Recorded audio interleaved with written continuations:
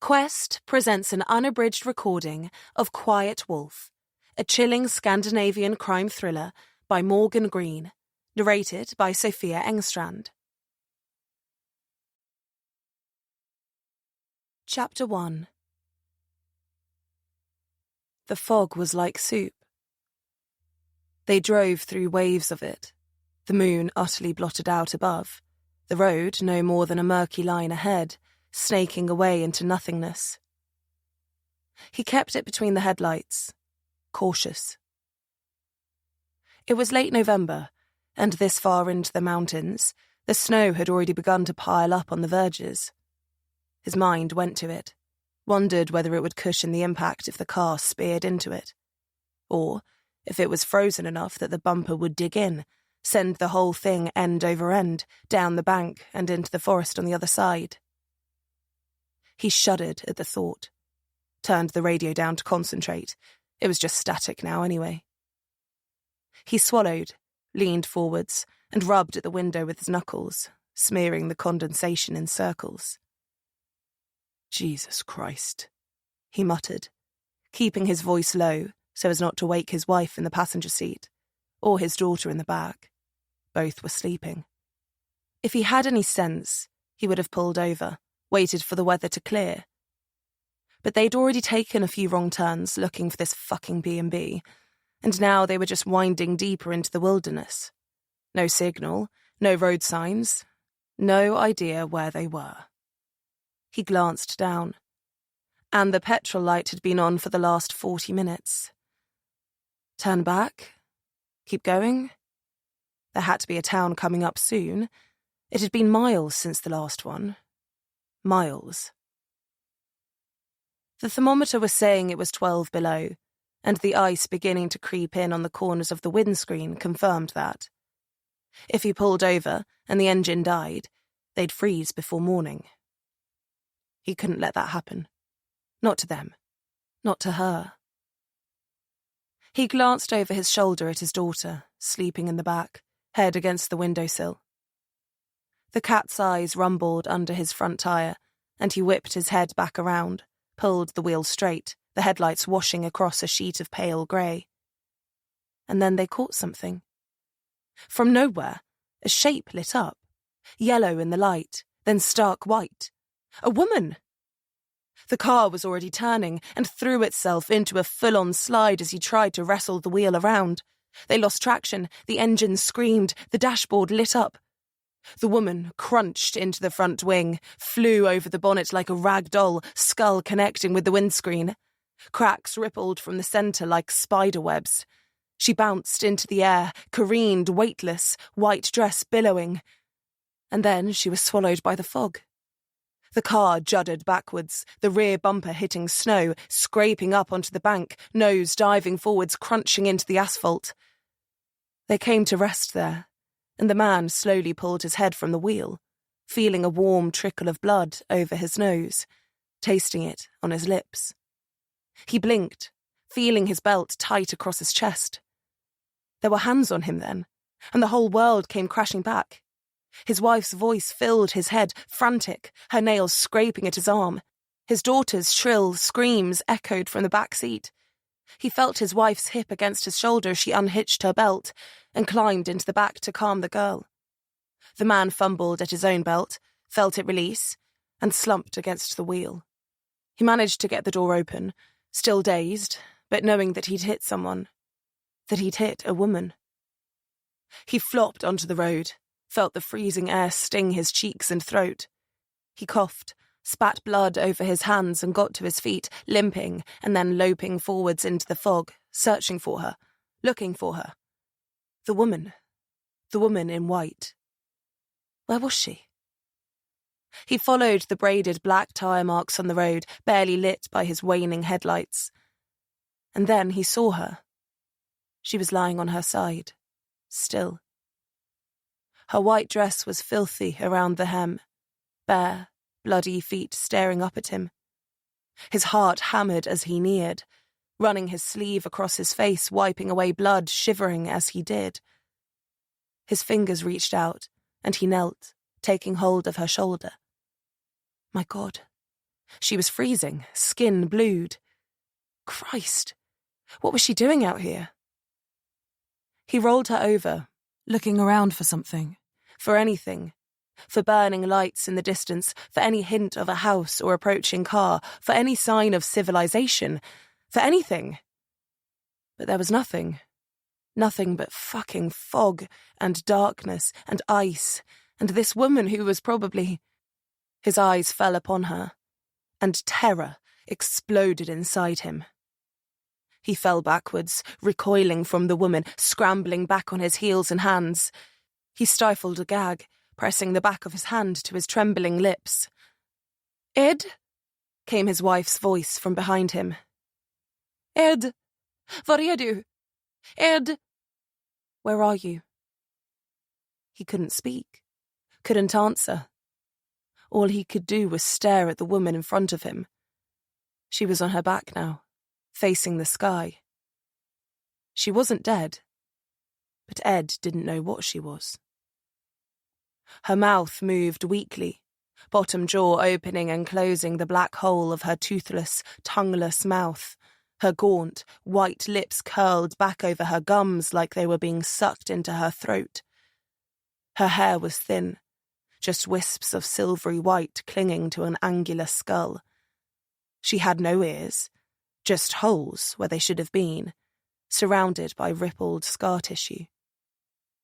But it wasn't her ears or her mouth that forced bile up Ed's throat and out through his shaking fingers. It was her eyes, or at least where they should have been. The woman lay there, staring into the frozen sky with yawning, black pits, blood-caked and congealed around them like hellish tears. She made a strange, mewling, guttural sound, chin moving up and down like a marionette. Her fingernails dug into the road, the deathly scrape sending one final shiver down Ed's spine. And then she fell still, legs bent and broken under her, white dress streaked with blood. Ed watched as she died, paralysed by fear, not understanding what had happened or why. Who was this woman? Why was she out here, shoeless, tongueless, eyeless?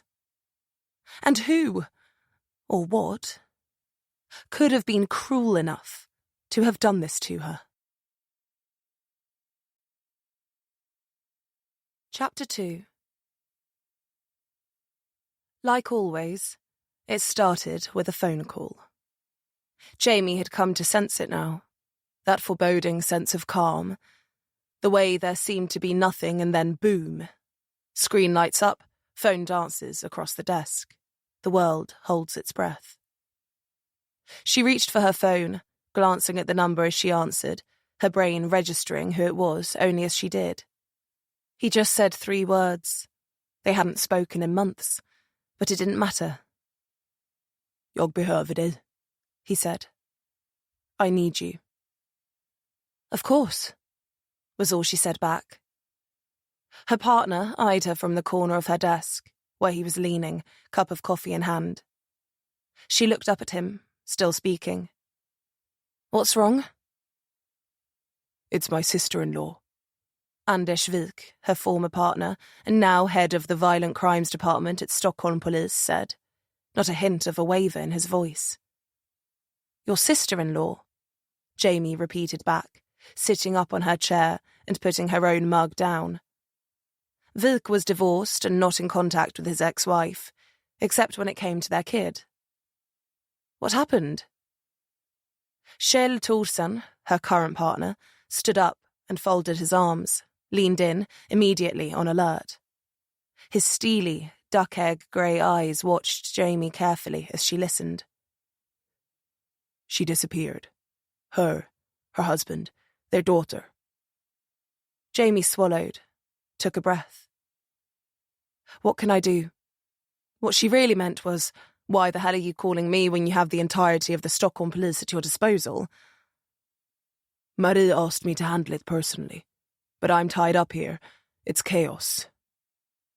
His voice seemed to shake then, and that unsettled Jamie more than anything else.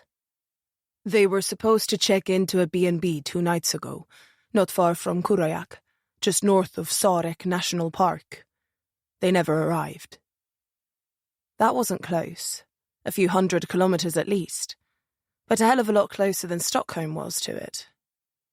He breathed quietly into the mouthpiece, as if waiting for her to speak. Jamie, he said. I wouldn't ask if I didn't need it. There's no one else I trust. Local police have turned up nothing. Marie, she's going crazy. She's worried sick. That was as good as begging for Vilk. Jamie met Torsen's eye. Of course, she said again. We'll leave straight away. She gave Torsen a brief smile, and he returned it, albeit nervously. Send over what you have and where we're going. Thank you, Jamie, he said. I'd handle it myself, but... Don't mention it, she said, standing and pulling her pistol and holster off the desk. I'll call you when we get there. She hung up then, hooked the Sig Sauer P226 semi-automatic pistol onto her belt, and pulled her Kurayak police bomber jacket off the back of her chair. She swung it around her shoulders, the nape of her neck slotting perfectly into the worn dent in the Sherpa lining. We're going on a trip? Torsen asked, not moving for his own coat. Jamie nodded. Yep. Where? He looked around, then back at Jamie. Why? North, she said, draining the rest of her coffee. And because an old friend just asked me to. Just like that. He raised an eyebrow, seemingly not sold on the idea. Jamie smiled, reached out, grabbed his arm. When you have friends, Torsen, you'll understand. She clapped him on the shoulder. Now come on. If we leave now, we can make it before dark. You want to just leave Kurayak? He asked, not following her towards the door. Jamie paused, eyes moving across the silent police station. There was an empty office at the back which belonged to her boss, Stig Greene. He wasn't in. He was never in, because there was no need for him to be there. Nothing had happened in over a week. Nothing. They'd just been sitting around sharpening pencils and swapping war stories. Since the murder investigation at the end of the summer, more than 3 months ago, Kurayak had been living up to its sleepy name. It wasn't that Jamie was glad that Vilk's ex-wife's sister's family had gone missing, but she couldn't say that she wasn't just a little excited to get her teeth into a case, as mundane as it might be. You think Lman will be fine with us just going? Torsen asked, seemingly more attached to Kurayak than Jamie was.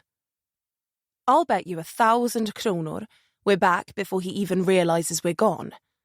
And anyway, Jamie said, grinning and looking at Minna, the 23-year-old station clerk to whom Cluedo was basically string theory. Minna can hold down the fort. Torsen pursed his lips. Minna grinned up at them, only now realising they were talking about her.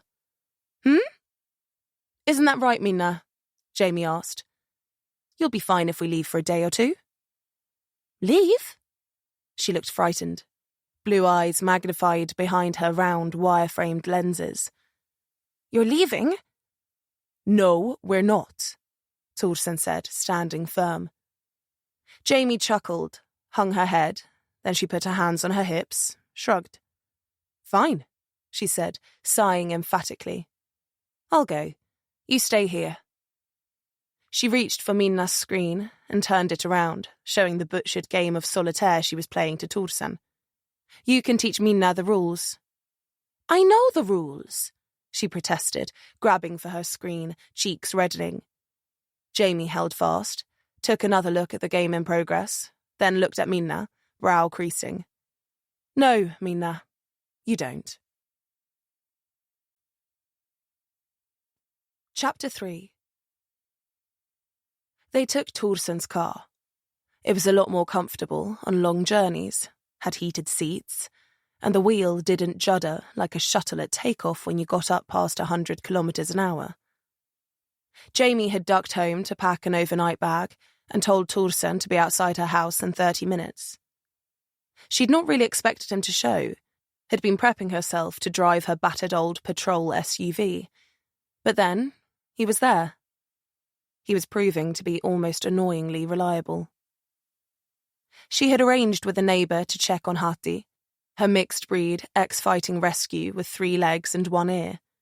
And though the elderly man didn't seem thrilled with the idea, he agreed, especially now that it was as easy as pushing a food bowl through a feeding slot in the fence. Hati and Jamie didn't see eye to eye, but he loved Torsen. And the 3 of them had spent the last dry days of autumn putting up a fence around Jamie's back garden that meant the dog could go in and out when he pleased via the doggy door. It also meant psychos in crow costumes couldn't come knocking quite as easily, and Jamie figured that was 2 birds with 1 stone. "What are you smirking at?" Torsen asked, watching her out of the corner of his eye. "Nothing," Jamie sighed, looking over. "Just my own razor wit." I'd be interested to see it one day." Torsen had been quiet since they'd left, and they'd been on the road for almost 2 hours now, were closing in on their destination. The highway was empty. Very little moved this far north, and as they headed for higher ground, white-capped peaks filling the horizon ahead, the need to travel waned even further. There wasn't much to visit, really. The parks were beautiful, wild, dangerous, the last refuge from the human encroachment. But with the same scenery down south, and more hospitable weather, there was little need to come here. He was driving fast, probably wanting to get this done with, be home in bed by the end of the night. Jamie had received the file from Vilk and had it open on her laptop in front of her. She wasn't used to not driving, but it did give her the chance to get to grips with what had happened. It wasn't unusual for people to get lost out here, but the Bermans didn't seem like the unprepared sort.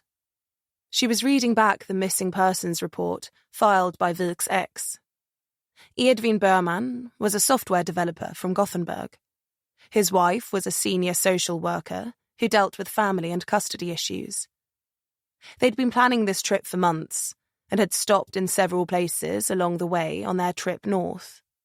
They'd arranged to stay at a B&B in the mountains before making the onward trip a few days later towards Tromsø across the border. They had booked early-season Northern Lights tours, reindeer sledging, and other winter activities perfect for a 7-year-old daughter. They'd reached every stop along the way without issue, and then suddenly, they were gone. The detail in the report was comprehensive, taken at Gothenburg Police Station. Then forwarded on to Vilk, and no doubt reiterated by his ex-wife herself in just as much detail over the phone. Jamie hadn't met Vilk's ex-wife, but from the little he'd said, she'd not been too patient of Vilk's quirks. Those being that he had little in the way of a social filter, and even less regard for how his behaviour affected others' emotions. He was what you might call pragmatic to a fault. She'd seen him walk away from someone as they were mid-sentence just because he decided that what they were saying wasn't worth hearing. More than a few times, too. As such, she doubted that the conversation with his ex-wife regarding his former sister-in-law, Ulla, had been a pleasant one. Especially when Vilk told her he'd not be dealing with it himself. Jamie just hoped he wouldn't pass her number along to his ex-wife. She didn't need that shit in her life. She wondered what Vilk had said about her. They were friends. She was confident of that much. But she'd also got him injured, basically maimed, dragged him into a conspiracy that brought down the entirety of the Swedish police authority, and nearly got him killed. Twice. Actually, 3. No, 4 times. Fuck. That was a lot. And sure, he got a promotion, and now ran the department that Jamie and he had worked out of. But had the price he'd paid for that been worth it? Torsen had also met Vilk, over the phone at least. She hadn't been present, but from Torsen's account of it, Vilk had been, well, Vilk. As friendly as a wire-wool soap pad, and about as pleasant on the palate too. Torsen had called Vilk to inquire about Jamie's competence, and had been told to go fuck himself, basically. Not that that was verbatim, but she knew Vilk well enough to imagine the colour of the words he'd used. Which half explained why Torsen was being so dour about all this. Macho bravado. He didn't like doing Vilk's bidding. As if his life wasn't busy enough. He needed to clean up someone else's mess. Except their lives weren't busy. Kurajak was a small town in the middle of nowhere, where nothing much happened beyond escaped livestock and a drunken brawl at the Moose's Head pub every now and then.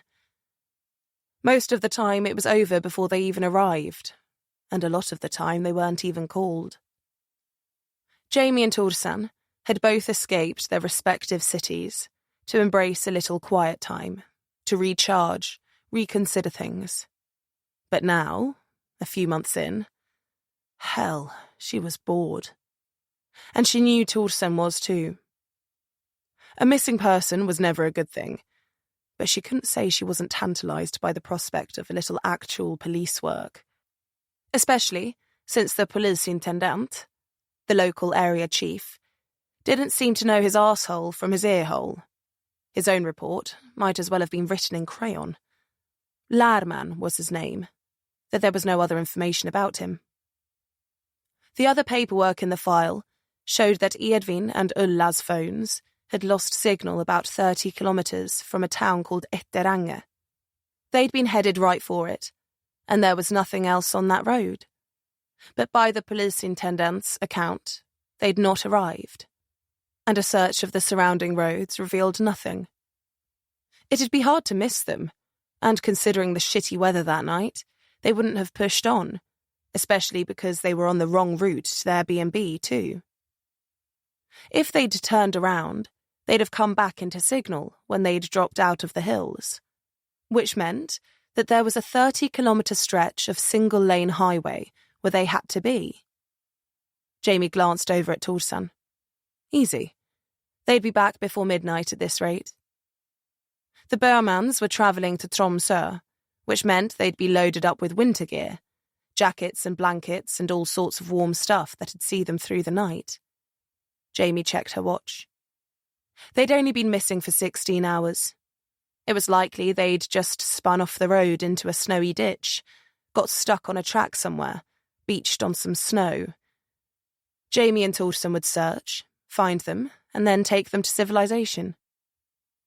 Or they wouldn't find them, and the Burmans would pop up safe and sound in a day or so in another B&B or hotel somewhere, having found their way to safety, and holed up for the night.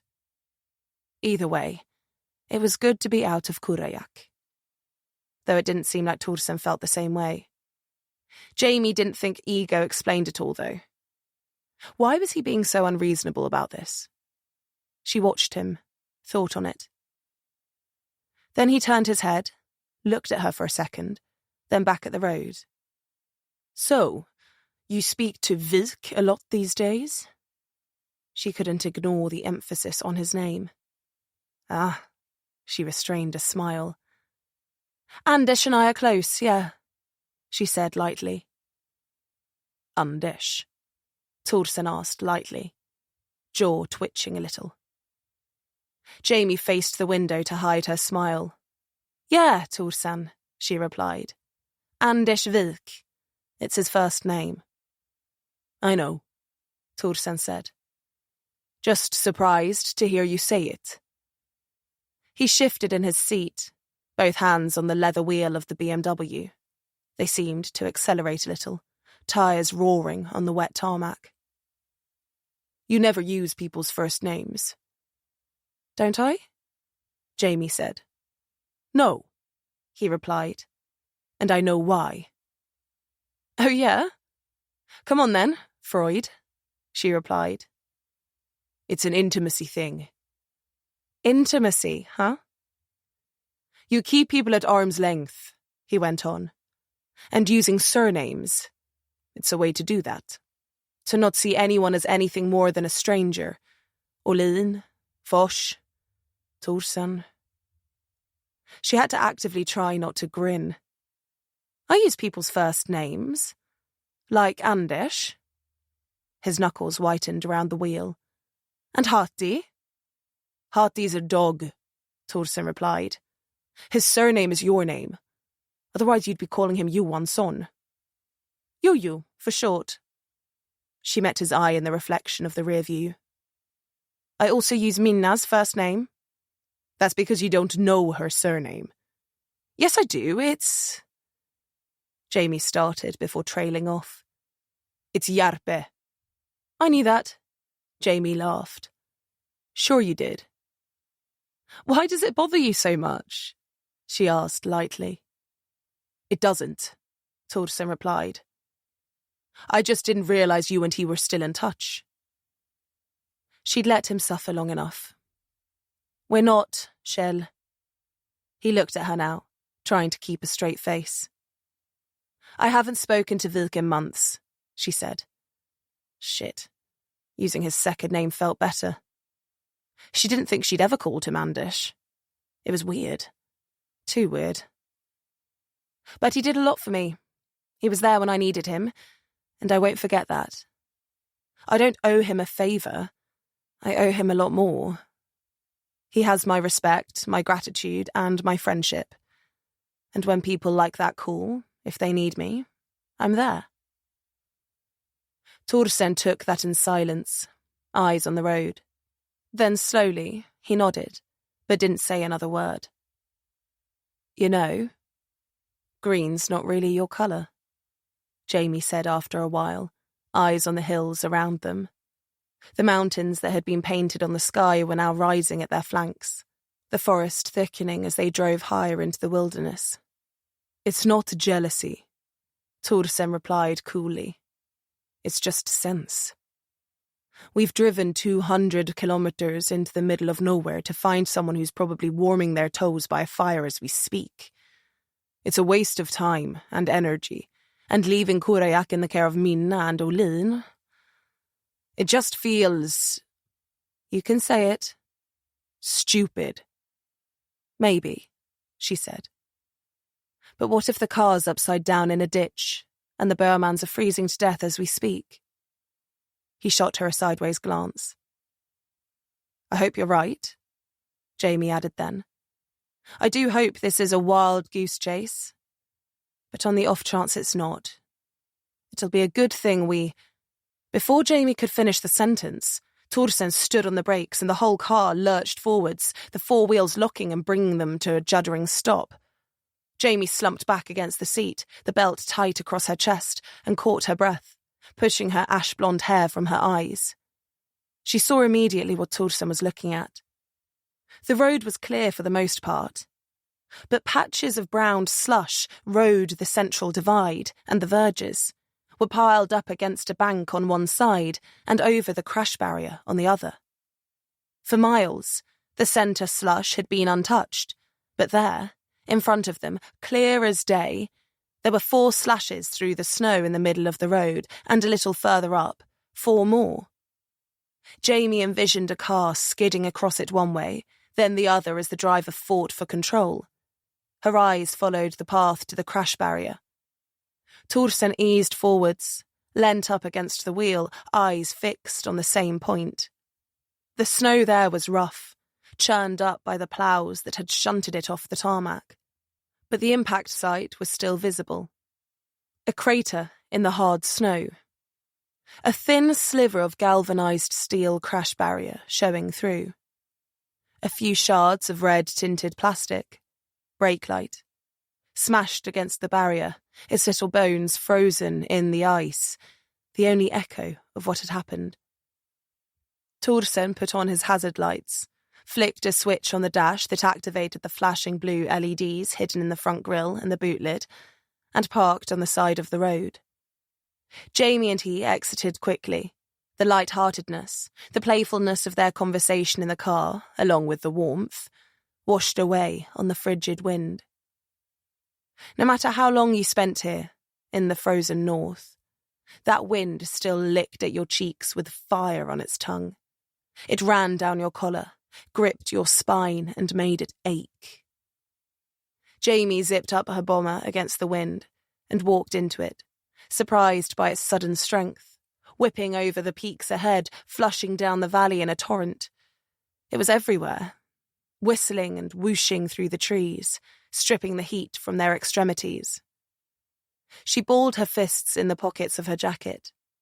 The blue lights of Torsen's car strobed silently behind them as they crossed the empty road towards the crash site. They both slowed, squinting in the wind, the long hem of Torsen's woolen coat fluttering around the tops of his long legs. He was much taller than Jamie, but made for a crappy windbreak.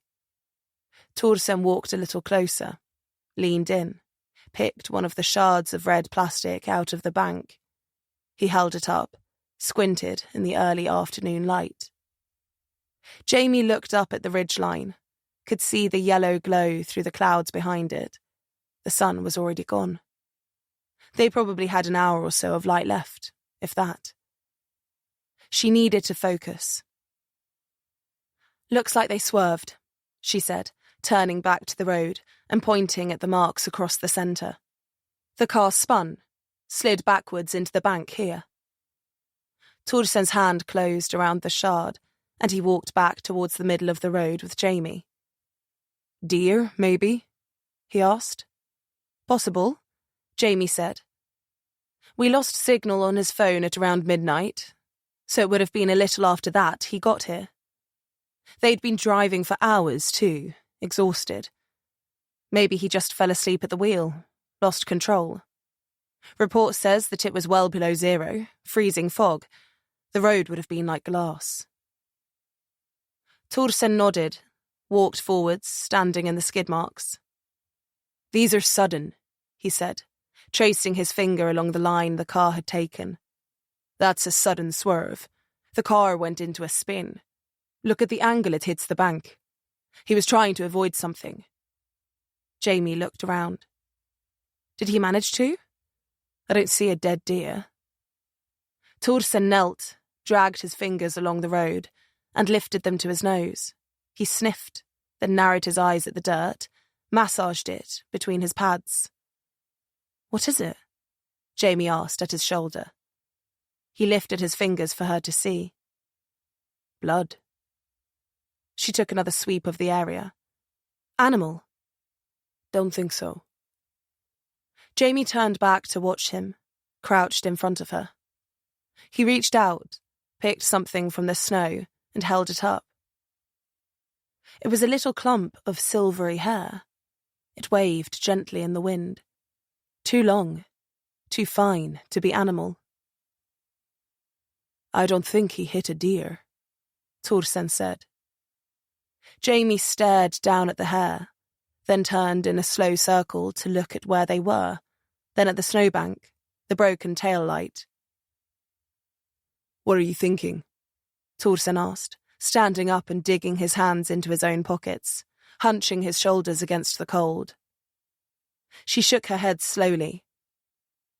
"He hit someone." "Yeah, I think that much is pretty apparent." She turned to face him. "We're miles from anything. The nearest town is 30 kilometers from here." Jamie bit her lip. "So what the fuck is anyone doing out here?" Torsen shrugged slowly. "Another car broken down at the side of the road. One of the passengers standing out here gets clipped." She drew a slow breath. The air stung the inside of her nose. Then she nodded. "Okay. So Lman hits someone, spins out. There's no other car here, and I don't see any tracks in the verge." Jamie exhaled.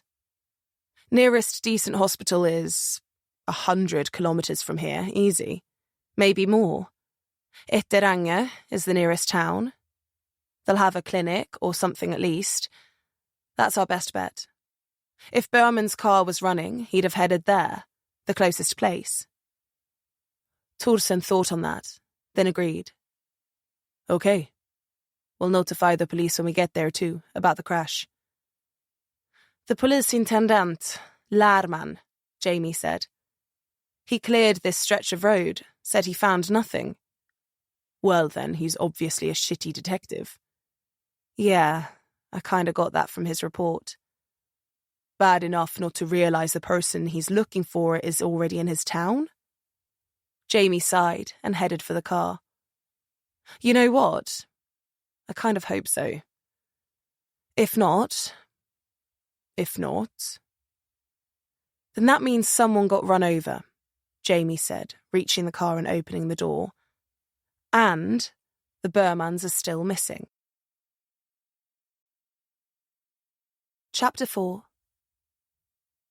They rolled into Etterange, with the sun setting, the low-slung, snow-dusted town, no more than a cluster of houses and streets set in the shadow of a western ridgeline.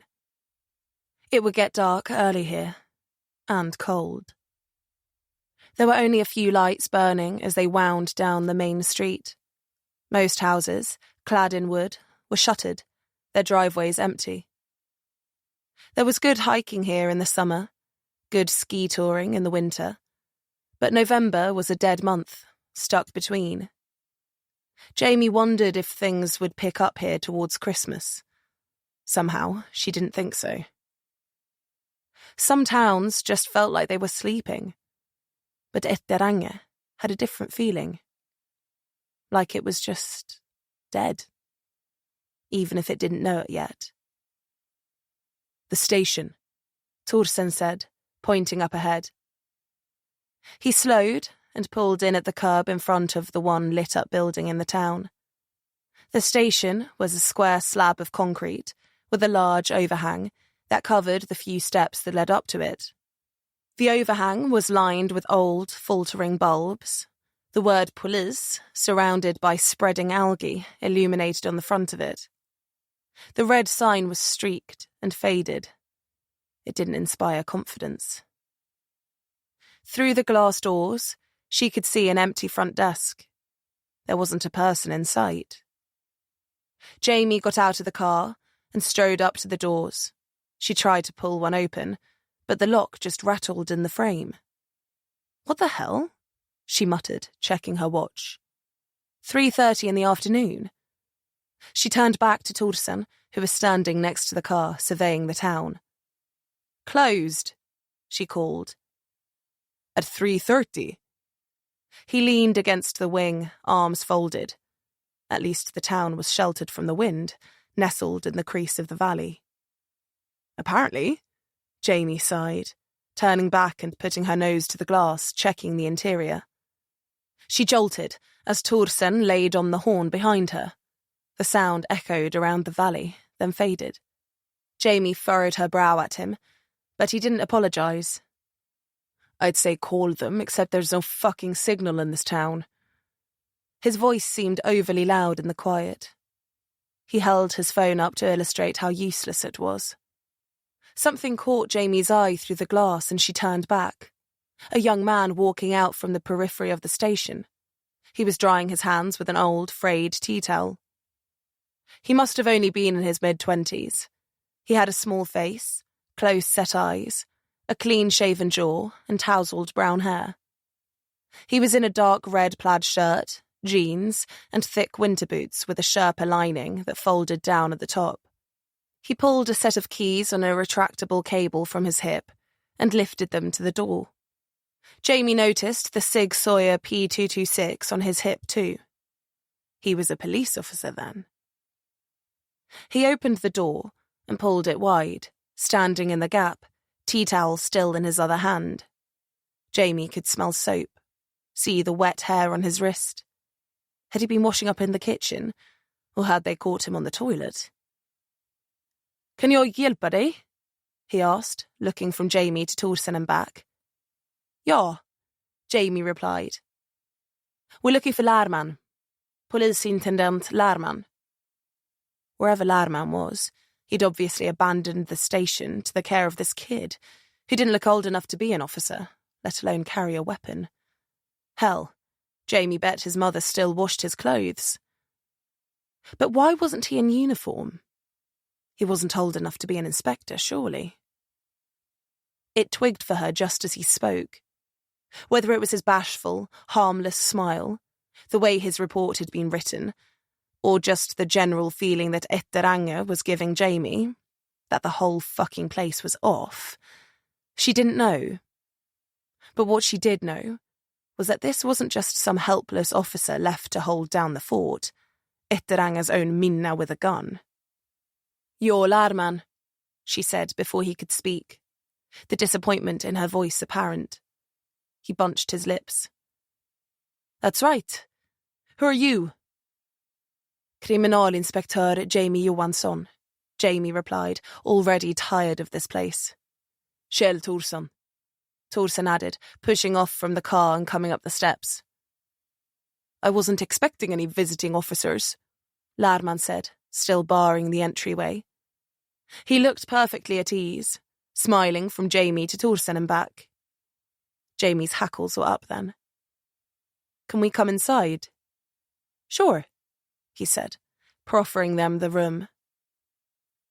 They stepped in, aware of the empty desks and how like their own station it was.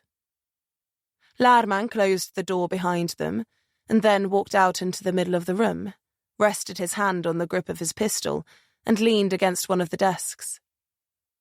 Jamie saw Thorsson's arms knot, the fabric on his coat pulled tight around his shoulders as he tensed a little.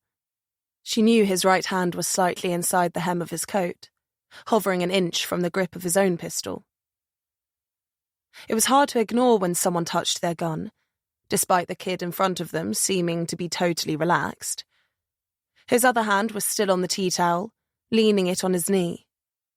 He shifted back onto the desk a little more, so his feet came free of the ground, and waited for them to speak. No point in wasting any time. "I'm here at the behest of Kriminalkommissarie Anders Wik of the Stockholm Police. It's about the disappearance of the Lman family, Edvin, Ulla, their daughter Matilda. They disappeared on the road up the valley last night."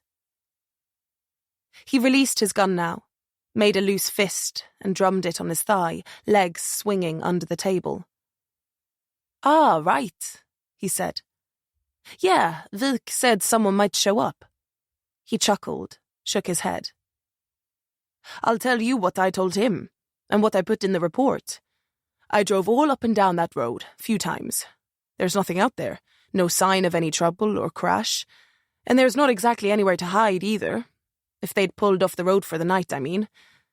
He shrugged, then sighed. "The Lmans. It is Lman, right?" Jamie nodded, felt like slapping that dopey grin right off his face. "They aren't in Etterange. So either they turned back or they sailed on through and went over the pass. It's a soft border up there. Least trafficked border in the country," he said, seemingly proud of that. "Speaks to Etteranga's easygoing nature, I suppose.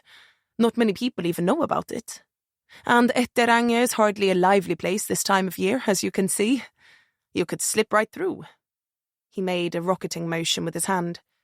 "And no one would even know. I bet they were already in Norge." Jamie watched the kid closely. Wouldn't that be convenient? Rural or not, their jurisdiction stopped at the border. "Problem is," Jamie said, "that we also cruised up that road in, and found exactly where they crashed. Frankly, I don't see how anyone could have missed it. There were tire marks on the road, a big welt in the snowbank, broken taillights and... Thorsson, what was that last thing we found?" "Blood. And hair. Human hair." She didn't need to look at him to know he was staring at Lman with a cold intensity that made most people squirm like salted slugs. Lman's smile wavered, the corner of his mouth twitching. "Which means that not only did they crash, but they also ran someone over," Jamie added. "So how about you cut the shit, huh? And tell us what the fuck's going on here. We don't want to cause any trouble for you or the town.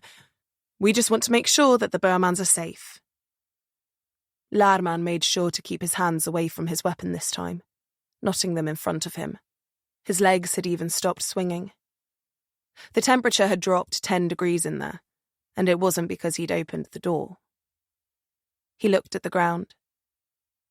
"Look, I'll be straight with you, okay? It's just me here. There's no one else." He looked around. "I had an officer, but she quit. Moved south with her family. Her son wasn't well and she wanted to be closer to a hospital for him. What about your boss? Jamie asked, not veiling the derision in her tone.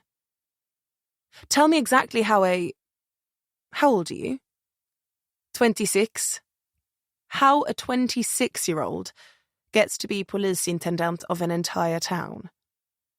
There was another polisintendent, but he disappeared. Disappeared? Disappeared how? Lman drew a long breath in. He was unhappy. We all knew it. One day, he just didn't come to work. We checked his house, locked up. His car was gone. But the fridge was full of food. His rifle was missing too. We don't know if he went south to start again, if he went out hunting and had an accident, or if he went into the mountains and put that rifle in his mouth and pulled the trigger. Jamie twinged at the image but said nothing. Either way, we never saw him again. I reported it to the authority, he went on. They said they'd send a replacement, but one never arrived. The other officer, Freya, she didn't want the job, not even for a little while, with her son and all. So I stepped in. Thought it would be for a week, a month at most. And when was this? Jamie asked, shocked by it all.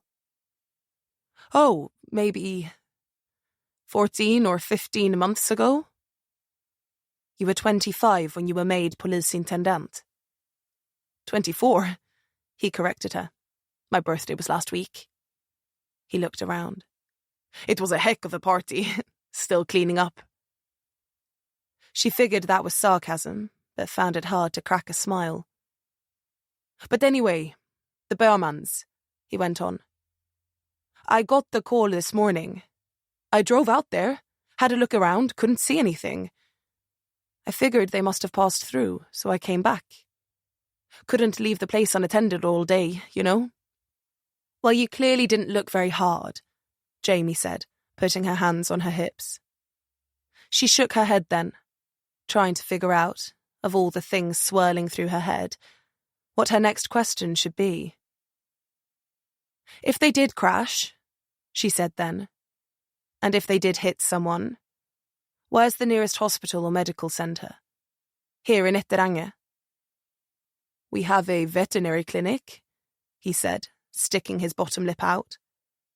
But unless the Lmans low or bark, I doubt Rolf would be of any use to them. He laughed at that one. Jamie didn't. Well, they went somewhere, she said. And sadly, it seems like we're going to need your help to figure out where that is. Okay, Lman said, jumping to his feet. Sounds great. I'll make some calls and see whether anyone in town saw anything. I'll even go door to door. If you want, I can ring across the border too, see if they stopped into any hospitals or hotels up there. He nodded, grinned at them. In the meanwhile, you can head on back, and I'll update Kriminalkommissarie Vik if I find anything. They'll turn up sooner or later. Nothing's ever really lost in a town as small as Ytteränge. He laughed. Except for your former polisintendent. He smiled at that like it was a joke. Jamie didn't move, however, and neither did Torsan. She thought he was already probably prepared for what came out of her mouth next. We're not leaving, Jamie said. Where can we stay in town? I've been asked to look into this as a matter of personal interest, and it's not that I doubt your policing skills, even though she seriously did. But I just think all parties involved would feel more at ease if we saw this through. Inspector Torsen and I have 30 years of experience between us. She was the one who fired off a grin now. I'm sure you'll be glad of the assistance. 3 heads are better than 1, after all. Don't you agree? He kept his smile, but Jamie couldn't help but feel like he was the only one in on his joke. Of course, he said after a few seconds. I mean, what reason would I have for not wanting your help? Now then, Inspectors Jamie Johansson and Kjell Torsen, Let's see about finding you somewhere to stay for the night. It comes fast in Etterange, and you definitely don't want to be stuck out there after the sun goes down. There's a pack of wolves that moves through this valley. Thorsen glanced over at Jamie. She'd baited him with stories of wild bears in Kurajak before, but this time her face told him that it wasn't a joke. They've never attacked or harmed anyone, Lman said, moving towards the door. But you can never be too careful. Best not go poking around out there in the dark. If the pack doesn't get you, the cold probably will. Oh, and one last thing, he said, opening the door and turning back to them, still smiling to himself. Welcome to Etterange. Chapter 5. The Ette was a hotel with just 6 rooms, all of which were singles. Jamie had barely closed the door behind her when a knock came. She opened it, and Thorsen came striding in. "Come on in," she said dryly, throwing it closed. "You all right? You look even more tightly wound than usual." He sat on her bed, the old mattress springs complaining and bouncing. "Something's off." "No shit," she sighed. "So you think so too?" "What tipped you off? The willful cover-up of a crime scene? The former police intendant who mysteriously vanished and or killed himself? The creepy child chief with the gun on his hip and the itchy fingers? Or the thinly veiled threat of death if we leave the hotel? You can pretty much take your pick." Jamie pulled off her jacket and tossed it on the bed. Thorsen stared up at her, leant forwards, wrung his hands between his knees. "So, what are we going to do?" Jamie chewed on her thumb. "Okay, so are we in agreement that the kid is hiding something?" "Unilaterally." Option 1, we call in the cavalry, i.e., I call Vilk and fill him in on the situation. They arrive in a storm of blue flashing lights, and the kid rushes to bury whatever it is he's hiding. And if it's to do with the Burmans, I don't know. I don't want to put them at unnecessary risk. We could always grab Lman, rough him up a little till he talks, Thorsen offered. It was a pretty cold suggestion, but she could see that the kid had got under his skin, and that was putting it mildly. She felt chills just thinking about his close-set doe eyes. Yeah. Only problem is that if he is just creepy and incompetent, and the Burmans are fine and elsewhere, then we've basically abducted and tortured someone for no reason. Not exactly in the interest of public service, is it? I said rough him up, not get the pliers. We're not abducting anyone, Jamie said, shaking her head in disbelief that they were even still discussing this. So what are you proposing then? He asked tentatively. Jamie let out a long breath. Let's just stick around for a day. Ask a few questions. See what's near to the crash site. If they didn't take whoever they hit into town, then maybe they took them somewhere else. We should look up what other towns are closest to here. She looked around. I'll be surprised if this place has Wi-Fi. I'll be surprised if it has running water, Thorsen said sourly. Not homesick already, are you? Jamie asked, folding her arms. He narrowed his eyes. If I didn't know better, I'd say you're almost enjoying this. Sure as hell beats sitting in the station all day listening to Minna complain about losing at one suit solitaire. Okay then, Thorsen said. We aren't going to find the Burmans sitting in your hotel room, so unless you want to order some room service and watch a movie, let's start turning over some stones. Jamie nodded, and Thorsen stood. Got your cig? She asked. You didn't take what Lman said about the wolves seriously, did you? She sighed, slipped her pistol from its holster, and chambered around.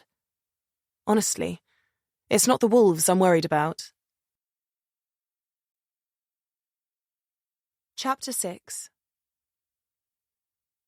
Jamie and Thorsen headed down to the lobby. There were only 2 floors, so they took the stairs and then slowed at the front desk. Jamie had opted to leave her police bomber in the room, and instead grabbed the grey peacoat she'd brought. It was warmer than the bomber anyway, and she hoped it wouldn't immediately give her away as a police officer. She had a feeling this was the kind of town that would clam up in the presence of a badge. When Jamie and Thorsen had come in, there'd been a middle-aged woman on the desk. Lman had walked them right up to her, explained they needed a pair of rooms for the night, and pleasantly, too. She'd taken no ID, no payment, not asked any questions. In fact, she'd not said a single word. She just handed Lman 2 keys, smiling briefly. She wasn't able to hold on to it. There was no sign of her. There was no sign of anyone. Jamie lingered at the desk. No bell. Nothing. "Hello?" she called. The building seemed to be completely empty. There was a piece of paper taped to the top of the desk that gave the Wi-Fi password, and Jamie snapped a photograph of it. As she did, she noticed a leather ledger sitting in the corner, and reached for it. Check-in book. She lifted the cover and began looking through the pages. A handful of guests in the last few months, all of whom stayed for just one night. No mention of the Bermans. So they hadn't been here at least. Though if Lman had accompanied them, they'd probably not be in the ledger anyway. Jamie sighed, closed it, and pushed it back into place. It didn't look like the woman was going to show up again, and nor did it look like there was likely to be a dinner service put on for them either. A small dining room sat off to the side of the front desk, completely dark and abandoned. She would have put money on it they were the only ones in the hotel, staff included. They headed out into the cold, passing Thorsen's navy blue BMW. It was parked at the side of the road, a light dusting of snow on the roof. The air was frozen and clear, tiny shards of ice drifting down from the black sky above. He ran his fingers over the top of it, leaving trails down to the polished paint. Thorsen slapped the boot lid gently as they headed up the hill. He really did love that car. On the way down from the station, Jamie had spotted what she thought was the only restaurant in Etterange. All they needed to do was follow the smell of cigarette smoke and the dim glow of the beer sign that hung above the door. Jamie couldn't even see a name on the place. She doubted it needed one. 2 guys stood outside smoking. Neither looked or smelled like they'd showered in days. Both were sucking on hand-rolled cigarettes. Both in dirty old parkas, with rough grey stubble on their chins and necks.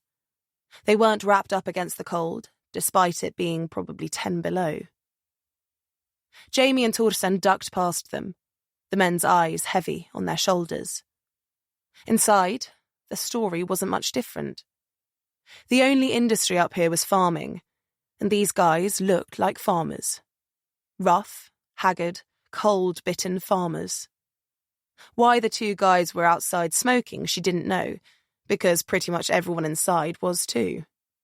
There were maybe 15 people in there, predominantly men, except for a few frightening women that Jamie guessed the wolf pack gave a wide berth to. Everyone looked up as they entered, stopping drinking. Blue-grey smoke curled lazily towards the ceiling, joining the thick layer that hung there. Jamie restrained a cough. Thorsen was the first to move, walking steadily towards the bar, where he pulled up a stool and perched wordlessly. Jamie followed suit, keeping her arm against her side, her service weapon hidden under the hem of her coat. She pulled up next to Thorsen, who seemed to be studying the back wall, perusing the selection of crisps and nuts. The bartender was maybe 60, with a bald head, curls of grey behind his ears, wearing a tired brown waistcoat. He had an apron around his waist. It was stained and dirty. The thought of eating here made Jamie feel like she could happily skip dinner. "Öl?" he said to Thorsen. "Beer?" "Ja, 2. He pretty much grunted. "Yeah, 2. The bartender set about it. "Mat?" Thorsen called after him. Food? The guy nodded, but didn't say anything else or stop pouring the beers. Jamie couldn't help but glance over her shoulder at the room full of locals watching them like they'd just stepped off a spaceship. She felt like they had. Kurajak was a small town, but this was something else. There was something very wrong in Etterange. The bartender came back and put 2 beers down in front of them. Foam slopped onto the already sticky bar top. He lifted his chin then. Vad vill du? What do you want? Vad som är bra, Thorsen said, taking the beer and sucking in a mouthful. Whatever's good. Jamie stared at hers. She didn't drink. Thorsen knew that. But it was all about appearances here. He'd had a long career already, like her. He was just a few years older, had been police since his early 20s, had worked serious crime in Luleå, had done some undercover work too. That was showing now. Though despite his best efforts to blend in, they couldn't have stuck out more. Jamie was getting antsy. She knew the process. Once the food came and the bartender felt comfortable, Thorsen would strike up light conversation. Then he'd drop in a question about some friends that had passed through. Had the bartender seen them? If not, could he point them in the right direction? But it wasn't going to work. Because even if the people here couldn't smell that they were police, they sure as hell knew they were outsiders. And whether Thorsen knew it or not, they'd already closed ranks. Screw it, Jamie muttered, swivelling on her chair and getting up.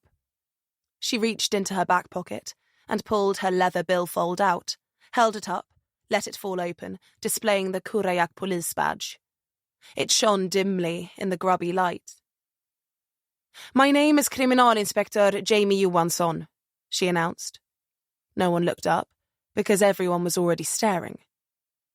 My partner and I, she continued, not needing to shout in the small, stinking room, are here looking for a family that was reported missing this morning. A man, his wife, their 7-year-old daughter. They were driving a white Volvo estate and would have passed through the town late, probably in the early hours of this morning, if at all. We believe they were in a car accident, that they may have hit someone. Jamie let that sink in, looking from blank face to blank face. So if anyone here knows anything, saw anything, knows who they may have hit, where they may have gone, or where they might be now, please come forwards. There was silence. Thorsen's stool squeaked as he turned to face the room too. Nothing. Just tired, miserable faces and silence. And then there was an alarm. Distant at first. No one moved. Then Thorsen did, jumping up. Shit, he said. And then he was gone. He rushed across the room and burst into the street, leaving Jamie alone. She held her ground, made one last sweep of the bar, and then followed Thorsen out. Her feet hit the concrete pavement sprinkled with grit, the cold air punching the warmth from her, and she looked around. Down the road, she could see yellow flashing lights, Thorsen's lithe frame silhouetted against them. She jogged towards his car, the alarm still blaring, and saw tiny shards of smashed glass littered across the road immediately. He was standing there, hands on hips, head bowed. Jamie approached, glanced in, saw a piece of broken curbstone lying in his passenger seat, the window completely obliterated in the frame. They stood for a while, and then Thorsen reached into his pocket and blipped the keys, killing the alarm. Quiet fell across Etterange like a curtain, the last echo of the alarm dying as it rolled up the valley. They were completely alone then, everything dark around them. Thorsen lifted his head, sucked in a lungful of air, and then released a plume of hot mist into the night. He ran his hand over his head, pushing back his hair, his face shadowed in the light above the door of the hotel. Well, if that's not an invitation to fuck off, I'm not sure what is. Jamie turned slowly, scanning doorways, gaps between the buildings, saw nothing.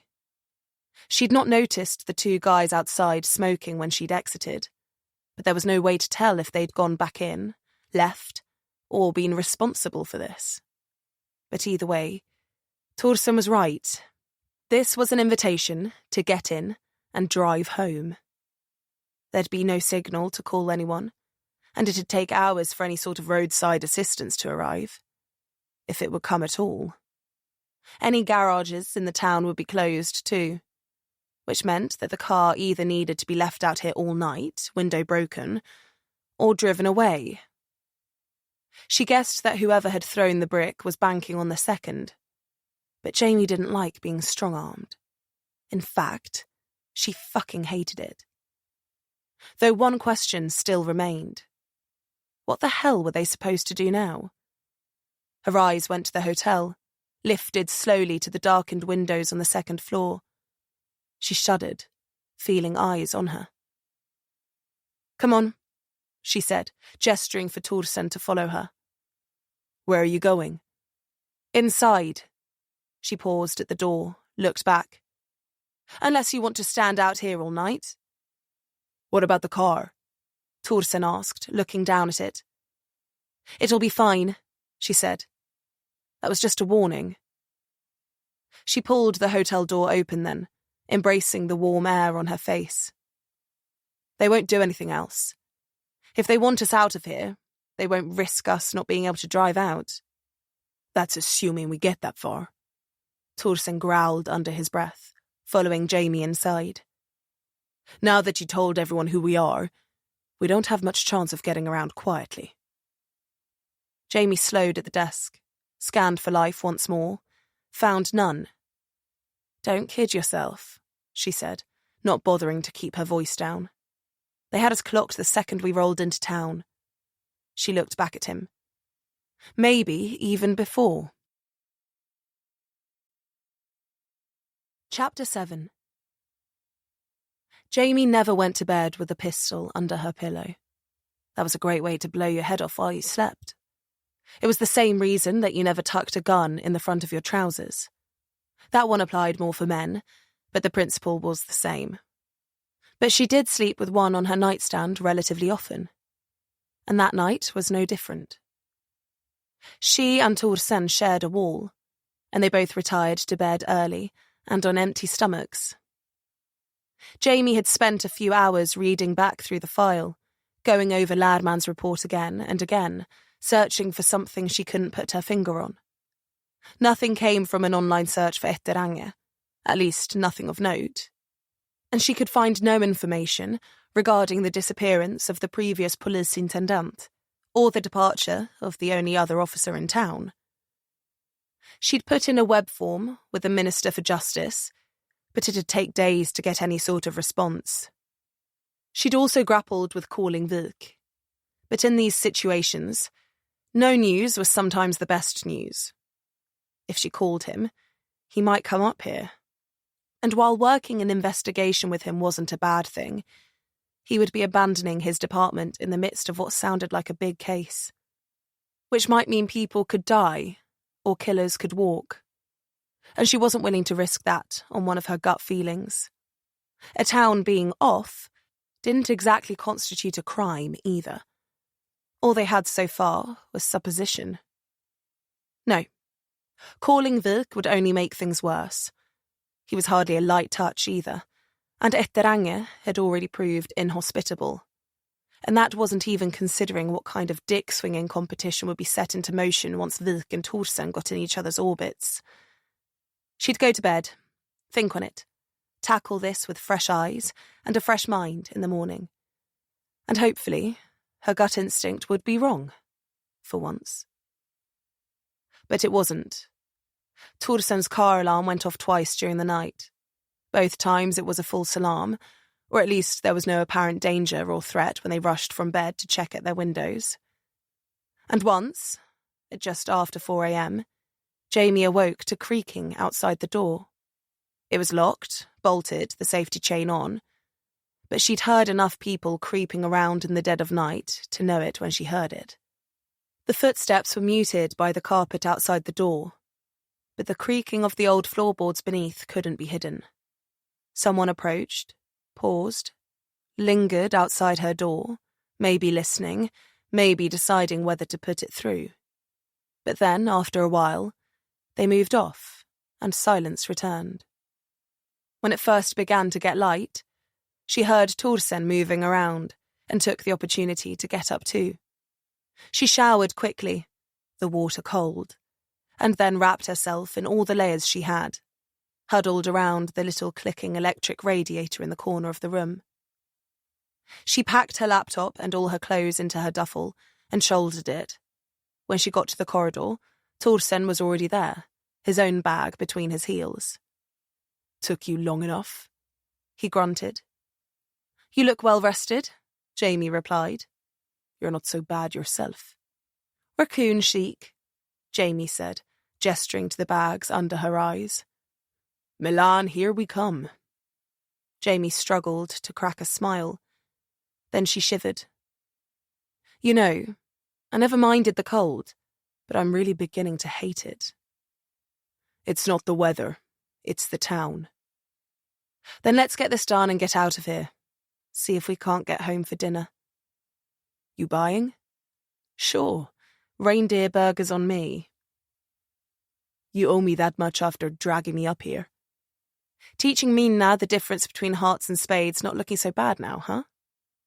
"I'd rather stick screws in my eyes. That's a bit strong.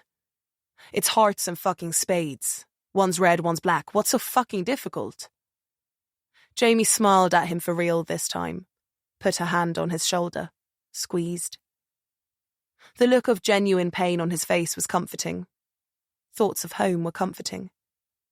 The thought of what today had in store for them was not. They trudged downstairs and found the desk unmanned once more.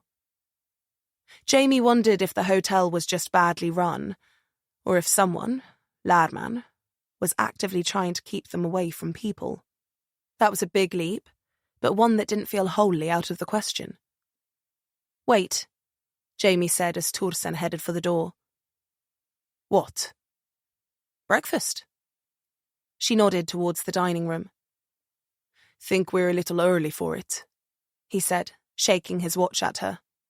She shrugged. "Suit yourself."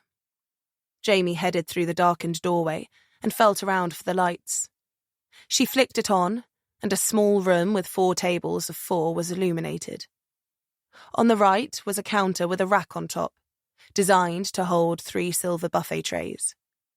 A stack of chipped plates stood next to it. To the right of that was a door with the word shirk written on it in faded gold lettering. Kitchen.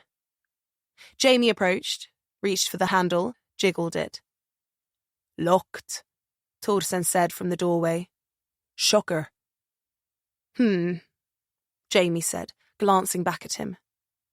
Then she put weight into the old handle, pushed her heel against the door to apply pressure to it, and then slammed her hip and shoulder right into the wood. The cheap door splintered, the bolt twisting in the wood, and the thing swung inwards. "Just stiff," she called over her shoulder, pushing it wide. Torsen chuckled a little.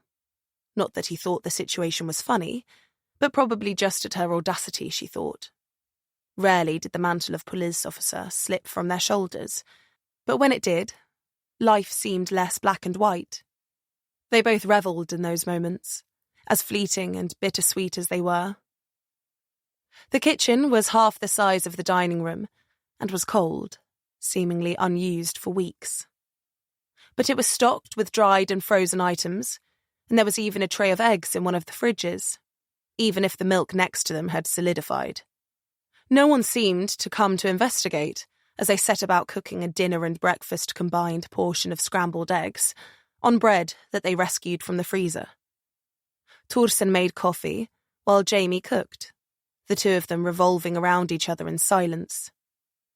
They carried the food into the dining room, chose a table at random and sat, their eyes fixed on the door, their loaded pistols occupying the space between the salt and pepper and the coffee pot.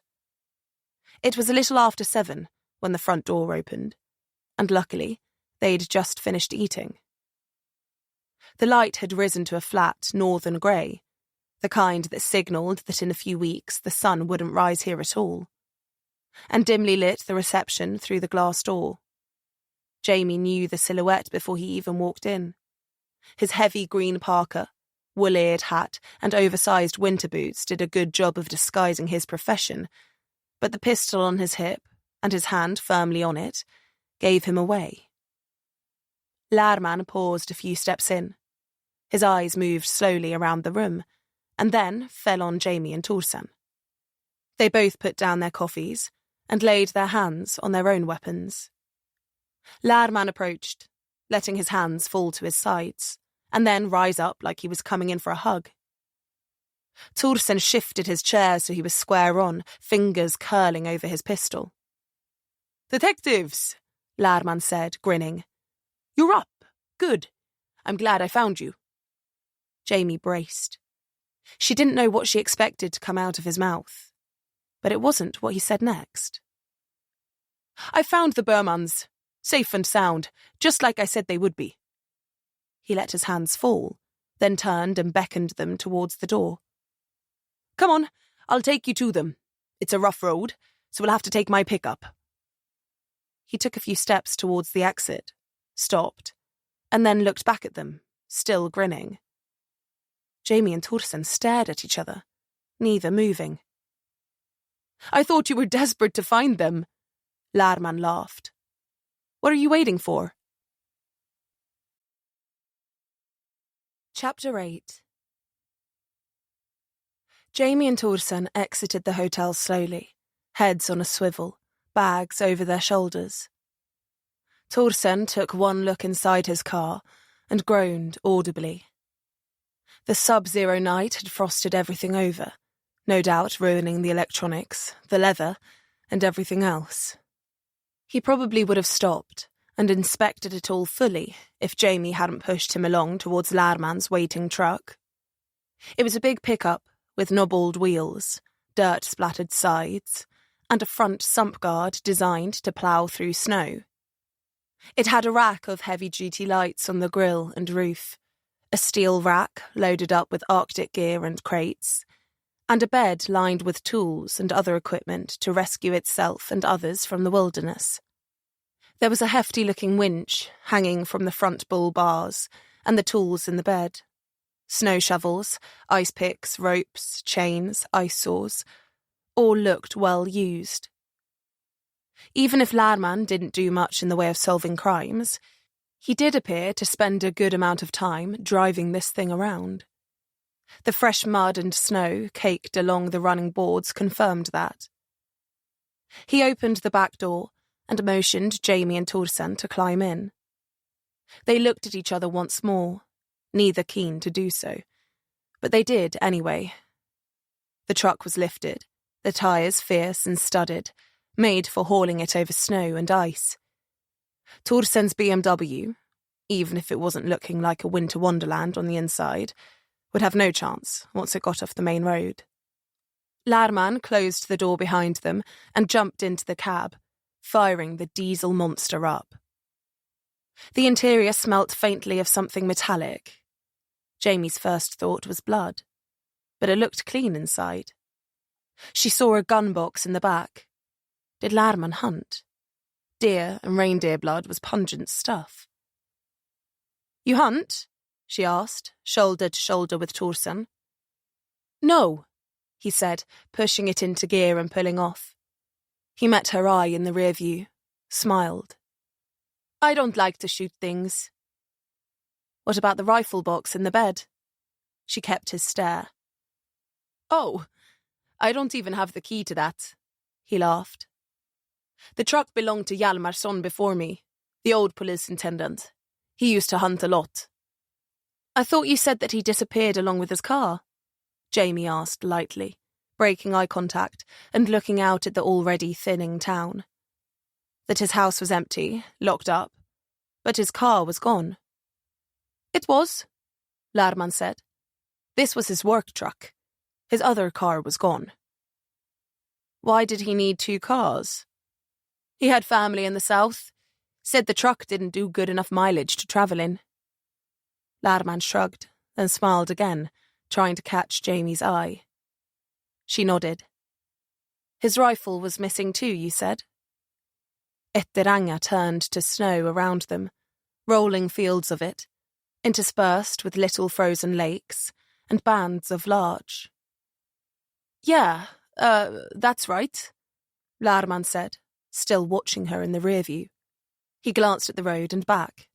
Road and back. So what's in the rifle box in the back, then? His eyes remained on her now. There was silence for a few seconds, then he spoke. I don't know, he said. It's locked and I don't have the key. Could be a rifle, could be nothing. Could be a very mouldy sandwich. Just seems odd to me that you wouldn't open it and see, Jamie remarked. If there was a weapon in there, it'd be in the interest of public safety to make sure it's secure. She met his waiting eye in the mirror. Don't you think? Torsen's knee knocked into her thigh, and she caught him glaring at her from her periphery. She'd lay off. Whether he gave her the creeps or not, they had nothing on Lman, and only their instincts to suggest that he was anything except just an inexperienced officer thrust into a position he had no business being in. Lman slowed then, pulled off the main road onto a rough track covered over with wind-blown snow. Dark tyre marks carved through it, winding into the forest. Torsen shifted in his seat, pushed his seatbelt under his arm so that he had an unobstructed path to his pistol if he needed it. You said you found the Burmans, Jamie said, not bothering with the mirror dance this time. Where are they? They're at the farm, Lman answered. The farm? Jamie repeated. And what is the farm? She was very conscious of the prefix. It's, what you might call a kind of retreat. Invite only, very exclusive, off-grid. Jamie processed that. A retreat? What kind? Her mind went to wellness, yoga, maybe even one of those spiritual awakening type ones where you walked around in the mud barefoot and held hands and chanted and swayed around like ears of corn. The kind that wants to keep to itself, he said, being even more cryptic.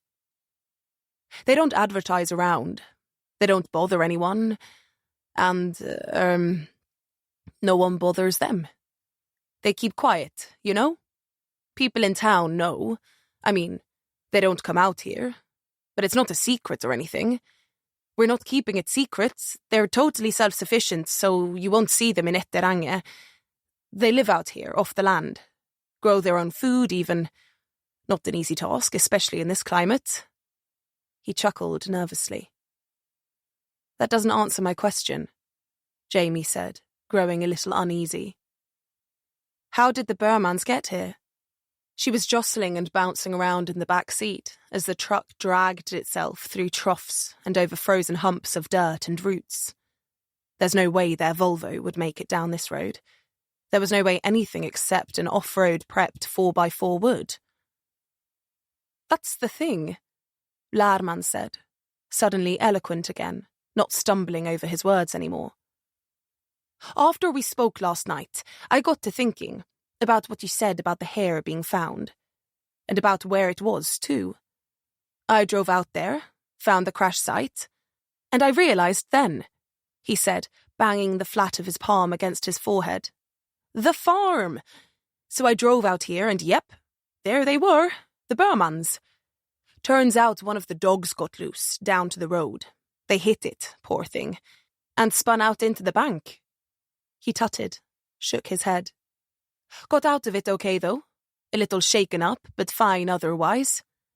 The guys from the farm went out looking for the dog, of course. Found the Burman's car beached on the bank, and them on the road. Everything was closed in town, and they had the little girl with them. So they towed the car back to the farm, gave them a warm bed, some food. They're good like that. Kind, sweet people.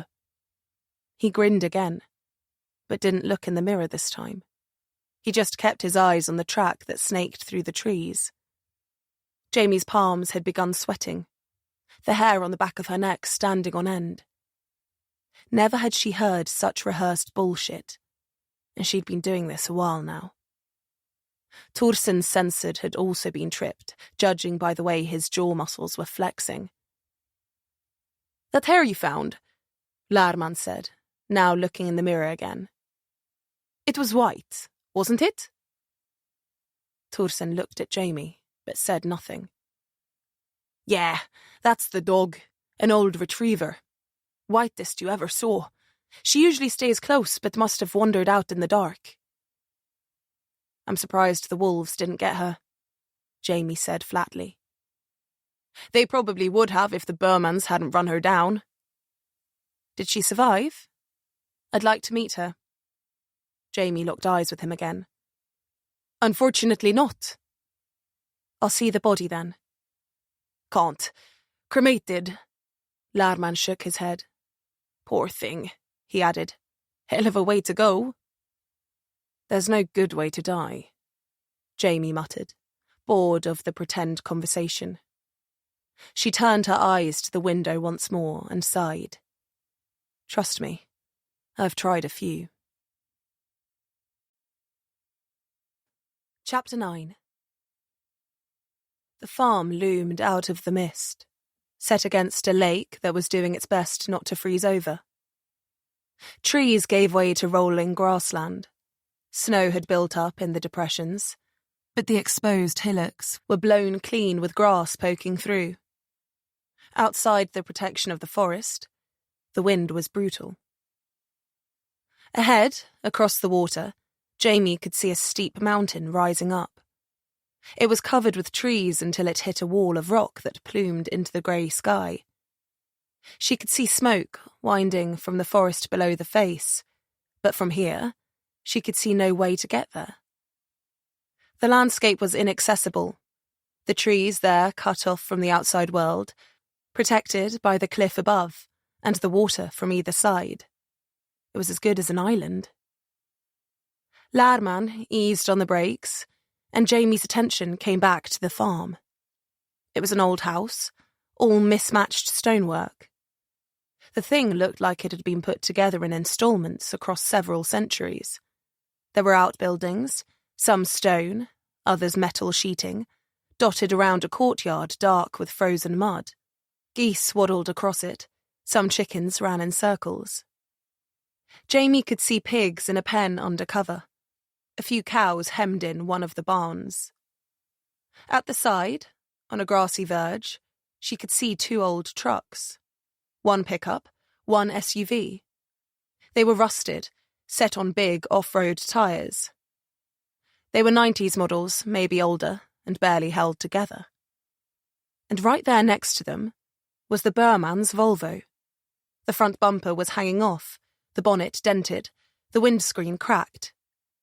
But there it was. Side skirts all caked in mud, from where it had been dragged along the track like a lame animal. Eyes found them then, as people began coming out of the woodwork.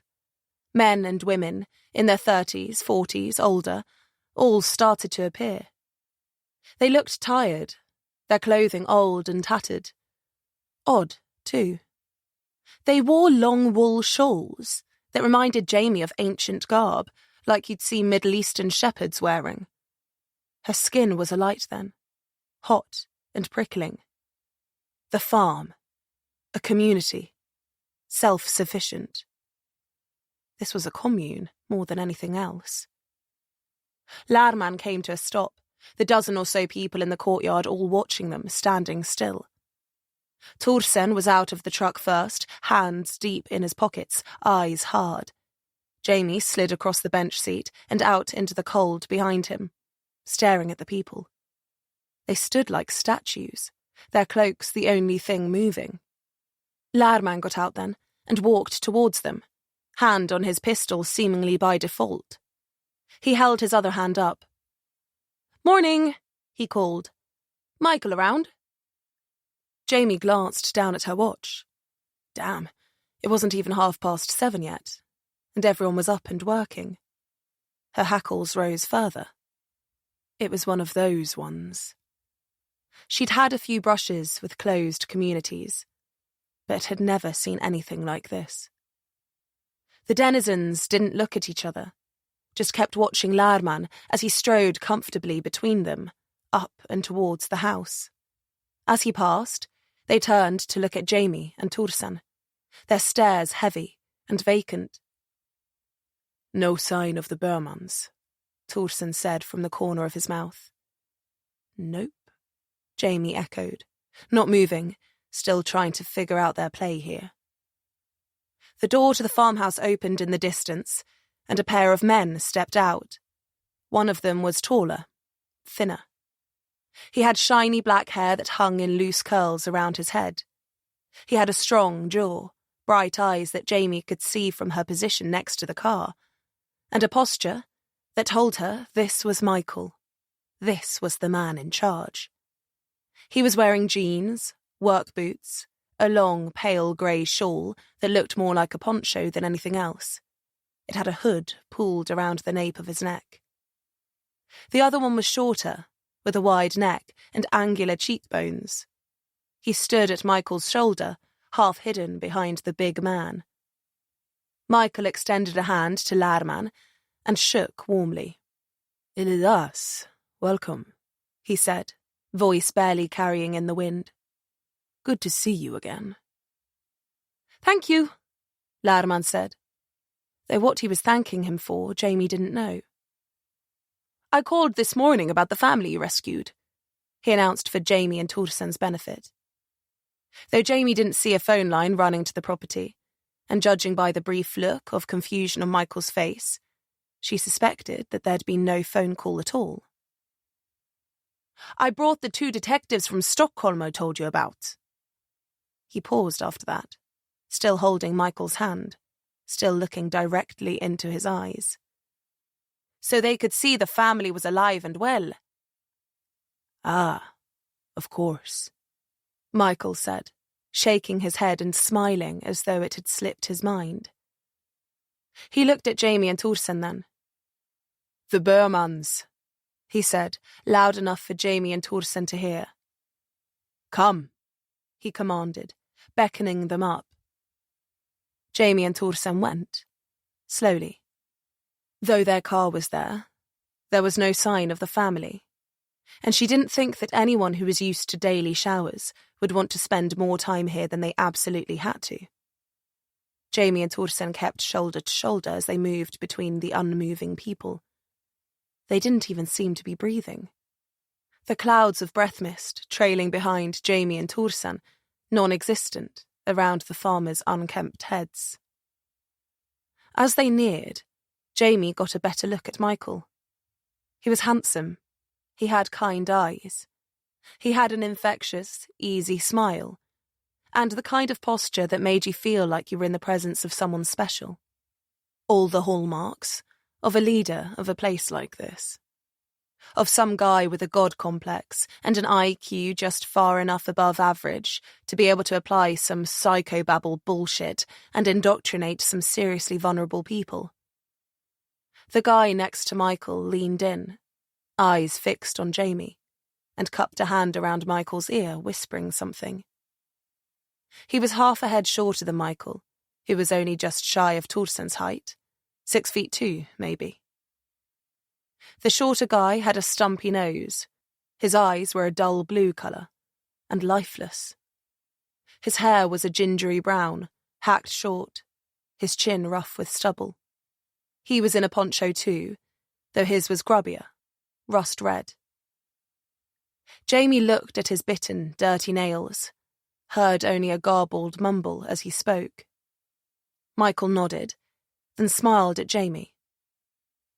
"Yes," he said, smile widening. Jamie tried not to show how much that made her squirm. Torsen spoke first. "What's his problem?" He nodded at the shorter guy. "Apologies. I haven't introduced us, have I?" He laughed easily, disarmingly. "My name is Michael," he said, placing a warm, open palm in front of Jamie. "This is my brother, Noah." He meant the man at his side, but didn't let his eyes drift from hers. She didn't shake, kept her hands firmly in her pockets. "Michael what?" she asked. "Just Michael," he said. "My second name means nothing here." "It means something to us," Jamie replied. "Kurayakpolis, not Stockholm," she added, firing a quick, hard look at Lman. "So what about that second name?" "The second name means as little as the first," he replied. "As the first is just as lost, one cast away, one found, one given, one told." "What the fuck is that supposed to mean?" Thorsen growled.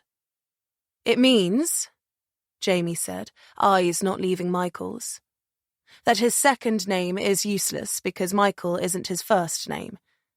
Not his real one, anyway." Michael smiled. Noah leaned in again, more garbled whispers.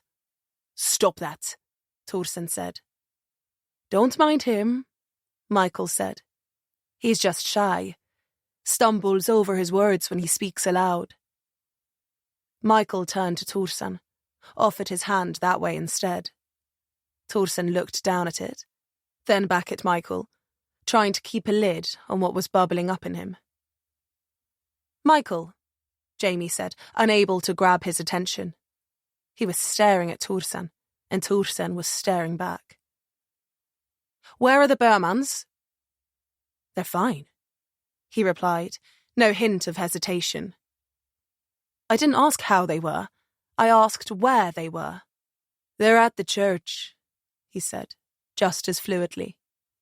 Jamie drew a slow breath, tempering herself. "And where is this church?" "On the hill." "What hill?" Thorsen asked this time. The land around them was flat. Jamie remembered the smoke on the mountain just as Michael lifted a hand to the water. "There." Jamie and Thorsen both turned their eyes to the lake. "They stayed the night here and intended to move on this morning, but we convinced them to make the journey out to the church first." He sighed wistfully. "It's a wonderful place, very spiritual, very beautiful. The perfect setting to reconnect with God, to ask for forgiveness." "Forgiveness?" Jamie asked. "For the dog."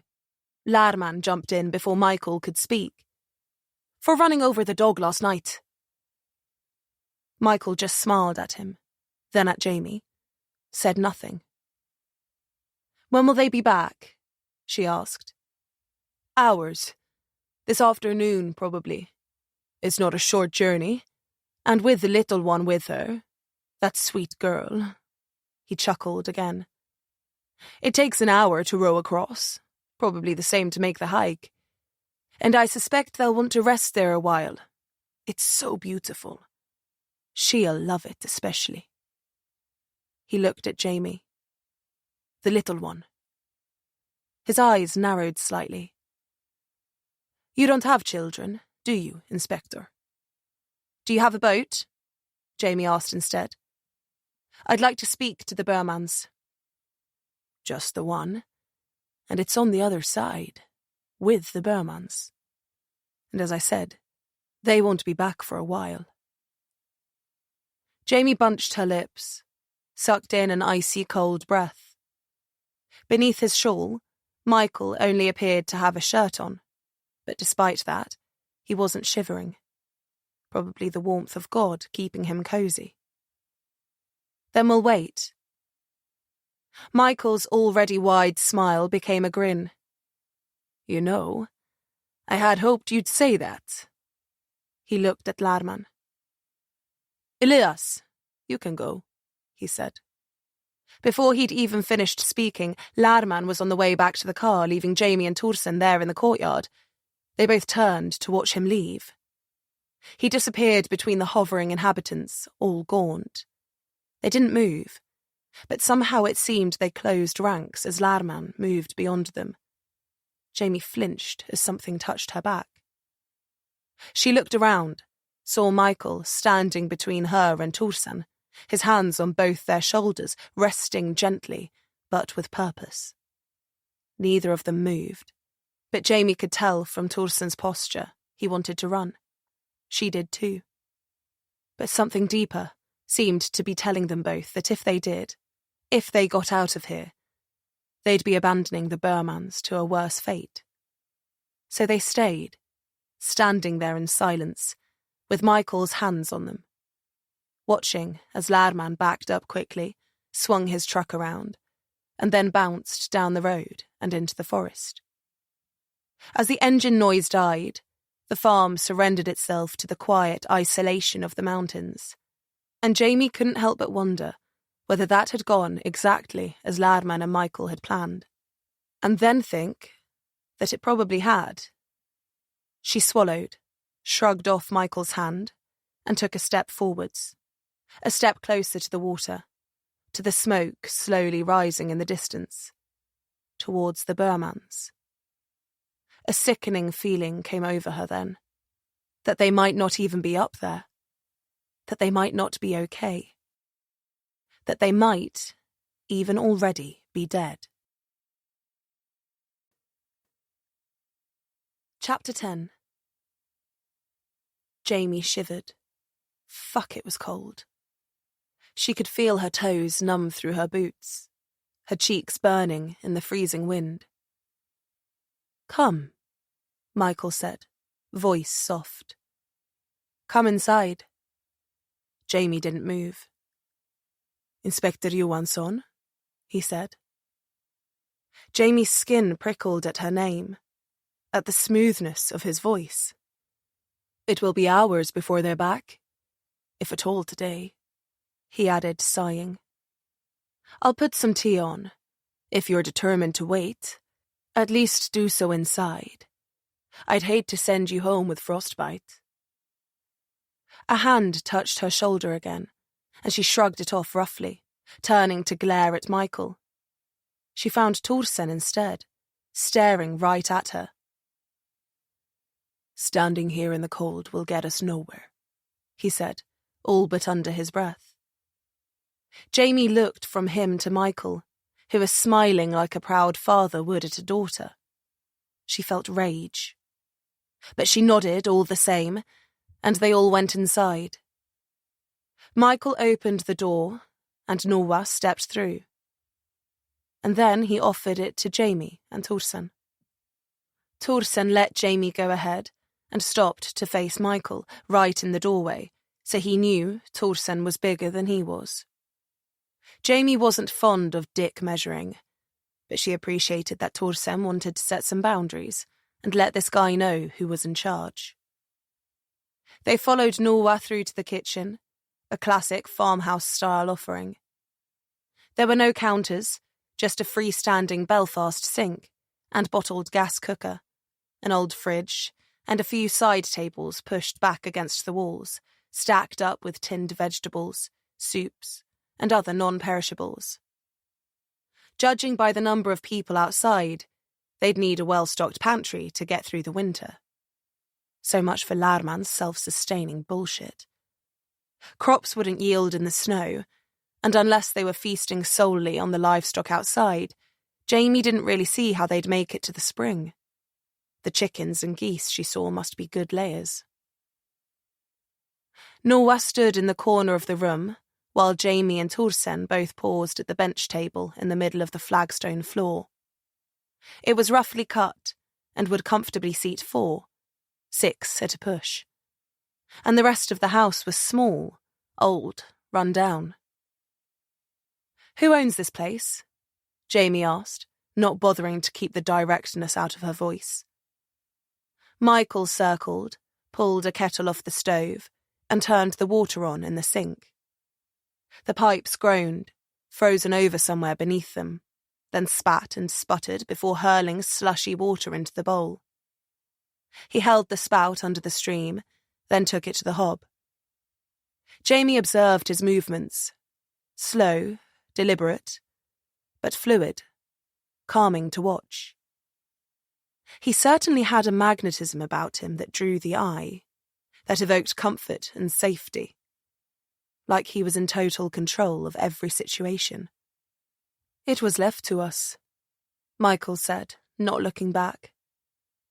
By who?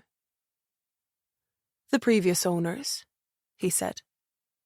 I'm sure Elias could find the records for you. I don't remember the family's name. They just left it to you. Where did they go? Jamie had to restrain herself now. This country is vast and brutal. Life out here is not for everyone. They realized that it was not where they wanted to be. We simply took on the place as custodians, you might say. Should they come back, we'd happily give it back to them. He chuckled to himself. Bullshit, Jamie felt like saying, though she had to keep focus on the Burmans for now. She could begin ripping skeletons from their closet after she'd ascertained how they were doing. She pulled her phone from her pocket. She needed to call Vilk, update him. She looked at the screen. No signal. Fuck. She reached up to her shoulder then, suddenly panicked, checked around her feet just in case she'd put it down, then closed her eyes and swore to herself. Thorsen nudged her with his elbow, lifted his chin a little, brow creased. What's wrong? Our bags, Jamie mouthed. We left them in Lman's truck, Thorsen finished, then closed his eyes too. No wonder he'd scarpered so quickly. Their clothes, their laptops, everything they had with them. Do you have a phone? Jamie asked aloud now. Michael turned, holding his hands together in front of him. Of course, and you're welcome to use it. Good. Where is it? He lifted a hand, pointed back through to the hallway that led them into the kitchen. Past the front door, end of the hall, in the laundry room.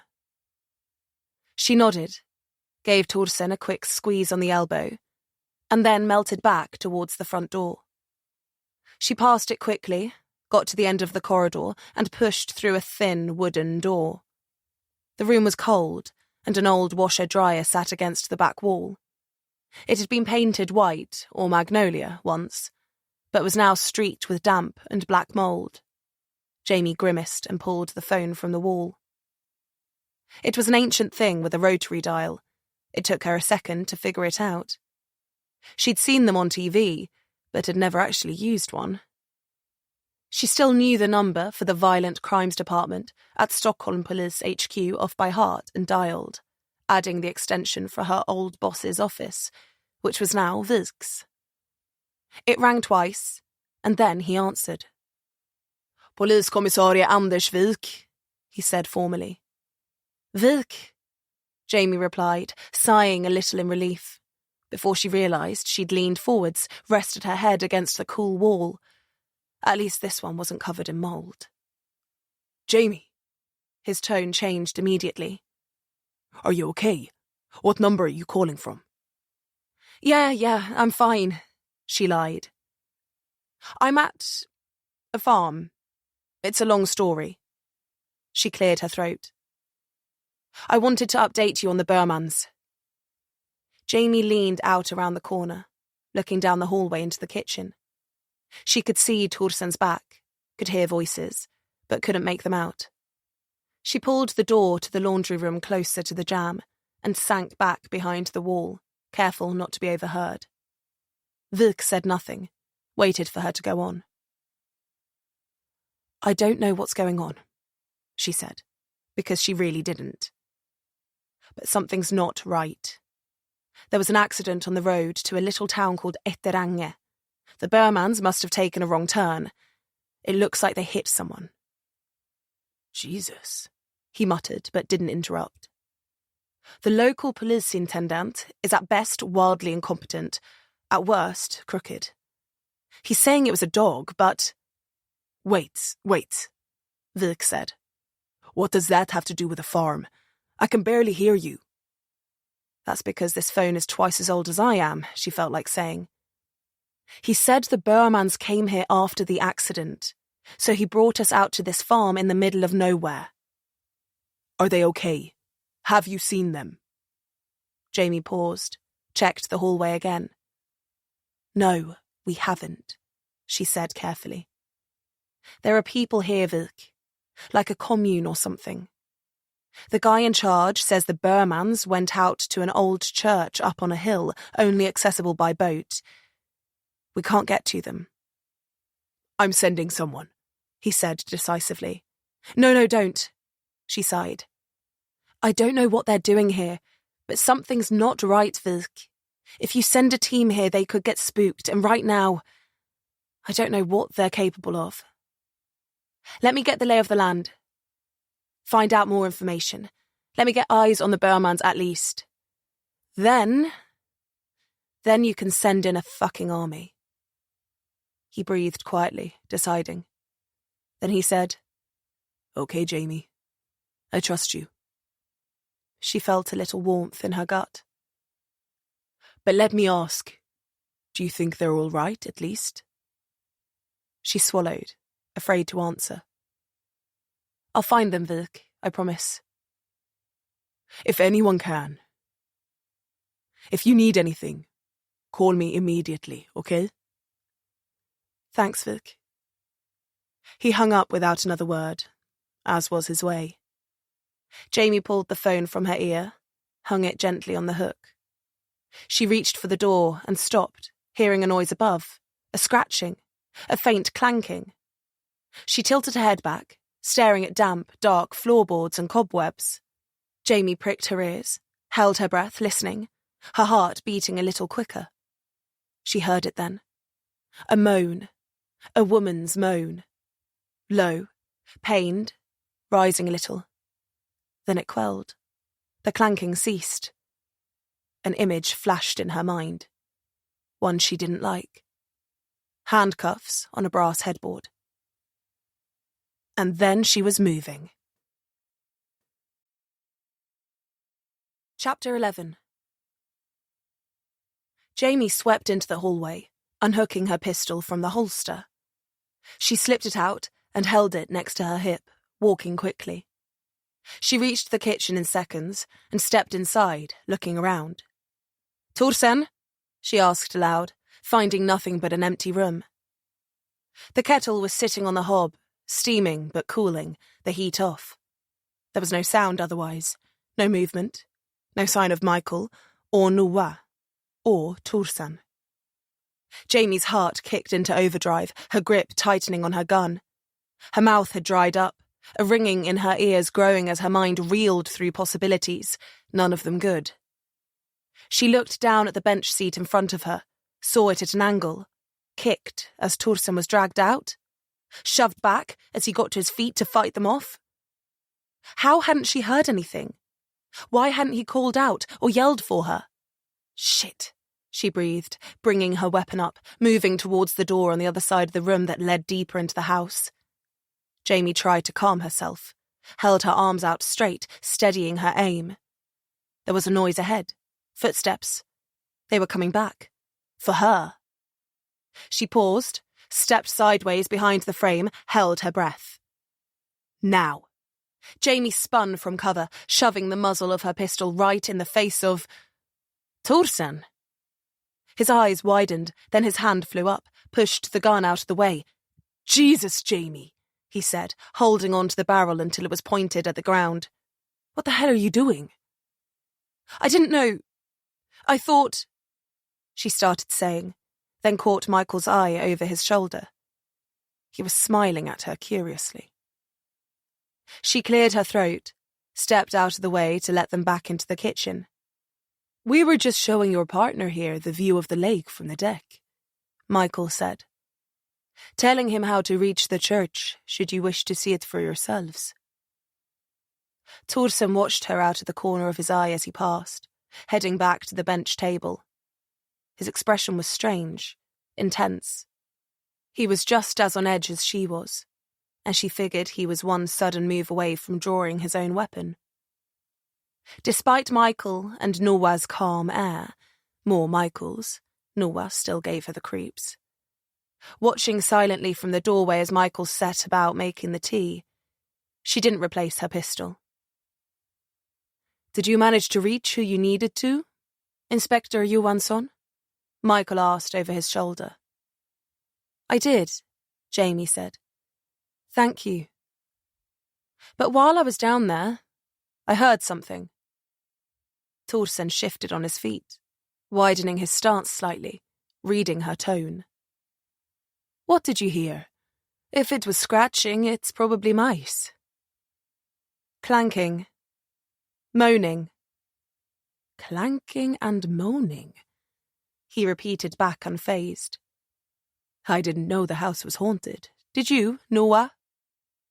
He looked down at his brother, though Jamie doubted they were blood, and Noah smiled back, lips firmly together. Haunted? No, Jamie said. But I've heard enough handcuffs sliding along metal to know when someone's chained to something. Thorsen's hand slid inside his jacket, eyes fixed on Noah. He stayed still, like a waxwork of a man. Michael kept stirring his tea. Ah. Everyone seemed to hold their breath. That would be Joanna, he said, turning now, cup in hand. He brought it to his mouth without a hint of a quiver, and blew on the surface. The faint smell of peppermint reached Jamie. Jamie's fingers flexed around her pistol. And Joanna is upstairs chained to a bed. He nodded, took a sip. You want to tell me why? She made no effort to mask the direct tone in her voice. Joanna, Michael, Noah. All biblical names, not Swedish names. When people came here, they gave up their actual names. That was Jamie's assumption. The church, too. The church. The church. Was this some Bible-bashing cult? Fuck, Jamie hated that word, and all the connotations that came with it. Joanna is a new arrival, Michael said. She came to us from Skellefteå, where she was prostituting herself for heroin and other drugs. He kept Jamie's gaze the entire way through. She wasn't in control of herself or her actions, so we're helping her. By chaining her to a bed, Jamie growled. She was brought here to us so that we could help her. We're only doing as we were asked. By who? Who brought her? Her family, Michael replied, another sip. You've just got a website, I guess? A little contact form. Hey, I'm addicted to heroin. Can you chain me to a bed? Jamie spat. He grinned at that. Not quite, Michael replied. I don't know what you think it is we do here, but I'll never fail to be surprised by how threatened people are when others choose not to live by societal norms. He sighed. We choose not to live among the world, not to watch television or wear fashionable clothes, not to concern ourselves with politics or popular culture, with what other people do or think of us. We only seek peace and freedom, a release from the pressures of the world, a simpler life where the corruption of the society beyond these mountains doesn't exist. Why is that so threatening to you, Inspector? Threatening to me? Jamie shook her head. No, I'm not threatened by your poncho or your peppermint tea. I'm not threatened by the weird cult you've got standing out there in the fucking cold. And I'm not threatened by your silent sidekick in the corner there either. She lifted her chin towards Noah, who was staring at her. What I am threatened by is the fact that you've got a woman chained up upstairs. And whether you choose to live free of politics and pop culture makes no difference to me at all. But what you don't get to live free of is the law. And when someone thinks they can, then I feel threatened. And yet, Michael said slowly, putting his tea down and clasping his hands in front of him. You're the one with a gun in her hand.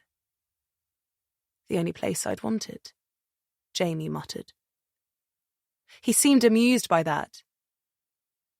Would you like to meet Joanna? Would that help alleviate your distrust of me and this place? Jamie looked at Torsen.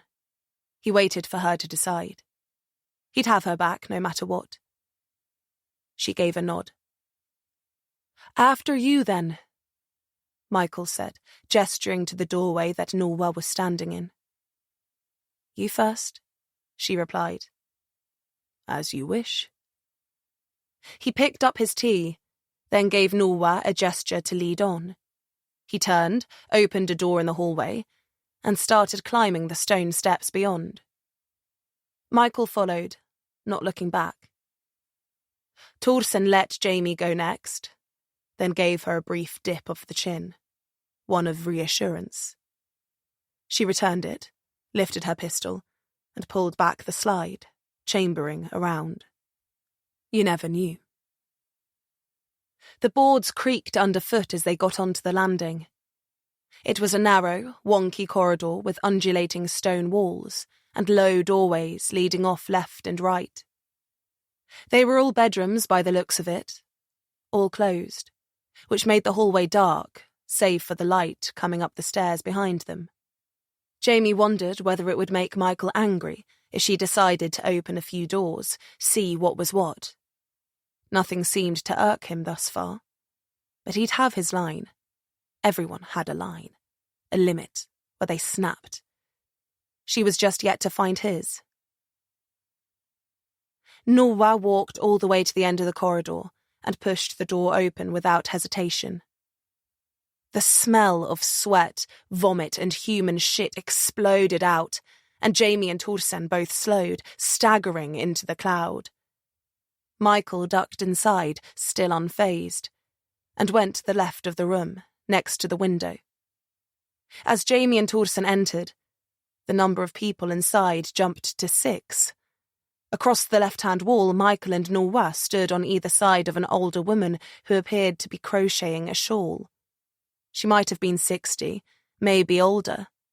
She was thin, skeletal almost. She didn't look up from her chair, just kept working. Jamie let her eye drift from the old woman with the long grey hair, across the rug-covered floor, to the stained bed with a young woman on it. She was wearing what looked like an adult diaper. Other than that, she had on a loose-fitting t-shirt that had been sweated through days ago. It was rumpled and yellow, and her skin was bright red and sheened with sweat. The tarnished headboard behind her was dark brown except for where the handcuffs were attached. Those spots had been worn back to sparkling brass. Jamie could see the cuts on the girl's wrists, the bandages from where they'd been dressed and then worn through again. She must have only been 20, but it was hard to tell. She was thin, her greasy hair matted to her head and face. She was lying on the bed, half on her side, knees together, feet limp. With her arms out above her, Jamie couldn't help but draw a comparison to Jesus' visage on the cross. She wondered if there was any irony in that. The girl looked to be sleeping, but her breathing was fast. She was in detox. They were forcing her to go cold turkey. Jamie's eyes went to the track marks in the crooks of her elbows, the scabs and scars around her mouth and cheeks, from the scratching, the pawing. She'd seen it before, too closely. Jamie shuddered, her mind swinging back through the dark streets of London. How long has she been here? Torsen asked, folding his arms. A week, Michael said, coming forwards, laying a hand on the girl's bare foot. The mattress beneath her was yellow. It wasn't hard to smell why. The girl stirred. Joanna, Michael said, voice soft.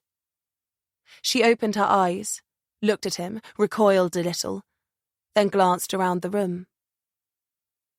Soon she'll be through it, Michael went on, looking right at her, keeping hold of her foot. Not long now. And then she'll be ours.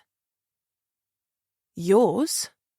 Torsen asked, narrowing his eyes. Michael smiled, looked up at him. Yes. She'll be herself again, released back to us from the grip of her addiction. She belonged to that. And soon, he looked back at Joanna, she'll belong to the world again. Thought you didn't want to be part of the world, Jamie said, voice low and scornful. A figure of speech, he replied, brushing it off. He didn't strike Jamie as the type to mix up his words, and she didn't like the way he said ours. What's her name? Jamie asked then. The girl looked up at her. Joanna, Michael said. What's her real name? Her name before she came here. She was careful not to say brought. She wanted to keep things civil for now, not really put Michael on the defensive, or piss off his weird farm-dwelling cultists. Marte, Michael answered, then sighed a little, as though using it was somehow wrong. Marte? Jamie repeated, coming closer to the bed and stooping as much as the smell would allow her. Marte? Can you hear me? The girl's head twisted, and she stared up at Jamie through her hair. My name is Jamie, Jamie said, smiling. I'm a police officer. The girl searched Jamie's face. I came up with my partner on behalf of the Stockholm police, very far from Etterange. She smiled again, emphasizing that she wasn't local, wasn't Lman. Do you know where you are? She fell still, then looked over at Michael, who was still holding her foot. Then she looked back at Jamie and nodded a little. Jamie looked up at Michael. You want to take your hand off her? He lifted it away, put it in his pocket instead. Jamie could see faint marks on the girl's skin where he'd been holding, but he hadn't been applying much pressure. She exhaled, looked back at Marte. Can you speak? How did you get here? The girl looked at Michael again, then back at Jamie. He brought you? She shook her head. Then who did? Mina föräldrar, she said, voice thin. My parents. Your parents brought you here? How did they find out about it? Deras kyrka, she said. Their church. Did you want to come? She looked at Michael again, said nothing this time. Do you want to be here? She kept watching Michael. Marte, look at me, Jamie said. The girl did. You don't have to be here, Jamie said directly. If you want us to take off your handcuffs and take you away from here, we can do that. Right now. You can come with us. But... The older woman by the window started, lifting her hand. Michael cut her off with a tiny movement of his wrist and she fell quiet. Marte kept looking at Jamie. Her lip quivered slightly. Then she shook her head, just barely. You don't want to be here? Or you don't want us to take you away? Another head shake. I need words, Marte. No, I don't want to go. Michael smiled just a little. I want to stay, she said then. There. She looked at Michael. He's helping me. I don't want to go back. I can't go back. She shook her head more now. "Don't take me! Don't make me leave!" Tears began forming at the corner of her eyes, and she began to tug at her cuffs. Her legs twisted and beat the mattress. "No, please! Please don't take me! Don't make me leave!" Michael came forwards, rested a hand on her foot again, and she quelled, immediately, as though he'd put a syringe full of heroin right into her neck. "This is a place of healing," he said, voice like the crackle of a warm fire on a cold night. "There is nothing illegal or—" "If I want to hear from you," Jamie spat, standing straight and firing him an icy glare, "I'll ask you a fucking question." He just looked at her, studying her. She felt Torsen's hand on her shoulder then, tugging gently. She let him lead her back into the crooked corridor, towards the narrow stone stairs.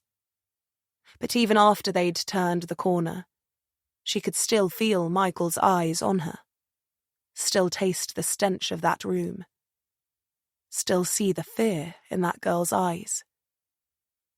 The only question was, what exactly was there to be scared of?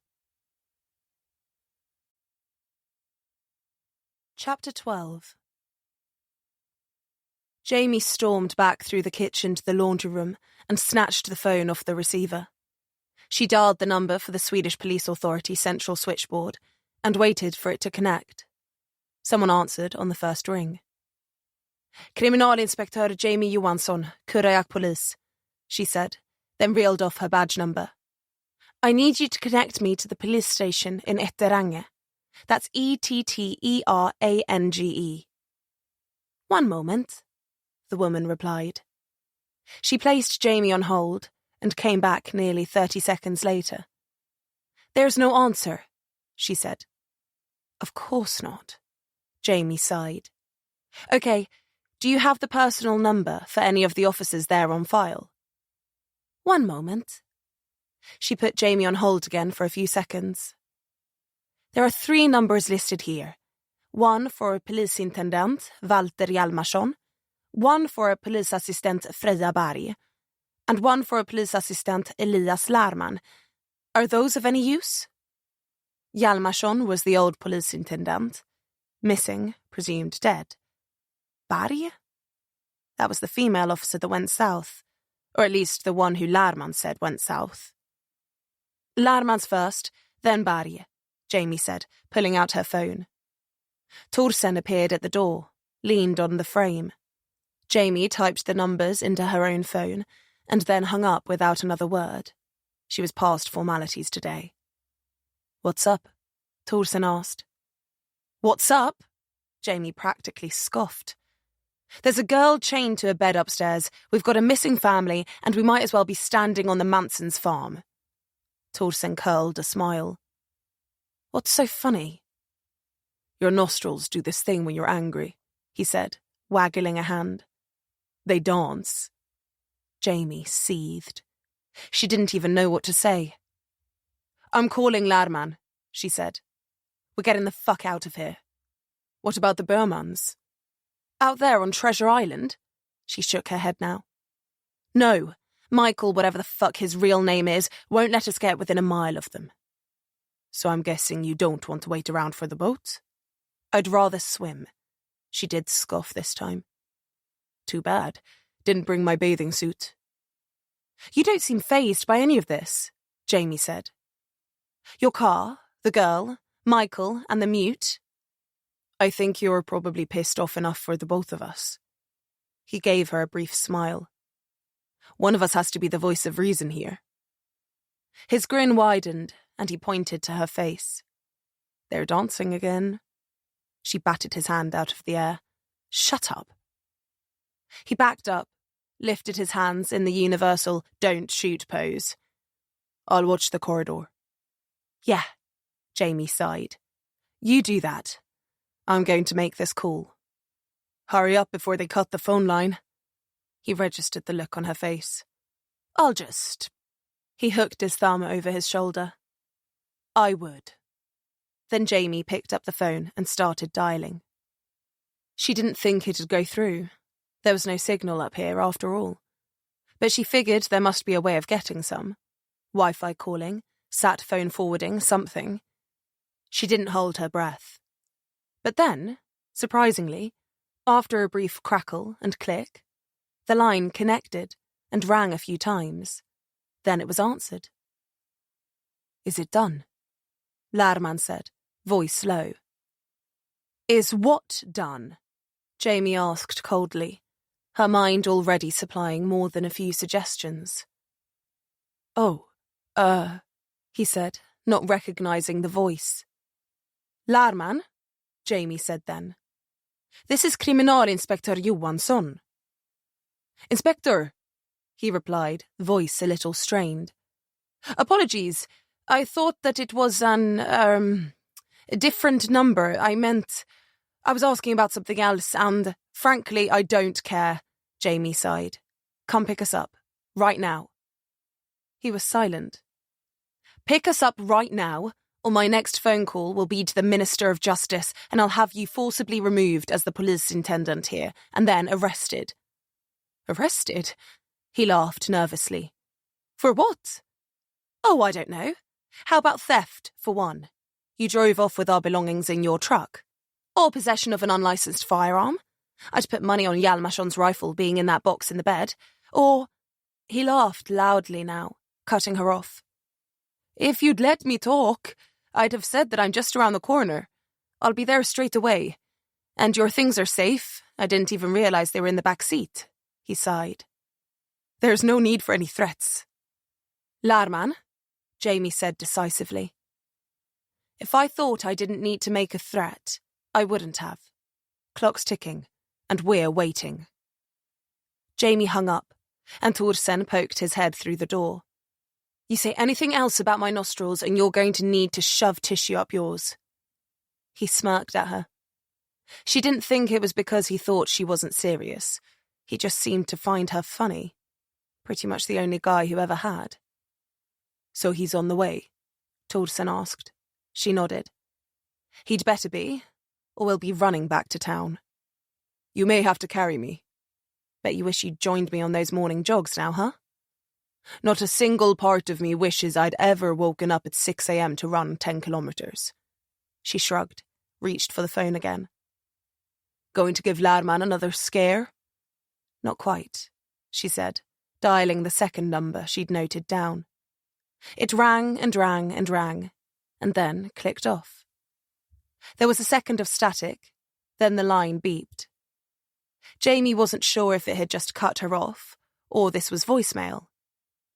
She cleared her throat anyway, lifted her chin at the door to signal that Thorsen should watch the corridor, and then spoke. "Hallå," she said. "This is Kriminalinspektör Jamie Johansson, with the Kurajak Police Department."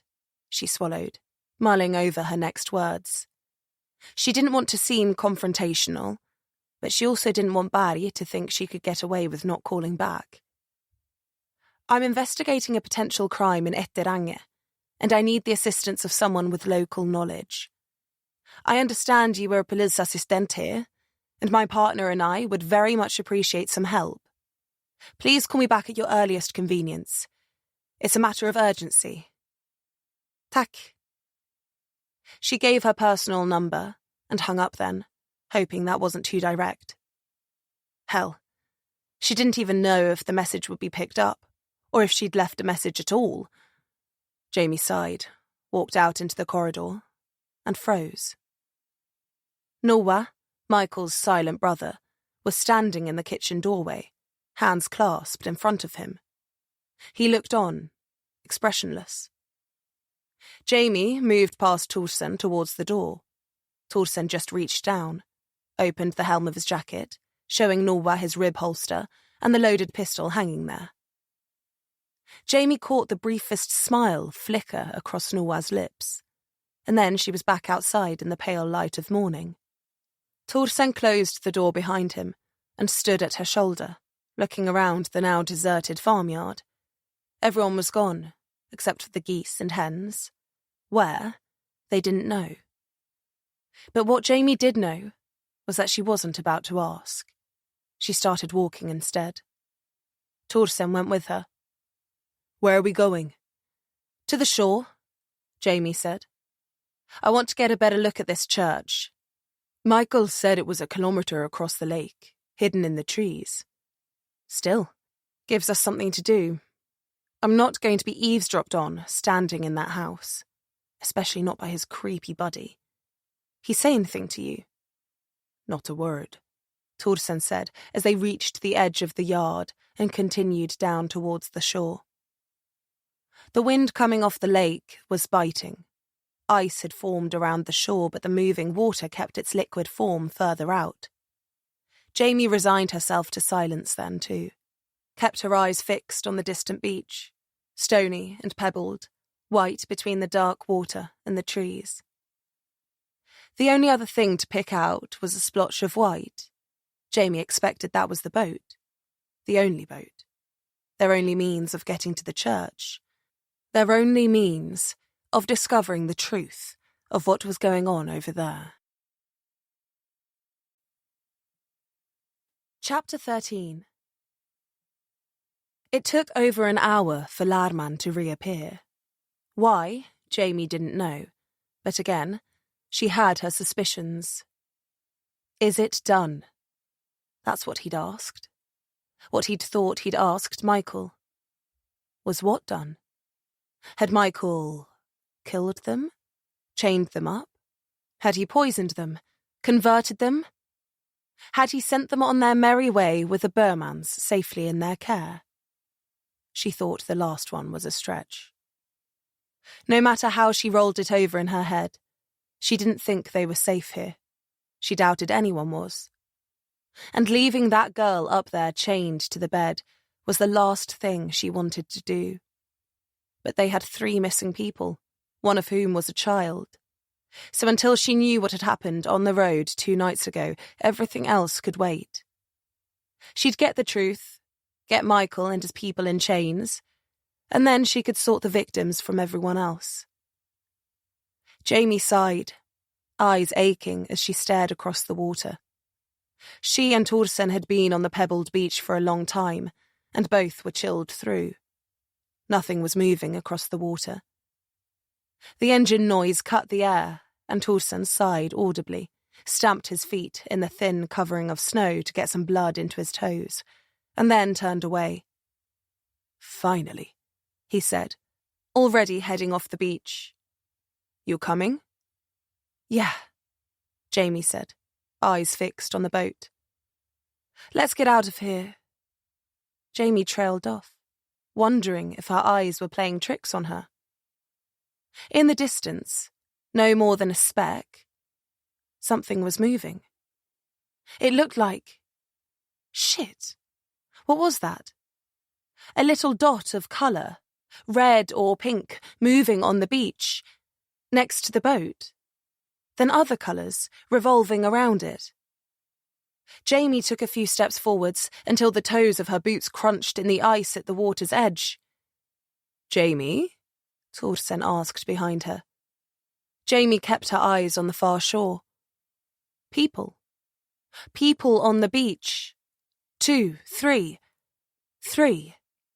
The one that came first, in red, moving up and down, jumping. She could see the tiniest little pale dots waving around. Hands? And then the dot was gone, the others converging. They all melded into a heap, and then they were moving backwards into the trees. On the wind she heard the faintest snatch of something high-pitched. A wail. A cry. A cry? For help? Jamie whipped around to face Torsen. "Did you see that?" He was standing on the grassy bank above the beach, hands in pockets, cheeks red against the winter air. "See what?" "Over there, on the beach." Jamie turned back to stare at the still scene again, the only colour, the white of the boat. There were people.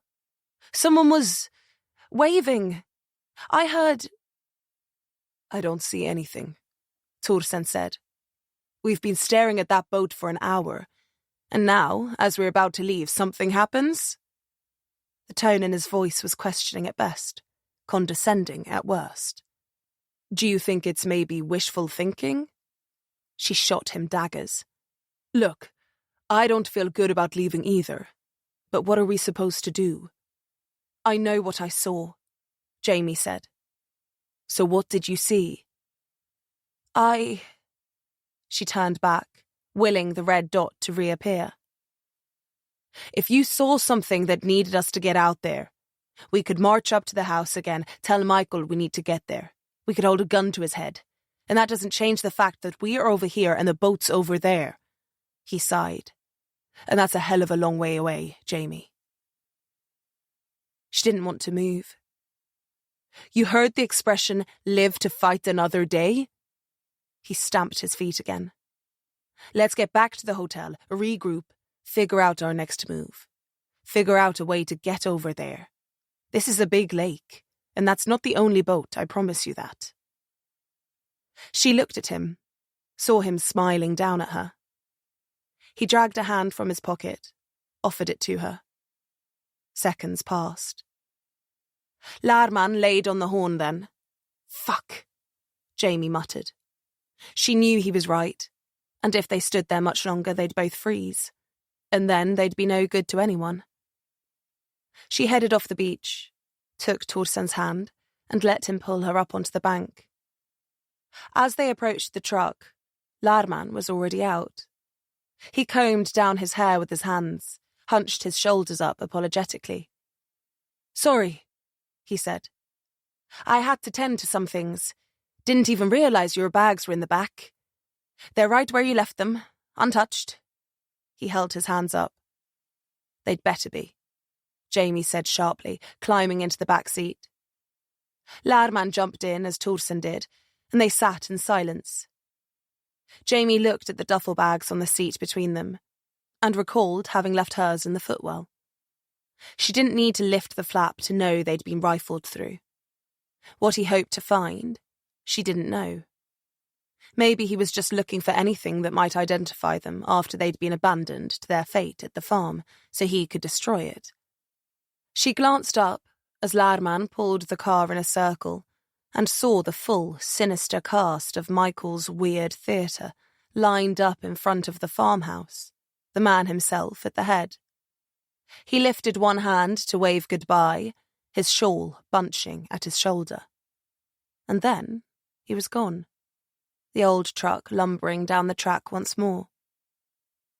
Jamie waited until they were back to the road before she spoke. So, you know Michael fairly well? Lman just met her eyes in the rear view. Do you know his real name? More silence. What about the names of the people who used to own the farm, or where they went, how to get in contact with them? Nothing. Jamie sighed. Okay, Lman, she said. It's your right to silence, and it's pretty much the only one you have right now. So let me tell you what's going to happen if you don't talk, okay? He watched her in the reflection. When we get back to town, you're going to sort a few things out for us. Firstly, you're going to point us in the direction of someone who can fix Torsen's window. And while that's being done, you're going to find us a more suitable vehicle for the terrain here. And you're also going to give us full access to the station and everything in it. You said you're only the interim police intendant. Your replacement never arrived? Well, consider yourself relieved. We're taking charge of this town, and the next words out of your mouth are likely to determine the rest of your life, so think about it. Carefully. Jamie leaned forwards. Who are you more afraid of? Michael or us? She watched the pulse in the side of his neck double its pace. He swallowed. This is the part where you say, happy to help. He started, voice catching in his throat. I'm happy to be of assistance. Good, Jamie said. Now drive faster. Daylight is wasting. Chapter 14. Lman pulled up outside the station, and Jamie and Torsen climbed out with their bags. Jamie stopped at the driver's window and knocked. He wound it down a little, lifted his chin as though to ask what she wanted. Keys. She held her hand up. I'm just going to go and park, he replied, gesturing down the road. She glanced up the empty street, then over her shoulder. I think we'll be okay, she said, smiling.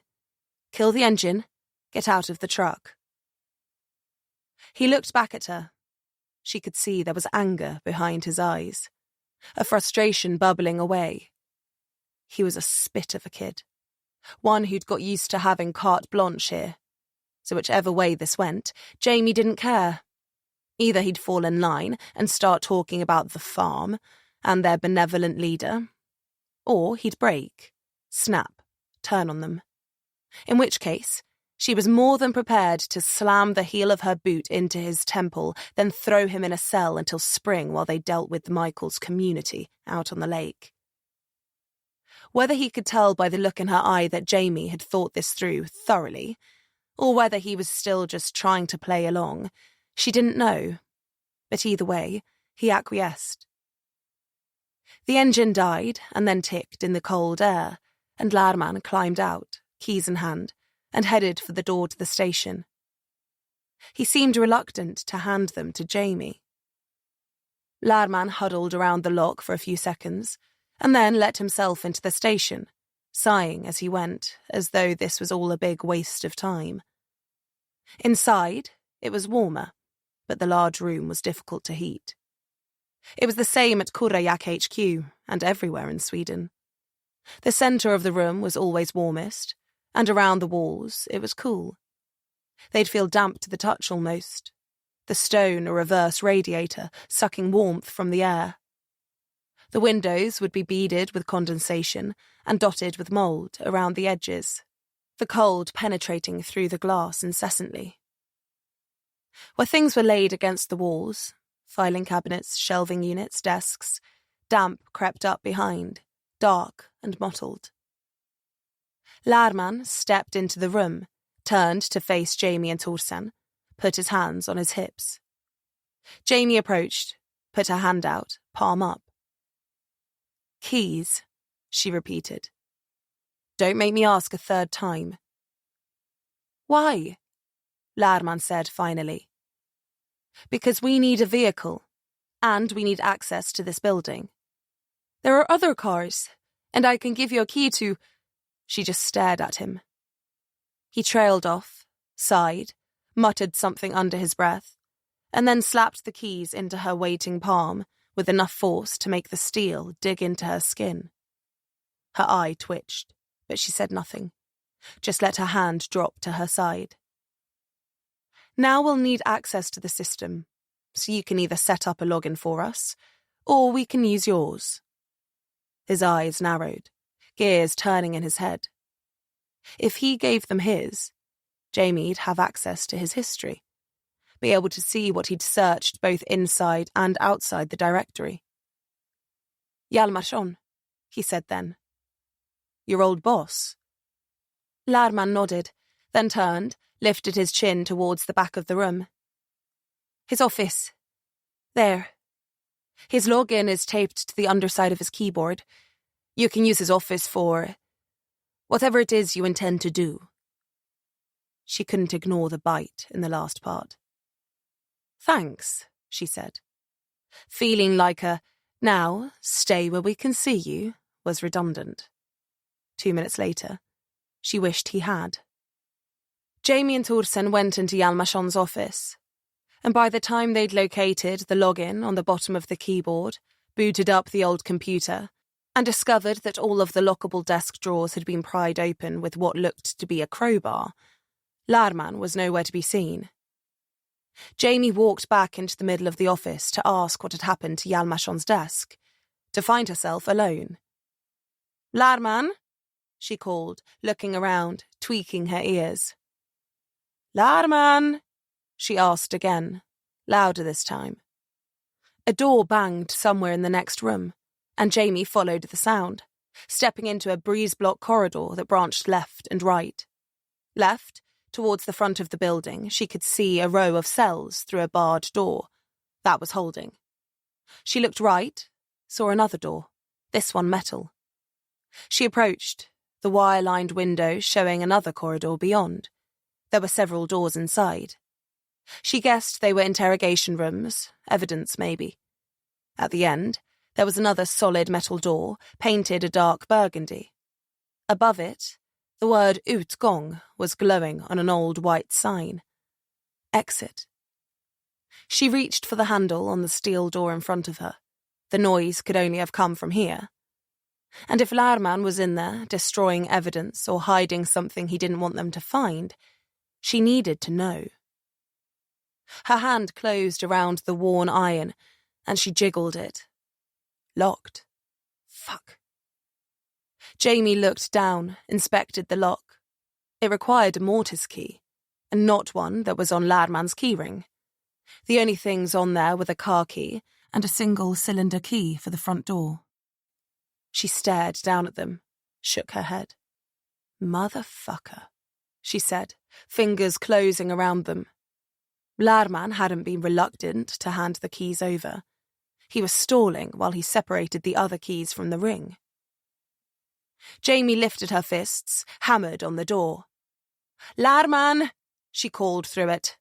Lman, open this fucking door. You hear me? Open this door right now. Thorsen appeared at her shoulder. What's wrong? That little prick has locked himself in evidence, she replied, doing God knows what. Thorsen came closer, shouldered past Jamie to look through the little window.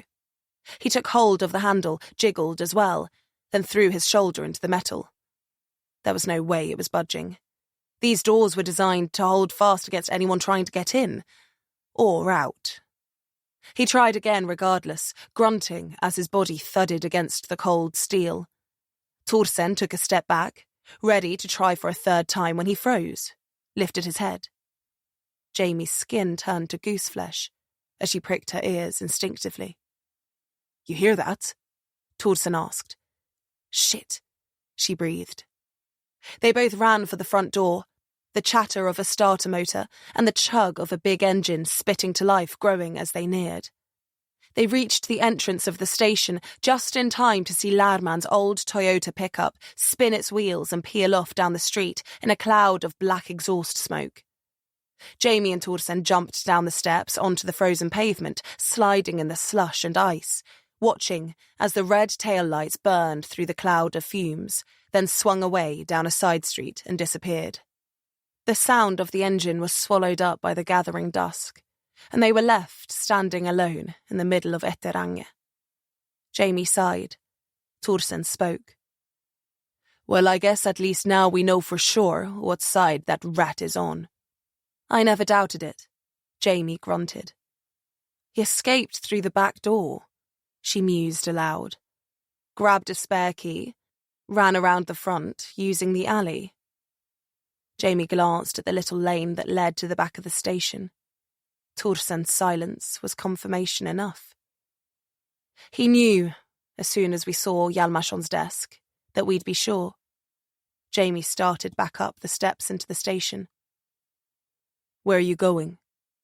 She paused at the top, didn't look back. To see whether Hjalmarsson was smart enough. Smart enough to what? To see Lman coming.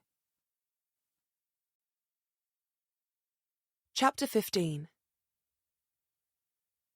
The search yielded nothing.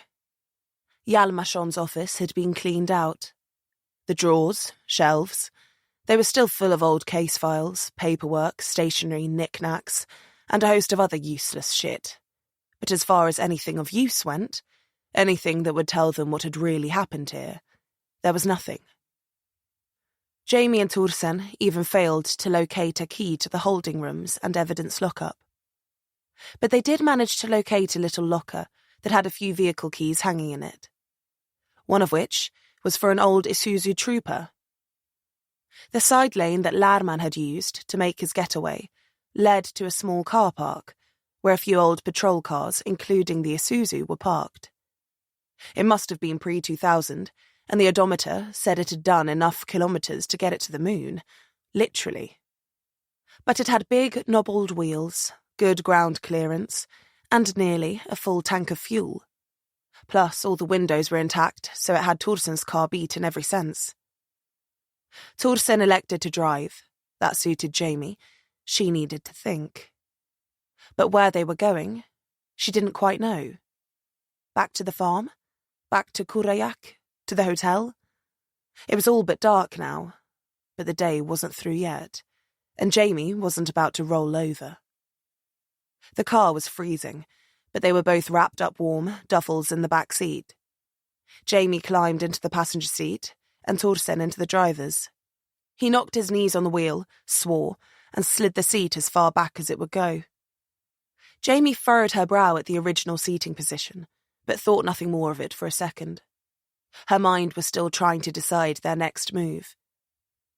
Thorsen let the starter warm up before he turned the truck on. It caught smoothly and settled into a nice idle. He stared out of the windscreen at the wall of the building behind the station, massaged his mouth with his hand. He drew a slow breath, then sat back, reached up, and pulled the sun visor down, probably to check how his stubble was coming along, judging by the way he was rubbing his cheeks. He kept himself clean-shaven, liked to look good.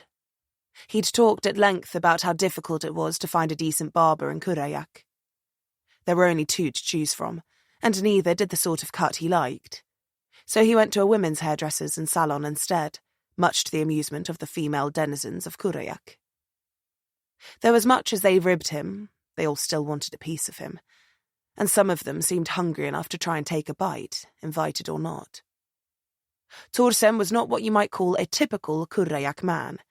He was handsome, charming, educated, well-spoken, intelligent. He had a good smile, took care of his body. He was kind, warm, caring. Jamie felt as attached to him as she had any of her other partners, even Vuk. But she didn't like to think about what came next, what lay down the road. Things changed, people moved on. Relationships bloomed and withered with the seasons. And Thorsen had reminded her a few times that historically, holding on to partners wasn't within her pattern. She didn't think either of them expected this to last very long. But who knew? Maybe this time things would be different. She didn't really like the idea that she'd chewed up and spat out partners. It was just how it went. But it was never on purpose. Those who stayed close to her just seemed to get caught in the crossfire. As Thorsen pulled the visor down, it wasn't his reflection that greeted him, though. A piece of paper fell out and landed in his lap. He glanced across at Jamie in the darkness, then lifted it, unfolding it and holding it in the light coming from the security light above the car park that was filtering in through the windscreen. There was just one word written on it. Spring. It meant run. They looked at each other. Then something clicked for Jamie. This was Barry's car, she said aloud, looking at the word. The big, hurried, messy scrawl. Barry? The police assistant, he used to work here with Lman, Jamie said. The seat, lodged forwards for her driving position. And this note. She took it from Thorsen. It's a warning, she said, looking down at it, inspecting the handwriting. A warning? From who? She thought on that. Yalmashon, she guessed. I bet it's from Yalmashon. He put it here, knowing she'd find it. But I guess he managed to get the message to her another way, or maybe she just figured it out herself. Either way, she got out. But Yalmashon didn't. Thorsen nodded, then sighed. Maybe he stayed to fight, to try and make a difference. He was trying to protect Barry, by the looks of things. Maybe he would have succeeded if she'd stayed to help. Maybe she didn't have a chance to. If Yalmashon disappeared suddenly and she was left with Lman, hell, that'd be enough to send me running from this place. Thorsen curled a little smile. I doubt you run from much. I've got plenty of scars to prove that running is sometimes the best option. She looked at him. I've learned my lesson. So you want to turn tail now? Head for home, call in Vik and the mighty Stockholm police to sort this mess out? She couldn't ignore the way he inflected the name. I didn't say that, she said, smirking to herself. And plus, if we did, we'd miss all the fun. And the chance to wipe the floor with Lman. They both grinned at that one. Then Torsen spoke. So where to? She thought. Hjalmarsson's place. I grabbed his information from the directory earlier. Torsen flicked the headlights on and headed for the lane. You know the way? Jamie reached forwards, opened the glove box. It fell open to reveal a survey map of the town and surrounding area. You know that was there? Torsen asked. Just a hunch, Jamie said, brushing it off. No phone signal. Things have to work the old-fashioned way here. Great, he said, sighing as they pulled up to the curb. He looked both ways up the street. Which way? Jamie unfolded and then refolded the ungainly sheet of paper on her lap and ran her finger along the roads until she found Hjalmarsson's street. Right. Torsen pulled out. Jamie checked something, then swore. He stood on the brake, and the car skidded to a halt. Sorry, Jamie said, rotating the map on her lap. It was actually left. Torsen leaned forwards, put his head on the steering wheel, and laughed a little. Of course it was. Because Etterange was small, a little smaller even than Kurajak, and that was saying something, it didn't take long to reach Hjalmarsson's house. Torsen pulled the trooper off a narrow road and down a lane crusted with snow. The tyres fought for grip on the icy surface, the bank on either side dotted with the imprints of front bumpers. He managed to keep them straight, though, plodding slowly. There were a handful of homes on the lane, one every few 100 metres. Small, single-storey houses huddled under snowdrifts for warmth. Behind, a tundra stretched out. In the spring and summer, it was probably a meadow, maybe even crop fields. But now, it was blasted smooth with undulating snow that whipped down into the bowl from the towering ridgeline. Here, Jamie said, pointing Torsen off the road.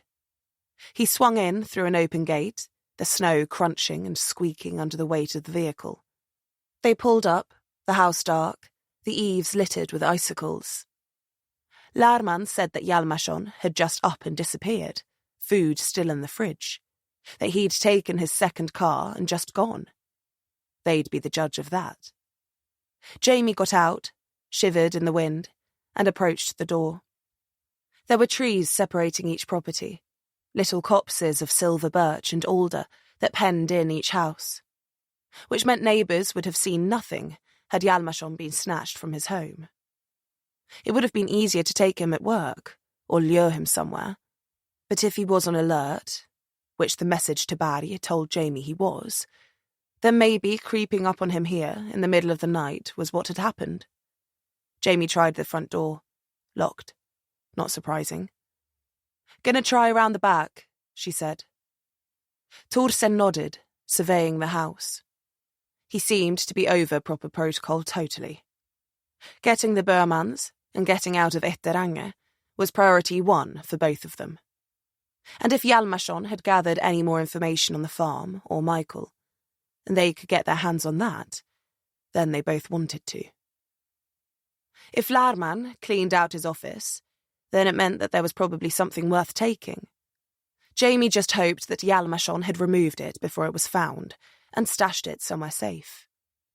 Out of the corner of her eye, Jamie saw Torsen cupping his hands against the front window. The blinds were drawn on the inside. She'd checked.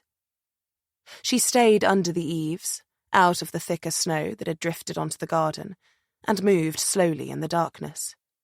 There were no fresh tracks. No one had been here recently. The back of Hjalmarsson's house was open to the fields, and though the sun had dipped behind the mountains and the clouds were thick, the expanse of whiteness ahead of her gave her enough light to go by.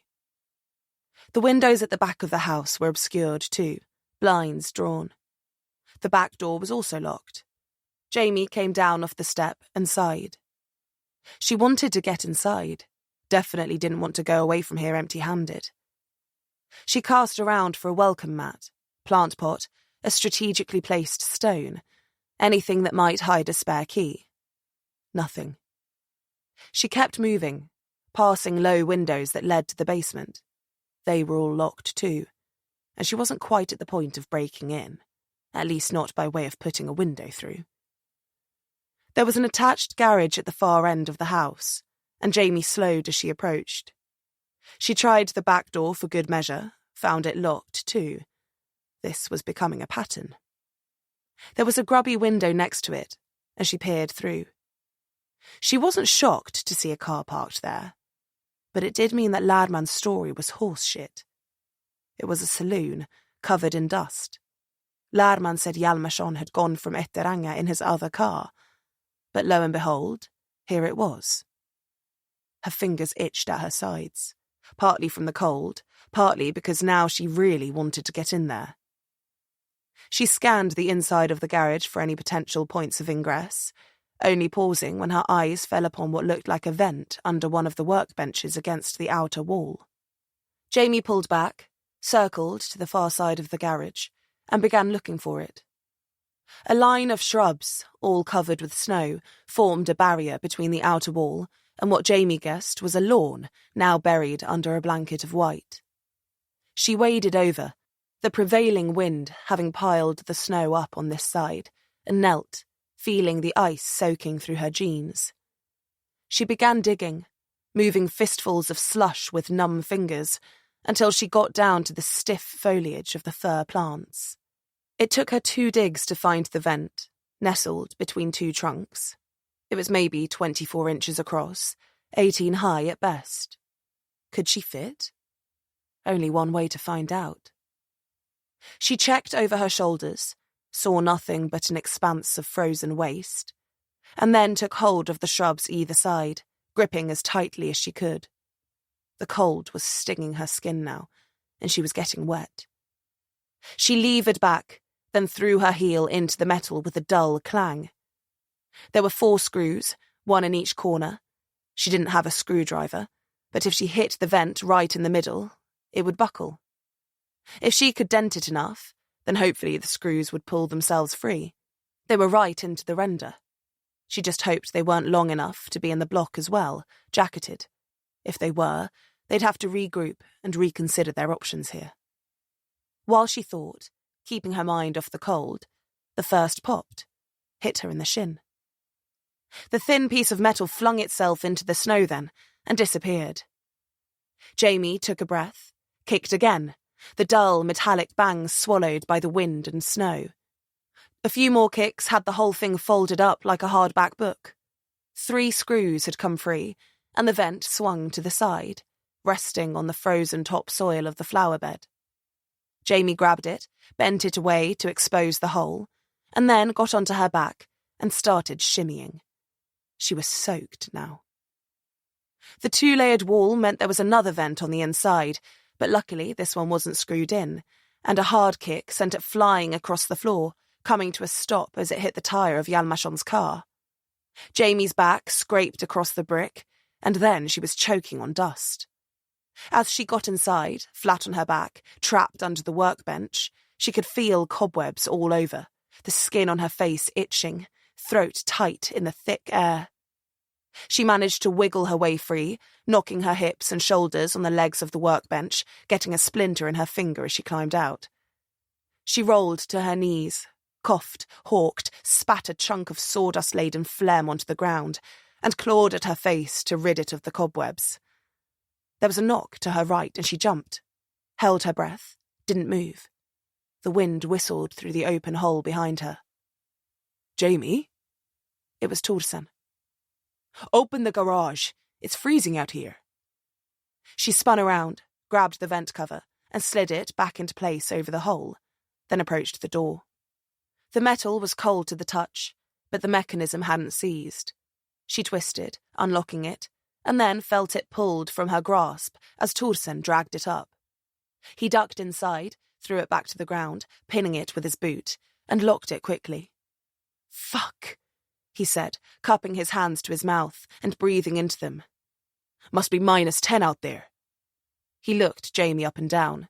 She was caked in snow from the knees down. Her hair was matted with ice, as she could feel the layer of dust on her skin, could see it on the shoulders and elbows of her jacket.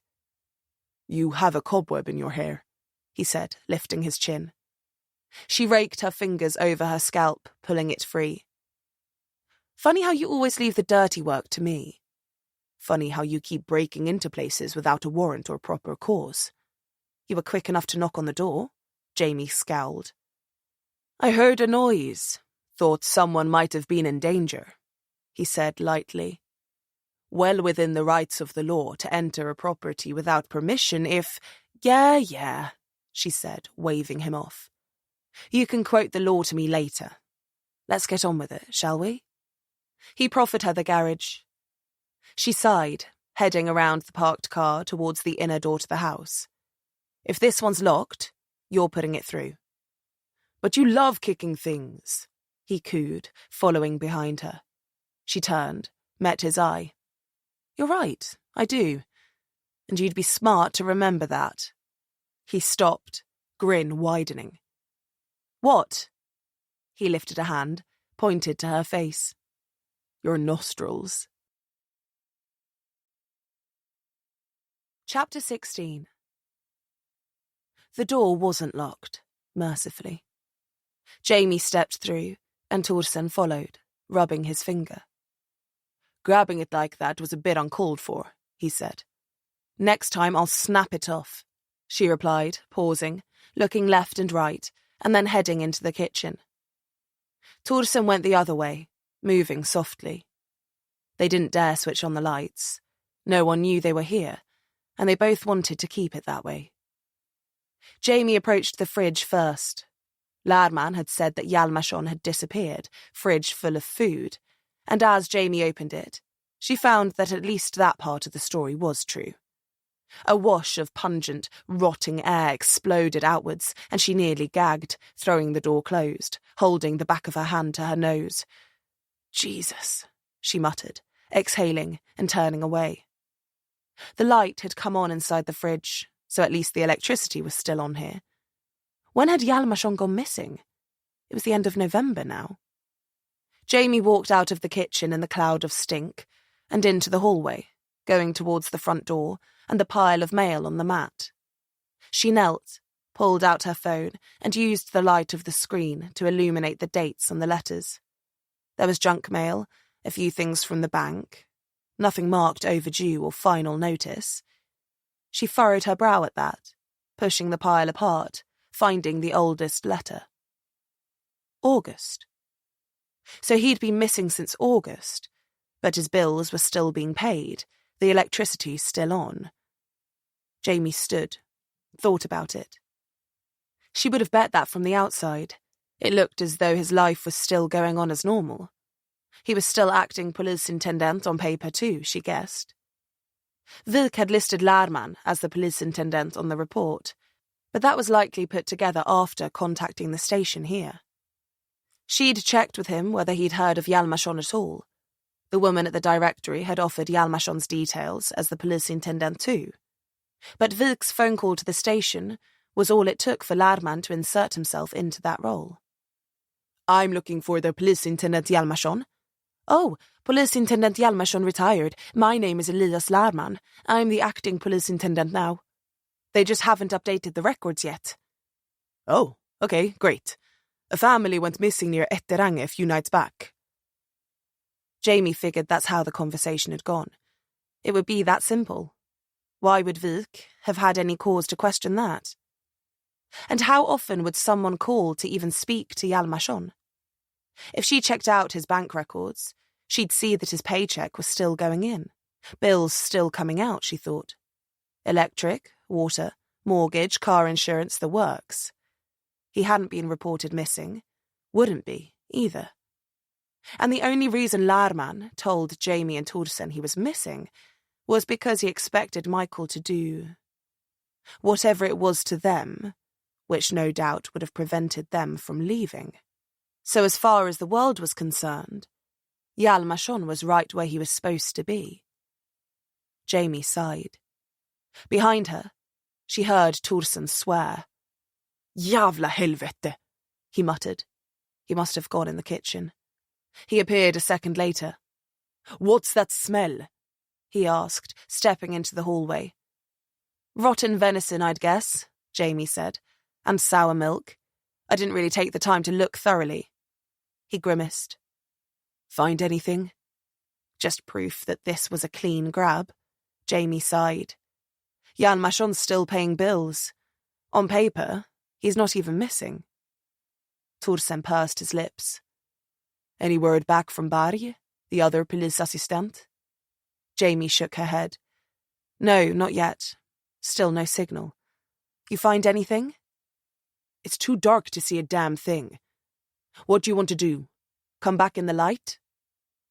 Jamie thought, then went to the window next door, peeked through the blinds.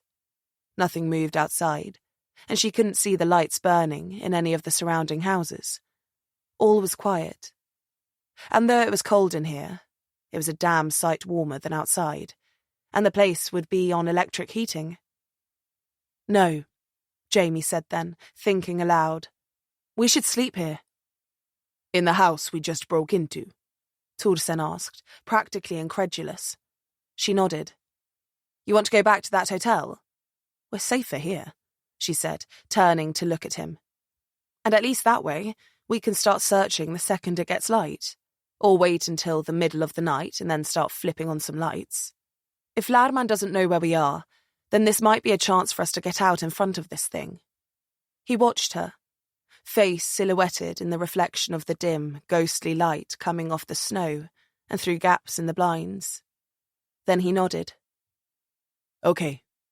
I'll move the car closer to the trees. No one will see it from the road then." He spoke more confidently with each word. "You want to get the heating on? See if there's any rooms with no windows, or find some blankets to try and cover some up? At least we can get some light then." He went towards the front door. "And try and find some food, tinned preferably, anything not mouldy." Yeah, sure," Jamie replied. "You seem surprised." "I expected you to fight me on it. A little, at least." "I've learned by now that fighting you on anything is a losing battle." She smirked. "I'm not that bad, am I?" "I'm going to exercise my right to silence on that one." He unlocked the door, paused just before opening, and looked at Jamie. He gave her the slightest nod, maybe to let her know he was just joking, maybe to let her know that she wasn't all that bad regardless of her tyranny, or maybe just as a quick, "I'll be right back." But whatever the intention, the second he closed the door and left Jamie alone in that cold house, she felt worse, isolated. Not frightened, but not at ease either. She watched Torsen go through the glass at the side of the door, eyes sweeping the grounds and road for any sign of danger or attack. Her heart was beating harder, fear growing as he receded into the darkness. "Shit," she muttered to herself then, swallowing and closing her eyes. "Fuck you, Torsen," she growled, shaking her head. "Fuck you for making me feel like this." "If you get yourself killed," she whispered, opening her eyes and finding the silhouette of his powerful walk in the darkness, "I'm going to kill you myself." By the time Torsen got back, Jamie was finishing up on a call. She'd watched him to the car, and once she was sure he was in, she'd picked up the phone on the side table behind her and dialed Stockholm Police HQ. Vilk was out, but she left a message with one of the police assistants there. She kept it brief, asked only for them to look into both Elias Lman and Freja Berg. She wanted any information on Lman's family history, as well as his current address and any other information she could use against him. As for Freja Berg, she wanted to know what family she had and where, their contact information, and anything else that could track her down. She had a daughter, Lman said as much, so she hoped that Freja would have enrolled her in school somewhere, if nothing else. What she could tell Jamie wasn't sure, but anything would be helpful. Anything to shed light on what had happened at Etterange. Thorsen let himself back inside and locked the door behind him. Tack, Jamie said, hanging up. Thorsen lifted his chin. Stockholm, Jamie replied. Vilk? She shook her head. He stuck out his bottom lip, shrugged. She didn't ask. You find any food? Haven't looked. He nodded. I'll find some. You find the heating. Thorsen stepped into the kitchen without another word. He seemed cold. Any mention of Vilk and Stockholm seemed to evoke that response in him. She opened her mouth, ready to call out, to ask, but then wondered if she wanted to. If she wanted to open that can of worms. She reflected then, wondered why she thought of feelings as cans of worms. People were complicated, and being people only complicated things. The job was simple. It was everything else that was hard. But what the hell was his problem with Stockholm? He'd come from a city too. Was it as simple as some stupid rivalry, male bravado? My city's not as big as yours, so I have to be a dick about it. She shook her head. Men. Tsk. With a scowl, she went hunting for the thermostat. Jamie didn't think she'd be huddled around a space heater in the dark in a freezing cold basement slurping down 2-year-old soup until climate catastrophe or nuclear winter kicked in. And yet, here she was. It was still early in the evening, and though the car was pulled off the road and darkness had fallen like a hammer blow, their tracks in the snow were still visible. And if anyone cared to check on Hjalmarsson's house, Jamie thought they might take a walk around, check it out for signs of life. As such, just making sure the blinds were down and then kicking back in front of the TV didn't seem like a smart move. They didn't want to advertise their location to the world, especially now that they'd pretty much come to the consensus that Hjalmarsson had been snatched. And Lman didn't have the spine for that kind of thing. Which meant that the farm wasn't only creepy in appearance, but the denizens were also violent, or at least prepared to be, to protect their way of life. Jamie and Thorsen had guns, but Michael had the numbers, and his people knew the town, knew the landscape. Jamie and Thorsen were on the back foot, and being in this dank basement definitely confirmed that. Once it got late enough, and they were sure the window, which looked out over the tundra, was sufficiently blocked up, they'd put on the light, maybe even carry the TV down from upstairs. There was a sofa bed down here already, but Jamie hoped that once the night set in, she might sneak upstairs to one of the beds there. She'd put the heating on, but the house was stone cold. It'd take a long time to warm up. So for now, they were sitting as close to the heater as they could, without singeing their jeans. Soup okay? Thorsen asked, slurping his down.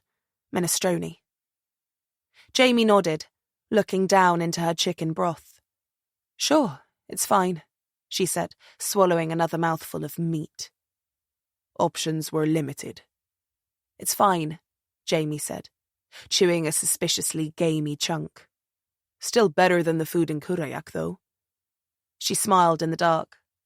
Yeah, not exactly Paris, is it? You been? He asked. To Paris? Yeah, once. Well, we drove through it, sort of. Around it, really. When I was a kid, my parents, they did a trip around Europe, she said, shaking her head. Thorsen watched her, dimly lit in the warm glow of the heater. You don't talk about your parents much, he added. I mean, I know we don't have those kinds of conversations, really. That sounded like a jab. But every time parents come up, you steer the conversation away. Jamie just ate her soup. Is it because of your father? She looked up at him. I'd rather not talk about it. I wasn't prying. Kind of feels like it. I just meant, he sighed. I read up on the Angel Maker case. Both of them. I knew what happened in Stockholm, why you came back to Sweden, why you were involved in the Imperium scandal. Putting those detective skills to work, I see, she said dryly, staring at the wall and eating the last of her soup. So I get it. I mean, I get why you stayed in Sweden to finish that. But I don't get why you left. Stockholm, I mean. I know your old boss there was not exactly, You mean she, along with most of the other department heads at the Stockholm police, was a corrupt, bribe-taking piece of shit that never deserved to call herself a police officer? That was cold, even for Jamie, but Torsten was poking at what suddenly felt like a very exposed nerve. He took a few breaths, collected his thoughts, seemed to choose his words more carefully now. Leaving was understandable after it all. And Kureyak? I get that, too. I came for the same reason. It was an escape. But now, being here, the way you leapt at the chance to get out of there... You want to just spit it out? Jamie sighed. You're bored in Kureyak. You're not? I am. So what's your point? She watched him, the sharp angles of his face outlined by the heater, just two shadows talking in the dark. How long before you go back? To Stockholm? Or England? England? She was surprised he said it. Yeah. You cracked 3 big cases, got a commendation, a promotion to DI, and an open door any time you wanted to return. You spent 20 years in London. You don't miss it? She thought back to her apartment, the mess she'd got into there. The people who knew she lived there. The ones who made that fact known. Then she thought of the next place. The dingy, damp, cash-for-rent apartment she ran to in order to get away from those people. The fear, the anxiety she felt there. Then the cases, the toll they took, physically, mentally. The way everything shook out. The people she crossed, the ones she fell out with. Cake, Roper, Hassan. Old partners. Friends. The ones who got hurt on her behalf. The ones she lost. The ones she couldn't save. The ones who haunted her like ghosts. Jamie shivered. I'm not going back there. But it's your home. I don't have a home. And even if I did, it wouldn't be in England. What about your mother? Jamie actually scoffed this time. Yeah, let's not have that conversation, shall we? He smiled a little. I gotta think about the future. You're planning on leaving Kureyak too? He shrugged. I don't think I'd want to stay if you left. He met her eyes now. His just dim, shimmering silver orbs. I'm just asking for a heads up. If you leave, I'll be stuck there. You could request a transfer too. They'd find a replacement. I'm not sure people would be lining up for the job. I wouldn't screw you like that. Just leave without saying anything. He didn't answer. I wouldn't, she repeated. Okay, he sighed.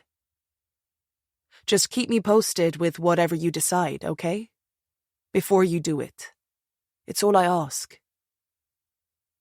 Jamie pushed the last cubes of vegetable around her bowl. Do you miss Vik? Torsten asked then. Jamie looked up, saw he was staring right at her. She didn't really feel like dodging bullets, and she didn't really feel like trying to do so would serve any purpose. Yes. He nodded. We were just friends. Partners, she added. I didn't think you and he were... He shook his head. I don't think about that at all, is what I mean. With you. And other people. I didn't even know if you were with men or... Her other eyebrow joined the first. You want to finish that thought? I'm good.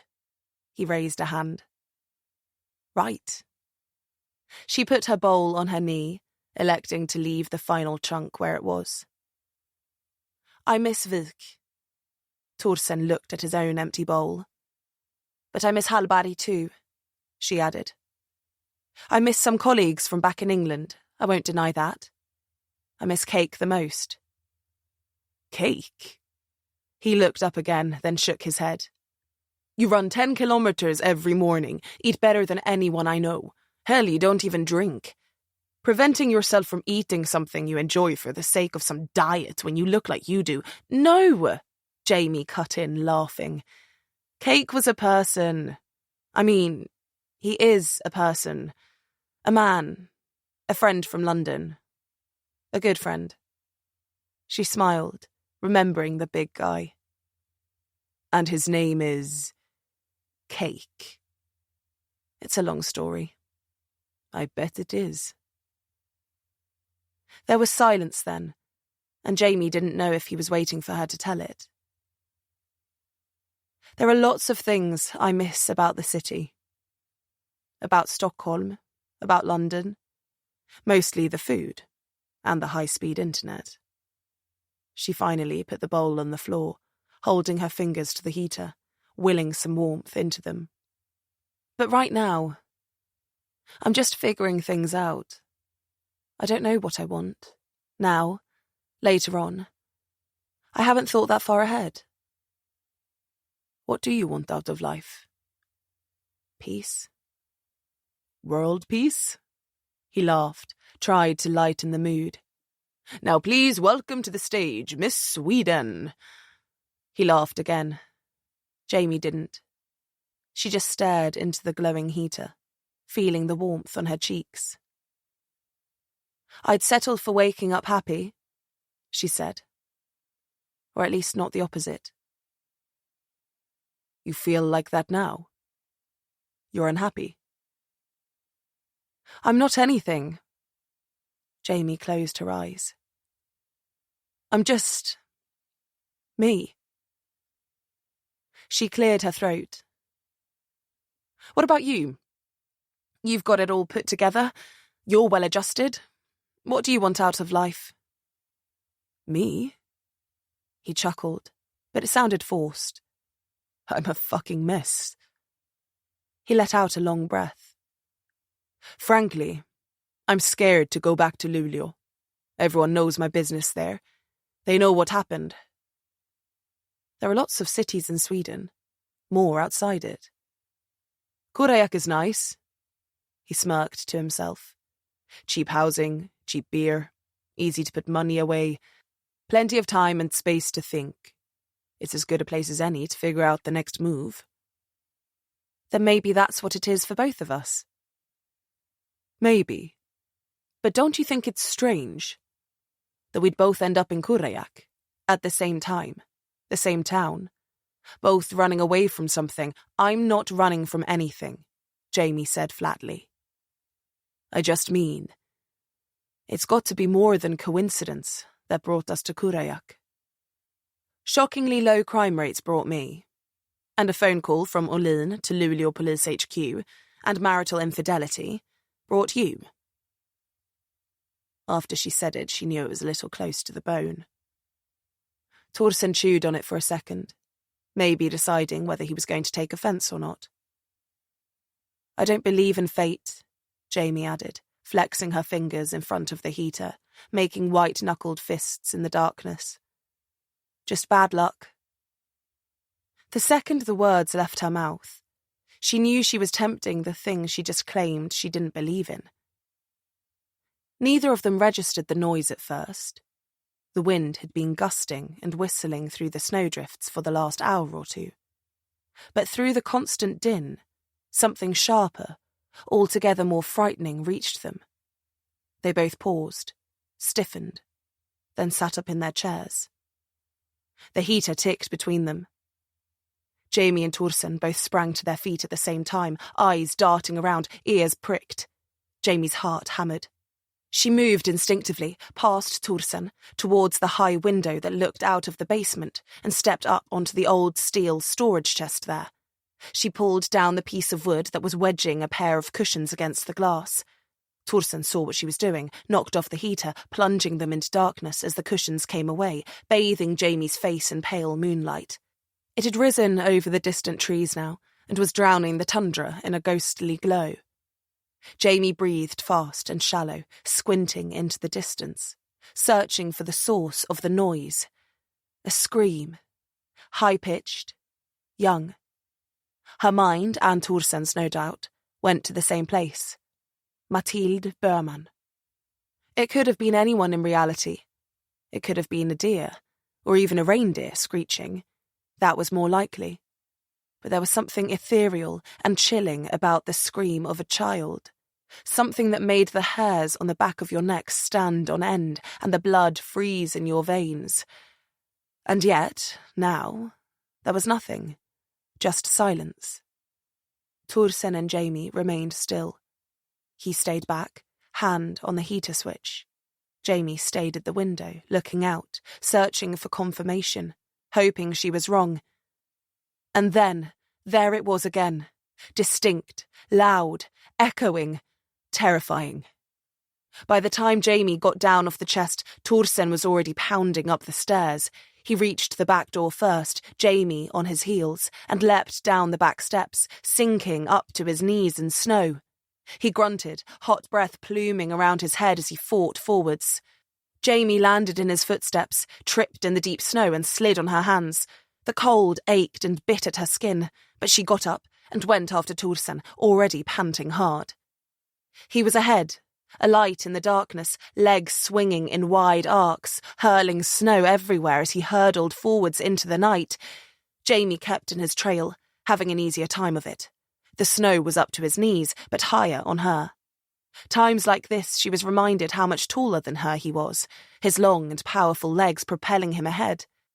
She fumbled her pistol from her belt, keeping her numb fingers locked around it. The air was freezing, and it punched at her throat. It stung her eyes, frosting her eyelashes, clawing at her cheeks. She blinked heavily, squinting, stumbled in the snow and sprawled forwards, her face connected with the back of Torsen's coat, and he took a step, grunted, reached back, and grabbed Jamie, propped her up. She found her feet. "Thanks," she said, voice tight. He looked back at her, arm still under hers and around her ribs, expression grave and shadowed. "What is it?" she asked.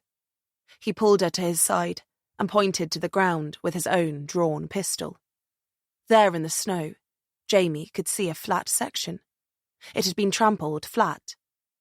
She could make out the tread from boots, steps in all directions. One set, maybe two of adults. And then she saw the other set, the smaller set, those of a child. Her head lifted and turned like a lighthouse, searching the open field, the empty field. Torsen raised his gun, and she followed the nose. Out in front, then left, then right. 3 distinct trails leading away into the darkness in opposite directions. Jamie glanced back at their own trail. It disappeared into the night. The only indication of civilization, the faint outline of the roof of the house between the jagged tips of the snow-laden trees around it. Her eyes traced the trails. One, then the other, then the other. Torsen's arm was still around her, his body firm, shivering. His breathing slowed as he made up his mind. "They want us to split up," he said, glancing down at her. She stared back. "They have her," Jamie said. He nodded slowly. "I know. But we'll never find her. Not out here. Not tonight. It's what they want. For us to try. To die trying." "They made her scream, Torsen," Jamie answered, pushing him off. "They hurt her." He didn't let go. He held fast.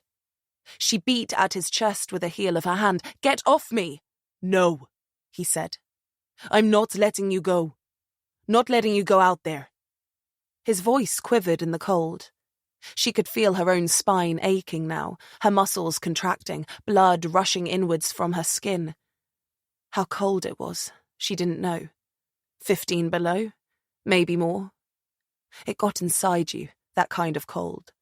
Hurt you. "We're going back," he said then. "To the house. We can't leave her. We have to. They could kill her." "If killing her was their plan," he said, lowering his voice, eyes casting to the outer edges of the tundra, "she'd already be dead." "She's just a girl." Jamie's voice caught in her throat, and this time she didn't know if it was the cold. "And if we die out here, there'll be no one else coming to save her, not in time, Jamie." She found her fist now had hold of the lapel of his woolen coat, screwing it up between her fingers. But he was immovable. Jamie gave in. Against everything, she gave in.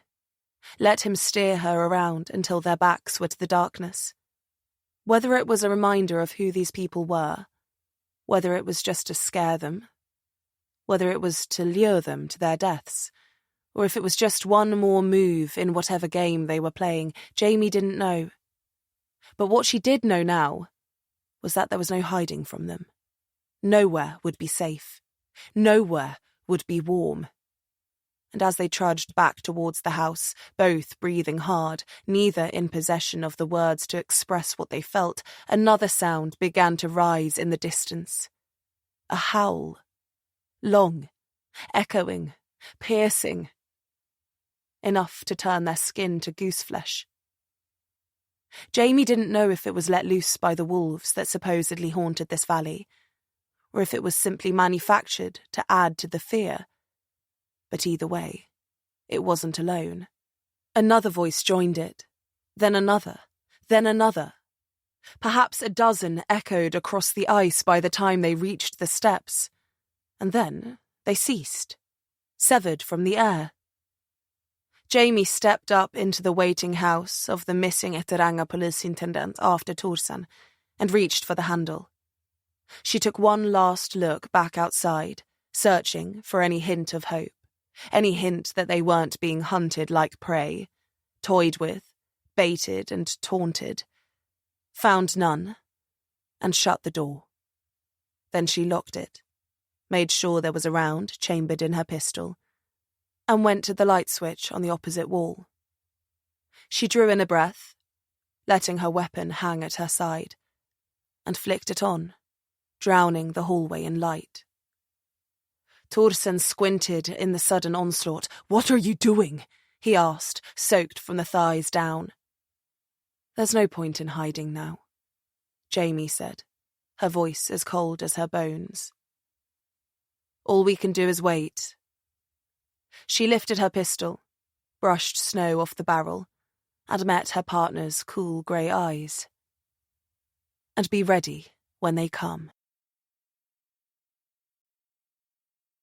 Chapter 17. Sleep had barely come for them. They went in shifts, one keeping watch, the other stealing what they could. By the time 3 a.m. rolled around, they were both wide awake, neither able nor wanting to sleep any more. Torsen found a bag of unopened coffee grounds, just a few months past its best, and brewed up a big pot.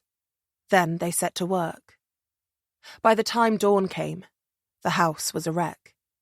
Tables and sofas were overturned, bookshelves were ripped out, each book splayed, spread, shaken, and then tossed aside. Beds were stripped, mattresses gutted, light shades were pulled off, vents removed, kitchen drawers were opened and emptied, cupboards violated. The hallway carpet had been ripped up, and even the side of the bathtub had been removed. It wasn't the work of the farm and their wolves, though. It was done by Jamie and Torsen. What they were looking for, Jamie didn't know. But if the wolves disappeared Hjalmarsson, then he must have been getting in their way. Or at least, getting a little close to finding out something he shouldn't have. The fact that Lman had cleared out his office told Jamie that there was something worth finding. And if Hjalmarsson had known that he was a target, enough to tell Barry to get the hell out of town. Then she hoped he'd been smart enough not to leave whatever he had discovered just lying around. But so far, despite tearing his entire house down to the studs, they'd found nothing. Jamie pulled her head from under the sink, sweaty and covered in dust, and peeled her hair from her eyes. "Shit," she said, slumping back onto her knees, breathing hard. "Anything?" Torsen asked, standing over her. She shook her head. "No, and that's the last place in this entire fucking house." She looked at the carnage around her, every cupboard and drawer open, all the contents withdrawn and strewn around. "It looks like a tornado ripped through here." "You did." "Ha, she said, holding her hand up so he could give her a lift. She got to her feet, and he handed her the coffee from the counter, her fourth in as many hours. "What now?" he asked. "I've got a right mind to go back to the farm, put them all on the ground, slap cuffs on them, and wait for the entire Stockholm police to arrive." "Remind me again why we're not doing that?" "Because they've got a family held hostage, including a little girl," Jamie said. "And if I was them, and thought for a second that an entire police force was coming, I'd disappear with the evidence.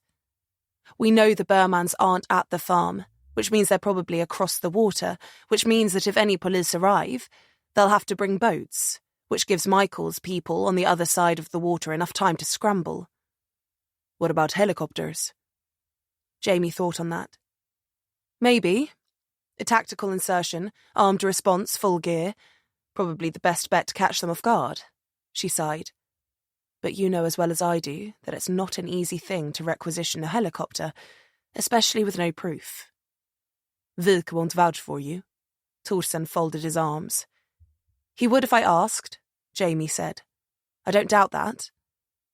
But I'm also not certain the Burmans are even out there, and I'm not willing to bet his career on that." Torsen moved his mouth side to side. "So what are we doing then?" "Guess we need to figure a way to get out there." "We've got that map, right? In Barry's patrol car." Jamie nodded. "Yeah, we do." "Did you notice if there was a harbour in town? Anything like that?" She shook her head. "Didn't think to look," she admitted. "But we should see if there is one, then try to find a boat, commandeer one if we have to. Get to the island, rescue the Burmans, shoot our way out." Torsen nodded. Jamie couldn't tell if he was joking. If he was, she was grateful he was trying to lighten the mood. If not, then the situation probably was as grave as she feared. She exhaled, looked out of the kitchen window. The house had practically every light burning, but outside it was still dark. The sky had clouded over now, robbing the ground of the moonlight. Jamie checked her watch, still before 6. And she had no doubts that the wolves would be waiting out there. She had no intention of heading out in the dark, not after what they heard and saw last night. She licked her lips, thinking. "Hjalmarsson's car," she said, musing aloud. "The piece of shit in the garage?" Torsen asked, still sour about his own prized possession, it seemed. "I didn't see a propeller and rudder on it." "That's not what I meant," Jamie said, walking out into the hall and towards the garage door. There was a little key rack on the wall, and she had noticed a lone car key hanging there earlier. She grabbed it, stepped down into the garage, and blipped it. The car unlocked, and Jamie reached out for the back door, climbing inside. Torsen watched from the step. She ducked back out, map in hand. "Saw this when I looked in the car window earlier," she said, holding it up. The garage had been the first place they'd torn apart. The place where Jamie thought was most likely to hide a secret. Lots of shelves and boxes and other nooks to stash stuff in. She guessed that Lman had been through the house himself, but kept everything neat in case anyone came looking for Hjalmarsson. That way, at least they wouldn't find anything amiss. She tossed the map to Torsen, and it opened in mid-air, sprawling into the space between them. Jamie reached out to grab it before it hit the ground between them, dropping the car key at the same time, and handed it to Torsen instead. "Smooth." He took it from her, unfurled it between his large hands. Jamie sighed. "Give me a break. I'm going on no sleep here." "Excuses, excuses," he tutted from behind the map. Jamie turned, searching for the key, saw it next to the tyre. She knelt to pick it up and paused, noticing something. "Torsen?" she called, looking over her shoulder. He lowered the map. "Wanna grab the garage door?" "Discovered a hidden propeller under there after all." "Something better," she said, getting up and climbing into the driver's seat.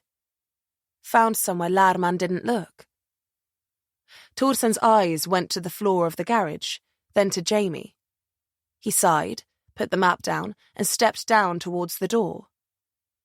"You seem to get by on luck a lot, you know that." "Must have someone watching over me," she quipped, cranking the ignition. "Yeah," Torsen laughed, reaching the door and looking back at her. "It's me, and I gotta say, it's no picnic." Jamie rolled the car forwards, so that it was half in and half out of the garage. The cold wind ripped in the second that Torsen cracked the door, but Jamie was fueled now. The same familiar tingling in her fingertips, the fizzing at the back of her mind, the quick and light beat of her heart that she always got when she caught a break in a case. She climbed out, went behind the car, eyes flitting to Torsen. He had his hand inside his coat, firm around the grip of his pistol, as he watched the forecourt of the house for any signs of movement. There were prints in the snow out there, but no way to know whether they were made by Jamie and Torsen the day before, or by someone else. She put it out of her mind and went towards the wooden hatch in the centre of the floor. The ceiling was low, too low to jack up a car, and the rafters were filled with fishing nets and poles and garden tools, all of which meant that if someone needed to work on the car, they'd need to do it outside. No fun in -degrees. Plus, no one in their right mind would trust a jack on snow and ice. As such, Yalmashon's garage was equipped with a service bay, a hole in the floor that someone could stand in easily to work on the undercarriage of a car. Jamie took one look at it, then went to the workbench and grabbed an old crowbar. As she approached the hatch, flexing her fingers around the freezing steel, she hoped that she was right. Lman would have scoured the house, probably even the car. But had he thought to check this? Had he thought to look underneath, to move it and search there? He'd lied and said that Yalmashon had taken his car and disappeared. Keeping it locked away was easier than disposing of it. And in doing so, Lman may have unwittingly covered up the very hiding spot he was searching for. It wasn't hard to believe, witless as he was. Jamie drove the flat edge of the crowbar into the gap around the wooden hatch and levered it upwards. A plume of dust rose with it, and she screwed up her eyes, fanning it away. It was gloomy in the hole. Jamie could barely see anything. Lining the bottom there was what looked like an old blanket. Brown, heavy wool. Filthy. Spotted with oil and dirt. Probably what Yalmashon would have lain on when working under his car.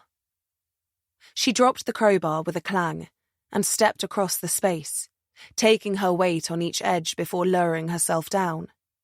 She touched the blanket with her toe until she found what felt like solid ground, and then squeezed her other foot down next to it, steadying herself as she crouched and pulled back the blanket.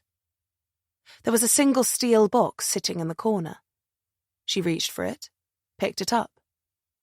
It was about 12 inches long, 8 wide, and about the same deep. It wasn't particularly light or particularly heavy, and had a flat lid with a hinge on one edge and a small metal loop for a handle. She placed it on the floor of the garage, level with her chest, and then Torsen was there, above her, crouched, staring at it. Her fingers twiddled, mouth a little dry as she lifted the lid with a creak, watching Torsen's face as much as the box. Was this it? Or was she about to see sockets and screwdrivers? Instead, there was a dirty handkerchief. Jamie's brow furrowed. She grabbed it with a little less care this time, felt the distinct shape beneath, and knew what was there. Heckler & Koch P7, Jamie said, picking up the small pistol. She ejected the magazine. Loaded. She clicked it back into place, pulled back the slide, watched the 9mm bullet fall out. And chambered, Thorsen said. Hjalmarsson wasn't messing around. She laid it on the side, and Thorsen picked up the loose round, inspecting it. Below the pistol, there was a pile of what looked like hand-tied fishing lures. There were a lot of them, occupying the majority of the space in the box. They had hooks on them too, which meant reaching inside there was as good as plunging her hand into a box full of needles. Instead, she emptied the thing out, hearing the faint tinkle of the hooks dancing on the concrete. Something glinted in the dim glow of the cobwebbed strip light above, and she picked up the pistol again, using the muzzle to separate out the lures until she found them. Hidden amongst the hooks, coloured feathers and plastic bobbers. Keys, she said, lifting them free. A single ring with 6 keys on it.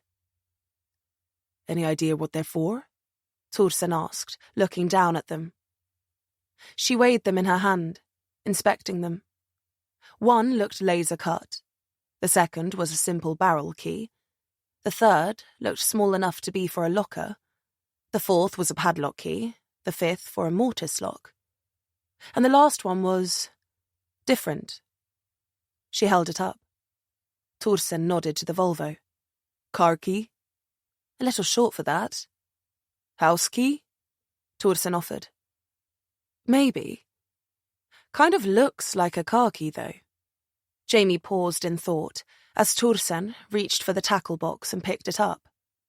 Her eyes went to the lures, then upwards to the ceiling, to the rods, to the nets. It's a boat key, she said. And I know where it's parked, Thorsen added. Jamie looked down, saw that he'd picked something else out of the box. She took a quick look inside, saw there was another compartment below the lures. He'd pulled out a laminated map, the kind fishermen used to mark their favourite spots. Small, tightly folded and wedged in, bound by a rubber band. There's a little jetty here, he said, pointing to something on his side before he tried to turn it towards Jamie. She stopped him, keeping it where it was. What are you doing? Thorsen asked, craning his neck to see what she was looking at. She was squinting at what was tucked behind the band on the back. Photographs, grainy ones. Looked like they were taken with an old Polaroid camera, or developed by hand, and badly, if nothing else. She dragged the stack free, and Thorsen tilted his head to make sense of them. Jamie studied them one at a time. The first one looked like yellow smudges on a black background. 3 yellow smudges. Pointy ones. Was it fire? Hard to tell. Looked like it had been taken from a distance, and at night. The next one was closer, a little lighter. The fires were still burning, but less intensely. Dawn was approaching, and Jamie could just make out the shapes of what was burning. Wooden pyres, on a beach. This photo was taken from the water, just before it got light. She could make out a stony shore, trees behind, a steep hill leading to a rocky cliff. Was this the far side of the lake? The image jarred in her mind, trying to lay itself over what she'd seen at the farm. She kept going. The next photo was in daylight. It was just a pile of black ashes. The next was the same, what looked like a different pile, but just as shapeless and dark. The third... Shit. Jamie froze, staring down at it. This one was not a formless chunk of ash. This one was distinct, and there was no denying what it was. A body was lying on its back. It was almost entirely burnt. From the waist down, there was nothing left, but closer to the head, it took on a more definite, less burnt shape.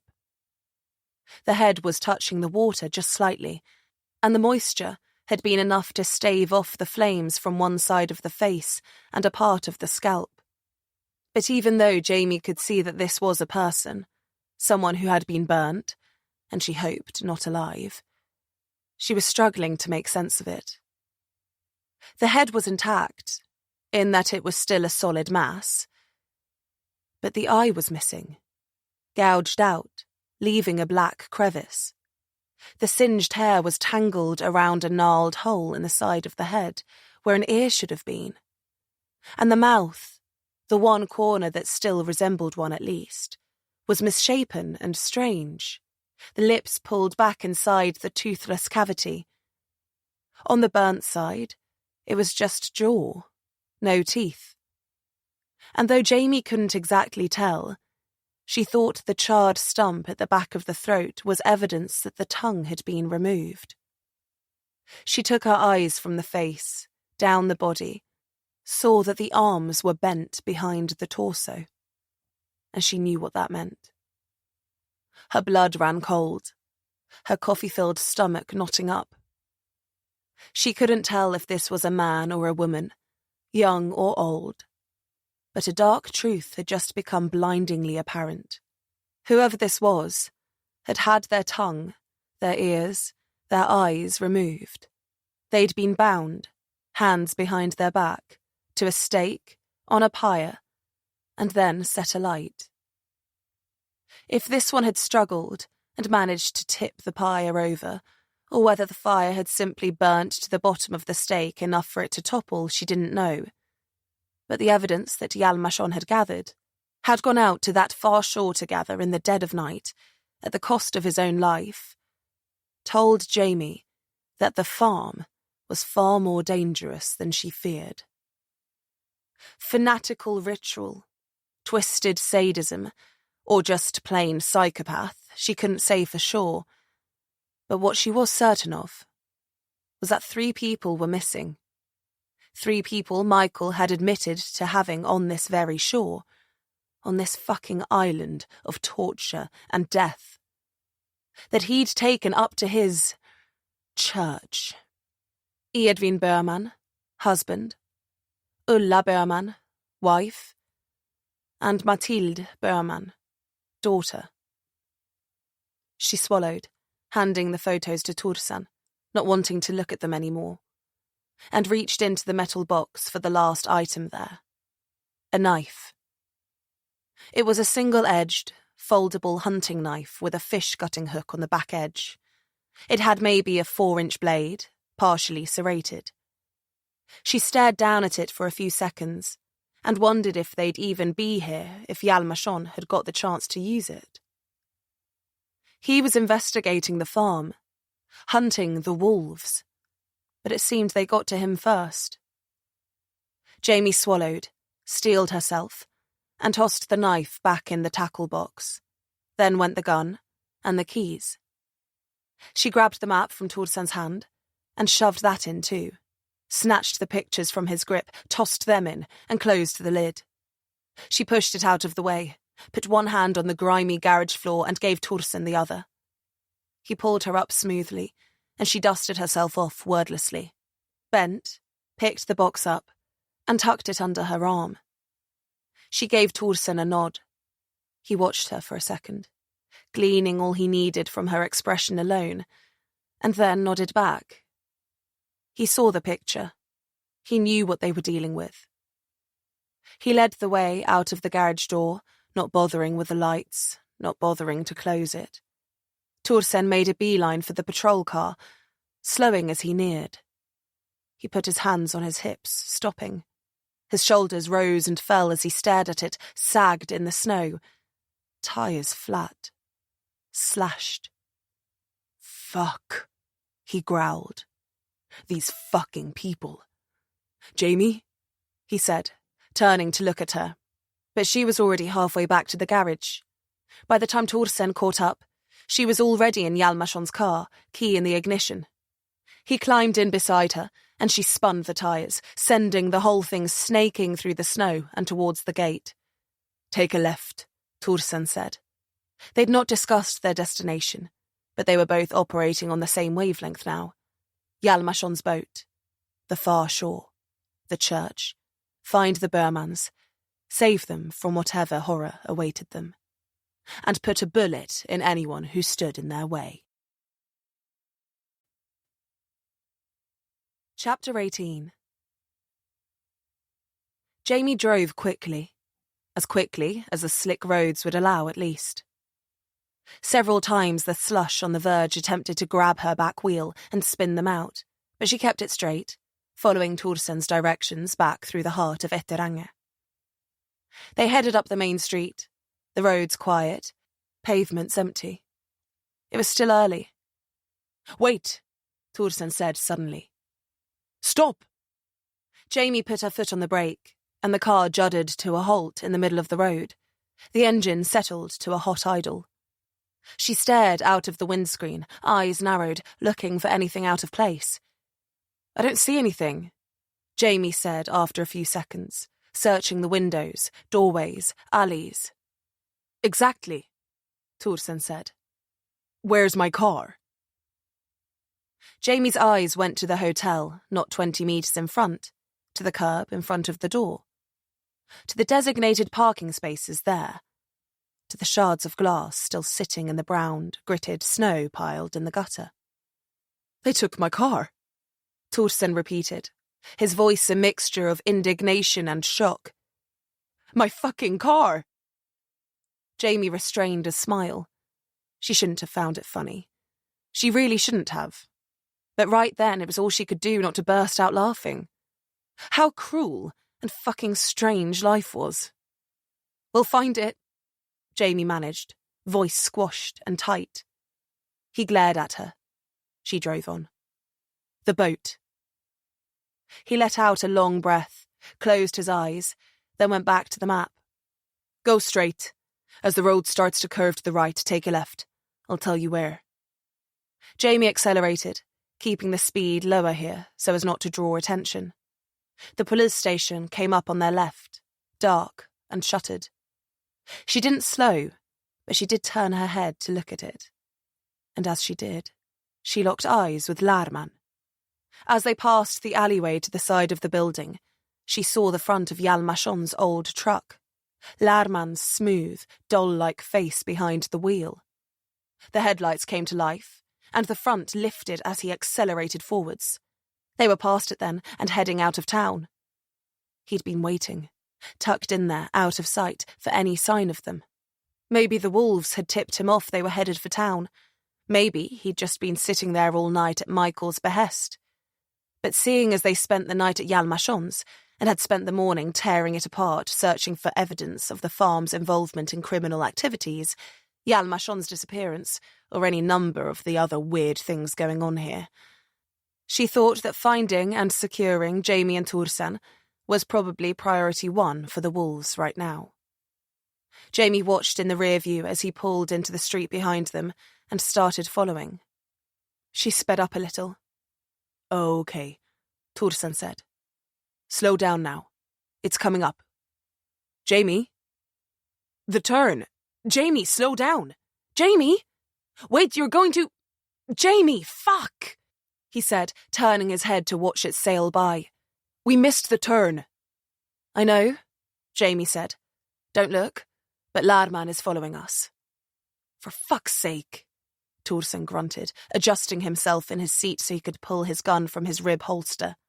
"This prick," he muttered, ejecting the magazine to check it was fully loaded. "I'm hoping it won't go that far," Jamie said, eyeing the P226 in Torsen's hand.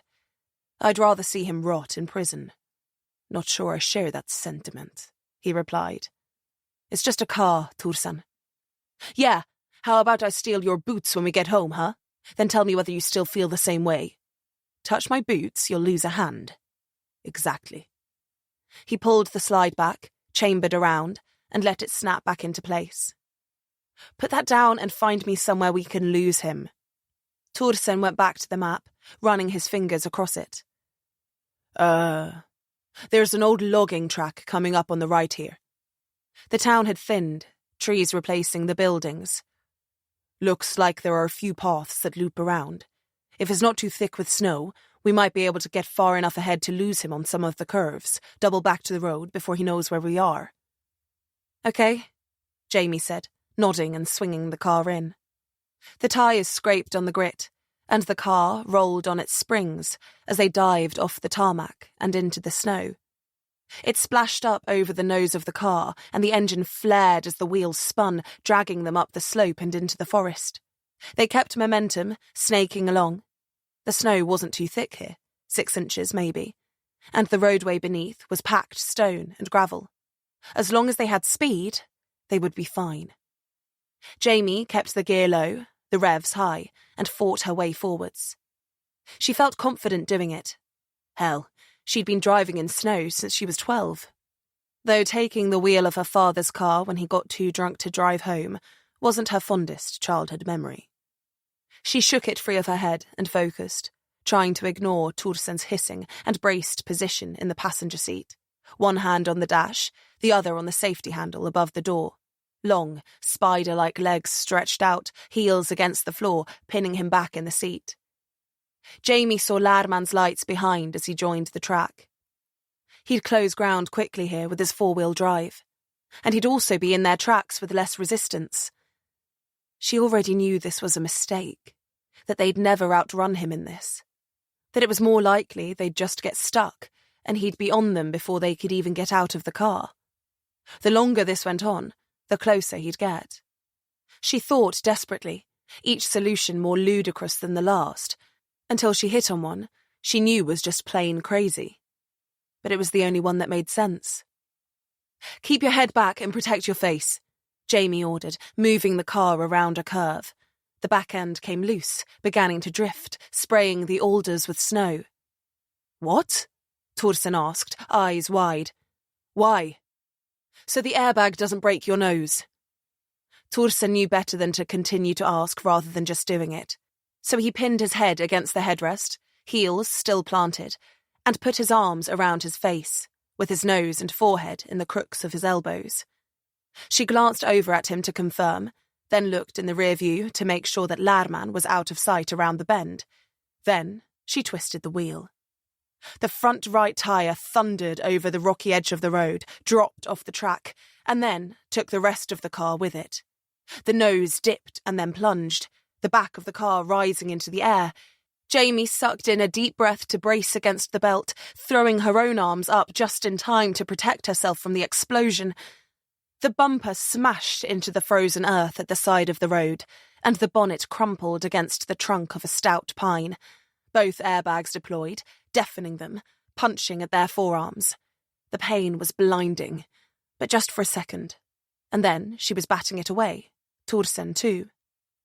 He didn't ask, just took one look at Jamie unbuckling and getting out, and followed suit. Torsen grabbed the lures box from between his heels and exited the car. Their eyes met across the buckled bonnet, steam already gushing from the broken radiator. She motioned him towards the trees, and they both took off, heading into the woods. The whine of brakes on the road told them that Lman had caught up, but they were already ahead, unable to see him through the trunks. They made separate tracks, running parallel until Jamie was absolutely sure that there was no way they could be seen from the road, and then she cut right towards Torsen. They met in silence, and she pointed across his path. He nodded, let her lead, knowing her plan now. He had his pistol in one hand, the box in the other, as he fell into step behind her. When she was sure they'd gone as far right as they'd gone forwards, she turned right again, slowing her pace, pricking her ears. The soft snow was tough to walk in, was cold against their ankles. It had numbed Jamie's shins, soaked the tops of her socks and the bottoms of her jeans. She let her own pistol hang low in her grip, muzzle to the ground, as they traced a path back towards the road. She paused then. The plan was good, but she needed confirmation. Confirmation that Lman had taken the bait, that he'd followed them in. "You go," she said to Torsen, pointing on ahead. He stopped instead. "No, I'm not leaving you here." "You're right, you're not leaving me," Jamie scoffed. "But I need you to get to the road and steal Lman's truck. Turn it around and then hit the horn. When I hear it, I'll come running." He narrowed his eyes. "You're crazy. We should both go. I need to make sure Lman's occupied so he doesn't make a run for it. She nodded to reassure him. Unless you don't think I can handle him. I'm sure you can, Thorsen said. But I think you can also drive a truck. So why don't you go and I'll stay? She put a hand on his shoulder. Because honestly, I don't trust you not to shoot him over your car. Thorsen scowled, thought on it. Fine, he said, holding up his watch for Jamie. You've got 3 minutes. After that, I'm coming back in. And if he's standing and you're not, then I will shoot him. If you come in and I'm not standing and he is, I hope you do. She punched him on the arm. Avenge me, yeah? Not funny, he said. He looked at her for a second more, then turned and headed back towards the road. She watched until he was out of sight, took a deep breath, and then doubled back along her own tracks. When she was sure that Thorsen was probably near the road, she slowed, listened for any hint that she wasn't alone, and then filled her lungs. Lman, she called. Elias Lman? There was no response. She stepped backwards, out of her tracks, into the fresh snow, eyes fixed on the forest ahead, on the direction he'd be coming from. I know you can hear me, she said. You think you can take us both? We're not going to the farm. Still nothing. But she knew he was out there. Michael is wrong, Lman. He's a liar. And you're a naive little boy if you believe a single word that comes out of his mouth. She narrowed her eyes. Come on, take the bait. You know how I know Michael is full of shit. How I know that he's a user, a manipulator, a total fucking... The bullet hit the tree before she heard the bang. It impacted high and to her left, 6 feet away, easy. She flinched a little, but regained herself quickly. Missed, she called back, still not seeing him. She hoped the sudden uptick in the speed of her heart wasn't betrayed in her voice. She still couldn't see him, which meant he couldn't see her either. Not properly, at least. Not enough to take a real shot. The forest was thick here, too. He'd need to be right on her before he could really make an attempt. Now, where was I? Oh, that's right. I was telling you how I know Michael is a depraved fucking murderer. We know what he does, out there, at the church. We know his game. How does it feel to be a pawn, Lman? To be used? You know what he thinks about you? Likes you? She let out a loud laugh. You? You're nothing to him, Lman. Just an insignificant, easy-to-convince kid who he knows doesn't have the spine or the capability to think for himself. Another shot rang out, closer this time. A bullet unzipped the air to her right, but didn't touch a tree, just whizzed right past. And not close, either. And you can't shoot for shit, she said. I'll tell Michael how useless you are when I see him. She heard it then, a crunch, a branch under a misplaced heel, ahead, maybe 15 meters or so. He was moving quicker, trying to close ground. Jamie's heart kicked up again as she changed direction, moving faster, back towards the road. And then she tripped. Her heel caught on something in the snow, and she went back, landed on her backside with a thud, and froze. The muzzle of her pistol was up on reflex, covering the area in front of her, a wall of trees separating her from Lman. She breathed hard, trying to steady herself, the snow cold under her. Had he heard that? Should she get up? Was it time to run? Where was he? She took her left hand from the pistol, pushed it into the snow next to her hip, dragged her heel back towards her hamstring, looking for purchase. If he was advancing, she'd see him. Maybe she'd see him first. He wouldn't be expecting her to be on the ground. Could she get a clean shot? Should she shoot if she did? He'd fired first. Who would argue otherwise? Who wasn't to say that she was cornered, returned fire for the sake of her life? She would be, technically, wouldn't she? She'd have to lie, but she'd done it before. She could wipe Lman out, right here, right now, Who would know? Just her. She could tell Torsen she winged him, or that she wasn't even sure if she hit him. He'd buy it. He'd be glad, in fact, that he was dead. Right? Jamie set her jaw, trying to make up her mind. She wasn't a killer. She wasn't. She had killed, but she wasn't a killer. That was her line in the sand. Snow, whatever, fuck! The air split then as she jolted. But it wasn't a report or a gunshot. It was a horn, loud, sharp. Torsen! The truck! Her decision was made for her. She rolled to her hip, sprang up, and took off. Gunfire behind. 1, 2, 3 shots. Bullets cut the air. Snow and pine needles rained down on her as the rounds cut through the canopy above. The horn kept blaring. Jamie ran like hell, not looking back, eyes on the ground in front of her. She could hear shouts behind. A man's voice. Lman's voice, cursing, frantic. More shots, nowhere near. But she didn't slow. The trees thinned, and she burst into weak sunlight, shielded her eyes. She looked left, then right, scrambling up the bank in front. The Toyota roared forwards from its position down the road, then skidded to a halt.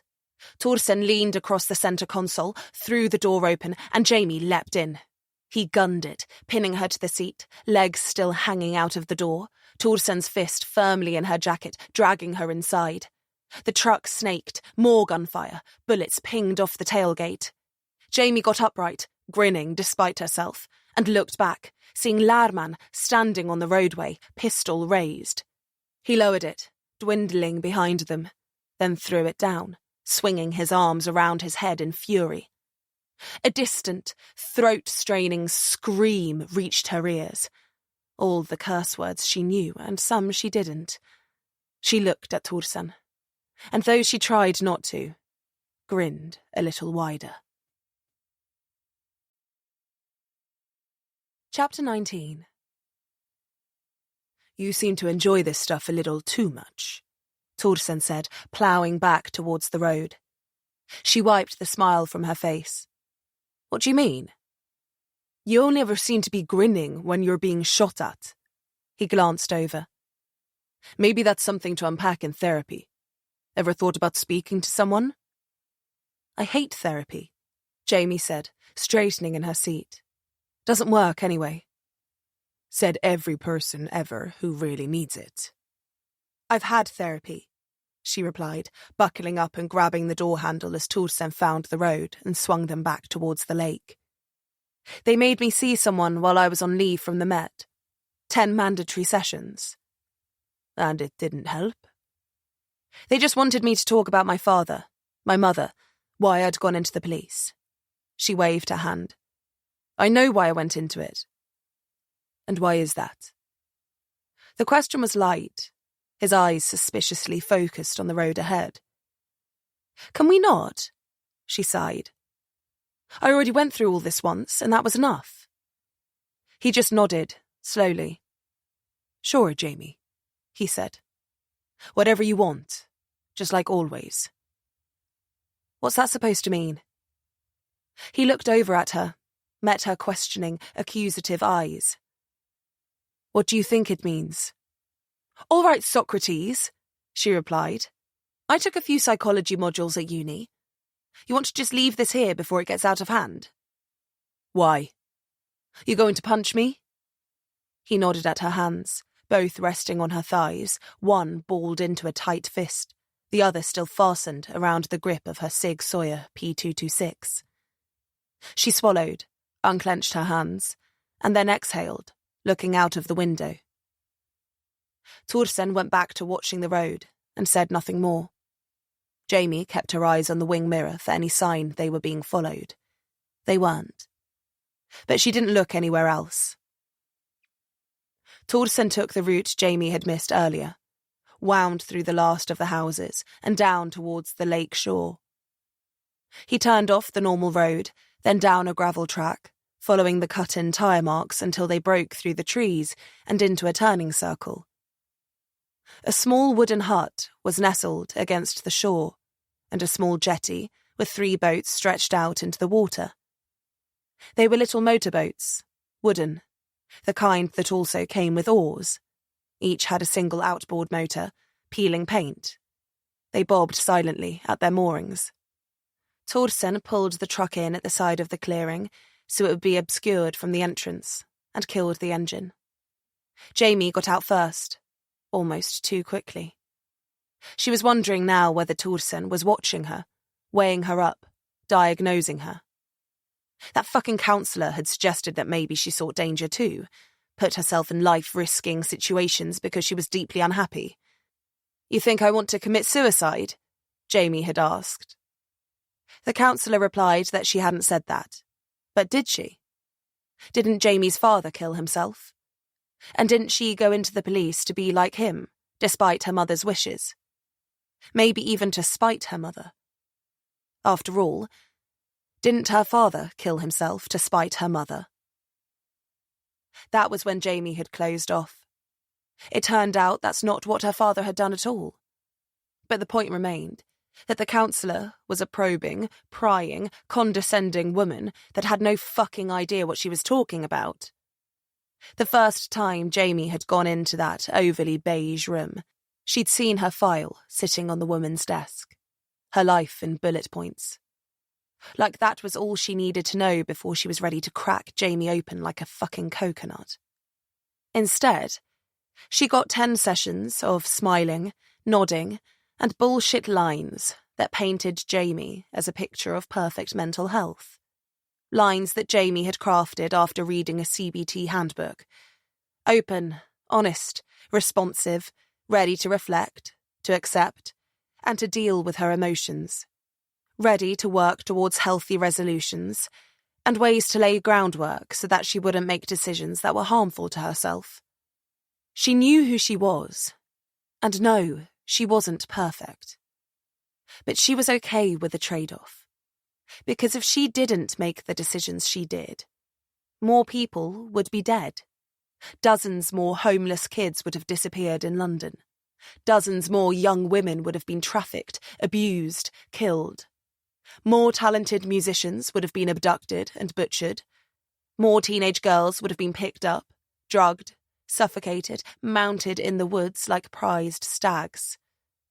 The earth would have one more massive oil company ruining it, the Norwegian Sea would have had a bunch more bodies floating in it, and all the shallow ditches around Scandinavia would have been a lot busier. The decisions she made got her beaten, bruised, scarred, strangled, shot, and practically drowned. But if she didn't pay this price, someone else would. Someone on the other side of the badge. She did what she did to make sure the price was paid on her end.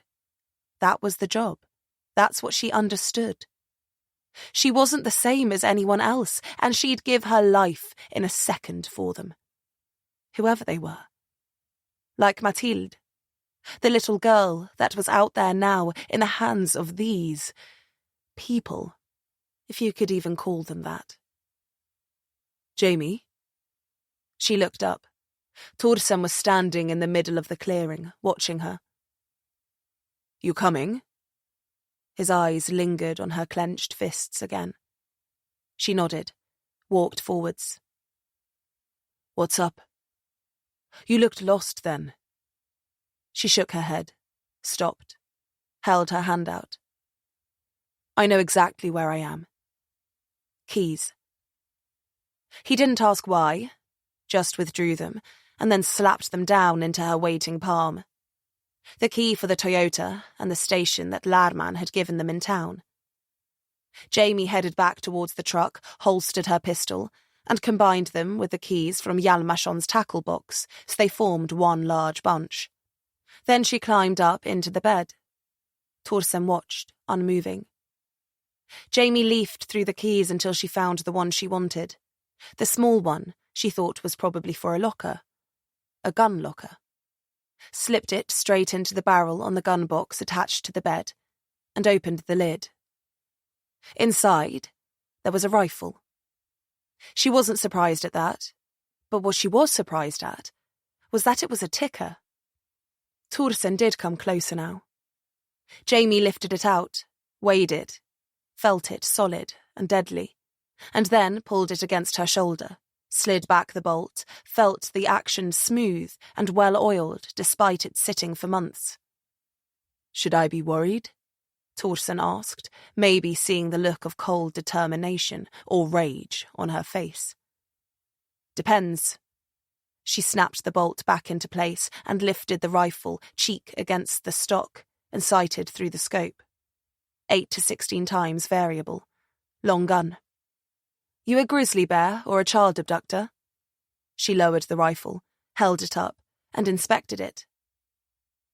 "Tikka, T3.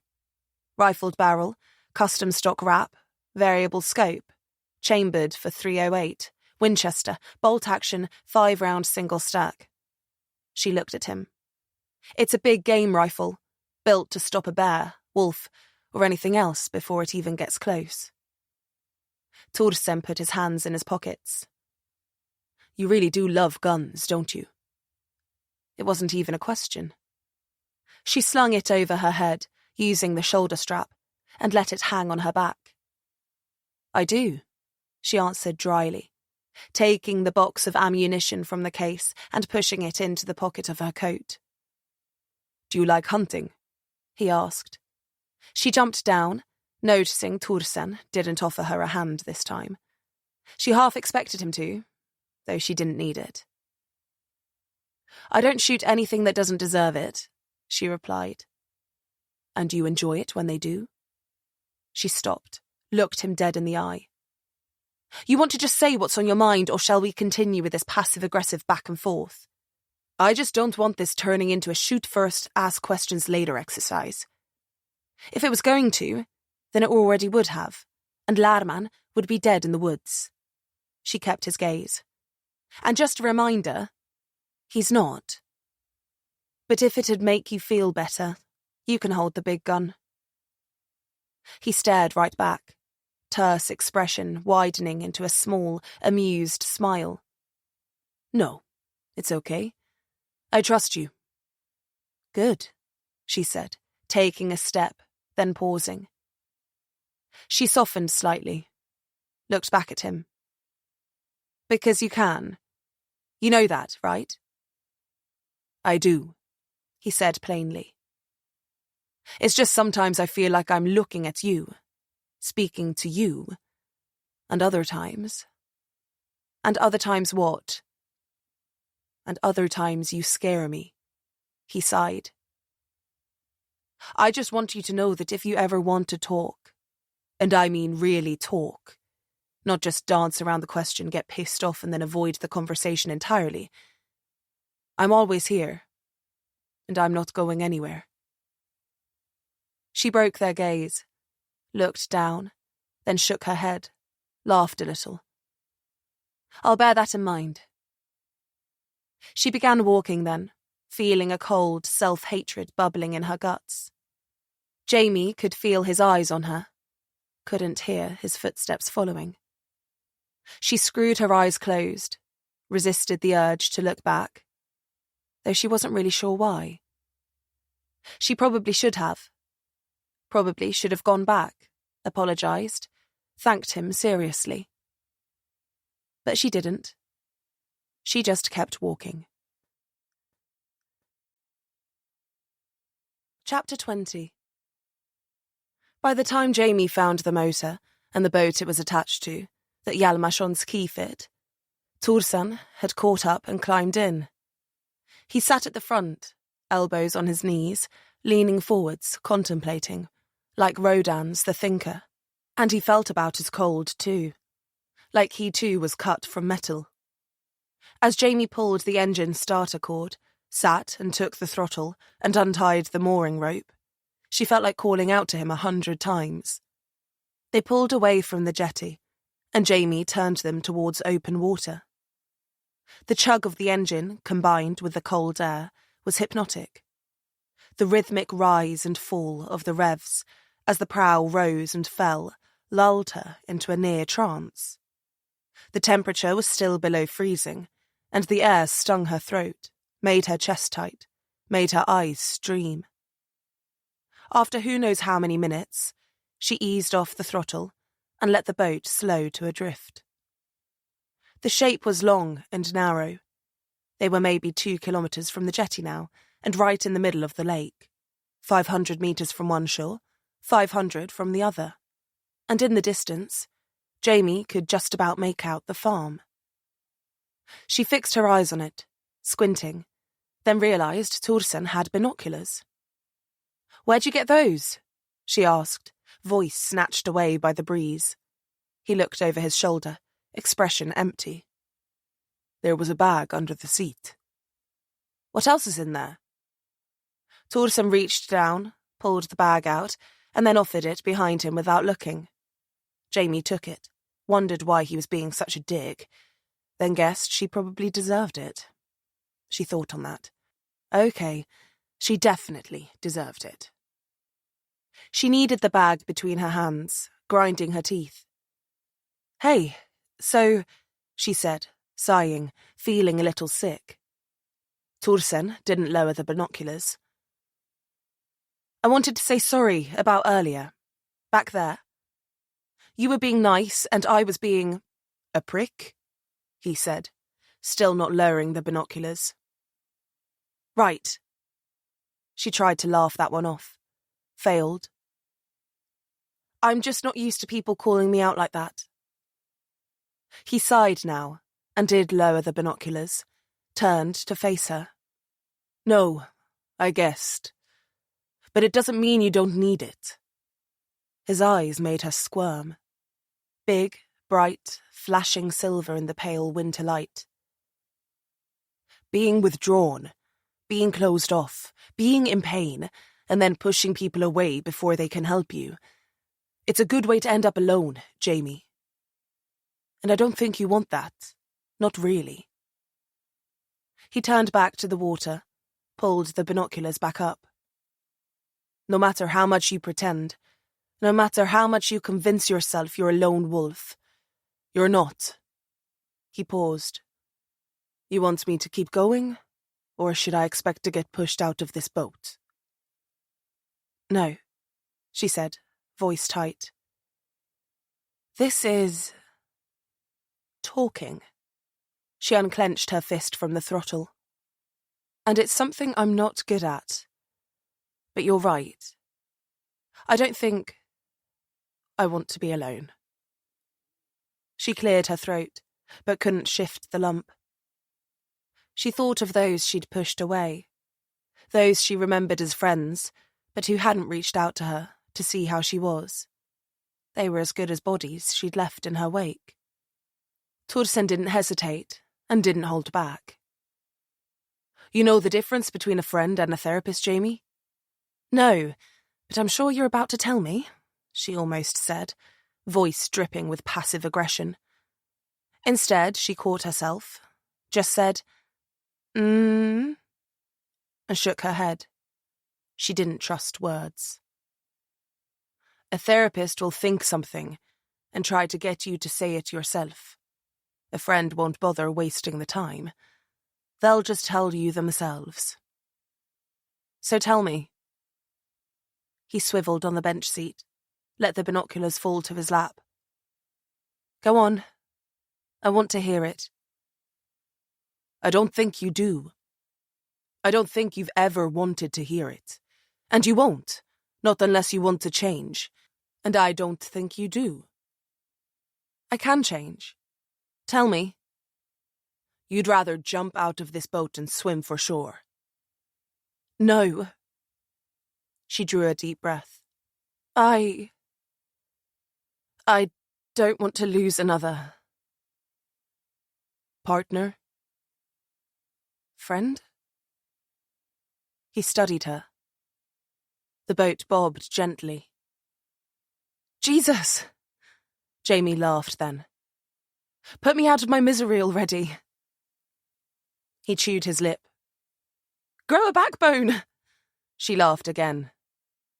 He swallowed.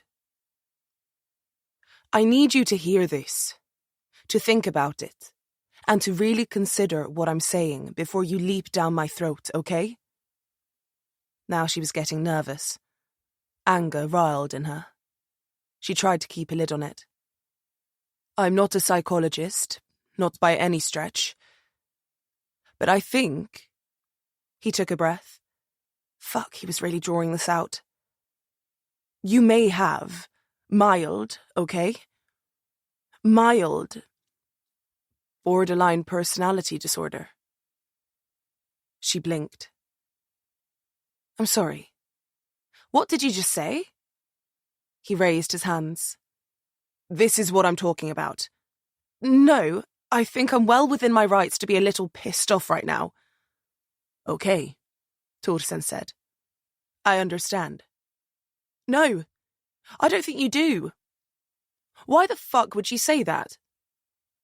Let's talk about this another time, all right? Not all right, she scoffed. We'll talk about it right fucking now.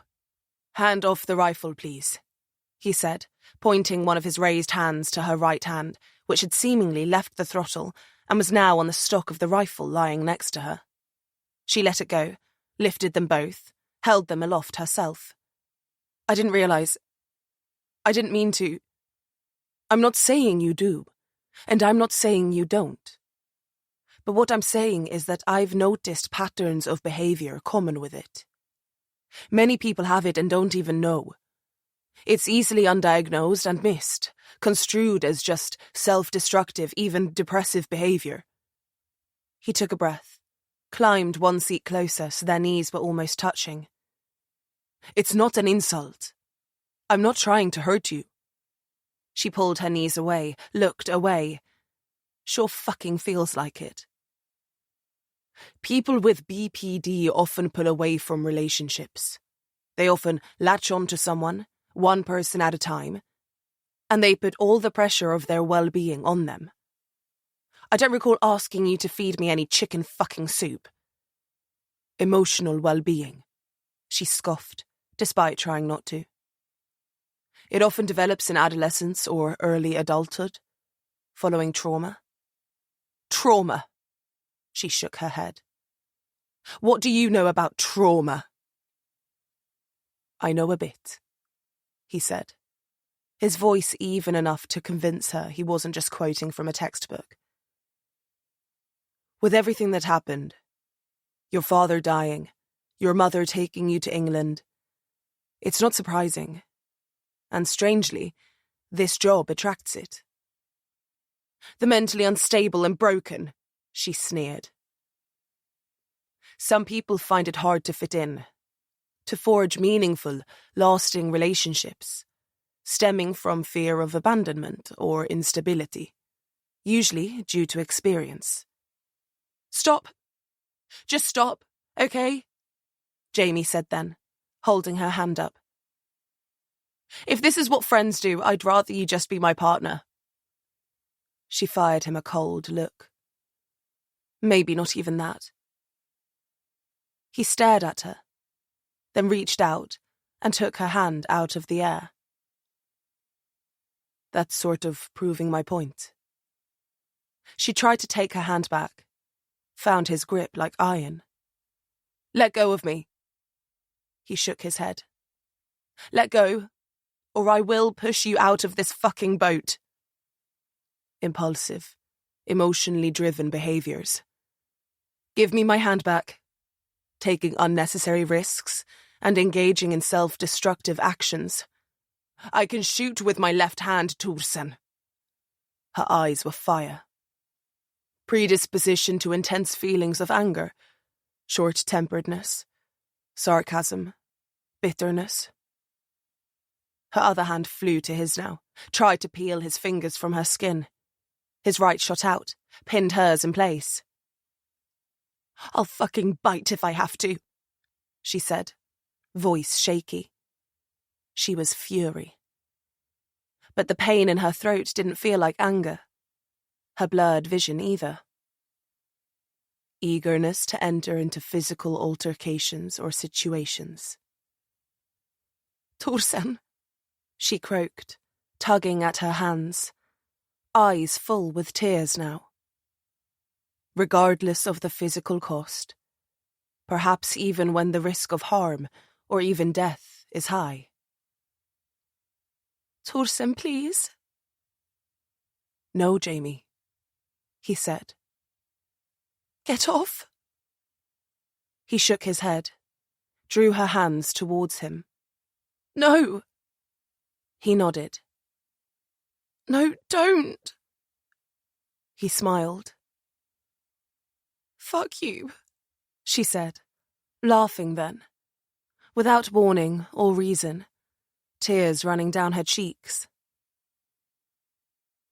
I know. And then she was in his arms, her hands pinned between them, fingers trembling and white. He held her there, and though she thought of struggling 1,000 times in those first 2 seconds, of pushing him away, she didn't. Instead, she just collapsed into him, her fists finding the lapels of his jacket. His hands found her spine and pulled her in closer.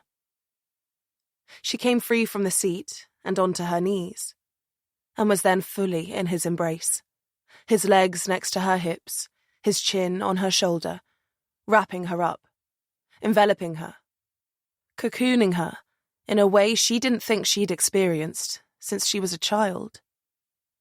She felt warmth, care, affection. Her body shuddered.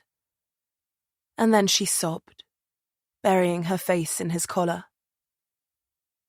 Every hug her mother had given her flashed in her mind. Cold, quick, like you'd hug a stranger.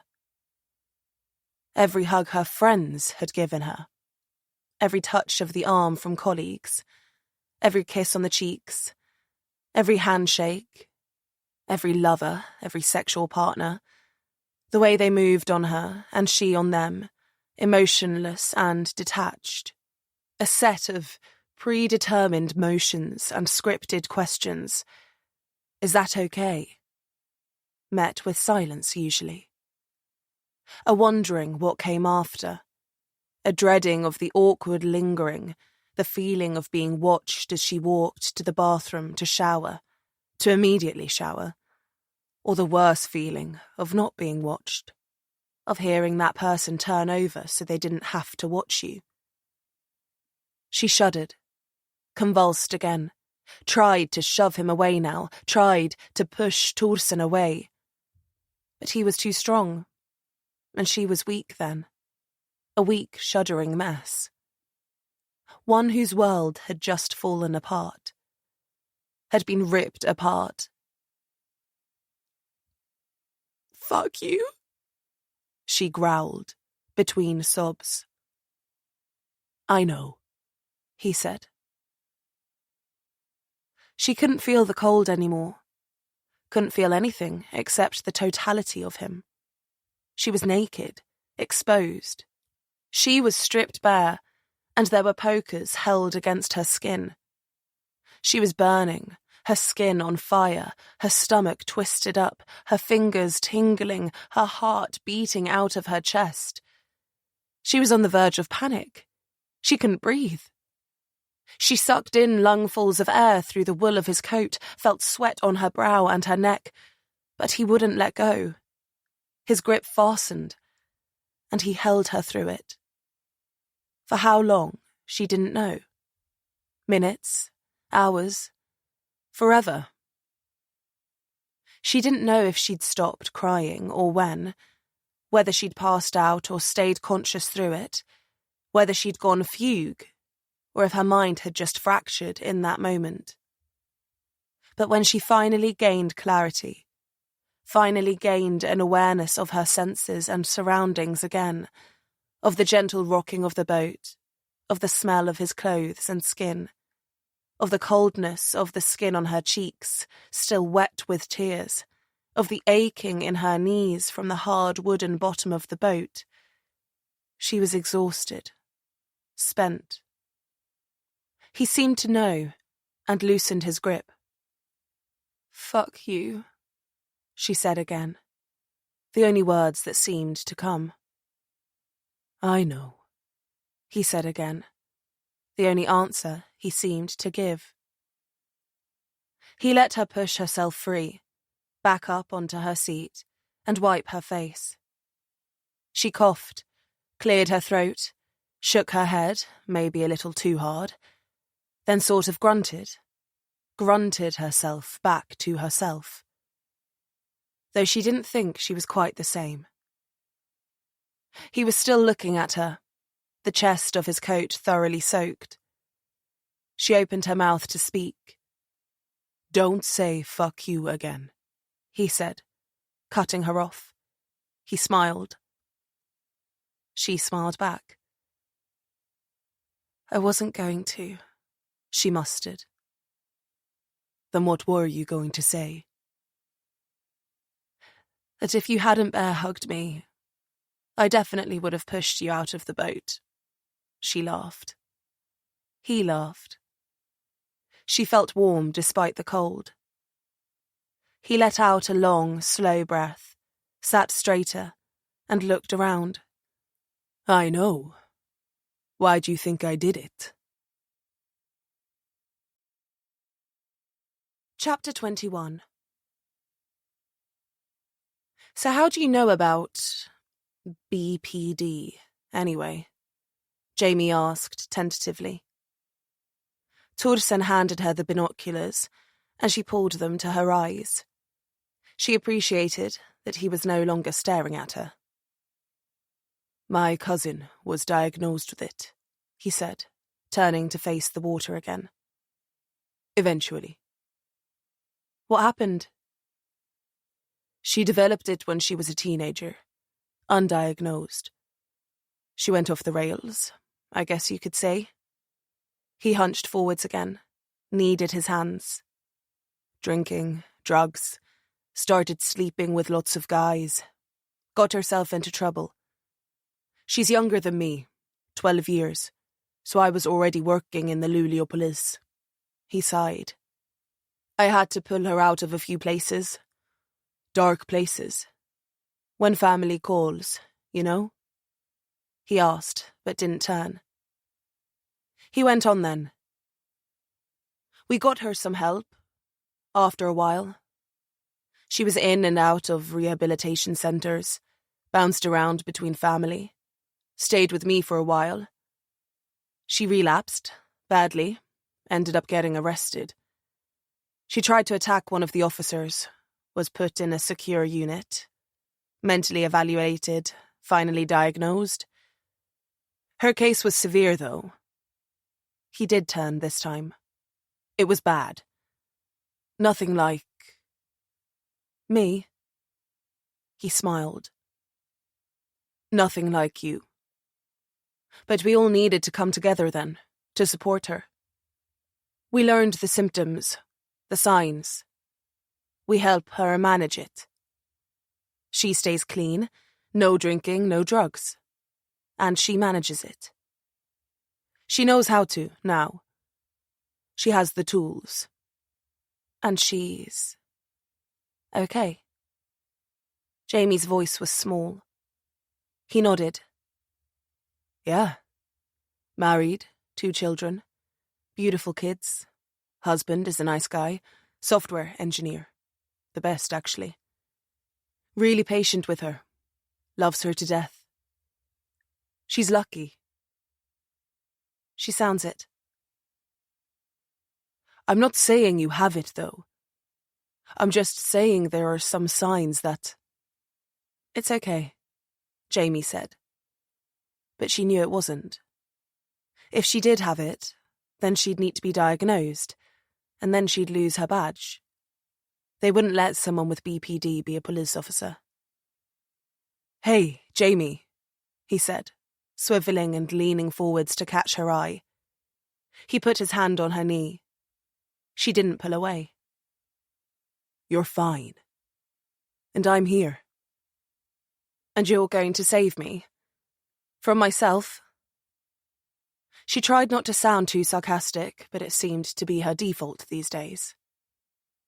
"You're not someone who needs saving," he laughed. "I think we both know that. But you are someone who needs a friend. One that doesn't let you get away with anything. One that'll tell you straight." She swallowed.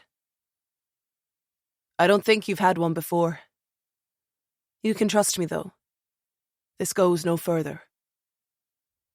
She watched him. I won't say anything to anyone. It stays between us. And if I think you're going to do something stupid, I'm going to call you on it. Because most of the time it's not just your life. It's mine too. Is that okay? She mustered a nod.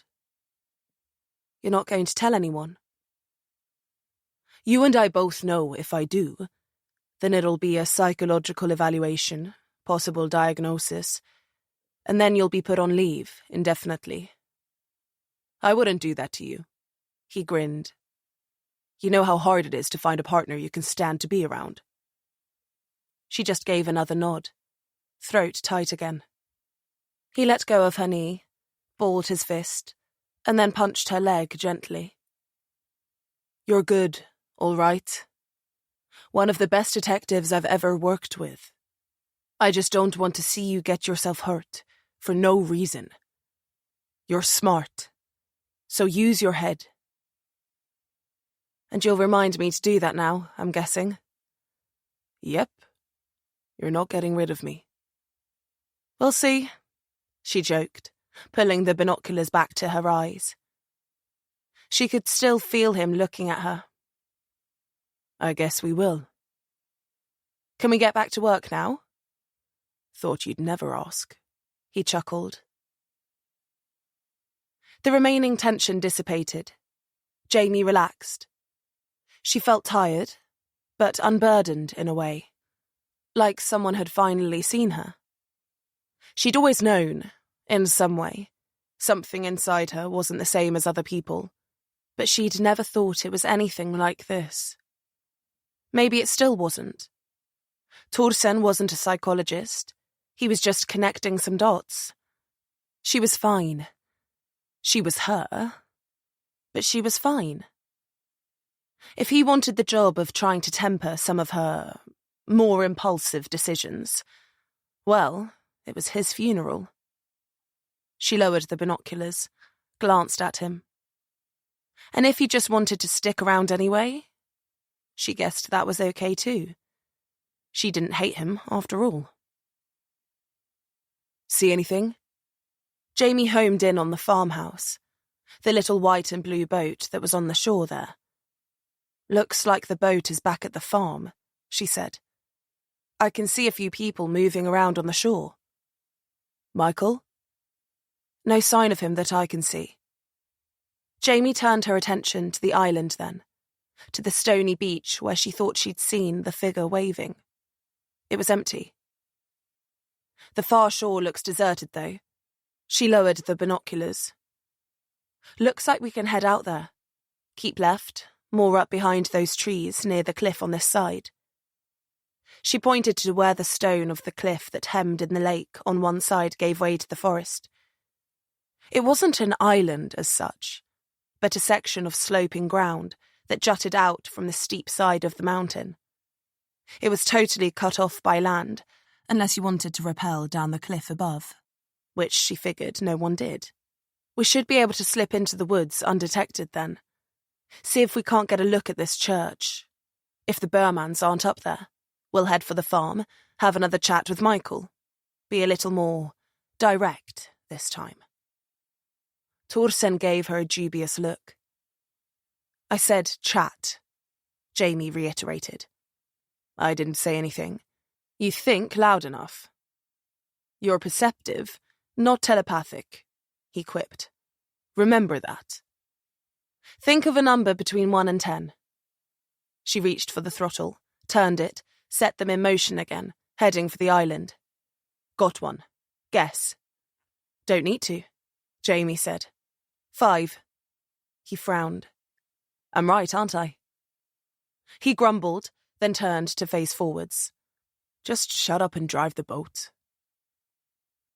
They approached the shore, and Jamie beached the little craft on a tiny spit of silt under a rooted overhang. Thorsen reached up and pulled them in closer using one of the roots from a towering alder, and the prow cut into the soft material, steadying them. He climbed up then, turned, reached down to offer Jamie his hand. She threw the binoculars into the knapsack along with the Polaroid camera and small notebook and pencil that were already in there, and pushed it under the seat in front. She put the rifle over her head and then took Torsen's waiting boost. He hauled her upwards with ease, and once she was level with him, noticed he was still frowning. "How did you know it was 5? A magician never reveals her tricks." "No, seriously. How did you know?" She sighed. "It's your lucky number. Now come on. I don't know how far this place is." She set off, heard him behind her. "How do you know 5 is my lucky number?" "Telepathy." "Jamie? Torsen?" He laughed. She kept walking. The ground began to angle upwards, and they picked their way through the trees. There was just a light dusting of snow here, the temperature on the lake shore just higher, enough to keep the snow from piling up. They moved easily, the air cold and still. Before long, the lake was gone from view. Jamie remembered the smoke rising from the church, up towards the top of the hill. So she guessed if they just kept heading up, they'd reach their destination. She navigated her way around a sap-covered trunk and stepped towards what looked like a thinning of the trees. And then there were hands on her. A big one over her mouth, another one across her collarbones, pulling her back and down. She struggled at first, made to flail, before realising it was Torsen, his eyes wide and fixed on a point to their left. Jamie softened in his grip, and he released her mouth, putting his finger to his lips and pointing where he was looking. They moved back behind the sap-covered trunk and crouched, Jamie now seeing what he was motioning at. In silence, 3 people were coming through the woods. They seemed to be following a narrow path through the trees. They walked in single file, carrying sticks and wooden logs in their arms. A woman, 2 men, dressed in the same woolen shawls as the other wolves had been. They looked drawn and cold, skeletal almost, eyes vacant, as they trudged downwards, towards the shore. Jamie's muscles stiffened as she remembered the photos from Yalmashon's garage, the pyres on the beach. Were they building more? 3 people, 3 pyres, 3 Burmans. Was she reading too much into it? Why else would they be carrying firewood? They passed, and Jamie felt Torsen's hand on her shoulder, motioning her forwards again. The path was clear, thankfully, and winding enough that they'd have a chance to duck off if they met anyone coming towards them. These people were trapped out here then, were left here, while the boat was back on the mainland. A creeping sense of dread began to build in Jamie's guts as they wound up towards Michael's church. And by the deafening quiet between Jamie and Torsen, neither were looking forward to reaching their destination. As Jamie glimpsed the first signs of the building, she slowed, swung the rifle off her back, and held it in her hands. Torsen withdrew his own pistol. They'd take no chances. The trees broke into a clearing where the church stood. The building was old, centuries old. They called them stave churches, tall, tiered, jagged and black, made entirely of wood. They were stained with tar and oil to keep them from rotting. They stood all over the country in remote locations, places of religious importance to the natives, to the Vikings and Norsemen who ruled here. This one wasn't as grand as some Jamie had seen, but it was just as menacing. Square and powerful, with stout, short walls, long, sloped roof tiers, and a spire just crooked enough to make you feel unsteady looking at it. The whole thing looked like a gnarled, blackened version of what a church should. And the staffs driven into the ground at the entrance, their tops wrapped in charred cloth, did nothing to alleviate the feeling that all of this was about as far from right as things got. The entry path was trampled flat, laid with bark shards, and led to a heavy wooden door. Either side Wooden carvings stood. Jamie guessed they were of gods. But they were done roughly, and who knew when. She couldn't make sense of them, but their strange, unearthly proportions and features only added to the macabre sense that hung over the place. "No birds," Torsen said then, voice low. "What?" "There are no birds in the trees. No sound." He looked around. Nothing. "I've had enough birds for 10 lifetimes," Jamie muttered back. "Let's go inside." She reached into her pocket, pulled around from the ammo box, and lifted it to the bolt. She cradled the rifle in her left hand, eased the bolt back, then chambered the bullet. Torsen followed her as she headed for the door. It was ajar, and she pushed the nose of the rifle into the gap, easing it open, finger resting on the stock next to the trigger. Regardless of whether Torsen did or didn't want this to be a shoot-first, ask-questions-later outing, she wasn't going to let anyone get the drop on her. And she would have laid money on the people burning, child-abducting wolves, not welcoming them with tea and biscuits. Inside, the air was thick and heavy with incense. It was hot to breathe, and in contrast to the coldness of Jamie's skin, it felt moist. She was bathed in a sheen of sweat in seconds. Her eyes stung, the rifle cutting a path through the miasma. Torsen filed in behind her, stifled a cough into the crook of his elbow. "Jesus," he muttered, barely audible behind her as he pushed the door closed. Inside was empty, save for the rows of seats. They weren't pews, just roughly cut benches worn smooth by years of sitting. There were animal skins draped over them, and the wooden walls were a mess of mounted antlers and animal skulls. No taxidermy, just white bone shining in the darkness. There were no lights, just candles. Hundreds set up across the back wall, illuminating, carving the skulls out of the darkness. Deer, reindeer, wolves, even dogs, Jamie thought. And smaller ones. Rabbits, foxes, goats, badgers, weasels, wolverines. All different shapes and sizes. Predators, prey. It didn't matter. It was a museum of death. And it smelt that way too. The stench of decay and incense, enough to make her head swim. Under the skulls, where the walls cut back beneath the sloping roof, drapes hung. Old and heavy swathes of fabric that held warmth inside, depleted the dry. As this quiet moment unfolds, let the soft music guide your thoughts into a calmer space before the story returns.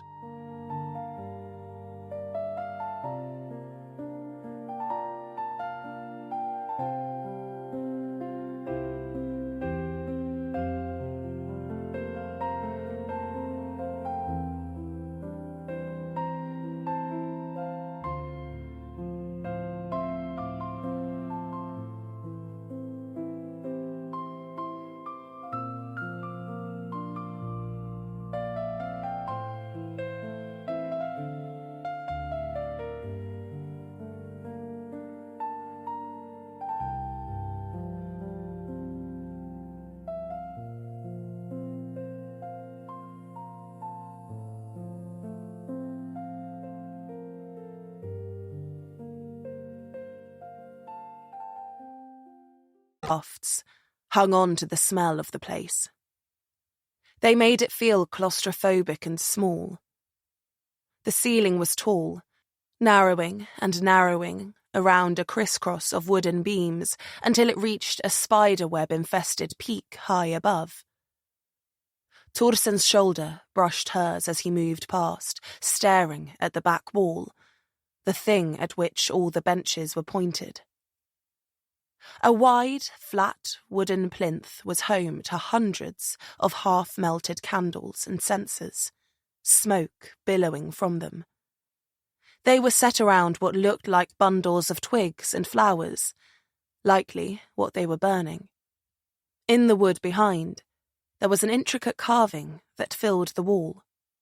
A draped doorway on either side of the candles turned the wall into a central pillar. Thorsen walked towards it, inspecting the thing, trying to decipher it in the gloom. Vegvisir, Jamie said, not moving, voice low. Norse compass rune, she added. Thorsen paused, looked back. It wasn't really the carving that was the alarming part, though, but rather the words scrawled across the wood in huge, jagged letters. Can du see? Can you see? Well, that's not ominous, Thorsen said under his breath. You remember the photo of the burnt woman? Hard to forget. Their voices were barely a whisper. She was missing an eye, Jamie said. Removed. She lifted her chin towards the words. Can you see? Thorsen said aloud. Jamie shivered despite the warmth.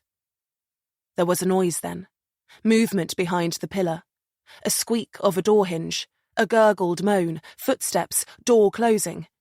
They moved, silent and quick, both together, towards the corner of the room, slipped between the heavy drapes. Jamie and Thorsen settled into a low crouch, hidden from view by the rows of benches, as well as the drapes, the sound of their breathing obscured by the gentle creaking of the wood around them, the flicker and sputter of the candles. 2 men entered from behind the plinth. Michael was first, his tall, commanding frame catching all the light the candles had to offer. His thick, dark hair was swept back, held there by sweat. His angular face was sheened in it, too, like he'd been working. His shawl was gone, and in its place was a long-sleeved shirt with a buttoned collar. It was grubby, sweat-stained, clung to his body. He was broad and lean, not gym-hammered, but farm-hardened. His forearms were exposed, sinewy, splattered with black, or what looked like black in the half-light. Jamie knew it to be red in the stark light of day. The kind of red only blood can be. He was wiping his hands with a filthy rag, speaking as he did. To the other man, his lieutenant, Noah.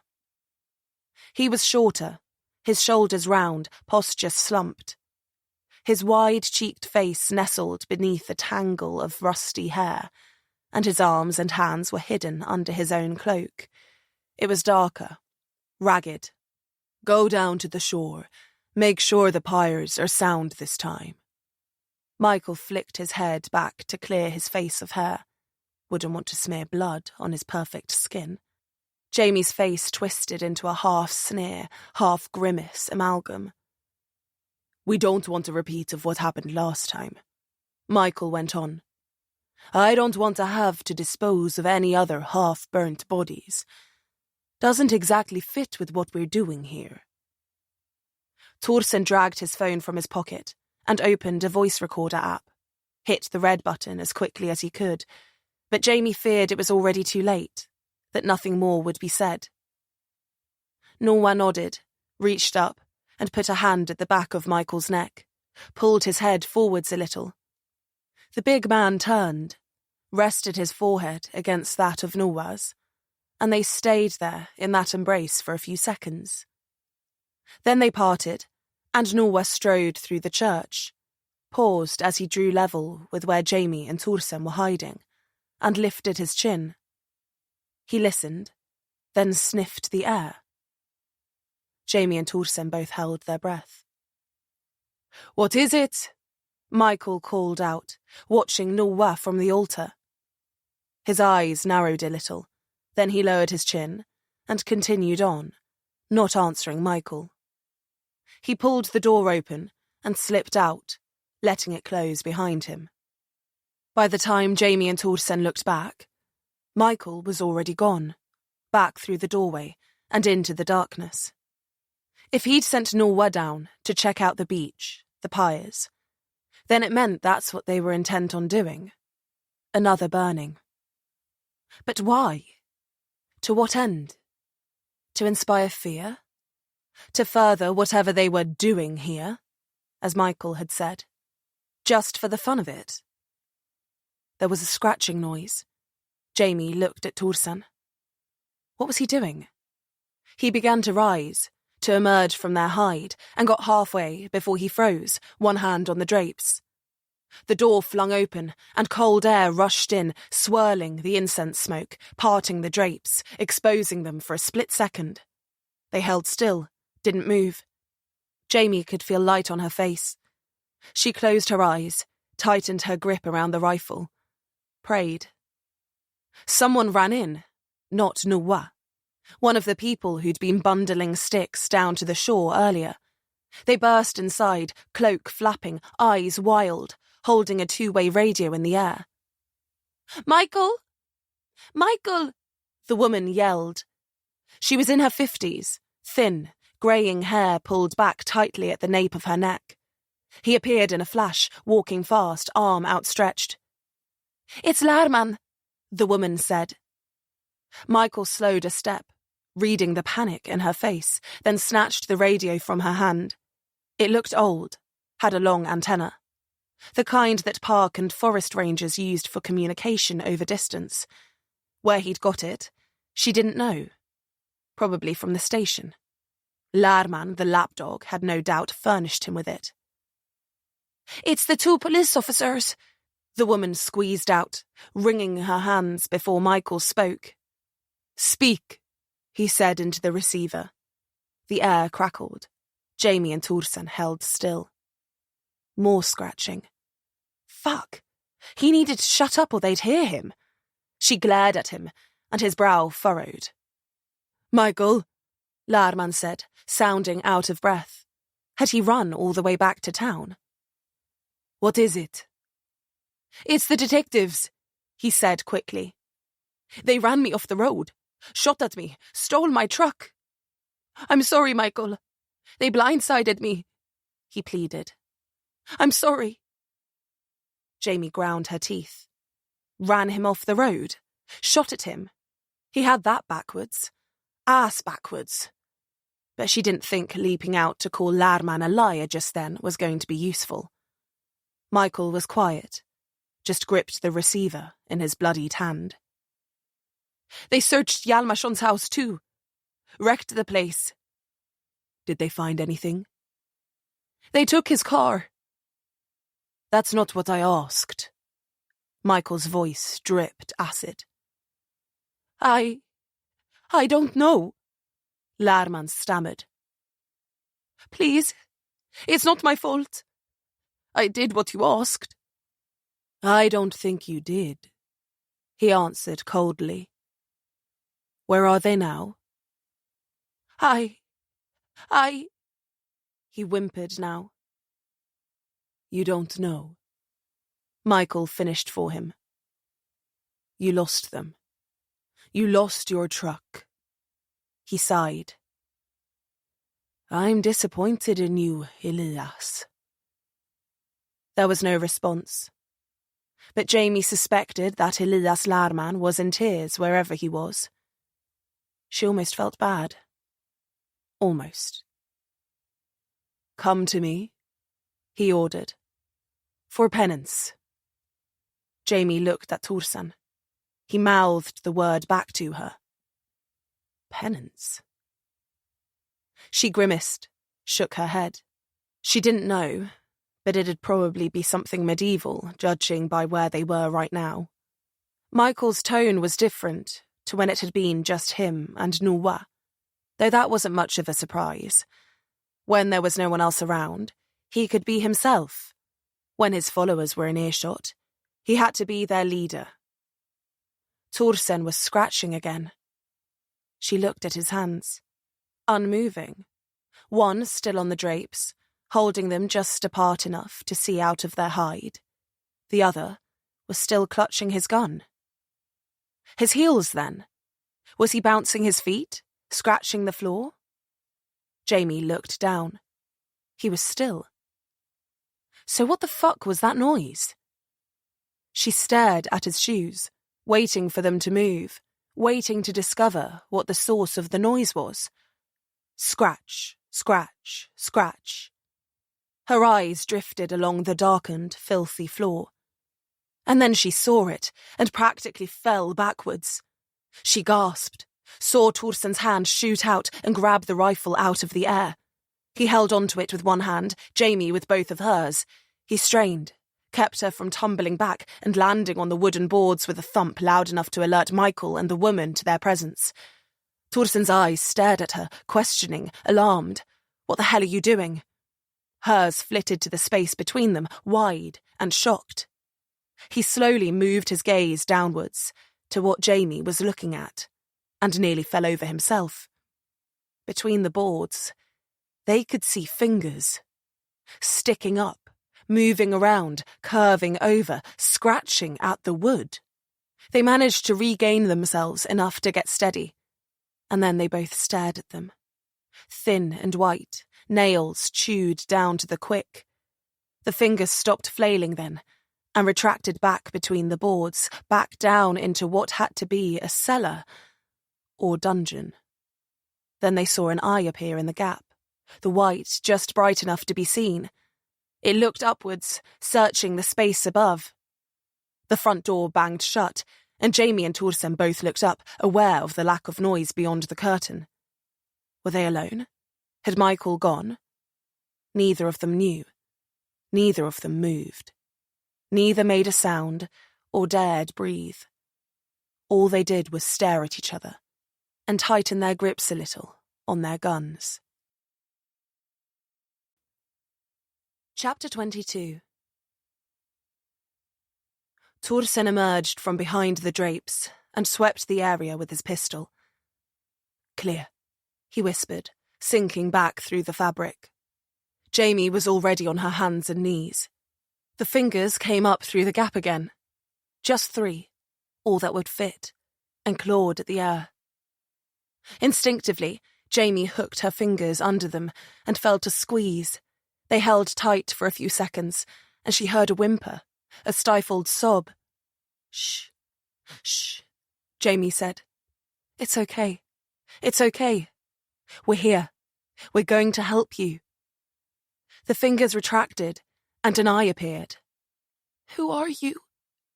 Came a whisper through the floorboards. My name is Jamie. Kriminalinspektör Jamie Johansson. I'm police. There was silence. Not from here, she added quickly. Not with Lman. Vik asked me to come. Anders Vik. Jamie took a punt, hoped that there was only one family being held captive down there. Your sister contacted him after you went missing. He asked me to find you. There was another sob then, and the eye disappeared. Thank you. Thank you.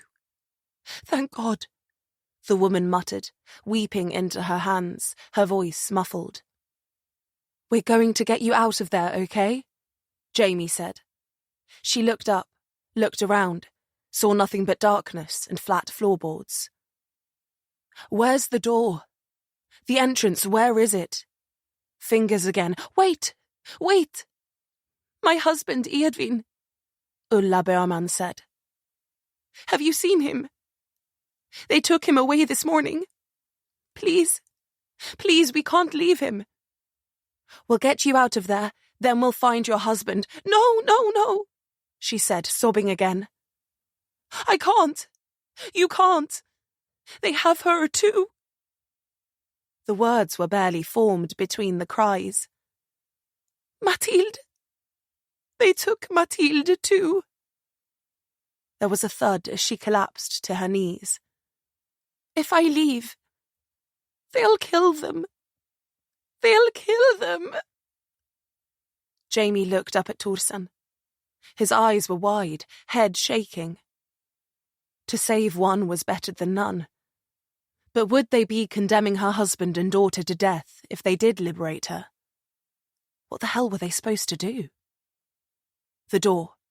They'd find the cellar door first, then find Edwin, then Mathilde, then they'd come back for Ulla. Jamie lowered her face to the hole. We'll find Edwin and Mathilde. Just hold on. We'll be back. She got to her feet and pushed the drapes aside, stepping out into the sea of incense once more. Jamie squinted, daylight blinding her. What the hell? There were no windows in here. Where was the light coming from? She froze, turned her head, locked eyes with the guy standing in the doorway. He was in his 40s, maybe a little older. Stout, with a thick beard that stuck out more sideways than down.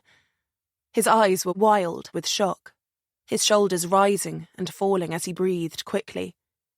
Jamie swallowed, scrutinizing him.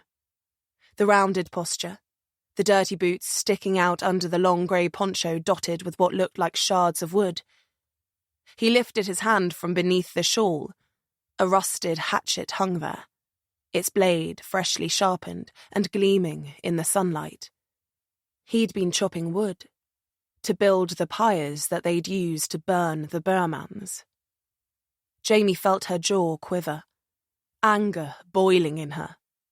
She clamped her teeth together, readjusted her grip on the rifle in her hands. A round was chambered, but she'd need to pull it up, get it to her shoulder, turn, fire.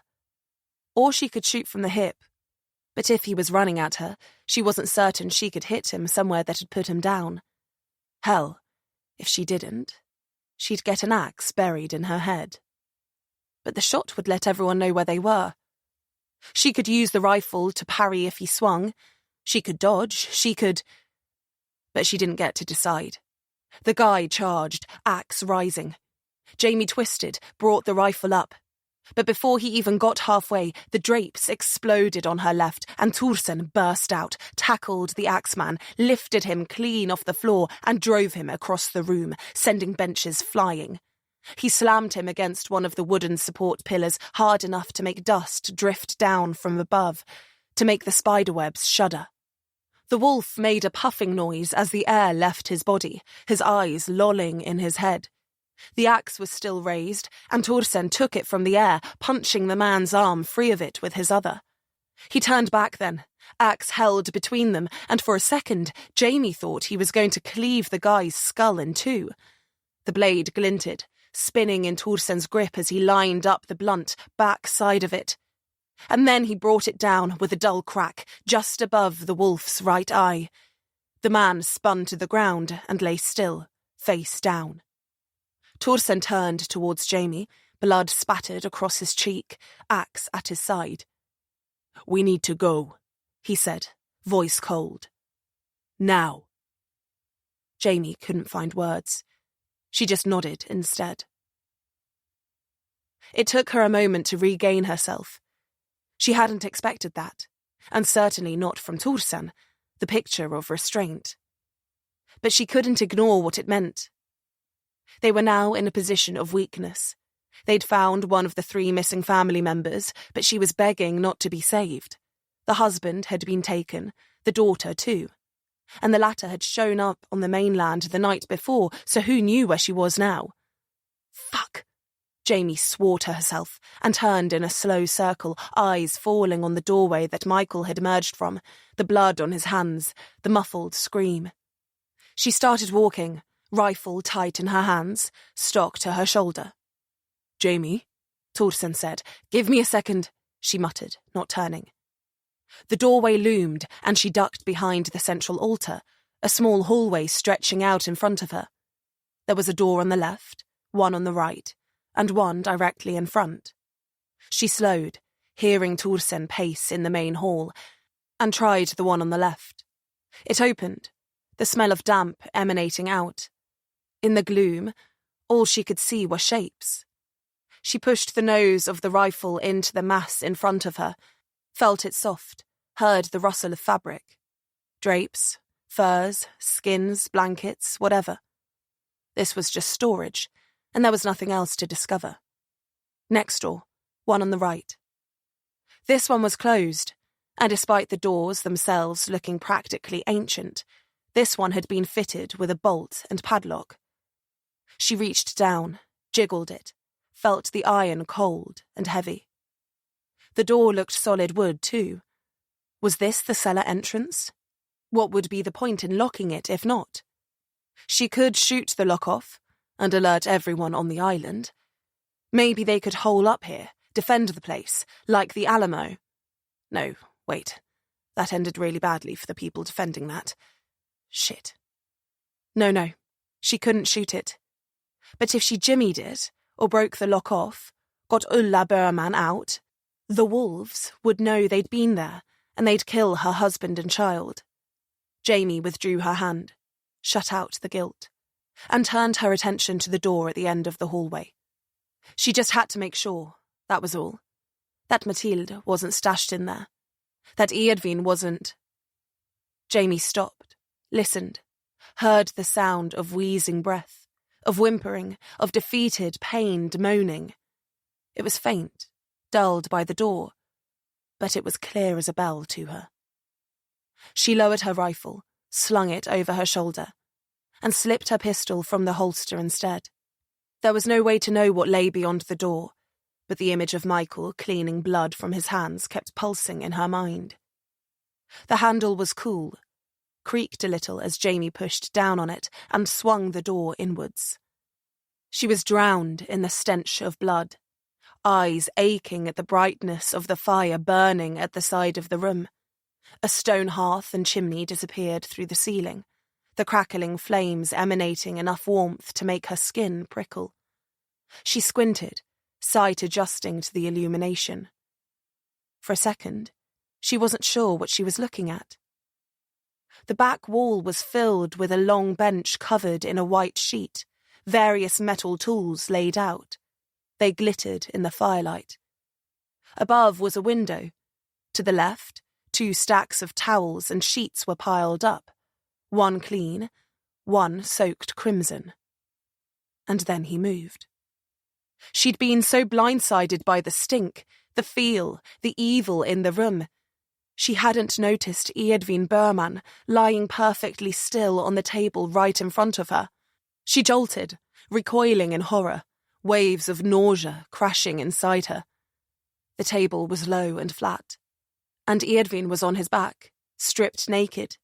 His body was quivering as he tried to breathe evenly. His torso was bound in leather straps, as were his legs. They wrapped around the whole table, one across his chest, pinning his arms to his sides, one across his stomach, 2 smaller straps around his wrists, one across the top of his thighs, his shins. He was immobilized, trapped. Jamie's jaw shivered, mouth salivating uncontrollably as she looked on. His pasty skin was covered with bruises. It was wrinkled and loose. They'd dehydrated him.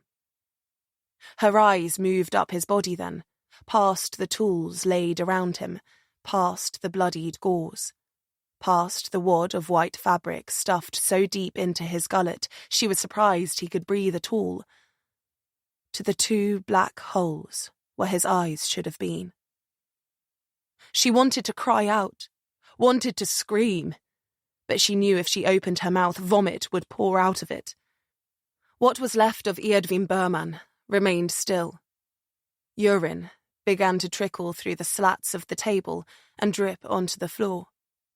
He didn't know it was her. He probably thought it was Michael, come back to finish the job. Jamie looked away, lowered her pistol. 1,000 questions rushing through her mind. Liberate Eadvine. Liberate Ulla. Hope Mathilde wasn't killed in the process. She looked around. No clothes. Eadvine, naked, eyeless. How were they going to get him down the mountain? The terrain was rough, and it was below freezing. Too cold. She closed her eyes. Fuck. Fuck. Fuck! No signal. No way to call for help. Noise then, behind. Out in the church, doors opening, footsteps approaching, voices, not Torsen's. She knew the voice. Michael. Michael. She looked at Edvin again. She should go out there. Execute the bastard. Execute them all. A bullet in each. Then go back to the fucking farm and raze the place to the fucking ground looking for Mathilde. Mathilde. The girl. Small, helpless. And her mother, Ulla. She couldn't save them without her. And Edvin. Could she even still save him? She saw the blood trail then, from the table to the fire, the dried splattering on the hearth. Michael had taken his eyes and thrown them into the fire. What the fuck was going on here? The voices grew, the footsteps approached. She had to go. Torsen was already out. If he wasn't, Michael would have seen him. Jamie had to find him, had to regroup, had to tell him everything, had to come up with a plan, had to come back, had to save them. All. She rushed forwards, hovered next to Edvin's head for a moment. "I'm sorry," she whispered. He jerked, whimpered. "I will help you. I promise." He began to thrash, started to try to shout through the gag. Blood ran from the empty eye sockets. "Your wife is alive," Jamie said. "Your daughter. I'll save her. I will save her. And then I'm coming back for you. For Allah." She touched his shoulder, skin cold. "Just hold on." Her fingers left him, ears ringing with his sobs, his pleading sobs. She went to the window, lifted it, climbed across the table, and slid out, vision blurred with tears. She dropped into the snow-dusted brush, turned, and pulled the window to the sill just as the door opened. Slow footsteps, held breath, silence. Then a laugh, low and cruel. "Edvin," Michael said with a sigh. "My apologies." Jamie heard the crack of knuckles, one measured step taken towards the table. Edvin whimpered like a dog. "Now," Michael said, voice laced with something like pleasure. "Where were we?" Chapter 23. Jamie left before the screaming began, wiping tears from her cheeks. But not before taking her phone out, raising it to the corner of the glass, and videoing the room for as long as she dared. She heard the clinking of metal tools, the rattle of the table as Edvin thrashed, the stern command of Michael to hold still.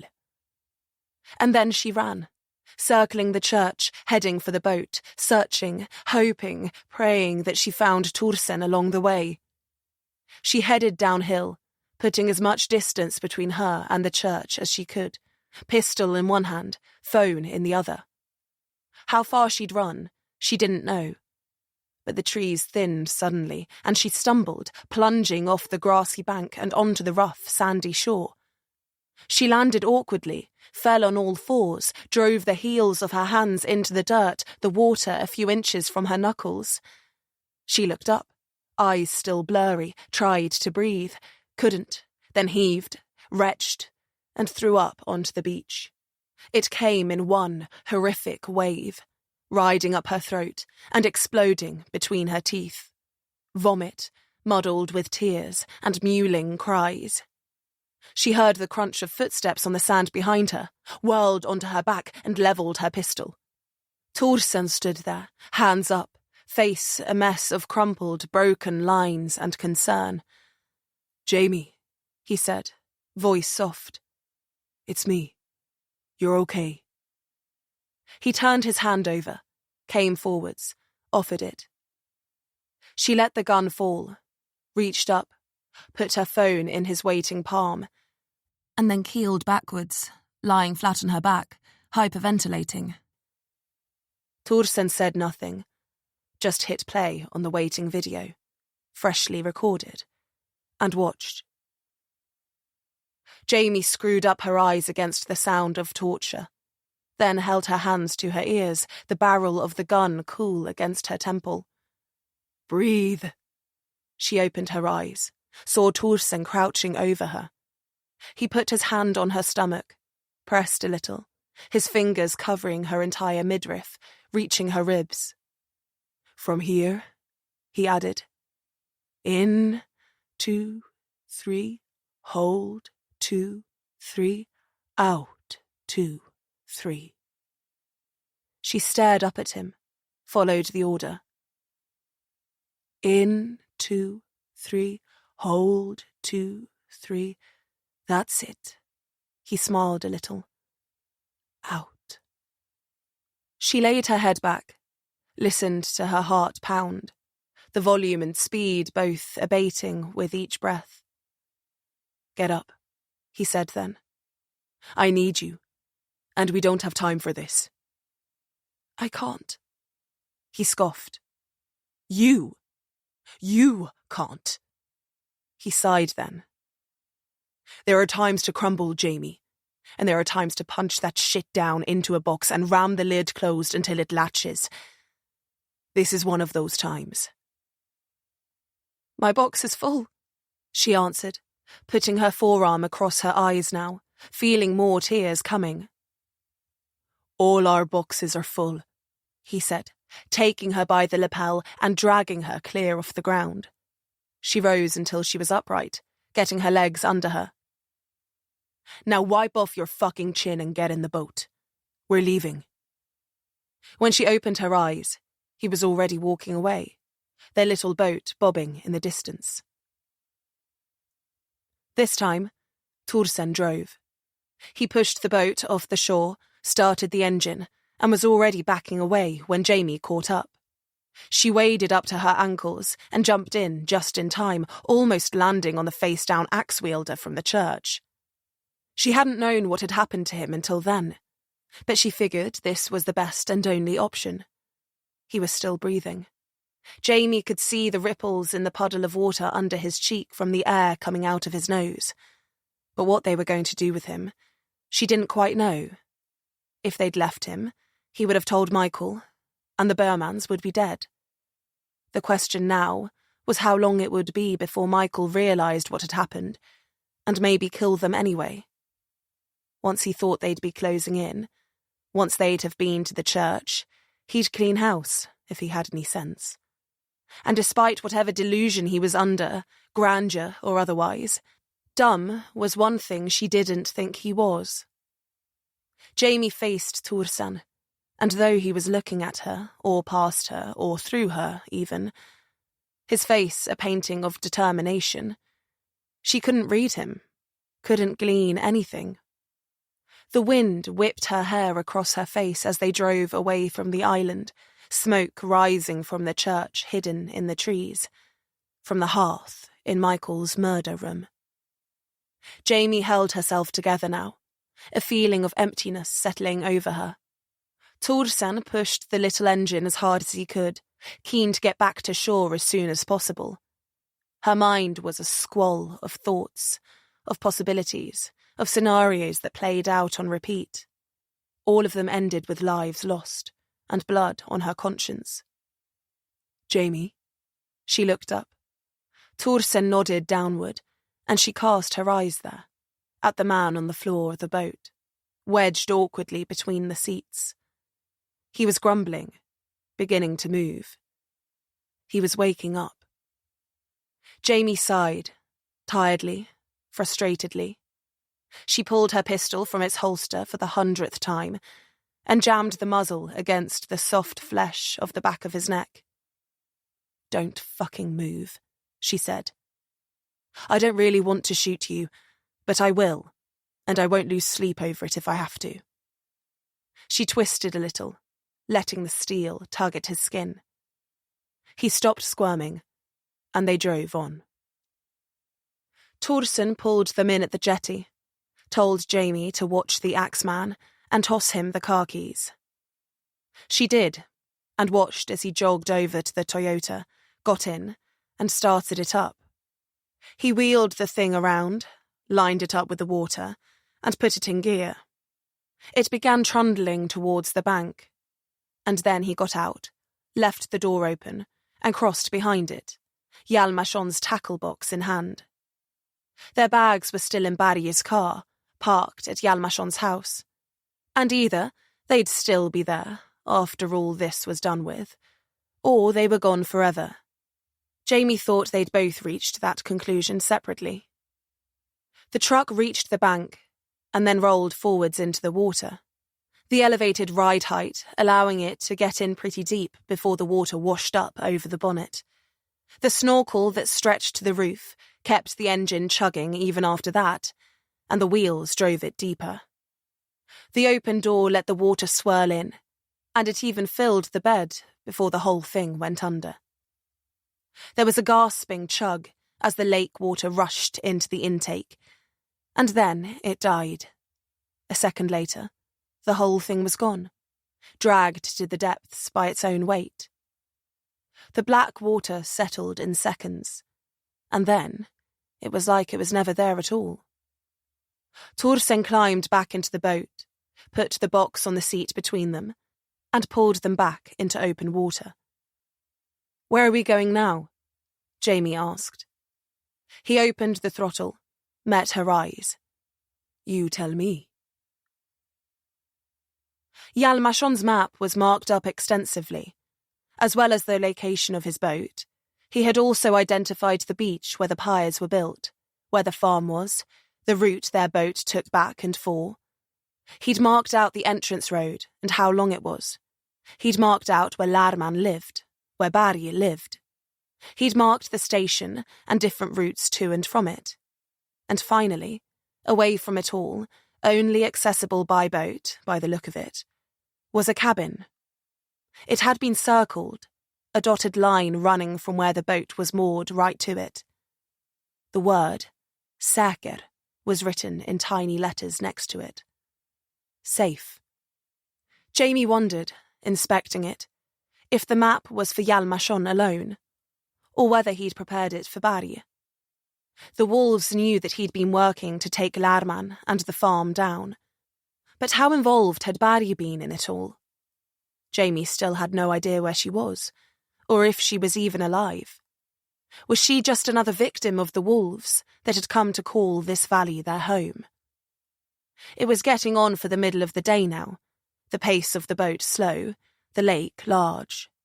The light was thin and anemic, even now, and the sun had already passed its zenith and would soon be gone. It looked to be a fair distance to the cabin. It was maybe 5 kilometres out of town, through what looked, by the map, to be dense forest. A hunting or fishing cabin, Jamie guessed. Sweden had allemansrätten, the public right to roam the wilderness without hindrance by property lines.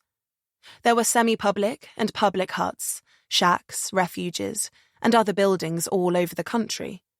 And up here in the north, they were even more common, not unlike the shared cabin Jamie and her father had visited.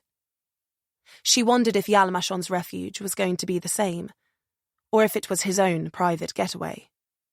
She supposed they'd see soon enough. A rickety wooden pier loomed from the water, and Thorsen slowed towards it, letting them drift. Jamie couldn't see the cabin through the trees, but a rough track connected the end of the jetty to the tree line, so she knew they were in the right spot. Thorsen pulled them in next to a post and took the old algae-covered rope looped around it, securing the line with a cleat hitch. Jamie was surprised he knew the knot. Her father had taught her all the basics when she was a kid: bowline, buntline, carrick, cleat hitch, clove hitch. But she didn't take Thorsen for a hunter or a sailor. Then again, she'd fallen into the same trap as always, getting to know someone without bothering to ask them very much at all about themselves. He drew his pistol, motioned Jamie onto the pier while he covered the wolf. She got up, then covered him too as Thorsen ordered him to his feet. He'd been fully conscious for the last half an hour, but he'd not said a single word. The guy moved slowly, pushing himself up, his shawl soaked with the water from the bottom of the boat. Thorsen had split the skin on his forehead, and his face was covered in dried blood. He looked at each of them, expression fierce, and then lifted his hands, stepping up onto the wood in front of Jamie. Thorsen followed, tackle box under his arm. He put his pistol into the small of the guy's back. Walk. He was staring right at Jamie, like she thought a lion would at a kudu, or at least a wolf would at a deer. Guess he didn't know this deer had teeth, and steel toe-capped boots with a roundhouse to match. And if I don't? The guy answered, not breaking eye contact with Jamie. Then I'll put a bullet through your spine, roll you into the water. Maybe you'll float back to your friends. The guy laughed a little, showing off yellowed teeth. He hadn't brushed in months by the look of them. Walk, Thorsen repeated. You fire that gun, and the whole valley will know you're here. He winked at Jamie then. She tasted bile. Thorsen sighed, lowered the pistol. You're right. He leaned sideways until he could see Jamie. You want to do the honours, or should I? She let a thin smile play across her lips. I'd love to. Make it a good one. She stepped, one foot, then the other, wound up, turned, raised her knee, twisted, then snapped. She glimpsed the guy's eyes widen for an instant before the heel of her boot hit him square in the cheek. He spun downwards, hit the pier hard enough to make the whole thing shake. The guy lay quiet for a second, then groaned. She hadn't wanted to knock him out. She would have aimed for the temple if she had. No, she just wanted that one to hurt. Thorsen couldn't resist then. He knelt on the guy's back until he made a pained grunt, and when he was absolutely sure they had his attention, only then did he speak. I don't like to repeat myself. Now get up. Thorsen let the pressure off, stood, and walk. Chapter 24. The cabin was modest, which was being generous. It was a single, square room with no power or running water. The front door was secured with a padlock, the brand of which Jamie quickly matched to the key on Hjalmarsson's bunch and unlocked. There was a single log burner in the corner, a pair of wooden cots on one side, a counter on the other with a removable steel bucket sink, and 2 tiny windows with a single pane of glass in each. It was about what Jamie had expected, but still, the thought of hunkering down here for a night or longer didn't really appeal. They dragged a chair from under the makeshift dining table and ordered the wolf to sit. Thorsen found some rope in one of the storage boxes by the door, and they cut it into lengths, and then tied each of his legs to separate legs of the chair and secured his hands behind his back. Then they realised he'd be able to slip that easily, and they redid the knot so it went under the chair instead. Then they thought that wouldn't really hold either, so they put another knot between that and his ankles until he was trussed up like a hog ready to roast. I get the feeling you two haven't done this before, the wolf said. They worked in silence, but the wolf seemed intent on making his voice heard throughout the whole thing. Honestly, Jamie preferred it when he was silent and unconscious. Michael will come for me. He will. Shut up, Thorsen muttered. You're already dead. He'll kill both of you, make it hurt. He doesn't like to be disappointed. You want another boot to the face? Jamie asked, pulling a knot tight. You can't hurt me. Not anymore. Yeah, we'll see, she said, standing and folding her arms. Thorsen was at the woodpile next to the fire, picking out some logs to start burning. She didn't really want to put up a smoke signal to announce where they were, but it was freezing in here, and she doubted they'd last the night without any warmth. Honestly, she hoped they wouldn't be here that long. that they'd figure out their next move, act, and finish this as quickly as possible. Every minute wasted was a minute more that Michael was putting something sharp into Edvin, that Ulla was being starved in the cell, that Mathilde was... Well, who knew what they were doing to her? Torsen swore and danced backwards, a small avalanche of logs falling off the pile. "You okay?" He grimaced at her over his shoulder. "Spider." She raised an eyebrow. "Big one." He knelt, picked a few loose logs up, and tossed them in the burner, then set about finding something to get it started. He located some tinder and kindling, and then a flint and steel, and got the whole thing going quickly. The knot, the fire starting. Maybe he wasn't quite as city as she thought. Like her, he'd played his upbringing close to his chest. Detectives didn't seem to be the sharing type. Or maybe it was her. Maybe she just wasn't easy to talk to. Fuck. Every 10 seconds she was doubting herself now. Since Torsen had said those things to her. Why did he have to? She was perfectly happy being a mediocre human being and a good detective. Now she felt like none of those things. Torsen came back towards her, nodded to the front door. They went outside, down to the water's edge, almost out of earshot, but still with a clear sight line to the cabin. "This needs to end," Torsen said. "I agree." "You need to call Vilk, and we need to get Stockholm out here. Now. Maybe even the förstärkt regional insatsstyrka." He rubbed his eyes with one hand, then folded his arms. "The Regional Reinforced Task Force?" Jamie asked. They were basically Sweden's version of SWAT. That may not have been a bad idea. "We need to tell Vilk, and then he can decide. I'm all for calling in some backup here, but Mathilde is still missing. We could direct them to the church for sure, but that doesn't help her." Jamie tried not to picture Edvin strapped to the table. "And the second they hear helicopters coming... So we call them in, and we have until they arrive to find her." "That's a little risky, don't you think?" He lifted his shoulders. "What other option do we have? That's video." He cleared his throat. "If he's not dead already, how long will he hold out? And you saw the photos. Those fucking cultists carrying wood down to the beach.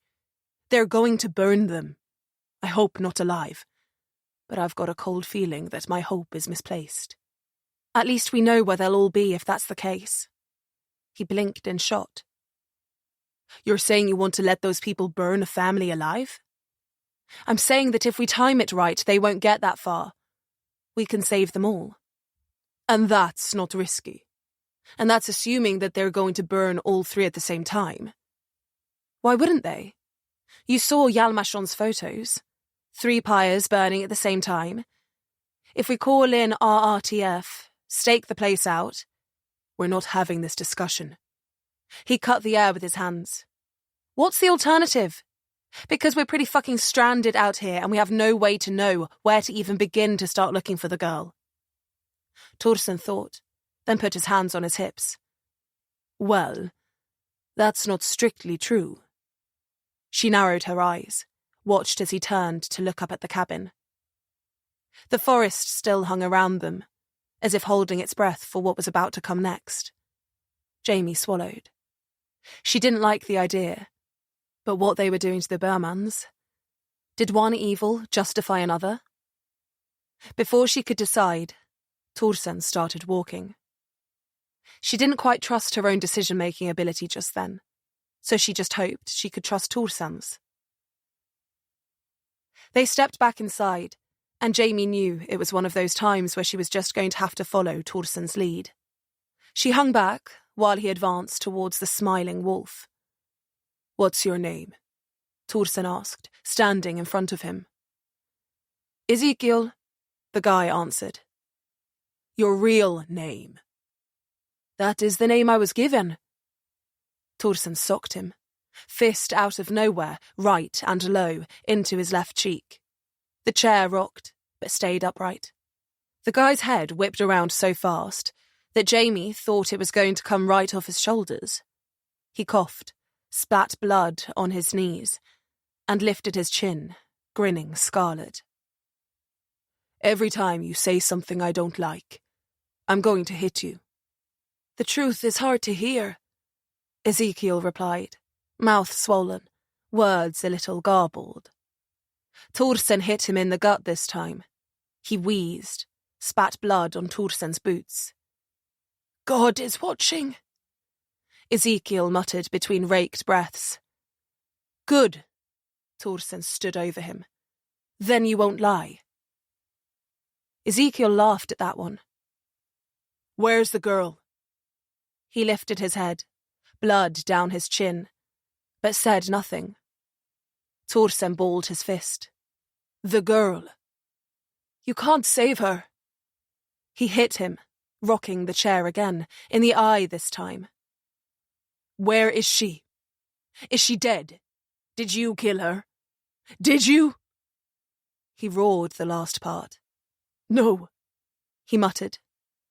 "She's not dead. He wouldn't waste her like that." Jamie's blood ran cold. "What the fuck is that supposed to mean?" Thorsen snarled.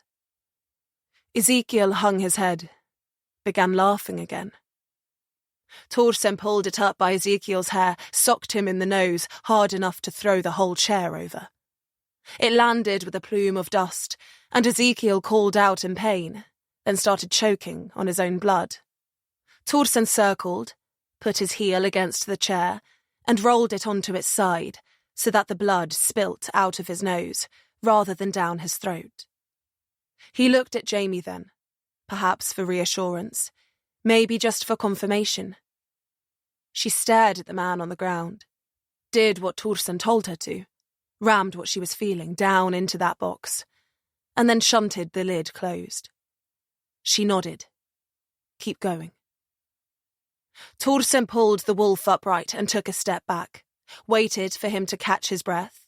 His nose was flattened and bulbous now, spread across his face.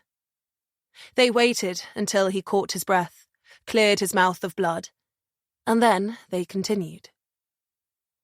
"I don't want to keep beating you," Thorsen said, "though by that stupid smile on your face, I think you sort of enjoy it. Either that or you have brain damage."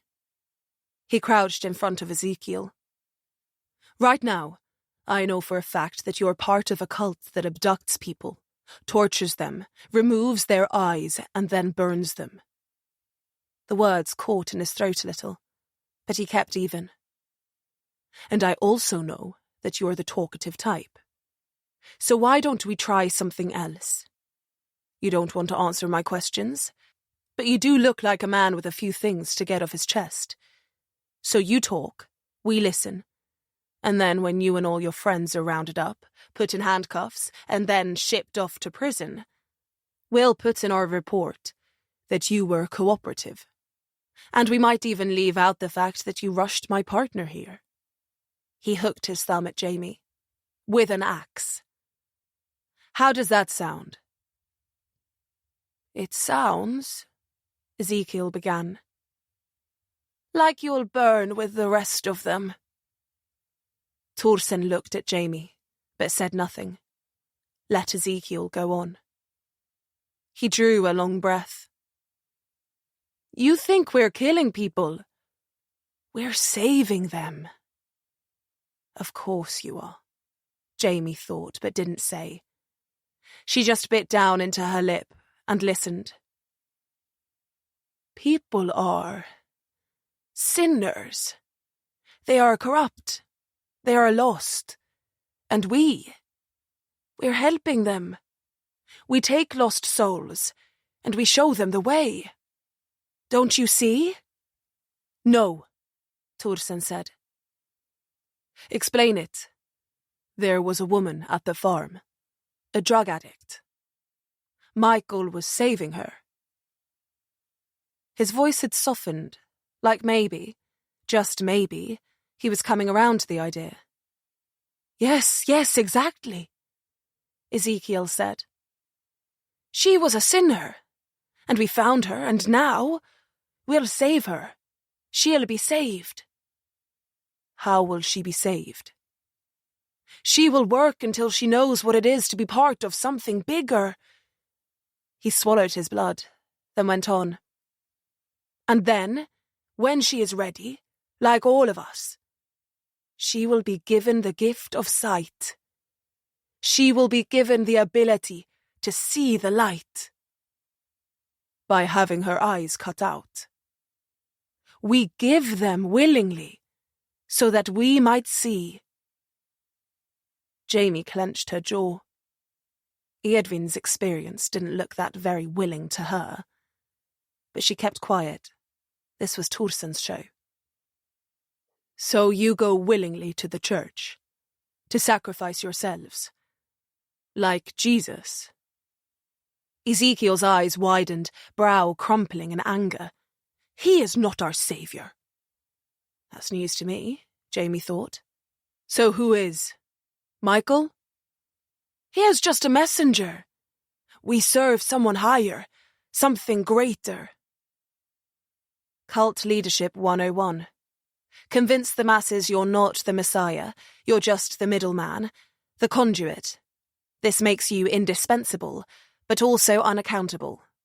You can maintain your brilliance, your infallibility, even in the face of doubt. And if anyone dissents, well, you cut out their fucking eyes and burn them alive in the name of the cause. Jamie shook her head.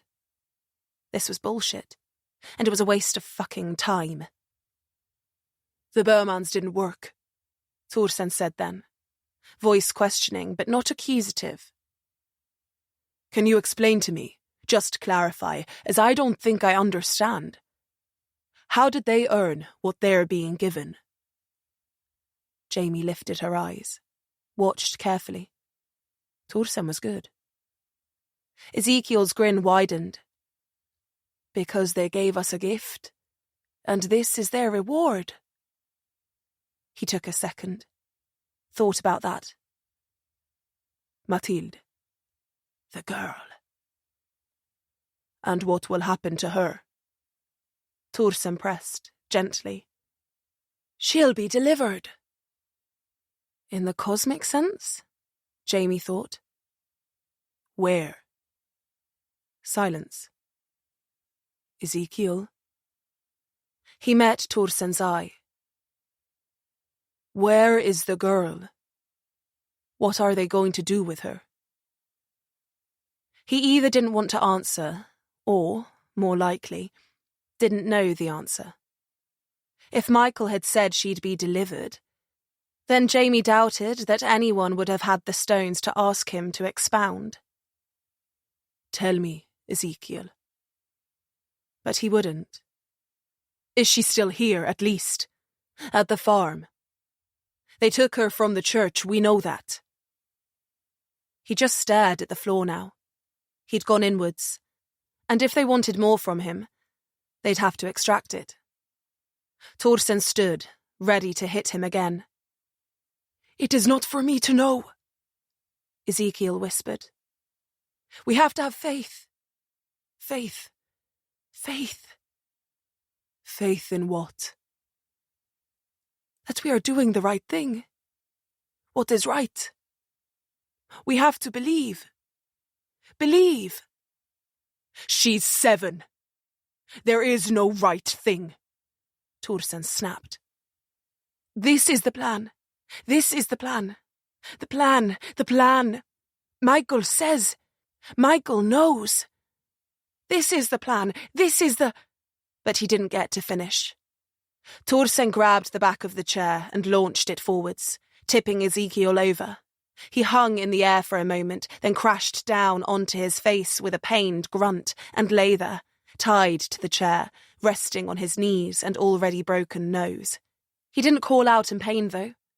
Just kept muttering, words bubbling through his own spreading blood. Torsen motioned Jamie towards the door for a second time, and she led the way now, desperate to be away from that room. She stepped down into the snow beyond the steps of the cabin and headed for the pier. Torsen knelt beside it, washing his bloodied hands in the icy water. Neither of them spoke for a solid minute. Both thinking, both mulling over what had been said.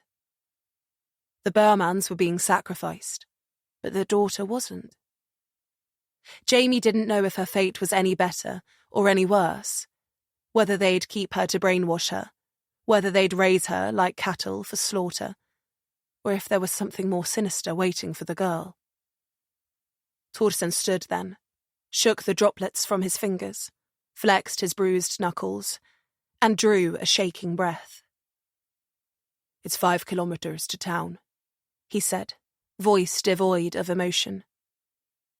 "We should head to the police station. Call Vilk. You still have the keys?" She nodded. "If we leave now, we'll make it by dusk." He squinted at the sky. "We should go on foot. That way we can follow the track back if we need to run, and escape onto the water if it comes to it." He gestured to the boat. "What about him?" Jamie nodded to the cabin.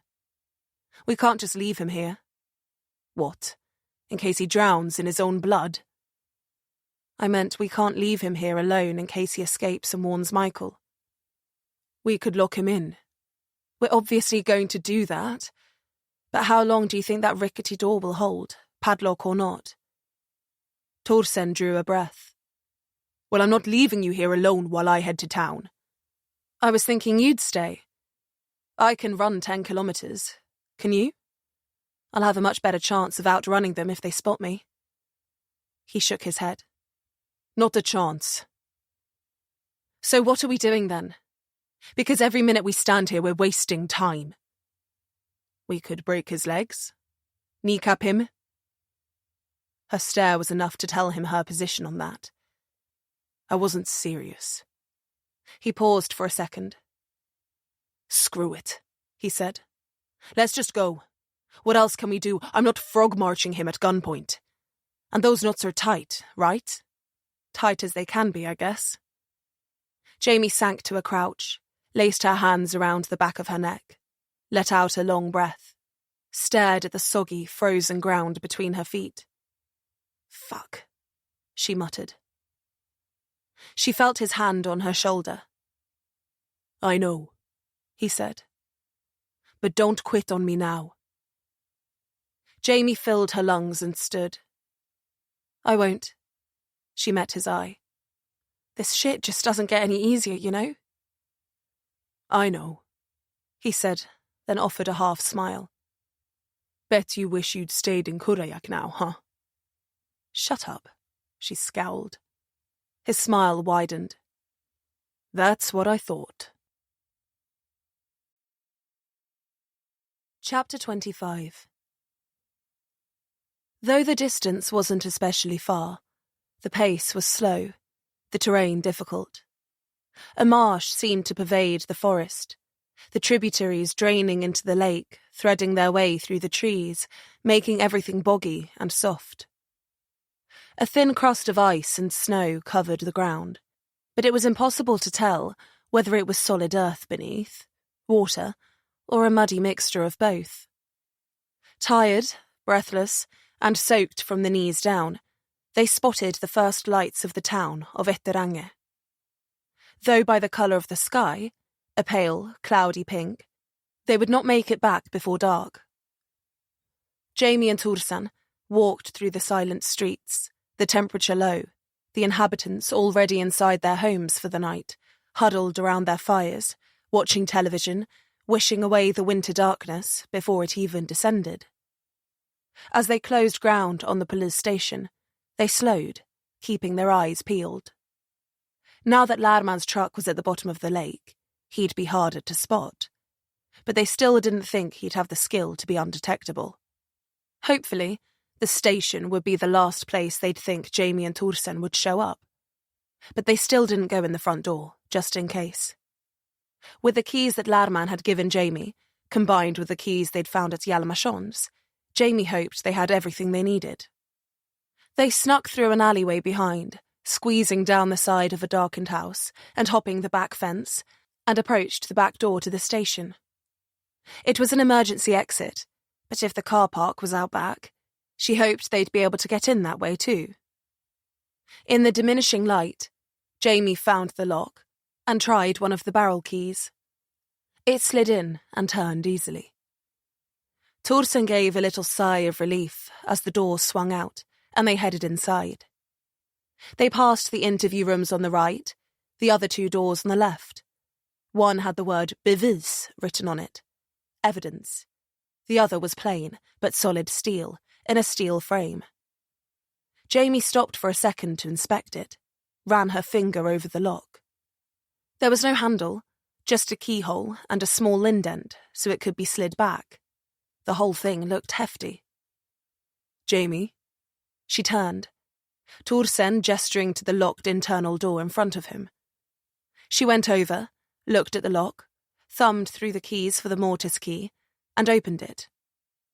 He led the way, pistol drawn, and traced a path through the interior. It was dark, locked up despite it being well within working hours. Torsen aimed for Hjalmarsson's office. There, they could draw the blinds, be hidden from view from the street, make the call in relative safety. And then, they'd figure that out at the time. Nothing moved in the station. It was deserted. Lman was no doubt out combing the streets for them, or maybe getting his eyes scooped out with a melon baller. She grimaced at the thought, at her own black humour. Neither her nor Torsen made a sound as they approached the office. He glanced over his shoulder, made a last sweep of the room, and then ducked inside and set about drawing the blinds. Jamie followed, did the same, then parted them with her fingers to scan the main floor once more. "Ready?" Torsen asked, voice low. She faced him, just a shadow in the shadows, arm outstretched, receiver in hand from the phone on the desk. The only noise that cut the silence of the station was the near-inaudible hum of the dial tone, and her own beating heart. She dialed Vilk's mobile number. She needed to speak to him, regardless of where he was. "Jamie," he answered quickly. "Vilk," she said, sighing a little with relief. She sat in Hjalmarsson's chair with a squeak. "It's good to hear your voice." She felt her throat tighten a little. She rarely felt out of her depth, but there was something about this place that felt different, lawless, dangerous, and she didn't like the person she'd have to become to survive here. "We need your help, Vilk. Things are worse than we realised." She swallowed. "They've taken the Bermans. They're being held captive in an old church on this island. They've taken the daughter, Mathilde. They have her, and I don't know what they're doing to her, Vilk." She felt the words squeeze out of her chest. "The mother, she's in some sort of dungeon. And the father, Jesus, Vilk. They're torturing him. They cut out his eyes." It felt so much worse to say. The image was seared onto the back of her closed eyes. "They're going to burn them. They're building pyres, and they're going to burn them alive." She choked.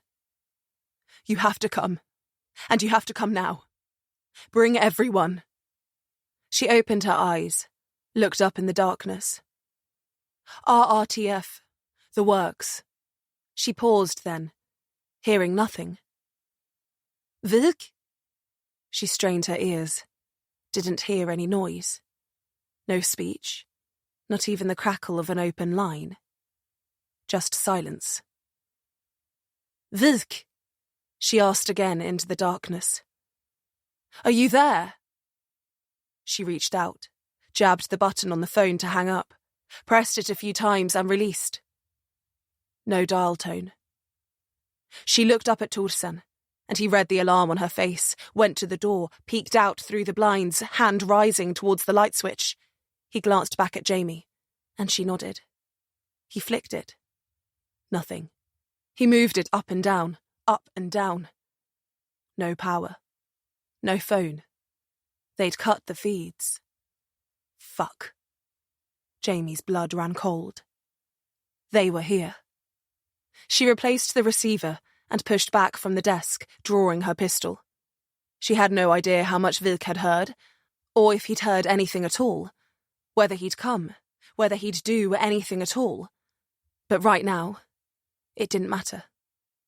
Thorsen watched her pull her weapon out and did the same on reflex. Then he split the blinds with his fingers and stared into the darkened station. "Anything?" Jamie asked. "I can't see shit," he muttered back, laying his hand on the door handle. "You ready?" She wasn't, but they couldn't stay in there.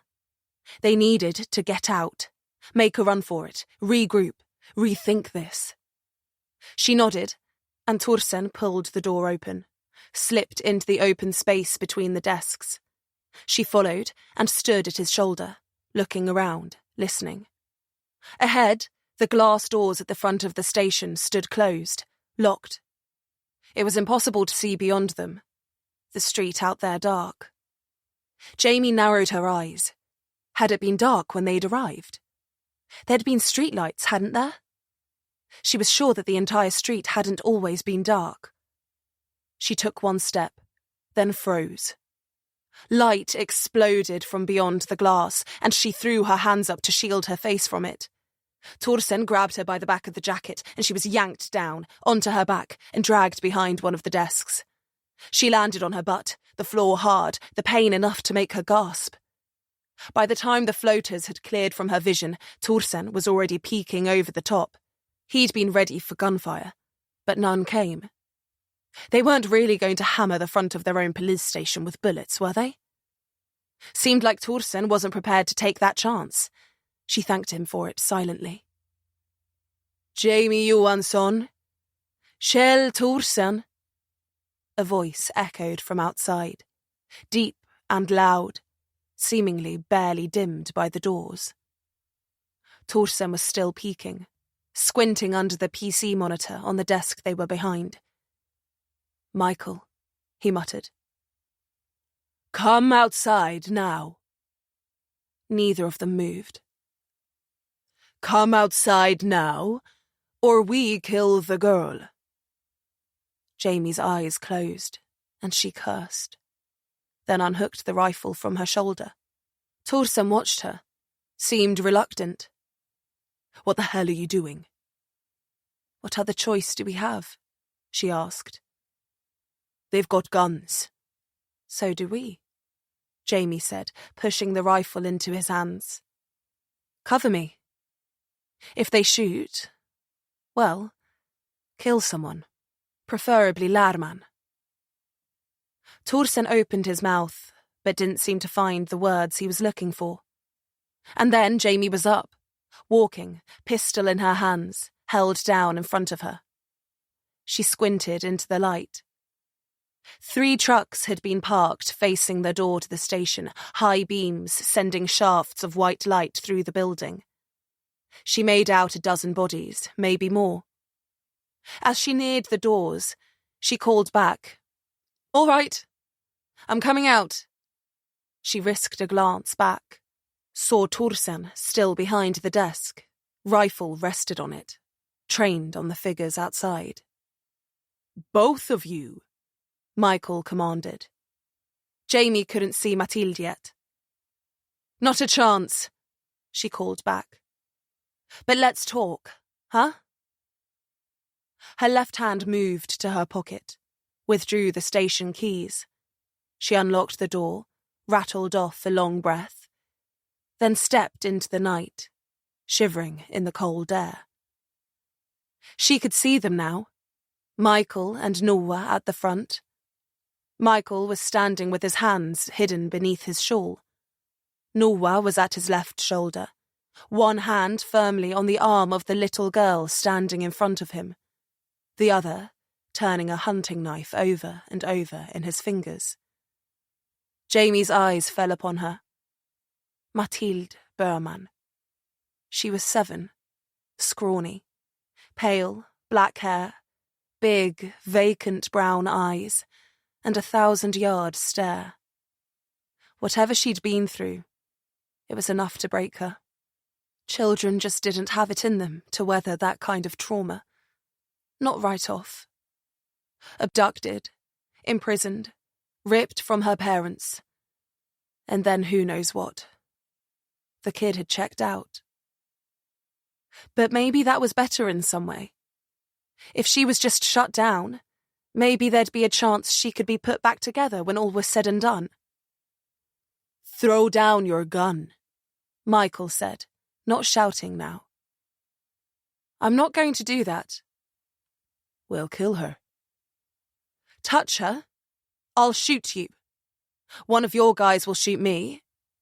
Jamie cast eyes along the line of men either side of Michael. Farm members, others, townspeople. And there, behind Michael in the ranks, Lman, red-eyed, like he'd been crying, or been stuck with a sharp end of something. What did penance look like in Michael's twisted house of horrors?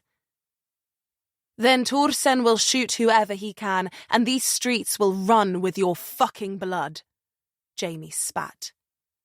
"You'd sacrifice the girl for your pride?" "I'd not sacrifice her for anything," Jamie replied coolly. "You're not going to kill her. You need her."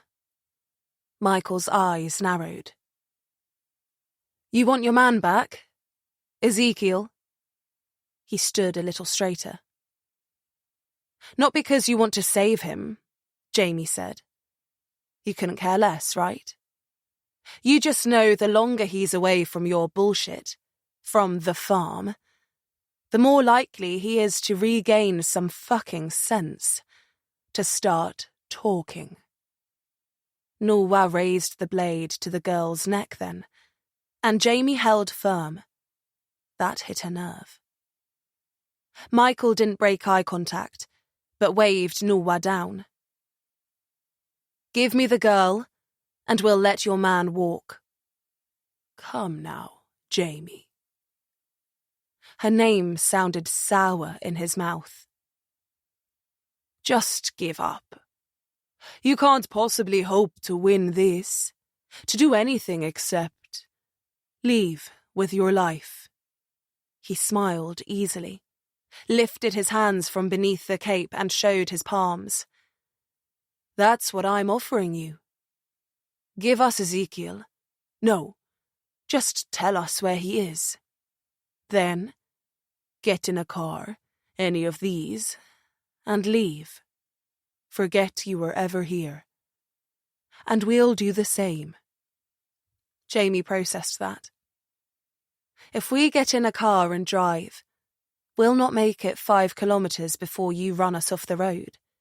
And then we'll end up in your church, in your back room, on your table." She lowered her head a little, kept his gaze. "And I have no intention of going there." Michael held his poker face. "If it's God's plan," he said. "It's not my fucking plan." She cracked a wry smile. "And I'm not much of a believer myself." "You will be." She sighed. "We going to do this all night? Or you want to get to the meat of things here?" He seemed amused by the choice of words. "What do you propose?" Jamie swallowed again, tried to shift the lump in her throat. "The girl. What will it take?" "Non-negotiable." "The parents," Jamie went on, hating herself before she even said it. "It's too late for them. But you just give me Mathilde, and we'll leave, right now. Get in one of those cars and drive, just like you said." "A moment ago, you weren't going to make it 5 kilometers." "I'll take my chances."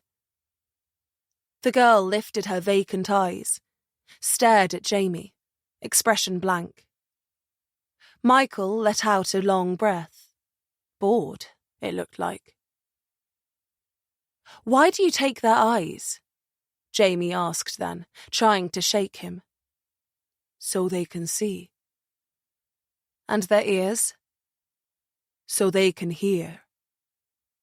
"Hear what?" He seemed to pause, to consider. The truth.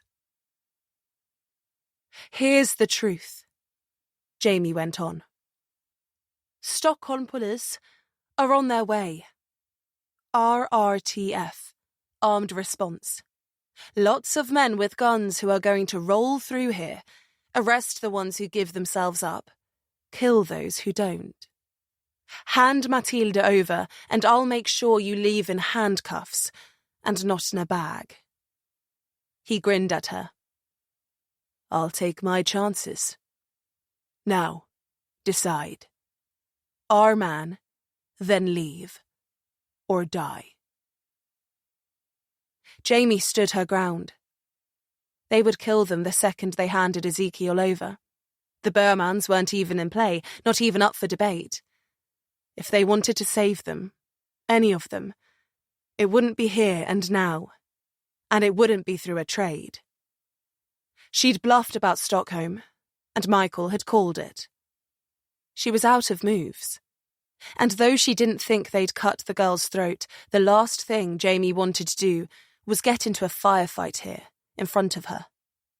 And she wasn't too keen on the idea of dying either. And that was certain to happen. 12 men with pistols and hunting rifles, and Lman holding a shotgun. And he looked like he had an itchy finger, and that nothing would satisfy him more than scratching that itch. I need to talk to my partner, Jamie said.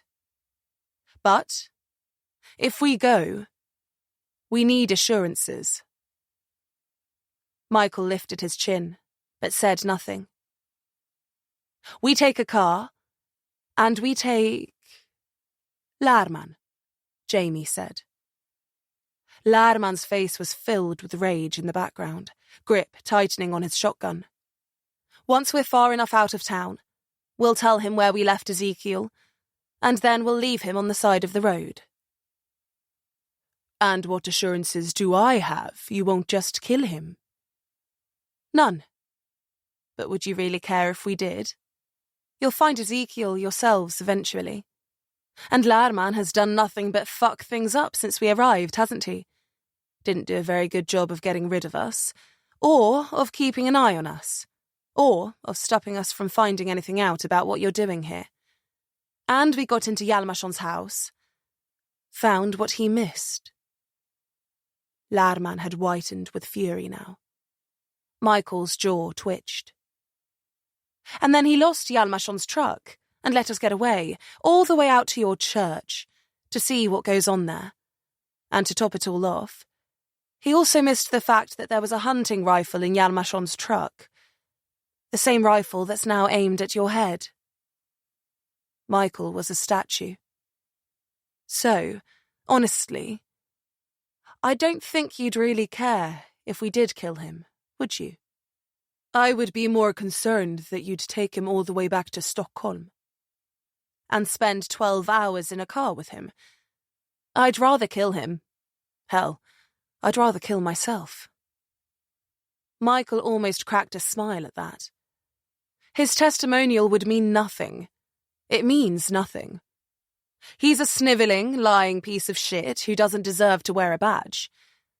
I'd rather see him wiped from the face of the earth than to cut a deal and end up behind bars. So you can be sure we'll dump him at the side of the road, when you find him, if he's alive. I doubt he'll stay that way for long. You know he's the type to say anything to save his own skin. It's why he lied to you about how we got Hjalmarsson's truck. He was stupid and impetuous, and it was his own inability to— That's a fucking lie! Lman yelled then, spitting flecks of saliva into the frigid air. Michael quietened him with another wave, didn't even look around. I'd rather not kill him, Jamie finished. In fact, I won't. You have my word on that. But what you do with him after, well, I don't particularly care.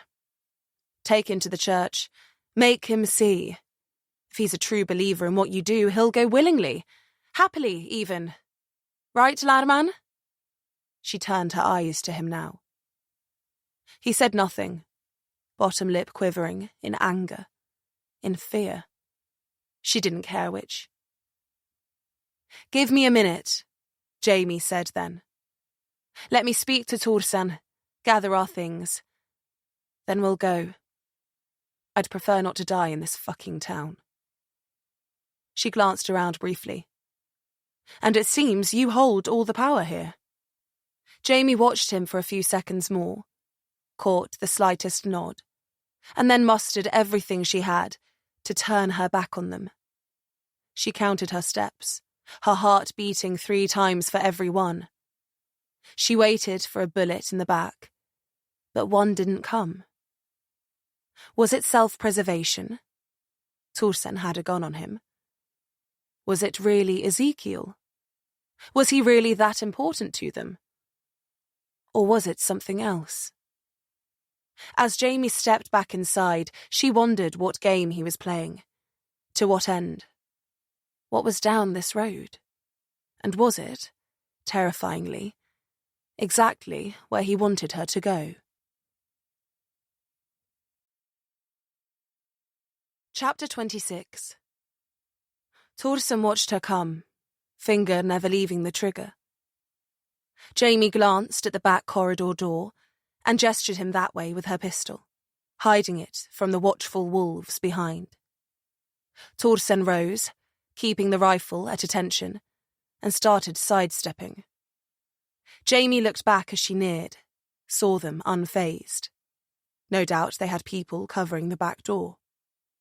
Though she had no intention of trying to escape, she'd do her best not to risk Mathilde's life, at least not when there was no possibility of getting her out. They stepped into the corridor, and Jamie breathed a sigh of relief, slid her pistol back into her holster with shaking hands. "You okay?" Torsen asked. She forced a nod. "Wasn't sure how that was going to go for a second." "So what's the plan?" They stood in the dark. Honestly, she didn't really know. "I said we'd take a car, leave town, take Lman as reassurance, and then drop him off with the location of the cabin for them to pick him up later." "You're not actually intent on doing that?" She didn't need to see his face to know what his expression looked like. "Fuck no." He humphed with approval. "So what are we doing then?" Jamie pulled Yalmashon's keys from her pocket and started flipping through them until she felt the one she needed. "They have Mathilde at knife point," she said. "And they're not really going to let us walk. And I doubt they think we're going to do that either." "I already don't like where this is going." "So at some point, shit is going to go sideways." "I still don't like where this is going." "They're probably going to start shooting." "God, I hope there's a butt coming." "And we're probably going to die." So glad you pulled that around to end on a positive note. She approached the door to the hall with the interview rooms, let herself through. Torsen followed, the only illumination the emergency light above the back door, which filled the cold, concrete block space with an eerie red glow. "Seriously, what's the plan here? Are we running?" "I'm not leaving the girl with them for a second longer." She passed the evidence room and went straight to the other door in the corridor, the unmarked steel door with the laser lock that she knew one of Yalmashon's keys was going to fit. She just hoped she was right about what was behind it. "So, I'm guessing you have an idea for how we can save her and not get shot too?" Torsen asked. "They said they need her," Jamie said, unlocking it, sliding it to the side, and stepping into the armory. "But they'll kill her before letting us have her. I don't doubt that." "I get that you're trying to build suspense here," he said, leaning on the frame, arms folded. "But I don't really think we have the time, so loop me in." Jamie followed her nose in the dark, smelling gun grease thick in the air. She passed racks with rifles and shotguns, and then her hands over various cases and boxes stacked on a steel shelving unit. Her fingertips detected dust. None of this stuff had been used in... ever, probably. And she wasn't totally sure what she was looking for.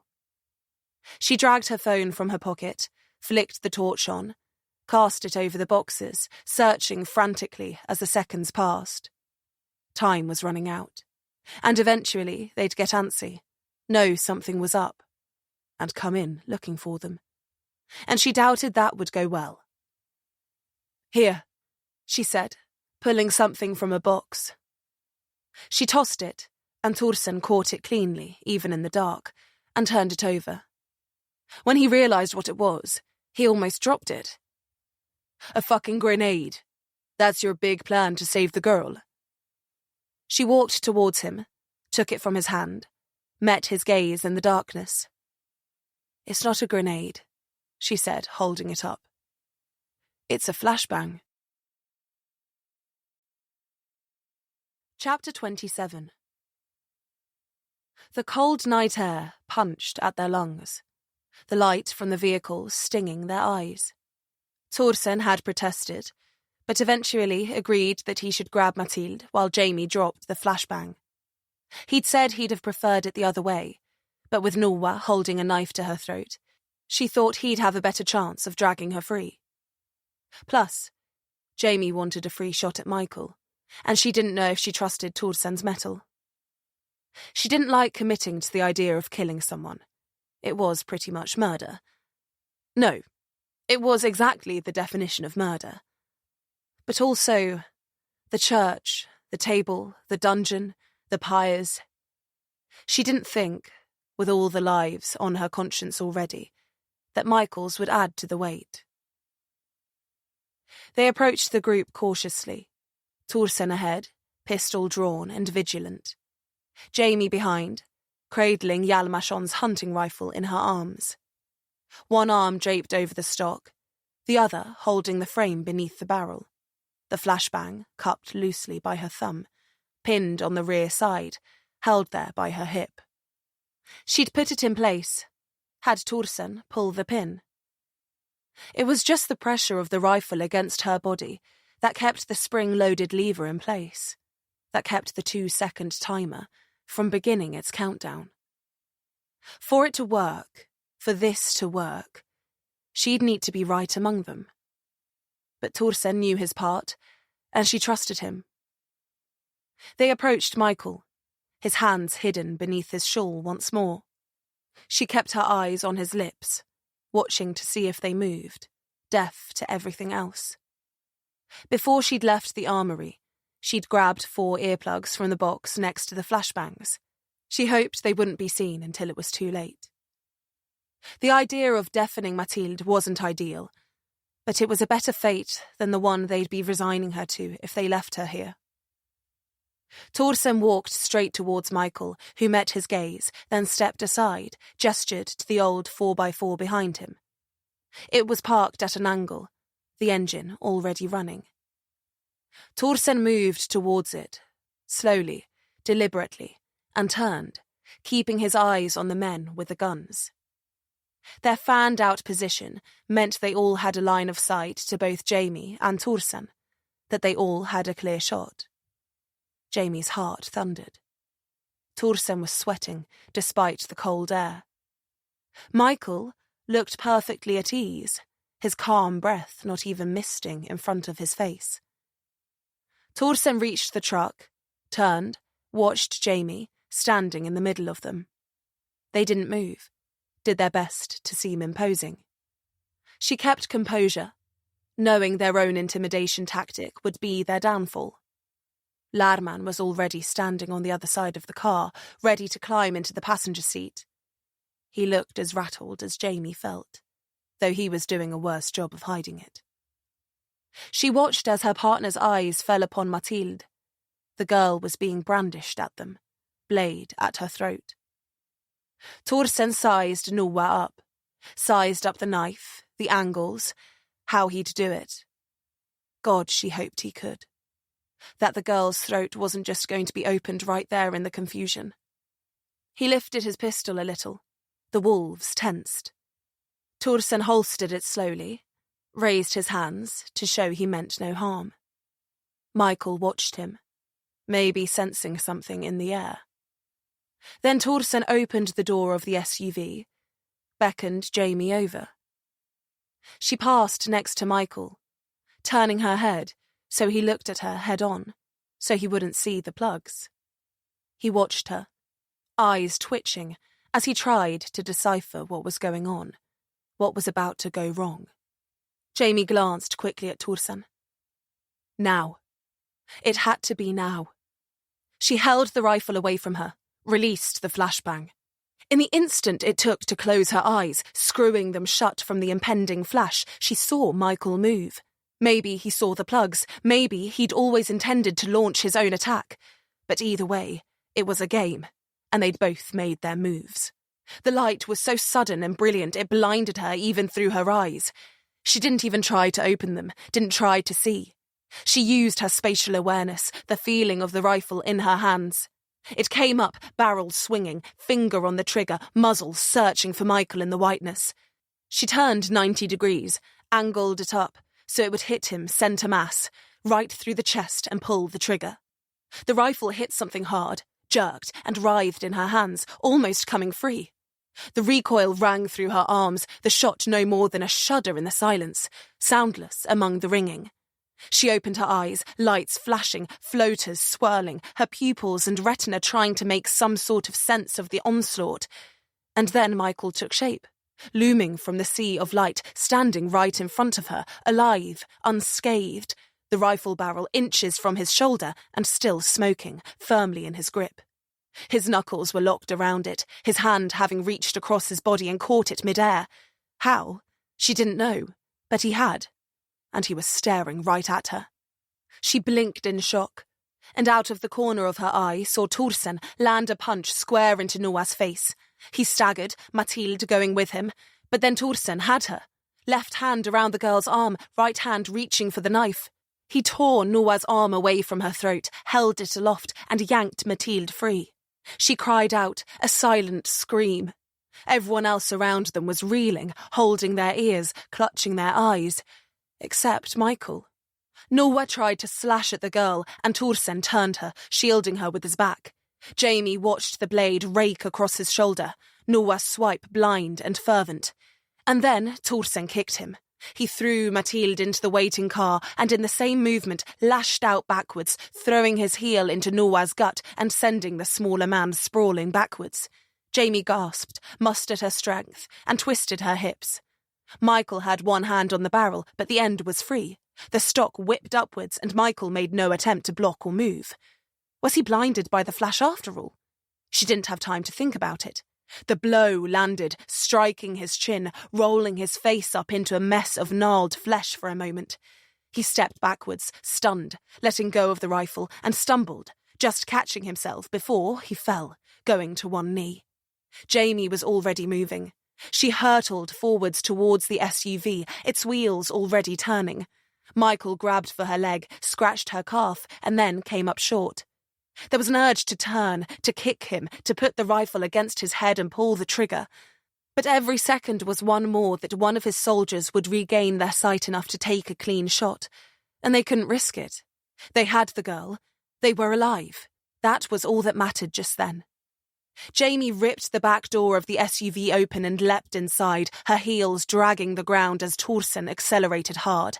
Mathilde was curled up in the passenger seat, hands on ears.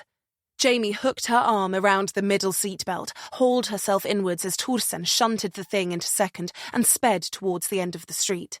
She didn't see, but the thuds reverberating through the frame told her that he was making little effort to weave around the dazed wolves. Further inside now, feet clear of the tarmac, blood rushing in her ears. She was still deaf to the world, eyes still clearing, the rifle loose in the footwell next to her. She looked up, expecting to see the inside of the car, but didn't. The door opposite her was open. In the space, Lman. He had one hand on the handle, the other on the back seats. They pulled themselves into the cabin at the same time. He went for her throat, hands landing at her collar, searching for her neck. She had one hand in his chest, the other on the headrest of the driver's seat, bracing herself so she wasn't pushed back out of the open door. Torsen's arm reached back, scrabbled at Lman's head, but the angle was off. He couldn't do it. Jamie was on her back then, Lman on top of her, knee between her legs, other foot in the footwell, pressing down on her with all his weight. She couldn't hold him up, couldn't get him off. He was too heavy, and she was pinned. The car jostled, continued to accelerate. Jamie shook her head, yelled. Lman's round, mad, childlike face filling her vision. One of the earplugs came free of her ear, and sound thundered back into her mind. Lman's guttural groans as he tried to throttle her. Torsen's steam of profanity as he wrestled the truck around. Mathilde's high-pitched wail. "Torsen!" Jamie shouted with everything she had. "Brake!" It happened fast. The weight shifted, the tyres locked, the SUV wallowed on the springs, and Lman went weightless. Jamie rolled back onto her shoulders, pulled her right knee up into his gut, and then kicked upwards with all her strength. She saw the whites of his eyes for an instant before he tumbled, straight over her and out of the open door. Torsen gunned it. Lman landed, rolled, somersaulted on the frozen pavement, and then he was gone, and they were away. Gunshots rang out behind, bullets zipping by, but none hit. And a second later, they were swinging around a corner and out of sight. Torsen kept it pinned, changing gears, up and up as he put as much distance as possible between them. Jamie sat upright, closed the doors. Then she reached over and put a hand on Mathilde's shoulder. "It's okay," she said, between shaking breaths. "You're safe." She put her other hand on Torsen's shoulder, the cut in the fabric down to the skin. She felt the warmth of blood on her hand, but Torsen's tentative smile was enough to reassure her. "We're safe." And they drove on. Chapter 28. Night choked the last remaining light from the sky and plunged them into true darkness.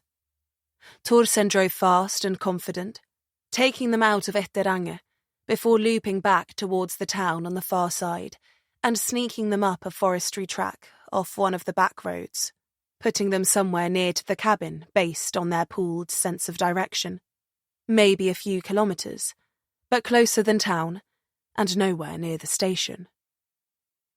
They barely spoke on the drive, and as they unloaded themselves from the car and peeled the fetal Mathilde from the passenger seat, words seemed lost on them once more. It was because the cold reality of things had truly set in. They'd kidnapped a man and tied him to a chair and beaten him, rescued a little girl, but failed to do the same for her parents. They had no means of communication with the outside world, and no way to tell whether Wilk had heard any of what Jamie had said. Their instinct was to run, take Mathilde to safety, hit the road, find the nearest town and call in the cavalry from there. Chalk it up as a win that they got the girl out. But that meant abandoning her parents. It meant allowing Michael the time to regroup, to wipe his wrongdoings from the face of the earth before the flashing lights had time to arrive, to obscure their atrocities, kill the Burmans, and toss them into the lake with rocks around their ankles. To take a win like that would be less than hollow. It would be meaningless, and would force a girl to grow up never knowing what had happened to her parents. They didn't have Michael's name, or anyone's. These people were ghosts. They'd settled here, taken over the town, and poisoned it. Intelligent and insipid in equal measure. And it had to stop. And once again, as Jamie followed Torsen through the woods towards the cabin, Mathilde in his arms, eyes wide and fixed on Jamie over his shoulder in the darkness, she knew that it would end with her. Torsen was both right and wrong about what he'd said. She wasn't glad she'd come, and she did wish she'd stayed in Kurayak. But at the same time, would another officer be doing the same as her? Would they go this far? Would they have made it this far? She didn't know if the girl was looking at her or through her. But either way, her vacant stare made Jamie feel even colder than she already was. She caught up with Torsen, walked next to him instead. The girl kept staring behind them. They threaded their way towards the cabin, the truck parked off the side of the road in a lay-by that was going to be almost impossible to find. Jamie hoped that would be enough. She hoped they were safe, if only for now. They were damp by the time the forest thinned, and they made it to the water's edge. They weren't far away, and traced the shore to the fishing cabin, to Yalmashon's hideout. Though it wasn't until they were right on top of it that they saw the door was open. Torsen froze, held the girl tighter. She seemed to have softened now, cold, and had wrapped her legs around his stomach, feet hidden inside his coat. She had her arms nestled inside his jacket too, her face buried in his collar.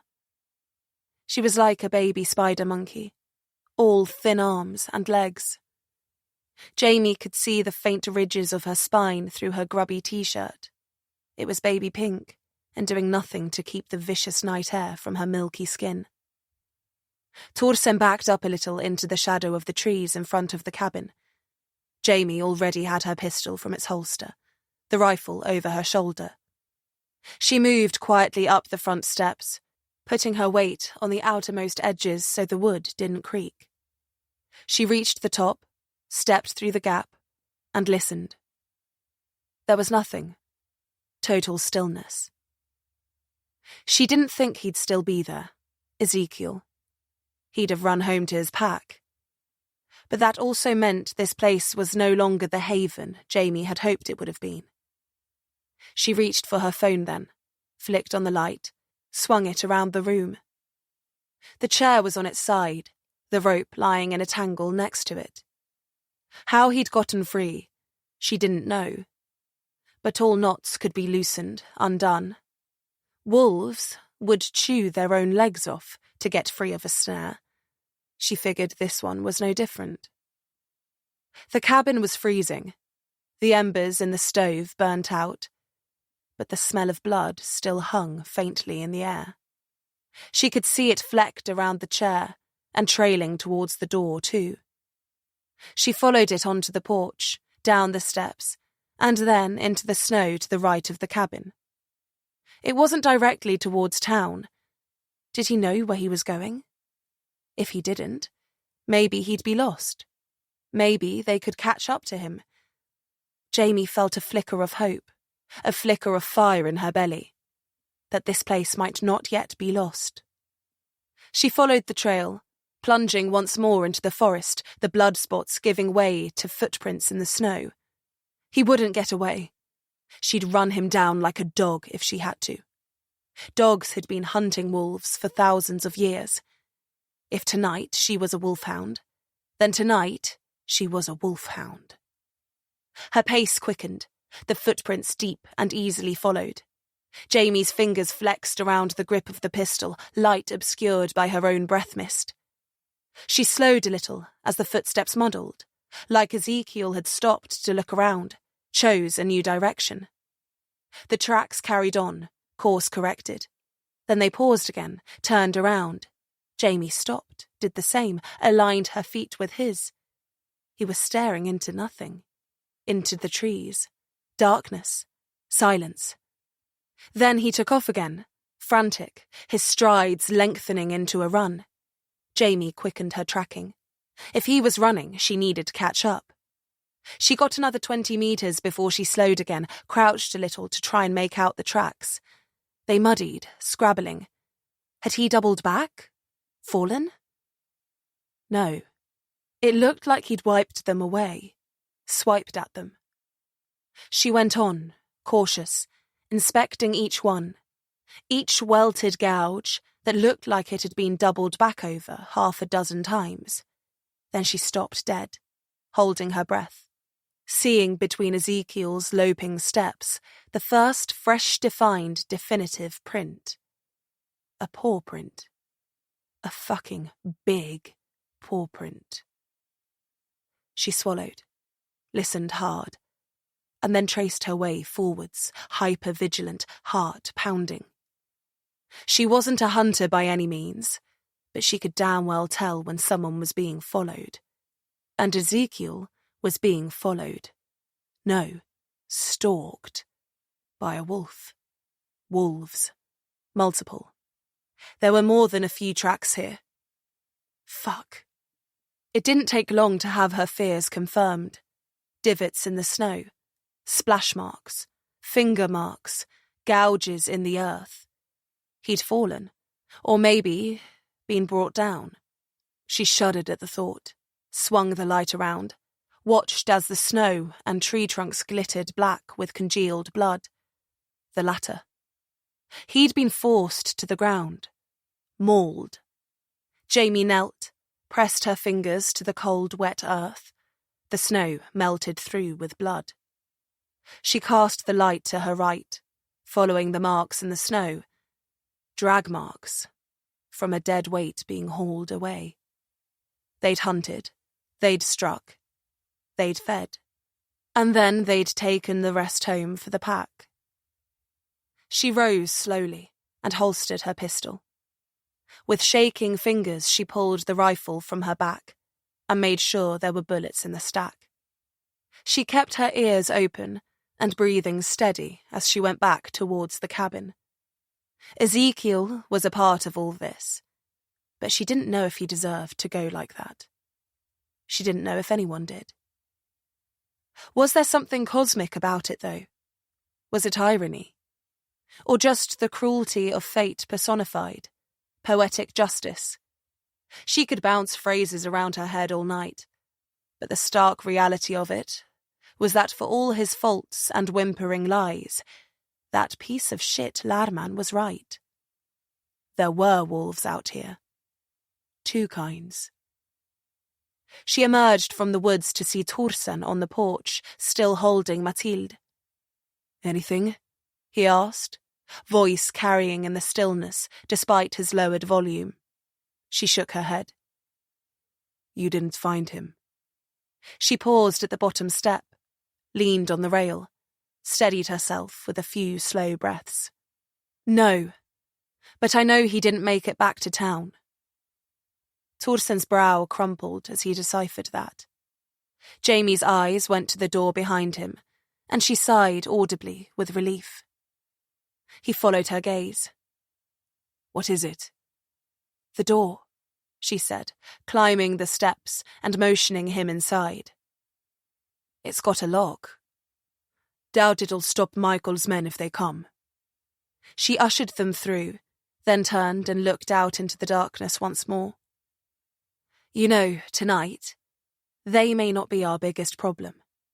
And then she shut the door and slid the old bolt across. She just hoped that if it came down to it, that it would hold. Because if it didn't, she didn't know if they had enough bullets. Chapter 29. Dawn came quietly. They found some old tins of food in a little cupboard next to the kitchen.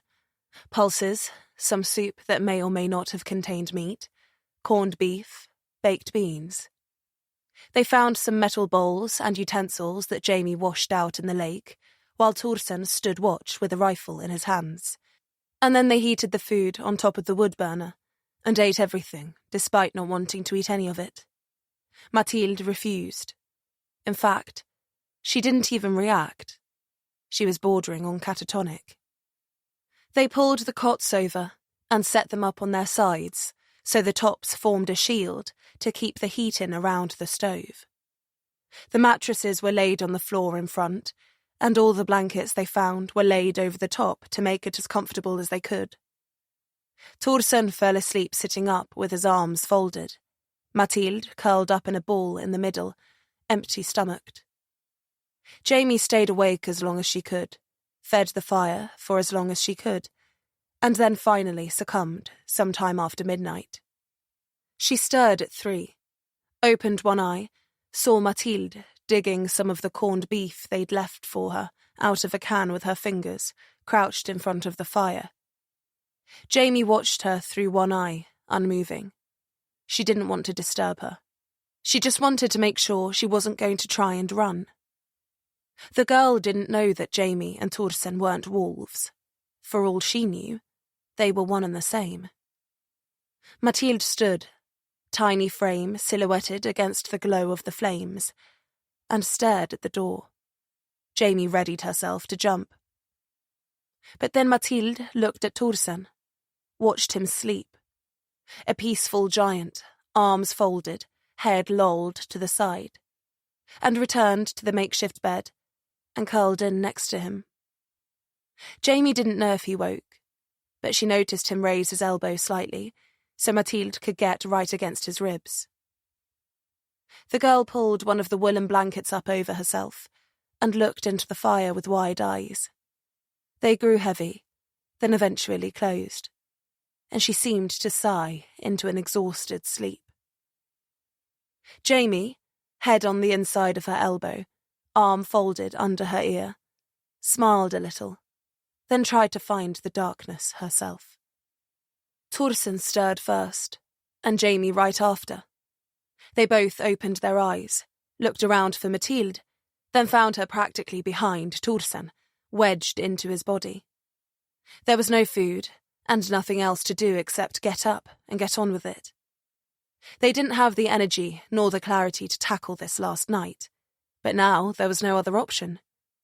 "We have to rescue them," Jamie said, sitting upright, voice low enough that the girl didn't stir. Thorsen sat there like a stone cast of himself. She could smell the sweat coming off his skin, and she figured she smelt no better.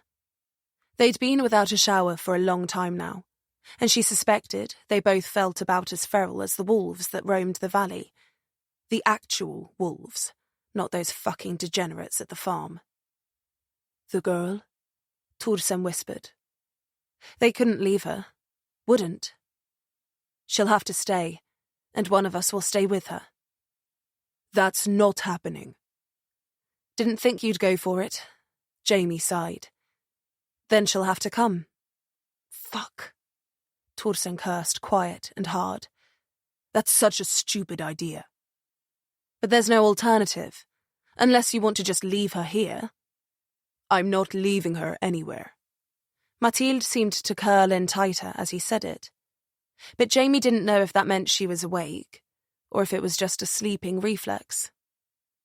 "Let's go then. We're burning daylight." Jamie rose from her position on the ground and stretched, her back clicking, stomach aching, the knotted muscles where she'd been shot the year before complaining and stretching. Thorsen shifted sideways so he could get his arms underneath the girl and scooped her up. It was early, and if they could give her the chance to sleep through as much of this as possible, they were going to. He swaddled her in blankets and carried her out of the cabin, down towards the shore. Jamie had the rifle in her hand, the ammunition jingling faintly in her pocket as they mounted the dock and climbed into Yalmashon's boat. She looked back as she pulled the cord to start the engine, the door to the cabin open, the place tired and empty. She'd never return, and it would probably fall entirely to ruin, reclaimed by the forest, as all things were in time. The little outboard chugged to life, and she twisted the throttle. Thorsen faced her this time, holding Mathilde, who either was still asleep or was just lying still, petrified. She'd not said a word, and Jamie thought she probably wouldn't for days, weeks perhaps, not until she was back with her mother, and what was left of her father, if there was anything left at all. Jamie swallowed the lump in her throat, watched the little bundle of blankets in Thorsen's arms. What had they done to her? Jamie resisted a shudder, pulled the lapels of her jacket around her exposed throat, and steered them towards the ridgeline. Thorsen's grey eyes looked out over the water, the distant shore still swimming in early morning fog. It was bitterly cold, the sun not yet over the mountains. It wouldn't rise that high for hours. The chug of the motor cut the silence, the surface of the lake flat and mirror-like. They left a long wake behind them, the only thing disturbing the calm. Jamie felt groggy, tired. Her eyes were heavy. She leaned over, the boat rocking slightly, and ran her fingers through the frigid liquid. Her skin looked marble white against the black depths. It stung them, numbed them. She cupped, scooping the water up, and then ran her hand over her face, wetting it. She repeated the action, rubbing her eyes, rubbing the sleep from them, embracing the ache and pain. She drizzled some down the back of her neck, wiped it around her neck to relieve the dusty, dirty stickiness she felt. She saw Torsen watching her. He gave a slow nod. She could hear his voice in her head, practically. "You good?" She returned the nod, and he gave another one back. Neither spoke, or felt like it, but they had said all they needed to. The island loomed from the mist, translucent at first, then thickening into existence as they closed the distance. Jamie cut the engine when they were 100 meters out, and let the momentum take them in. It was quiet out here. An engine could be heard coming. She wanted to be in and out before the wolves even knew they'd been there. She hoped they'd be on the mainland, scouring the town looking for them, that they'd assumed Jamie and Torsen would have fled, that they couldn't possibly be stupid and bold enough to return to try and save the others. Well, guess I am that stupid, Jamie thought, feeling the prow run aground on a little patch of silty sand. She wasn't sure if it was the same one as before. If not, they were close. "Ready?" Torsen asked. "Are you?" Neither answered. It was pretty clear they weren't, but they had no other choice. Jamie stepped from the boat and headed into the forest, pointing uphill to where she knew the church stood. Torsen went after her, sticking close at her shoulder. He carried Mathilde up, and Jamie didn't know how his arms hadn't gone completely dead. But he did it without complaint, or even a word. Just trailing silently as Jamie picked through the forest, finding their footprints from the day before and falling into step with them. A fresh dusting of frozen dew obscured them slightly, but it still wasn't tough to follow. As they neared the top, Jamie's lips were wet with condensed breath, her nose running, cheeks hurting. She slowed and pulled the rifle into her hands. She turned and motioned Torsen down. "The church is just up ahead," she whispered, trying on a smile. It felt lopsided and forced. "I'll go on from here, see if it's clear. There's no need to take Mathilde inside." He didn't argue. "You wait here, and if it's being guarded, I'll come back, and we'll rethink this." He licked his lips nervously. "Okay," he replied. Jamie handed him the rifle, and he shifted Mathilde to one arm to take it. She clung to him like a squirrel, her fists buried in his coat. Jamie turned to move, felt him grab her hand. She turned, the rifle falling slowly onto the bed of frozen pine needles and moss. "Be careful," he said, meeting and holding her gaze. "I will." He squeezed, tugged a little. "I mean it, Jamie. Come back to me." He swallowed. "Don't do anything stupid." "We crossed that line when we got in the boat." He dug his fingers into her palm. It hurt, but she made no attempt to pull away or protest. "I will," she said softly, lowering her head. "I promise." And then he let go, and she moved off, not looking back. If she had, she didn't know if she'd have gone on. The trees thinned in front of her, the path coming into view, and Jamie crouched, held herself still, listened, watched. The path was empty and untrodden. The mud was pushed into ridges, where boots had squelched down into the surface. But those ridges were all crusted with ice and frost. No one had been this way today. The church itself was dark and looming, but there was no smoke curling from it this morning, and the doors were barred from the outside. She could see a steel padlock from her position in the brush. The place was locked up. That was a good sign. She held on for as long as she could, straining to hear for any signs of life. But there were none. The forest was dead. As dead as a place could be. Dripping with it. She emerged cautiously all the same, pistol hanging low, loaded, cocked, finger on the trigger just in case, and approached. It didn't matter that the door was heavy and barred. There was a back window she already knew about. Her heels crunched through the undergrowth as she traced the outside wall, hand running along the rough, slimy wooden tiles that adorned the outside. She reached the corner and turned it, heading towards the window she'd escaped through previously. Hoping to hell she didn't come upon Eadvin's destroyed corpse as she did. She raised herself up, the window at nose height, and stood on tiptoes, peering into the darkened room.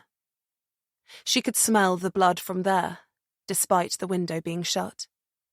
It was an old sash thing, the seals around it filled with expanding foam, an ugly addition that had just been rammed into place and glued to an ancient church. But she supposed that Michael couldn't have his victims freezing to death while he worked on them.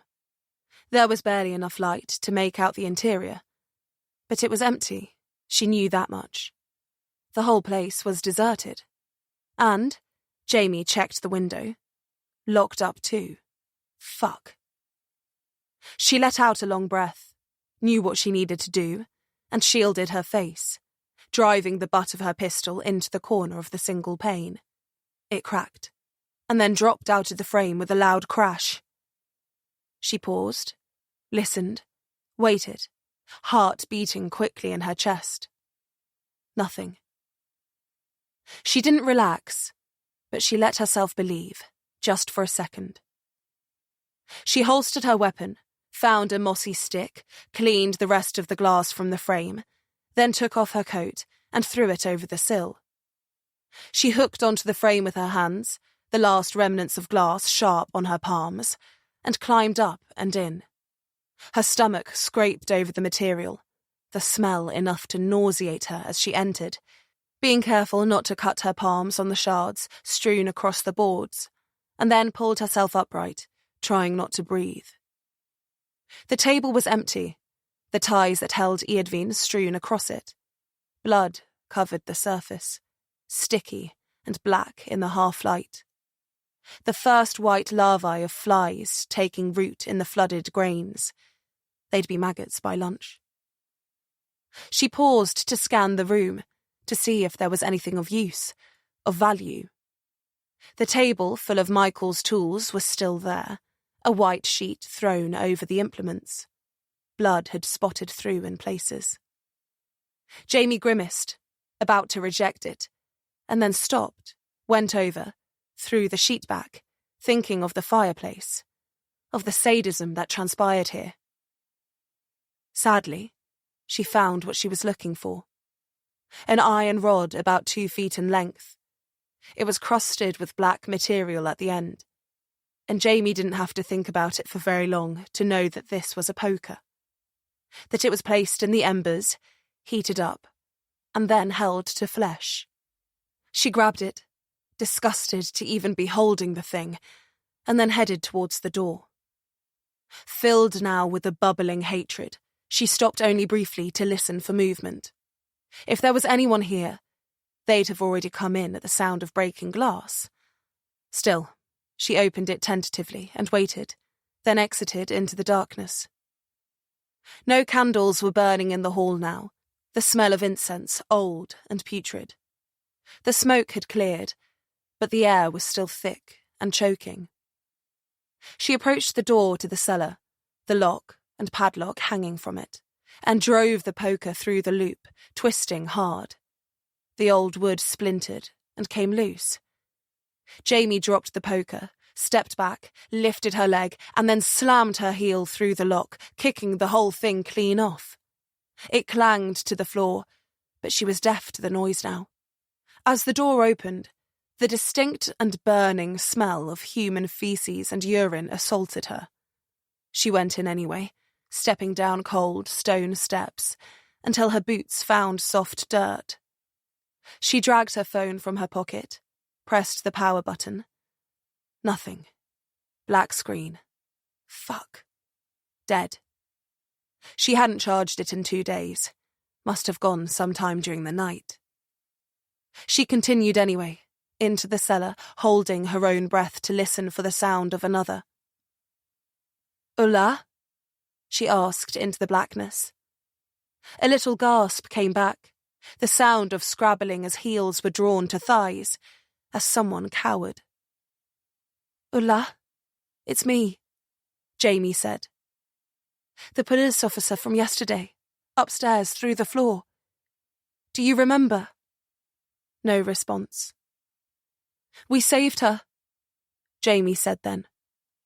"Like you wanted. Mathilde." She tried to sound friendly. She never really mastered it. "She's safe, okay? She's with my partner. I've come to save you too." Jamie traced her way forwards, sliding her boots through the earth. It was cold down here, cold enough to freeze, cold enough to be subdued by it, to be held prisoner by it, as much as the lock on the door. Her eyes adjusted now, taking the tiny slivers of gloom coming down between the boards and throwing them around. The walls pressed in, hewn from the raw permafrost, jagged roots of surrounding trees poking through like spikes inside some huge iron maiden. They were close on either side, the space maybe 10 feet across and twice as deep. Her breath echoed around her as she kept moving, looking for Ulla Berman in the dark. "Talk to me, Ulla," Jamie urged her. "Where are you?" Nothing. "Wait. There." A quiet whimper. "Ulla, please. There's not much time. We have to go. Right now. Mathilde is waiting for you. You want to see her, don't you?" Silence. Then, "Yes." Jamie felt warmth in her chest. That fire again. "Come to me," Jamie said. "Stand up. Let's go, right now. The door is open. We can leave. We have a boat, a car. We can get you out. But you have to come with me, this second." She saw her then, huddled against the wall in the corner, face hidden behind her knees. Did she think this was some cruel joke? Jamie closed in, tired, cold, angry. She crossed the space, knowing time was short, and reached out for the woman's hand. She grabbed her wrist, and Ulla tried to take it back. Jamie didn't let go. She pulled her to her feet. "Come on. Your daughter is waiting for you. Mathilde is..." She cut herself off, blinking in the darkness. The face staring back, drowned in shadow. One she recognized. Something jarred in her.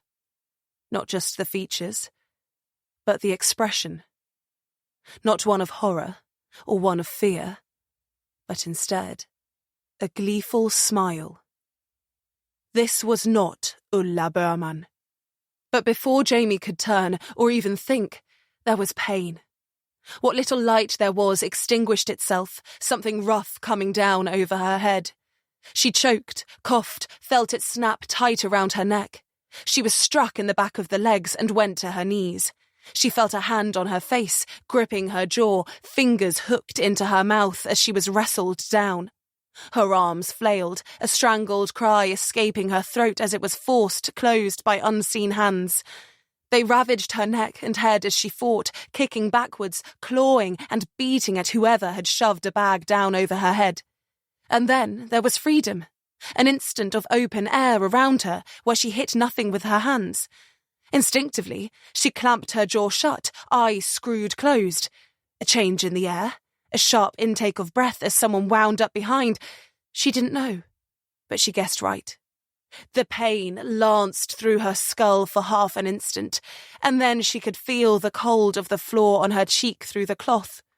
Her body was numb and limp, her thoughts muddled, eyes. She didn't know if they were closed or open. Voices rang out, muffled and distant. Her arms moved around her head and reached upwards. She realised a second later it was because she was being dragged by her feet. It felt like her face was being raked over a cheese grater, but she didn't have the sense or the strength to do anything about it. The warmth of blood ran over her face and she licked it from the corner of her lips groggily. She tasted copper, her mind dimming. And then she gave into it and sank into the depths of unconsciousness. Chapter 30. There was a loud thunk as something heavy hit the ground, a rattle of metal, and then a creak of old hinges.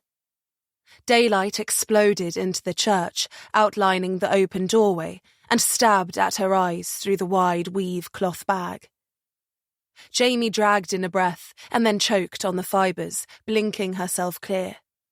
Her right eye stung, probably on account of the blood that had dripped into it. She could still feel it trickling down her face, so she knew she'd not been out very long. It took her a moment to realise that she was off the ground, that her hands were bound over her head, and she was hanging from them. The gnaw of rough rope was unmistakable on her wrists. She pointed her toes, felt them brush the floor, and she leaned some weight into them, relieving the ache already building in her shoulders.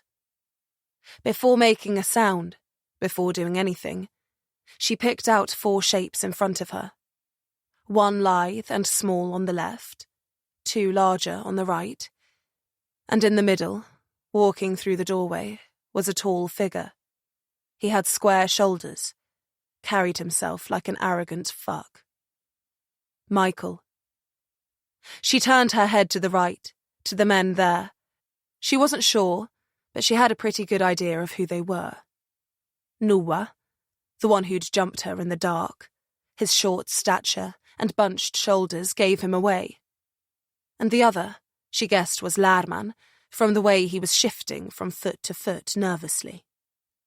And then left, to the woman who'd pretended to be Ulla to lure her in.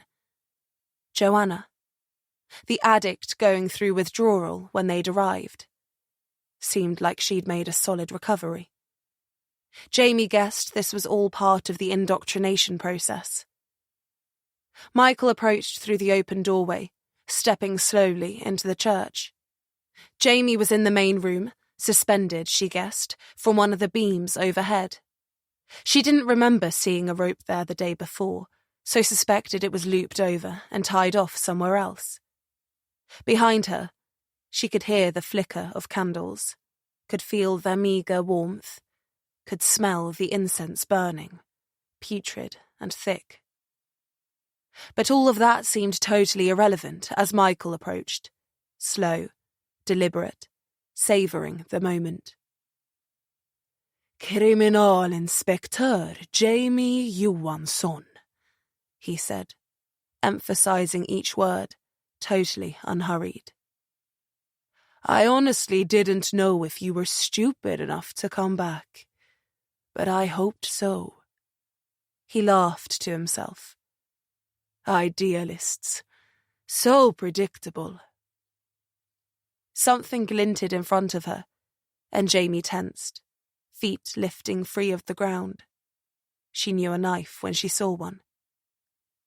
Get the bag off her head, Michael said. I want her to see this. Noah came forwards and tore it from her head, plastering her hair to her face. Jamie squinted in the sudden brightness, then shivered, her long-sleeve shirt doing little to ward off the cold coming in through the open door. Michael smiled at her, then sighed, lifting the knife. He touched the tip to the opposite index finger and turned it slowly, seemingly thinking about how to use it first. He paused then, staring into Jamie's hate-filled eyes. He wanted her to scream, to flop and thrash, to swear and promise to rip him apart. That's what he wanted. But she wouldn't give it to him. He reached out with his free hand, ran his knuckles down her cheek. She pulled away, face twisted up in disgust, but didn't make a sound. He let his fingers hang there for a moment, and had he gone another moment longer, Jamie would have bitten them off. But he retracted them, smile widening. This will be fun. He kept his eyes on hers as he reached down, took the hem of her shirt in his hand, and then slipped the blade of the knife under it. The steel was cold on her skin, and she flinched. Michael pulled the material taut, and then dragged the knife upwards, splitting the fabric cleanly. He moved in one clean motion until he reached the ribbed collar. It resisted for a second, and then popped. Both sides of her shirt flapped open, exposing Jamie's stomach, collarbones, and sports bra. She tried to keep her breathing even, but she could see her chest rising and falling wildly below her chin, could feel the eyes on her bare skin. She forced herself not to squirm, not to give them the satisfaction. Michael gawped at her, eyes moving over every inch of her body. He stroked the blade of the knife. You take care of yourself, Monsieur Wanson, he muttered, mouth trembling with anticipation. It's so nice to work with a canvas like this. He came forwards, reached out for her. She sucked her stomach in, lifted her knees to protect her exposed belly. He paused, then chuckled, grabbed one of them with his free hand and sank his fingers into her thigh. She cried out for the first time, the pain sudden and terrible. There we go, he said, releasing it. She dropped her knees, panting a little, feeling her eyes begin to fill. Such a pain, he went on, now pressing the cold, flat edge of the knife into the portion of flesh between her navel and the bottom of her bra. To have to cut through layers and layers of fat. He met her eyes again, sawing away until you find the muscle, the bone, the organs. I think we won't have this problem here. He dragged the knife sideways and down until he reached the gnarled section of scar tissue from where she'd been shot. This is unsightly, he sighed. But we'll work with what we have. He licked his lips. I'll get rid of it. In time. I'll take it all. Starting with the fingers. He lifted the knife once more, up over her head now, held it against her knuckles. It's been a while since I've done this. Usually these days. He leaned in as though it were a secret, and suddenly the knife was resting on her cheek, tip cutting into the skin below her left eye. It's just the eyes. It touched her lip. The tongue. Then he lifted the lobe of her ear with it. The ears. But for you... He laughed a little again. I'll take the eyelids. The lips. Your nose. He lifted her chin with the knife now, and Jamie felt it once more pierce the skin. She winced, but didn't make a sound. I'll peel the skin from you, piece by piece. He dragged the knife down now, leaving a thin, paper-cut slice along the length of her windpipe, between her collarbones, over her bra, and then stopped, turning it upwards so the blade moved under it. Then I'll take your breasts. I'll take everything, a piece at a time. I'm good at it, you know? She saw it in his eyes then. The hollowed-out emptiness that comes from a lack of fear, a lack of empathy, and a lack of understanding for how humans work. All there was in him was curiosity and a desire to satisfy himself. I've done it before. A few times. Men are ugly, flaccid, flabby. They cry and they get ugly when they do. But women, especially women like you. He drew a deep breath, drank Jamie in. They don't come around very often. They're special, especially when they've been as much of a thorn in my side as you have. He moved the knife further up, turned it so the blade faced him, so it began cutting through her bra, ready to render her naked, ready for him. I just want you to know, I'm going to enjoy this, every second of it. And while we're having a good time, you and I are going to have a little talk. Does that sound like fun? He looked at her, waited for her, waited for the fear to come, the begging, the pleading. The only thing that would get him hard, she figured. So instead, she swallowed the vomit clawing its way up her throat, turned her lips into as foul a grimace as she could, and said, Go on then. Do your fucking worst. I'm waiting. Chapter 31. She closed her eyes, listened to her own breathing, to her ragged heart. Then there was warmth on her cheeks, the taste of blood on her lips, a roaring in her ears. Had she been cut? What had he taken? Her ear? Was pain about to come surging into her brain, flooding her body? Was she about to flop around and scream and cry and wish she was dead? She hadn't given Michael the satisfaction yet, but she knew she couldn't endure this in silence. She knew she'd break. But the pain didn't come. A loud bang resounded, and voices echoed through the rushing blood in her ears. She opened her eyes, seeing the scene in the church erupt into panic. Michael was in front of her, but on his knees. He had his right hand clamped to his left shoulder, blood pouring through his fingers. His teeth were gritted, flecks of saliva splattering the dusty floor. It took Jamie a second to figure out what had happened. Joanna came forwards to attend to him. Jamie raked in a breath, bore her weight on her hands, and lashed out with her heel, hitting the woman square in the chest. She stumbled back, the kick hard but not forceful without any grounding. Jamie swung backwards on the rope, twisted herself up, ready to try and take Michael's head off with the next kick, finish what Thorsen had started. He'd put a bullet through Michael's shoulder, probably being careful to wound, not kill, the idealist he was. But as Jamie came in, her attack was cut short. Lman launched out of the darkness, hands raised, and seized Jamie. His fingers sank into her flanks, nails digging into her skin. She spun, winded from the tackle, and felt his weight almost pull her shoulders clean out of the sockets. She yowled. Lman wheeled her in a circle, and Jamie struggled, trying to drive her knee into his gut. As she came around, she saw Nuwa dragging Michael to his feet, spiriting him away towards the back of the church.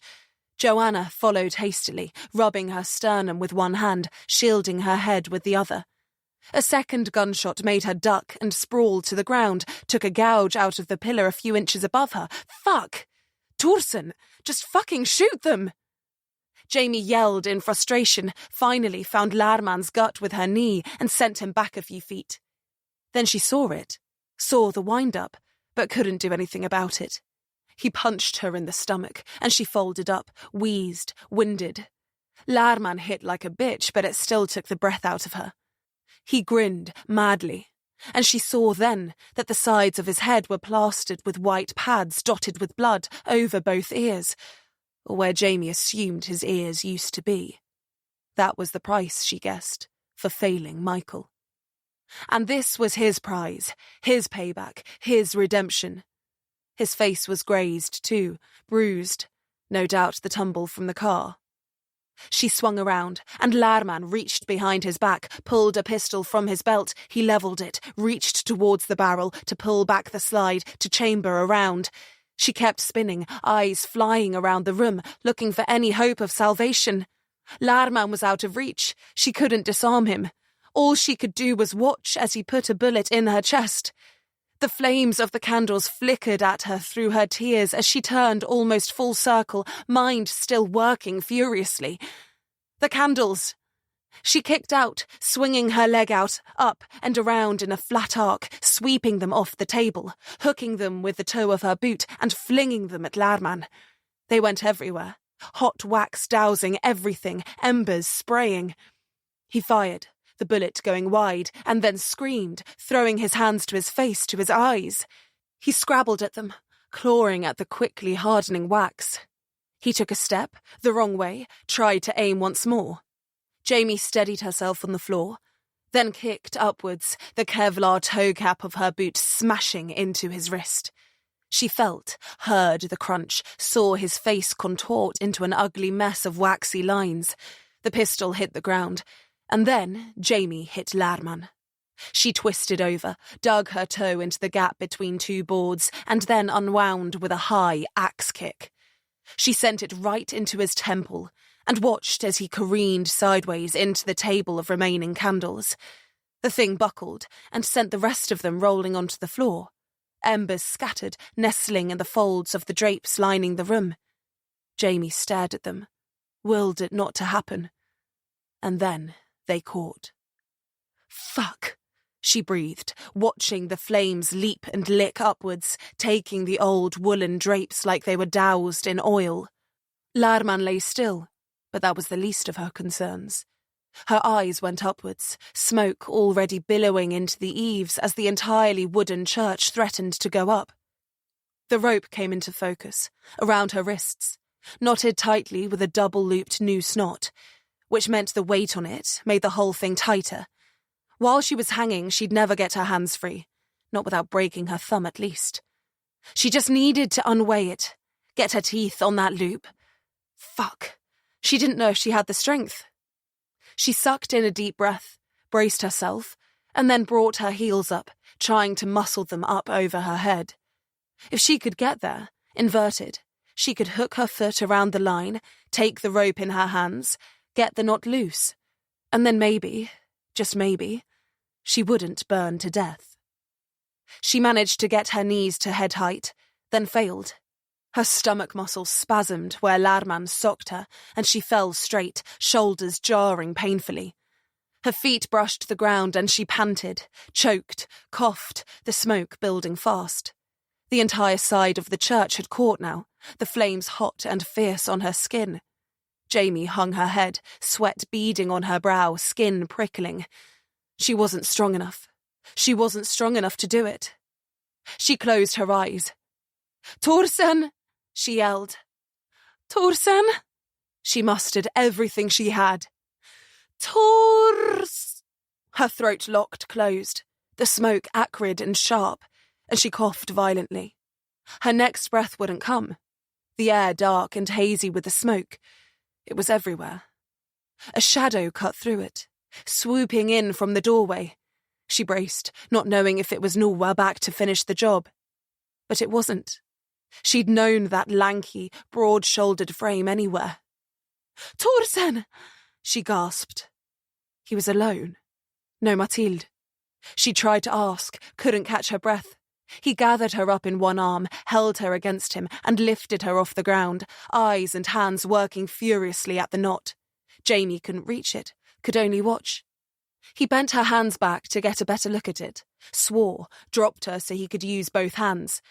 But her weight made loosening it impossible. He looked down at her, his eyes shining grey in the firelight. And then he reached into his coat, ripped his pistol from its holster, and jammed the muzzle against the knot between her wrists. He said nothing. Jamie just nodded. And he fired. Once, twice, 3 times.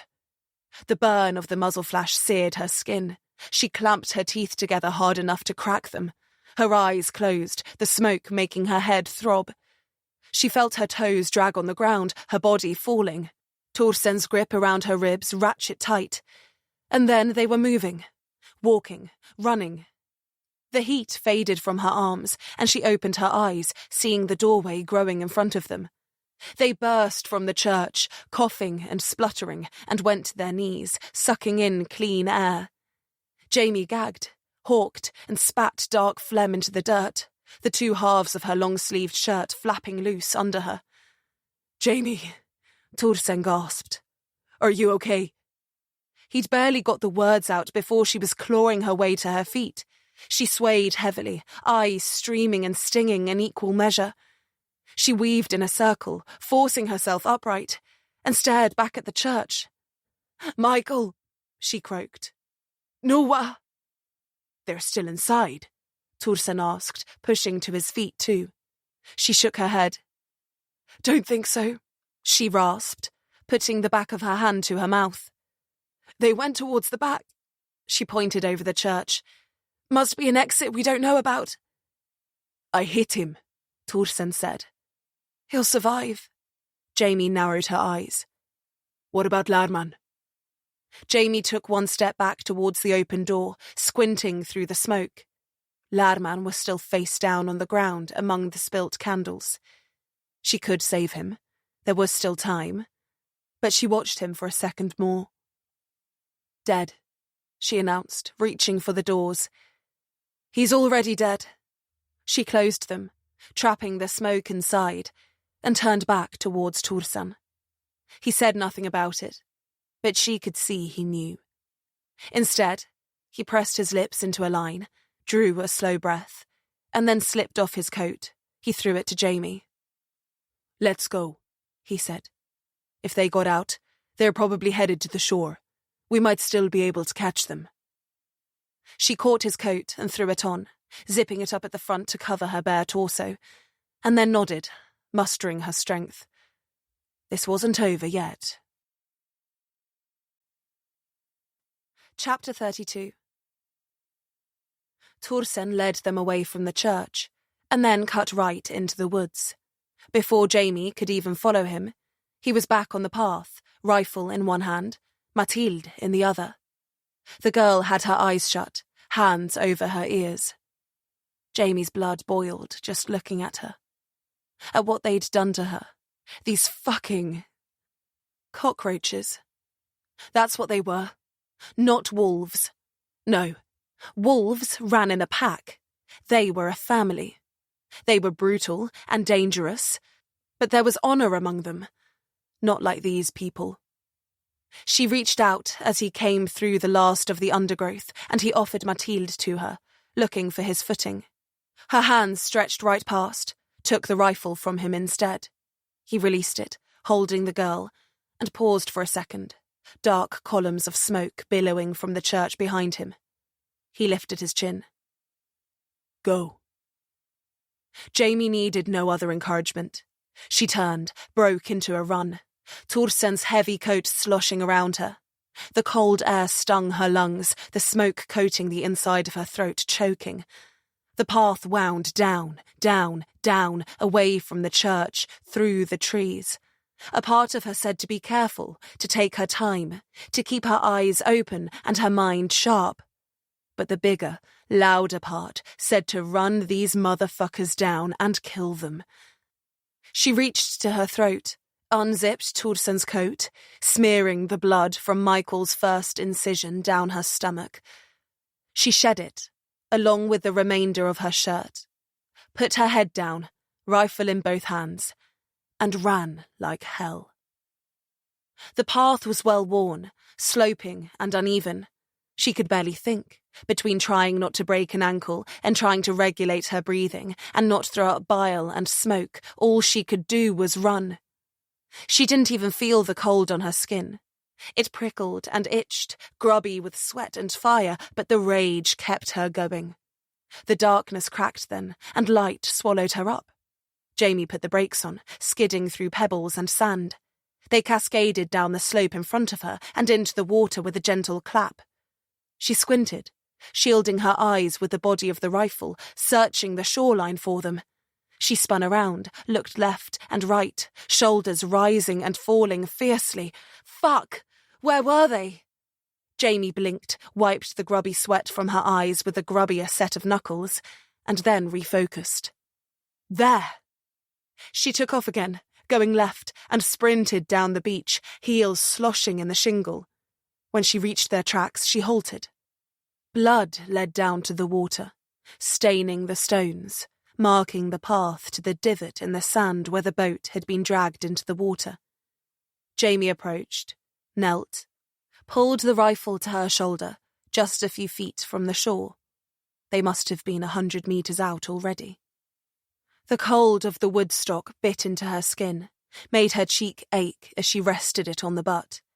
She saw them, magnified, but still getting smaller. The rowboat was rocking side to side. Nuwa was pumping the oars frantically. Joanna was cradling Michael, pressing something to his chest.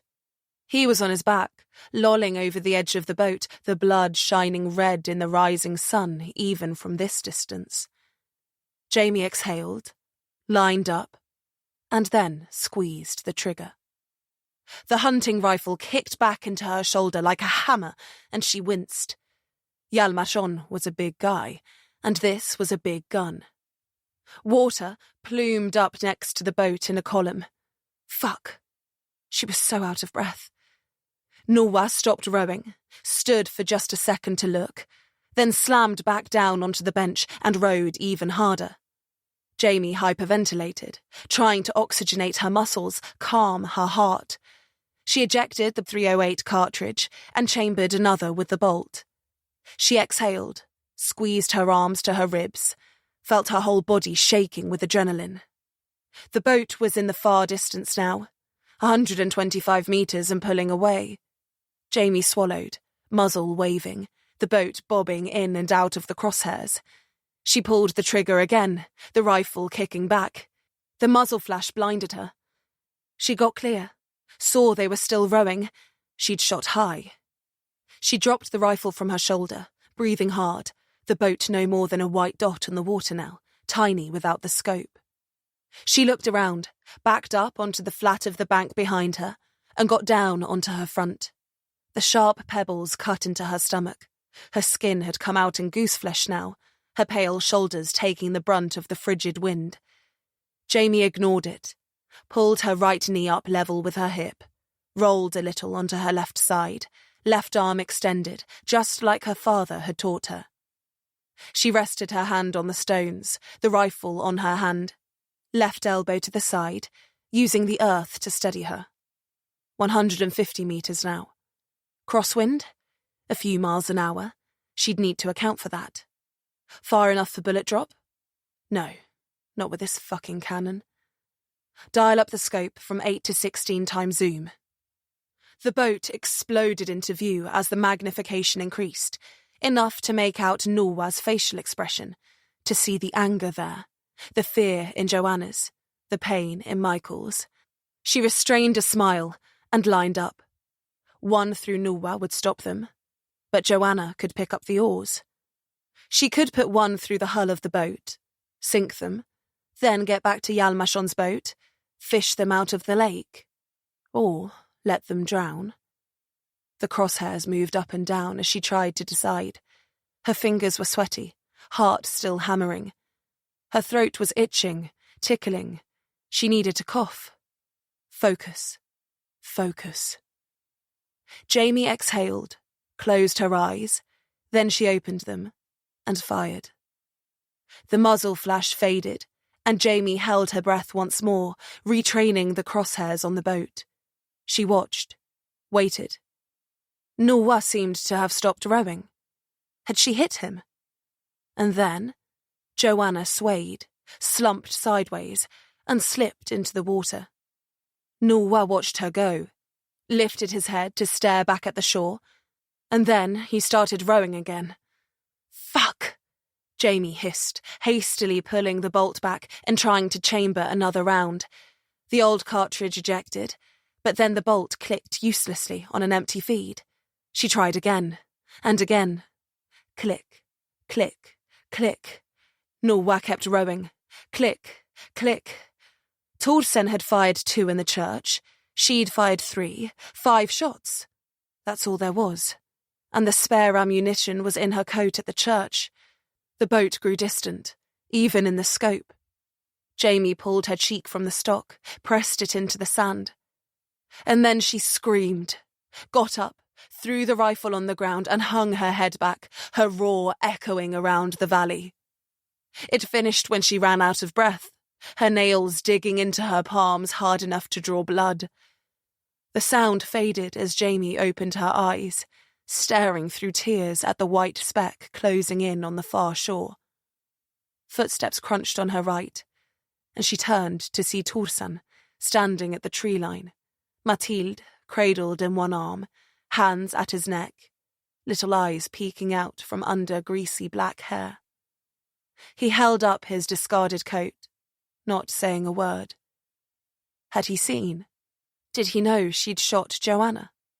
Probably killed the poor girl. She looked back at him, bottom jaw shuddering. She began. He shook his head. Doesn't matter. Come on. We've got work to do.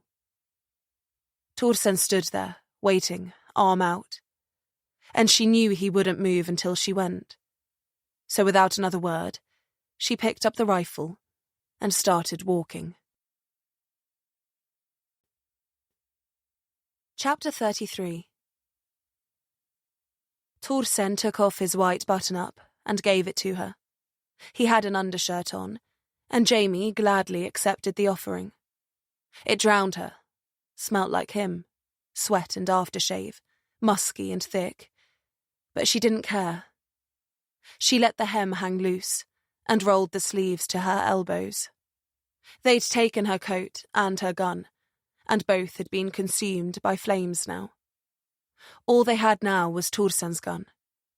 As he guided the boat away from the shore and into open water, Mathilde sat between his knees, holding onto his calf, legs folded under her, wrapped in the filthy blankets from the cabin. She still hadn't made a sound. She was probably terrified, and terrified of Jamie too. It's okay, Jamie whispered, leaning forwards from her position in the middle of the boat. She extended a hand, but the girl cowered.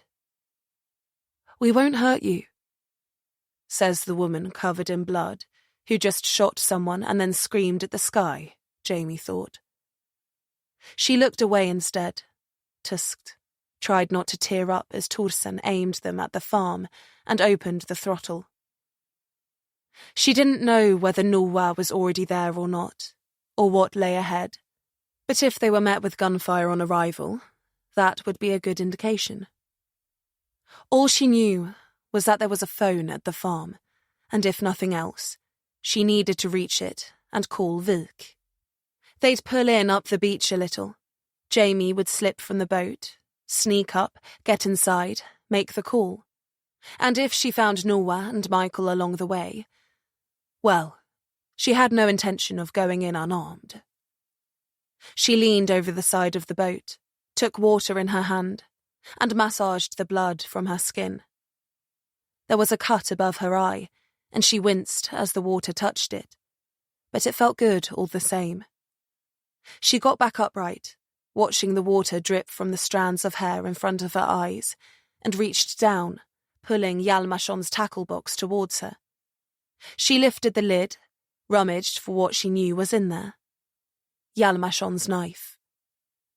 She pulled it out, unfolded it, and then caught Torsen watching her. Though she didn't shy away, if this was what it had come to, then so be it. He averted his eyes after a second, and steered them onwards. The farm seemed to materialize out of the early morning haze. It darkened in the distance, and then grew as they approached. The flat din of the motor cut the air like a droning wasp, but nothing seemed to react to it. Ahead, Jamie could see the white hull of the rowboat beached in front of the house, lying a little on its side, back end bobbing in the shallows. Thorsen kept them away from shore and slowed as they neared. Jamie kept her eyes peeled, expecting Michael's men to have rallied and readied themselves for an attack. But nothing was moving. The whole place was quiet, save a few chickens strutting around the yard. The engine settled to a quiet idle, and their boat drifted. "What do you want to do?"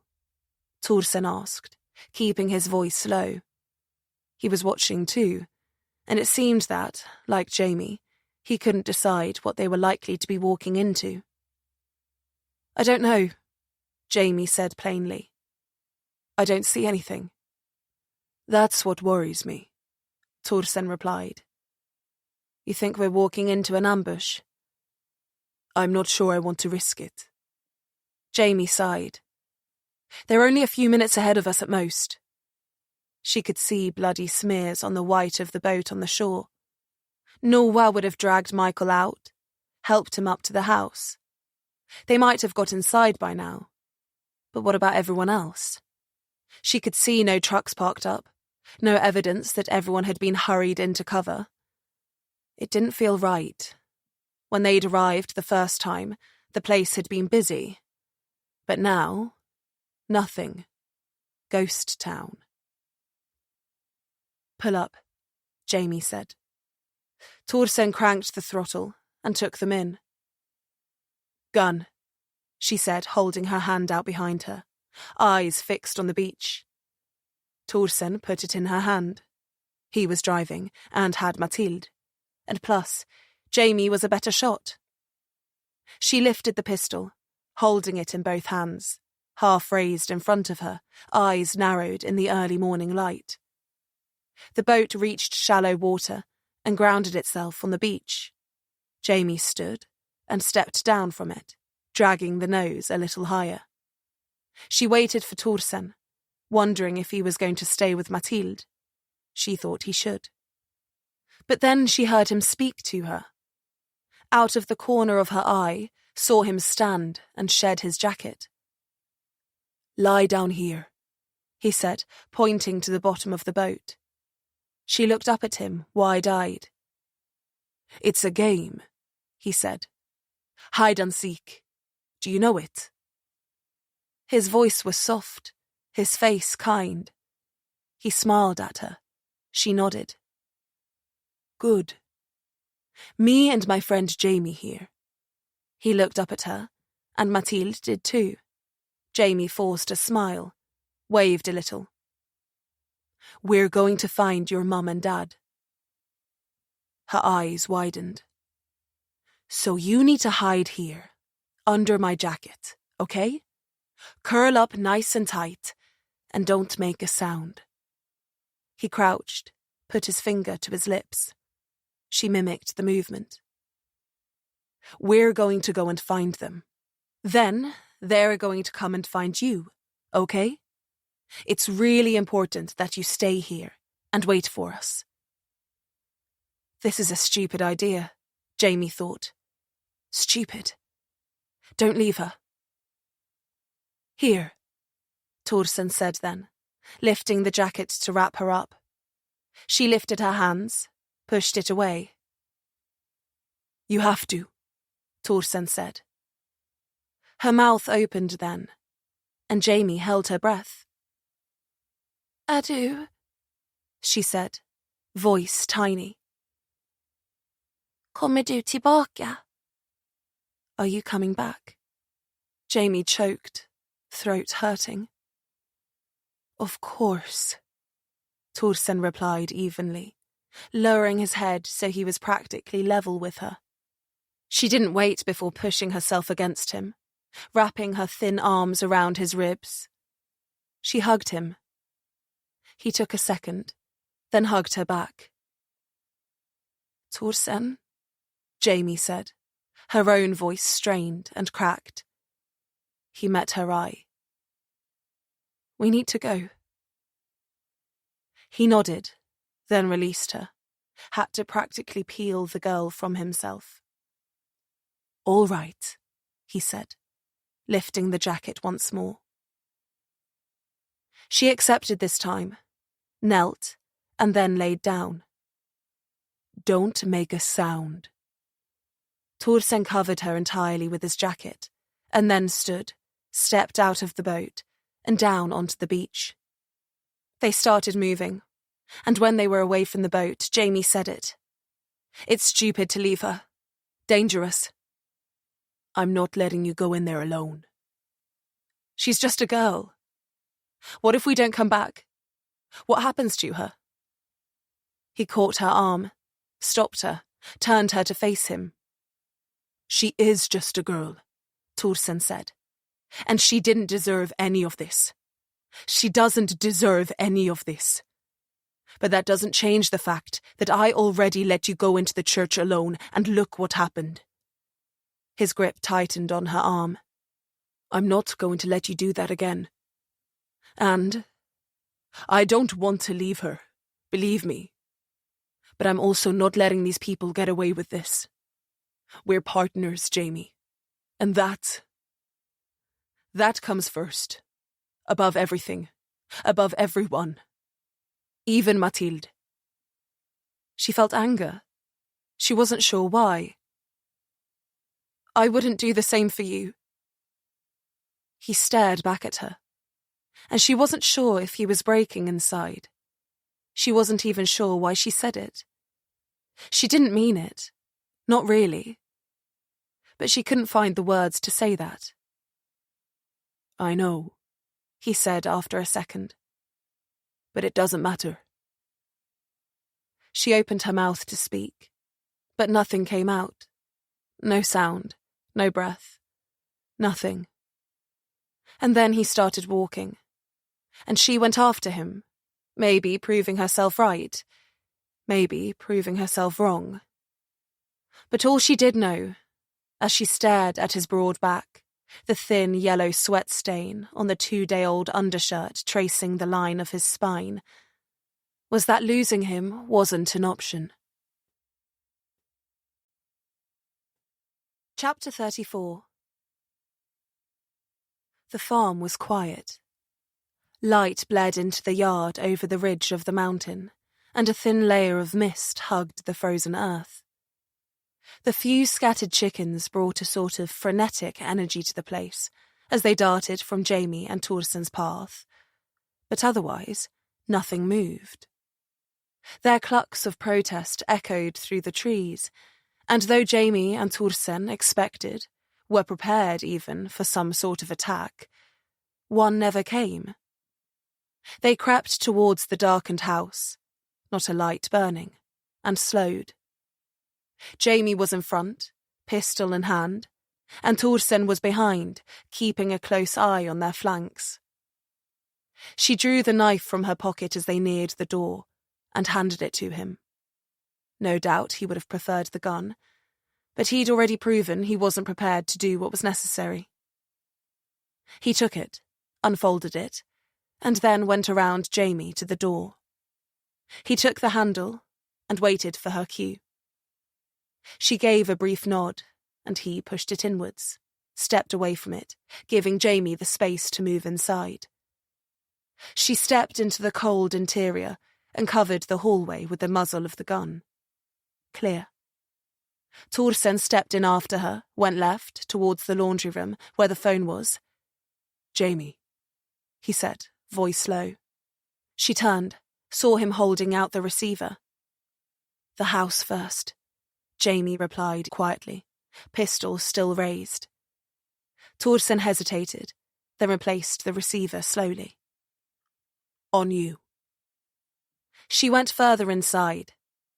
She could make the call now, but every second wasted was one that gave Noah and Michael time to prepare, to plan, to strategize, to get fixed up and get away. The kitchen door loomed ahead, closed. Jamie's pulse quickened, ears straining for any hint of sound or movement. There was nothing. She felt the pistol sweaty in her grip despite the cold, her breath misted in front of her face. There was a noise then, beyond the door, and Jamie froze, listened. It was a person. It sounded like someone whimpering. Just short and sharp, a little defeated moan. She reached out, finger quivering on the trigger of the gun, and pressed her hand to the surface, guided the door open. It squeaked, and the pasty visage of a man came into view. He was standing, naked, with his back to her, shoulders hunched over. The man flinched at the sound and went very still, elbows at his sides, hands held in front of him. He was shivering, bare feet dirty, turning blue on the flagstones. His narrow bottom sagged down towards hairy hamstrings, and the fat around his midriff shuddered and wobbled. There were marks on his body, bruises and burns, cuts and grazes. His hair was matted and tangled, crusted with dried blood. "Edwin," Jamie said softly, the name catching in her throat.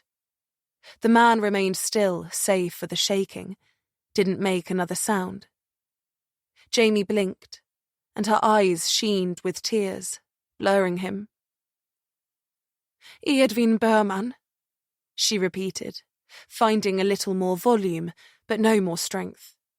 The gun lowered, and she walked forwards, reached out, not knowing what else to do, what else she could do. As her fingers touched his skin, he exploded. He turned, whirling his arms, screaming and fighting her, fighting the air. He waved them, made his fists, and swung at nothing and everything. His mouth opened, a toothless, tongueless hole in his head. 2 dark, bloodied sockets nested above, where his eyes had once been. He spun in circles, flecks of blood launching from his lips, droplets running down his cheeks. He wailed like a banshee, an unearthly sound that pushed Jamie to the verge of sickness. She managed to parry one blind attack and duck under another, before a windmilling swipe caught her in the shoulder and nearly bowled her over. "Edwin!" she called, watching as he tried to line himself up now, face a twisted mess of fury and hatred. He turned his head around, trying to listen for her.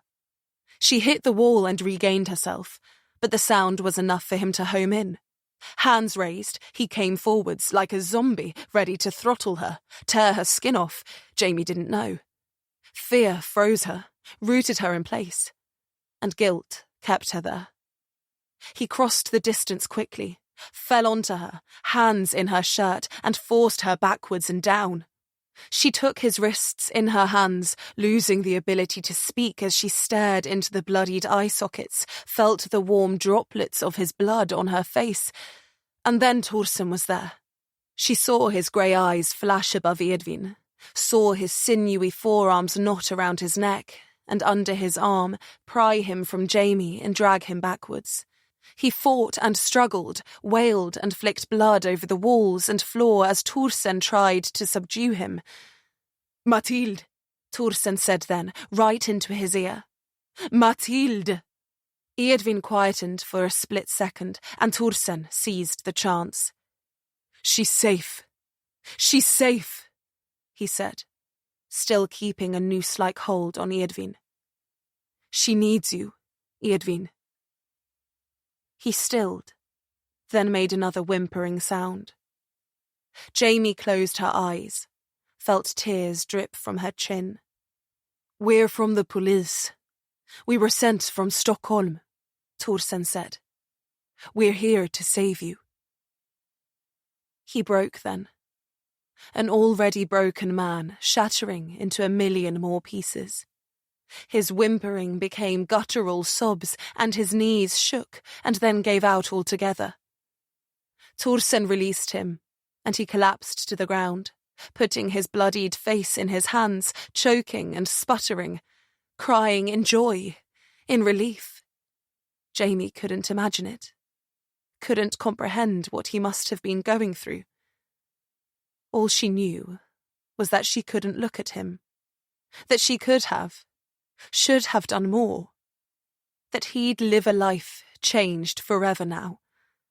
Because of them. Jamie was on her feet then, tears still falling. "Eadwine," she said, voice as cold as the stone beneath the man in front of her. "Where are they?" Eadwine lowered his hands and lifted his face towards her. She forced herself to look at it, let it fill her, sear itself into her mind. He made a strange noise that wasn't close to a word, and then turned his shaking hand into a point and lifted it towards the ceiling. Jamie felt rage flow through her, looked at Torsen, and then lifted her eyes upwards. She took a breath, then looked at him again, waiting for a response. He thought about it, weighing it up, then began to nod. Neither would say it out loud, but Jamie knew they'd both settled on a truth. Only 3 people would be walking out of that house alive, and they were all in that room. Chapter 35.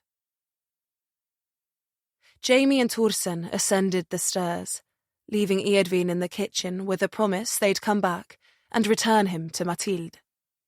What he was doing there at all was a mystery to them. He couldn't tell them, and even if he could, Jamie doubted he'd know the truth of it. They had Mathilde, and it seemed like they were just giving Eadwine back now too. But for what reason? And more importantly, where the hell was Ulla? Jamie had seen her through the floorboards, wide eyes, pleading for them to find and save Mathilde first. But now, there was no sign of her. Was she upstairs here, waiting for them? Is that where she'd been spirited away to while Joanna took her place in the cellar? Was Norwa going to have a knife to her throat just like their daughter? Let us go, or I'll kill her. Jamie fastened her hand around the pistol and stepped into the upper corridor for the second time. The first had been the moment they came upon Joanna in her final throes of withdrawal. But looking back now, had that even been real? Was any of it real? What sinister purpose was this whole thing a front for?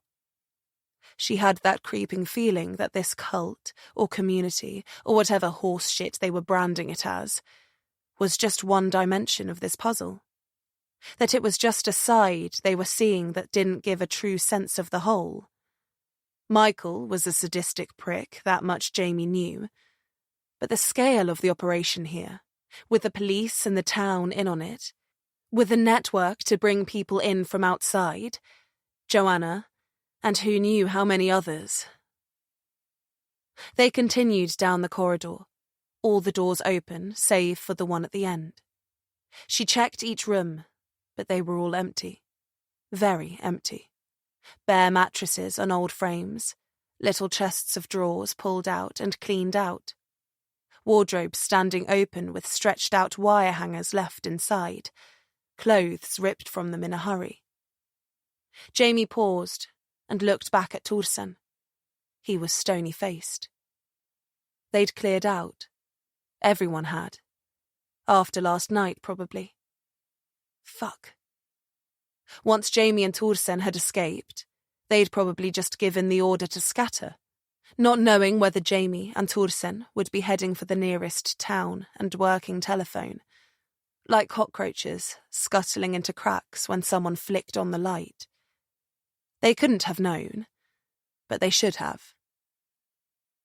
But it still begged the question of why Michael and Norwa had stuck around, why they'd risked sticking their necks out to catch Jamie and Torsen.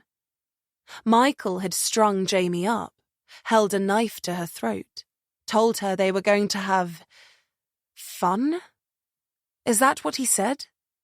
He was going to enjoy it. Jamie shuddered.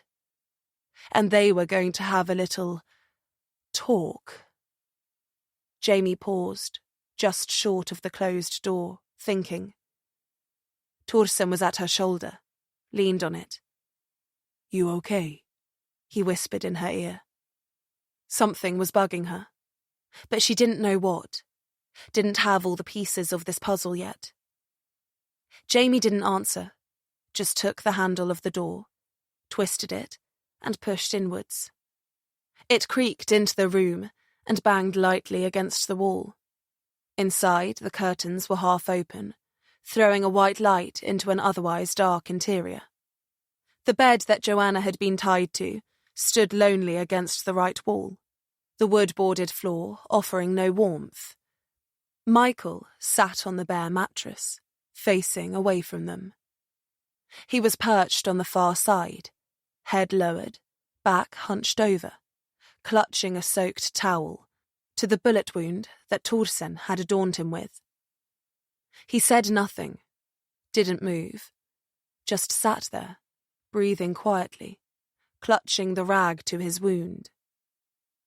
Jamie could see that his shawl was sodden with it, as was the mattress around him. The caliber of the round, combined with the power of the rifle, had no doubt blown right through his shoulder. He'd need medical attention, and lots of it, if he wanted to survive this. But there was no rush or hurry about him. He just sat there, breathing quietly. "Michael," Jamie said aloud. He held his breath, but still didn't move. "Michael," Jamie repeated, moving to take a step inside. But as her foot lifted, she felt Torsen's hand grip the back of her shirt, rip her backwards. The name strangled itself in her throat as the collar snapped tight, her head jerking past the frame, just far enough back, so the garden spade that Nuwa was swinging at her face clanged off the wood and not her skull. He stepped into view, ripping the edge out of the splintered frame, and held the spade across his body, placing himself directly between Jamie and Michael. For a second, they locked eyes. Then, he charged. Jamie lifted her gun, aimed, fired. Muzzle flash lit the room, sparks flew, the bullet pinging off the raised spade head and burying itself in the ceiling with a plume of dust. It would have hit Nuwa right between the eyes, but by the time Jamie realised the shot hadn't landed, he was already on her. The flat edge of the spade smashed the gun from her grip, and she staggered backwards into Torsen. Nuwa kept at them, tried to get Jamie with an upward swipe.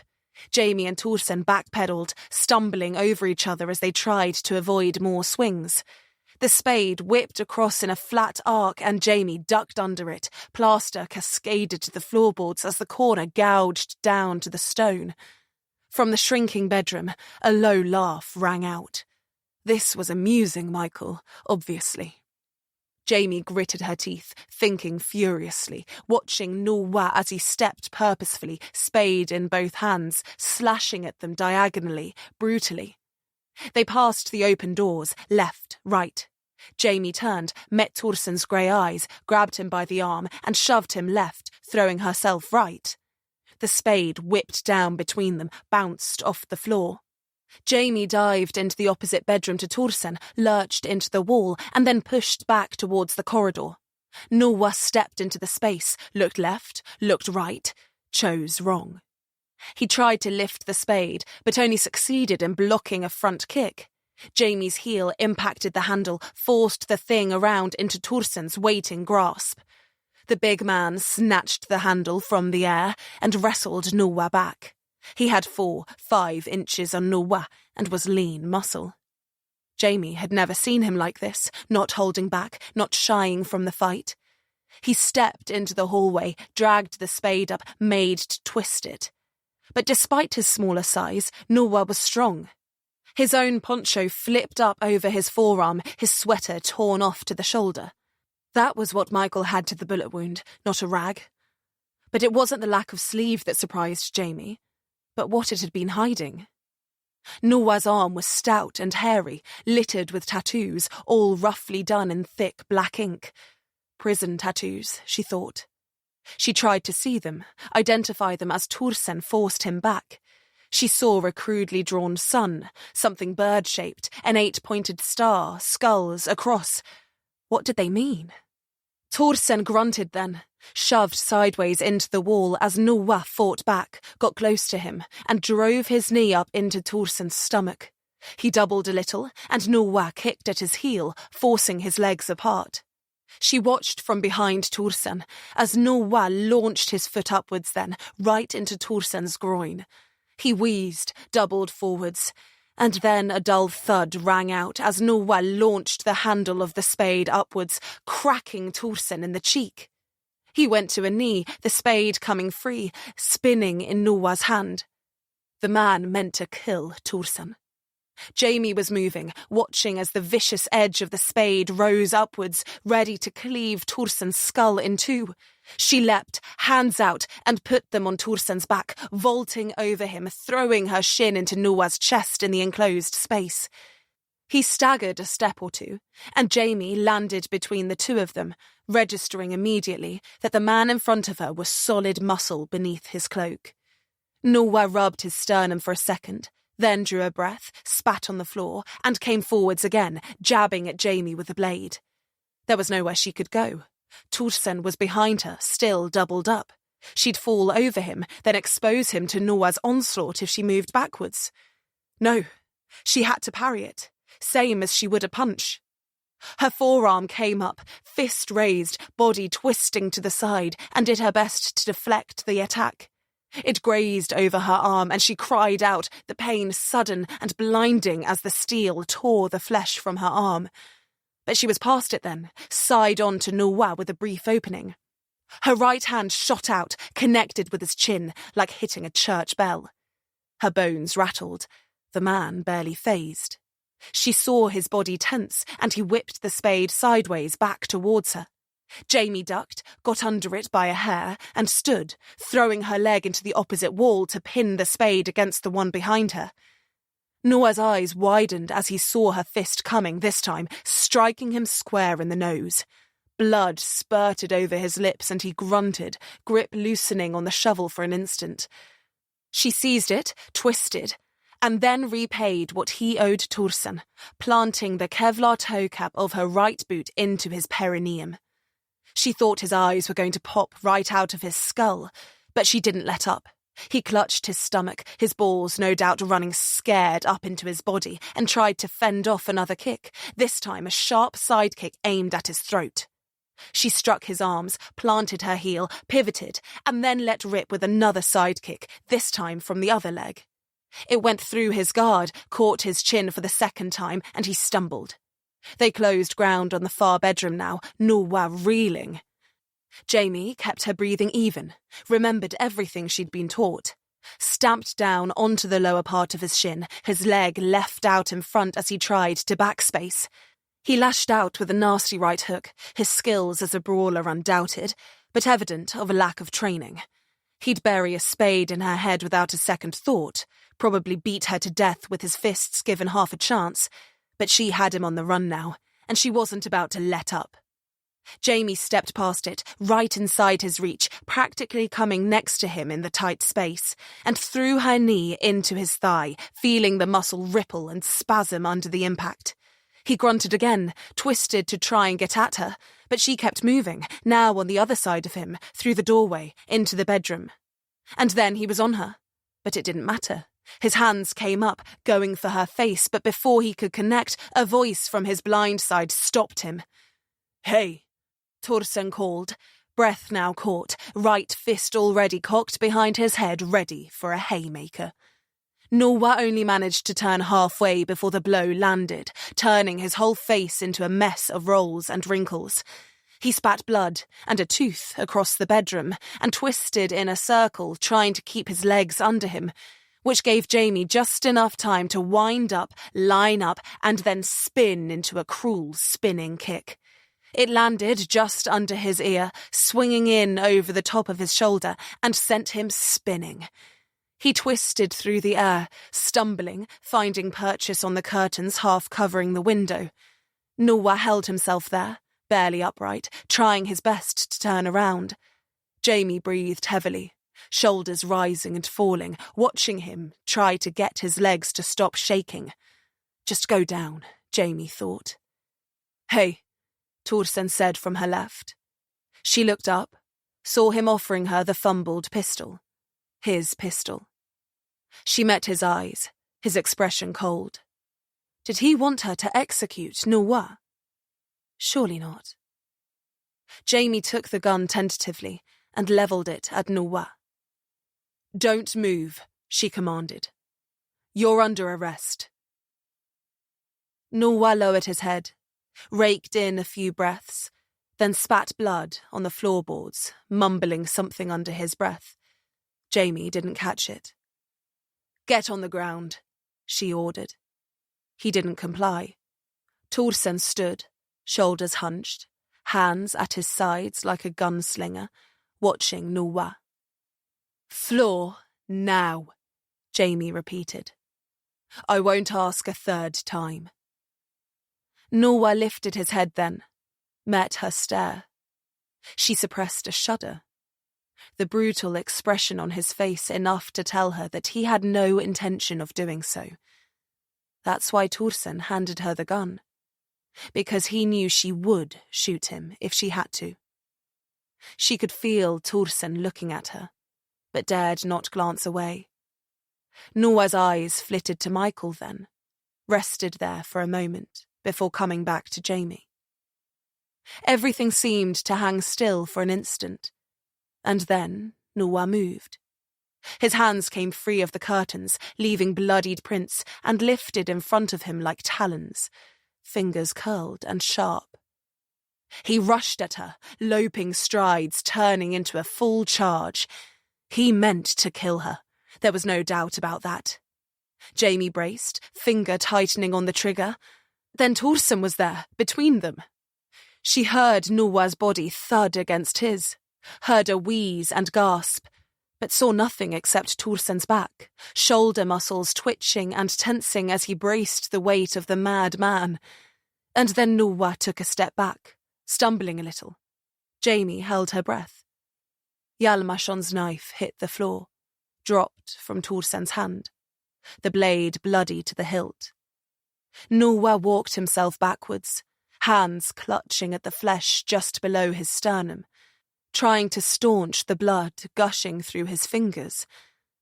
Jamie wasn't a surgeon, but she knew that his aorta had been severed.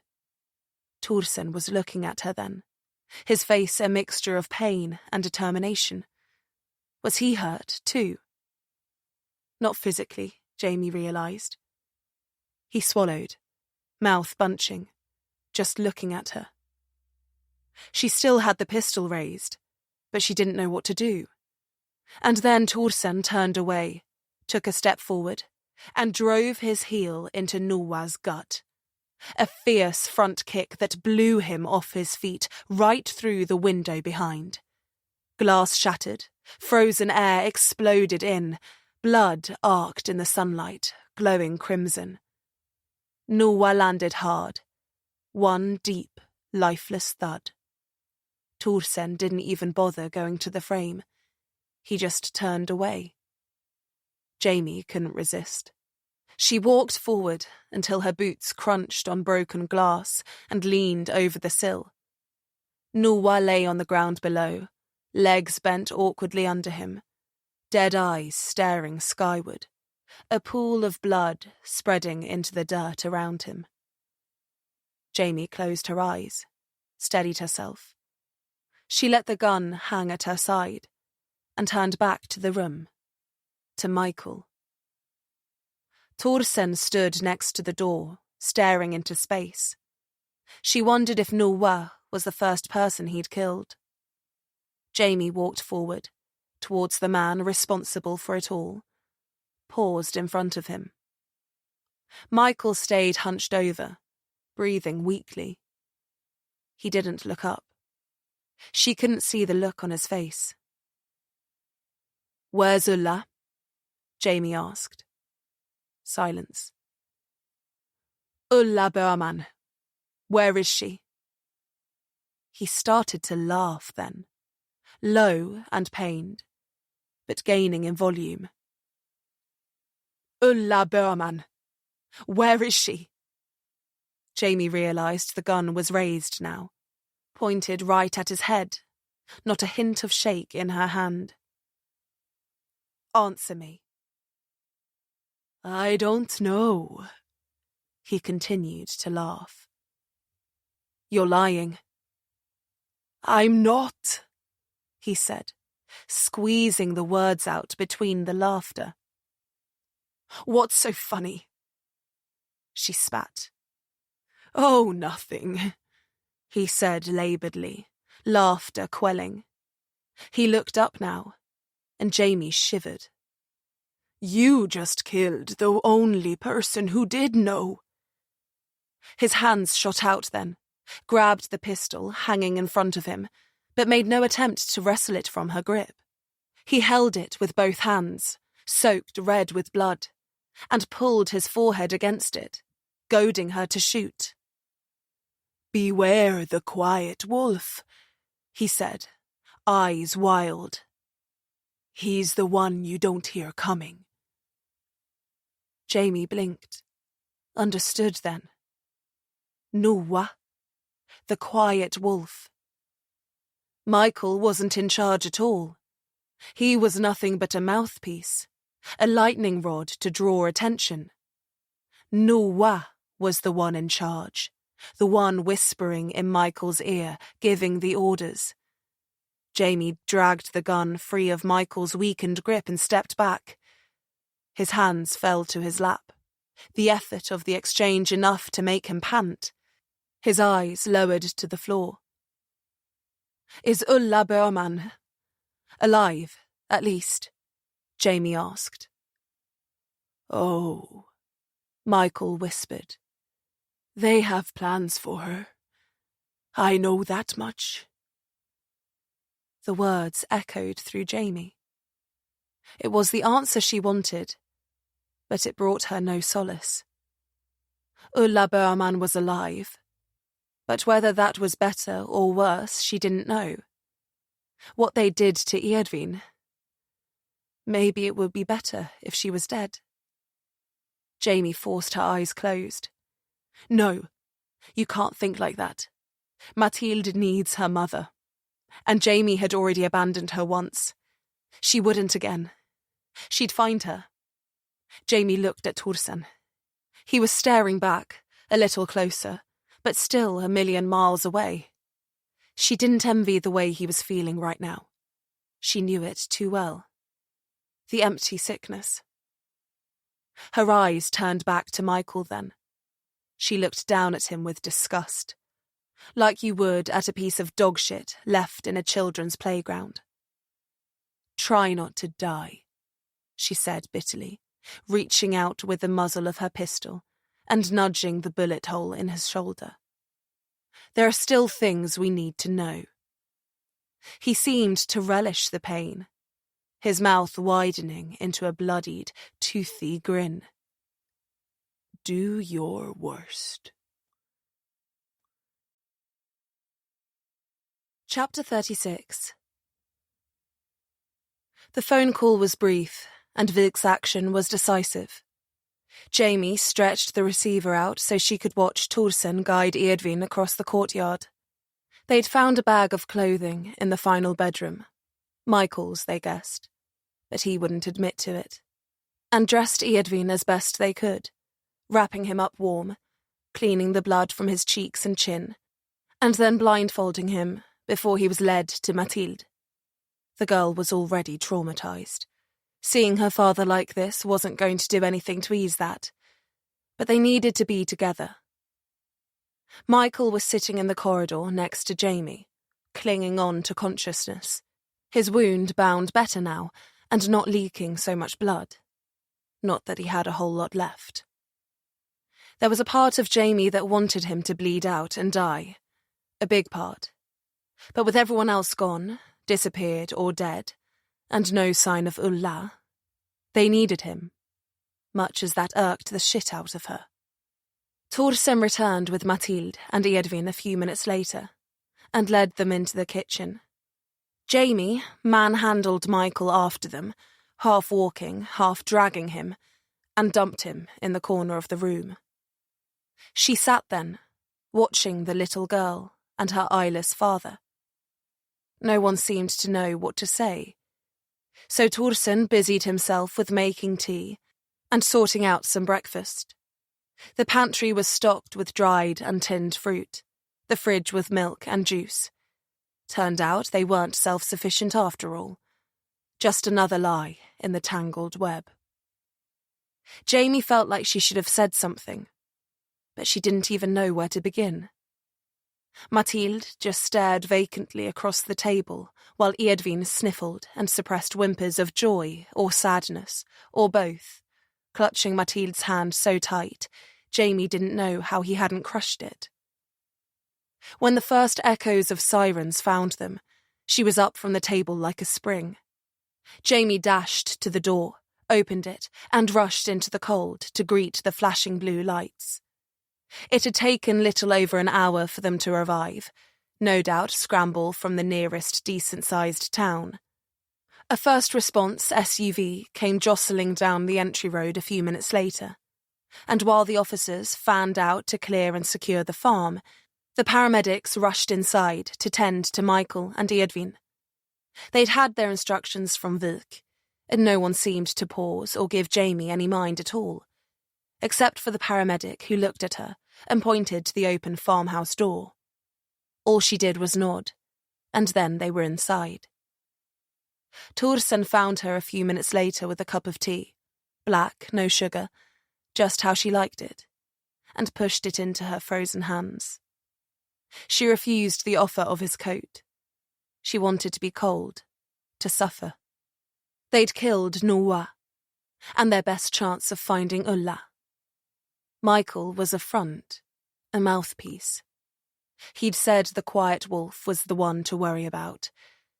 Jamie couldn't stop thinking about him. She knew nothing about the man, nothing about who he was, what his intentions were, or why he was doing any of this. Where had he ordered his wolves to take Ulla? And for what purpose? His tattoos. Jamie rolled them over in her mind. Gang tattoos. She didn't want to jump to Russian, but the 8-pointed star, concertina, black and white, that was one of their most recognizable designs, designating its wearer as someone of importance, if she was remembering that right. She guessed that once they started digging into this place, the thin veil pulled away, things would become clearer and worse. Those times Noua had whispered in Michael's ear, the times they'd exchanged looks. It was Noua giving the orders, the commands. But Jamie didn't think he was the brains of whatever this was. This was just one piece of something bigger. Jamie cast her eyes across the farm, across the water, processing. And why had Mathilde been so important? Why had they wanted her so badly? Questions that would or wouldn't be answered. Jamie didn't know if that was within her power to do so. The chug of helicopter blades rumbled over the farm a little before lunch. Michael had been treated, stabilised, and removed from the farm with an armed escort, though Jamie doubted that even if he had his wits and blood, he still wouldn't be much of a threat. She hoped to have him in an interview room by the week's end, maybe sooner. Edwin and Mathilde were still there. Torsen was reluctant to let them go anywhere, and they seemed reluctant to leave his care too. And he wouldn't leave Jamie, and Jamie wouldn't leave at all.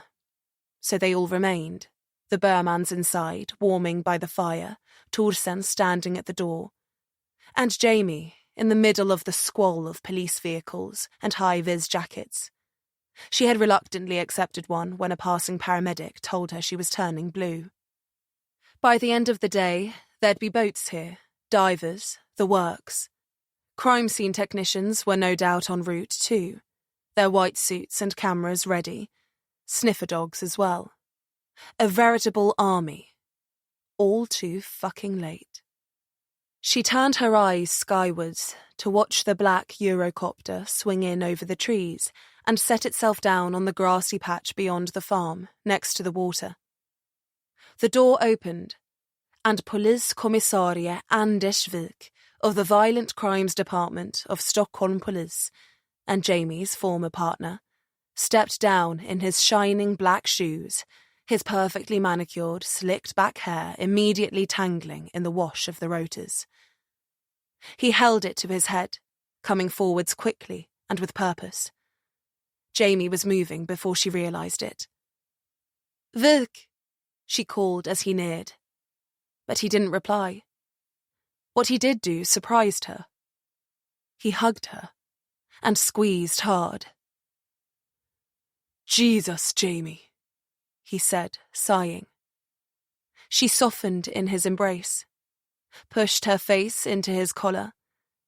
He even smelled the same.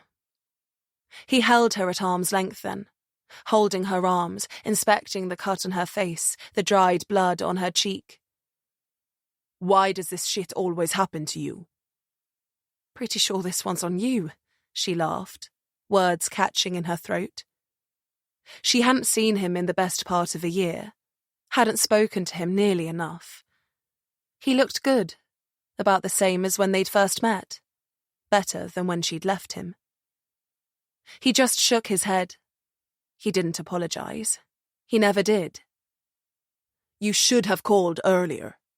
There's no fucking service in this town. You couldn't find a landline. It's harder than you think." He pursed his lips. "Where's the girl? Is she all right?" "Mathilde. She was Vilk's former niece-in-law, if that was even a thing. He wasn't exactly the easiest person to get on with, so she suspected him and the Burmans weren't close.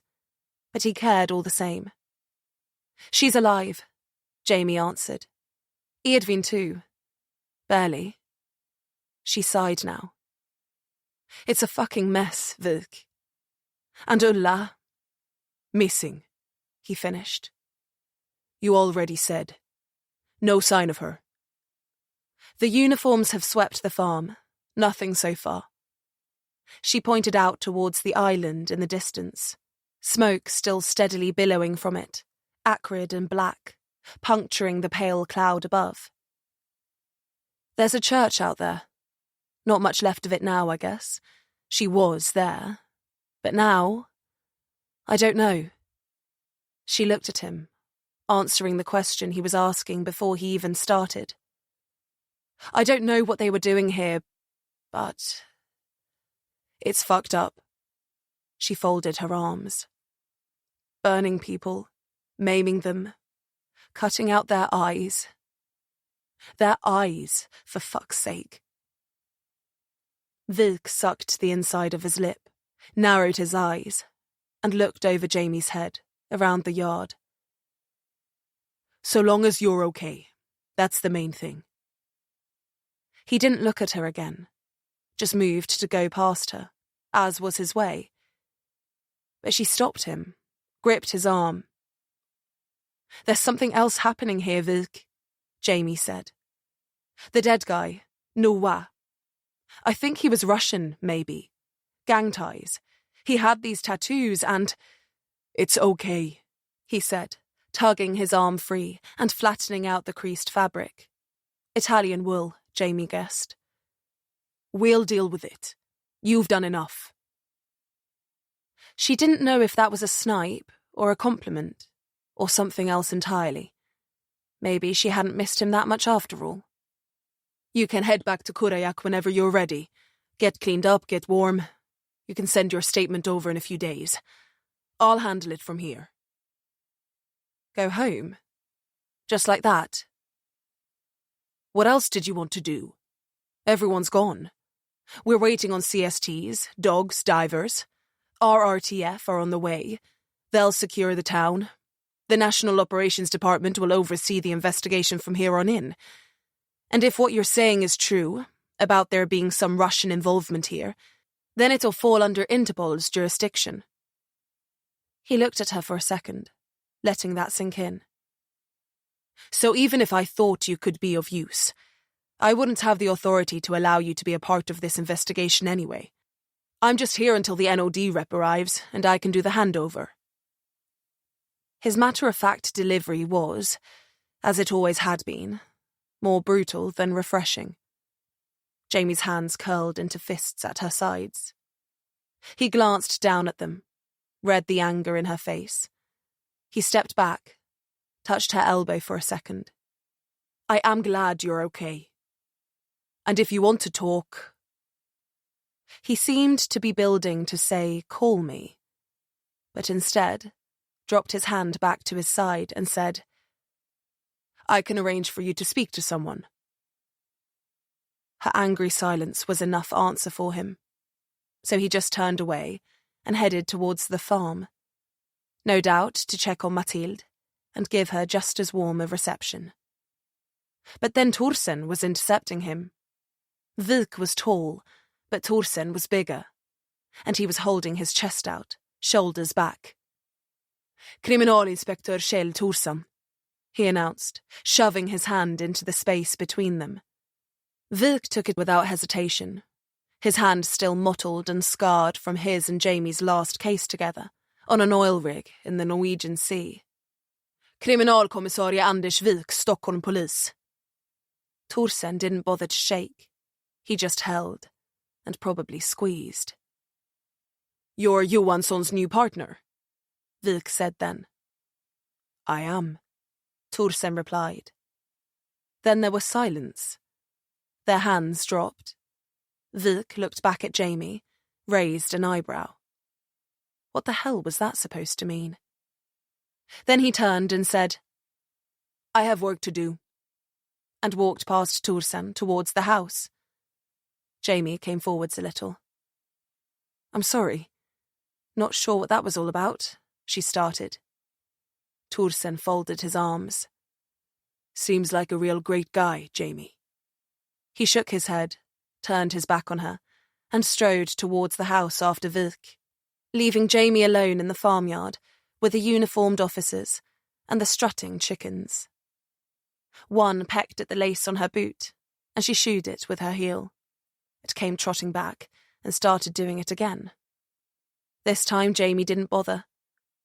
She just let it peck, not really knowing what else to do. Hallå? Jamie turned at the new voice, saw a man walking towards her. He was in his mid-50s, with white hair, and a nose that seemed not disproportioned in any way, but just too large for his face. He held out his hand, approached her. I'm sorry, I'm not sure who I'm supposed to be looking for, he said, smiling almost apologetically. Frank Runqvist. Jamie shook his hand, looked him up and down to get a gauge of who he was. Black slacks, leather shoes, not boots, a blue shirt under a woolen coat with an insulated mac over the top. Worn and mid-labelled, not expensive, not cheap. He had a satchel over one shoulder, seemed heavy by the way he was holding it with his other hand. It pulled his coat sideways, just enough to make out the crease on his shirt from the rib holster. Police, then.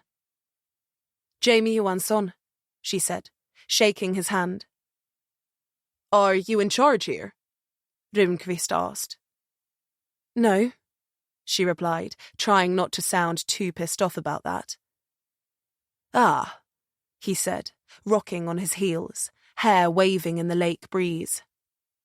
I'm the new police intendant, interim, he added, for Etterange. I had word this morning. He smiled broadly. Sent up from Kiruna. Have you been? No, I haven't. He smiled politely, then looked out over the lake. It is really beautiful here. Jamie cast her eyes over the moving bodies, the police, the sniffer dogs, the CSTs, the paramedics, and then beyond to the lake that was home to who knew how many burnt corpses, to the island in the distance nestled against the cliff face, to the thinning column of black smoke rising into the sky. If you say so, she muttered. You know, my mother always said, Runqvist went on, looking at her. Life is what you make it. You just have to play the hand you're dealt. Was all Jamie mustered to that one. So, what happened here anyway? He seemed to finally notice the carnage around them. "They didn't tell you?" Jamie tried to keep the surprise from her voice. He looked at her uncertainly, shook his head a little. She sighed. "How long have you got?" He laughed, spread his arms. "From what I understand of the crime statistics here, all the time in the world. I think after a few weeks of sitting around, I'll be praying for something to go wrong." Jamie scoffed a little, curled a smile, then folded her arms and watched the uniforms do their work. "Be careful what you wish for." Chapter 37. They borrowed one of the marked police cars and headed out of Etterange before dark, stopping by Hjalmarsson's house to see whether Barry's car and their bags were still there. Both were. Jamie guessed they'd been left as bait, watched in case they returned. She wondered if they were still watching now. She could see no one, but wolves were ambush predators. That much she knew. Edvin and Mathilde were being taken to the hospital in Luleå for further treatment, where Vik had arranged for his ex-wife and her husband to meet them and, once cleared, take them home to Gothenburg. They'd asked about Ulla, but there was no news. Not good, not bad. Nothing. She was gone, and until they could finish their work at the farm, liaise with the NOD, and launch a full kidnapping investigation, there was little that could be done. Jamie couldn't get the sight of Ulla's eyes beneath the floorboards from her mind. Torsen drove into the gathering dusk, while Jamie rested her face on her hand, looking out of the window. Her phone was charging in the cup holder between them, and after an hour of total silence, she turned it on. Torsen seemed torn up about Mathilde. He was a caring guy, she knew that much. No kids of his own, but nieces and nephews that he told Jamie he loved. Not on his side, on his ex's. So now that they'd split, he didn't see them anymore. Kurajak was a good place to escape to. A purgatory of sorts, but one that served a purpose. Jamie's phone lit up, searched for signal, and then found it. Civilization. She waited, but no notifications came through. No texts, no emails. What did she really expect? Her entire social circle consisted of the man next to her, and a dog that was probably missing the taste of her blood by now. She laid the phone on her lap, and then felt it buzz. One missed call. A number she didn't recognize. Then, one voicemail. She dialed and lifted it to her ear. The line crackled for a second. Then a woman's voice cut the silence. "Hello, this is, It started, hesitantly and quiet. "This is Freja Berg. I don't know how you got this number, but I guess you must be police if you did. I wasn't going to call." She sniffled, cleared her throat. "But you said you were in Etterange, that you were investigating a potential crime there." She seemed to struggle with her words. "I don't know what you know already, or if this message will even reach you. If it's already too late. If it's not, run. Get out of there, as quickly as you can. And don't trust anyone." Jamie lowered the phone and put it on loudspeaker, waved Torsen in at the side of the road. He hit the indicator and braked, listening as Freja Berg went on. "Especially not Elias Lman. He... She took a breath, steeled herself. "The old police intendant, Walter Hjalmarsson. Lman was involved in his disappearance. There are people in town, bad people, Dangerous people. They take travelers. They take people. They take them to this fucking farm. And they don't come back. There are fires on an island in the middle of the lake. I don't know what they're doing out there, but I know it's not good. And their leader, Michael, you'll know when you see him. He's smart, smarter than you think, and connected. I don't know to who, or how far this all goes. Walter said he heard him talking to someone in another language. Russian, he thought. He couldn't tell. But either way, watch your backs. Him and his little mute attack dog. I don't know his name. They're both dangerous. We barely got out. After Walter, he said he was coming back. He promised. But when he didn't, he said to run. That if he didn't come back, they'd be coming for me next. So we ran. He said someone would call, someone would find me for the file, that he'd make sure. But no one ever did. He didn't know who we could trust, so I waited. There was silence for a few seconds then. I still have it, Barry said. I have what Walter gave me. It's safe. It's everything he found before he went out there. Before Lman. She spat the name. Jamie sympathized. That little rat. More silence. Okay, she said then, rattling off a long exhale. Jesus. She swallowed audibly. I don't know if it's enough, but I have it. If you're still alive, I guess, call me back. Take it, please. I don't want it anymore. I just want this to be over. And then she hung up, leaving Jamie and Torsen in a stunned silence. They listened to it twice more, the light fading from the sky to their right, the car pointed south towards Kurayak. What do you want to do? Torsen asked after an age. No, let me rephrase that. Tell me what you think we should do. We're going to hand it over to Vic, the NOD, and probably Interpol, Jamie added. Barry pretty much confirmed the Russian connection, which means it's cross-border. He sighed with relief. Good. I thought you were going to say something stupid then. I'm not finished.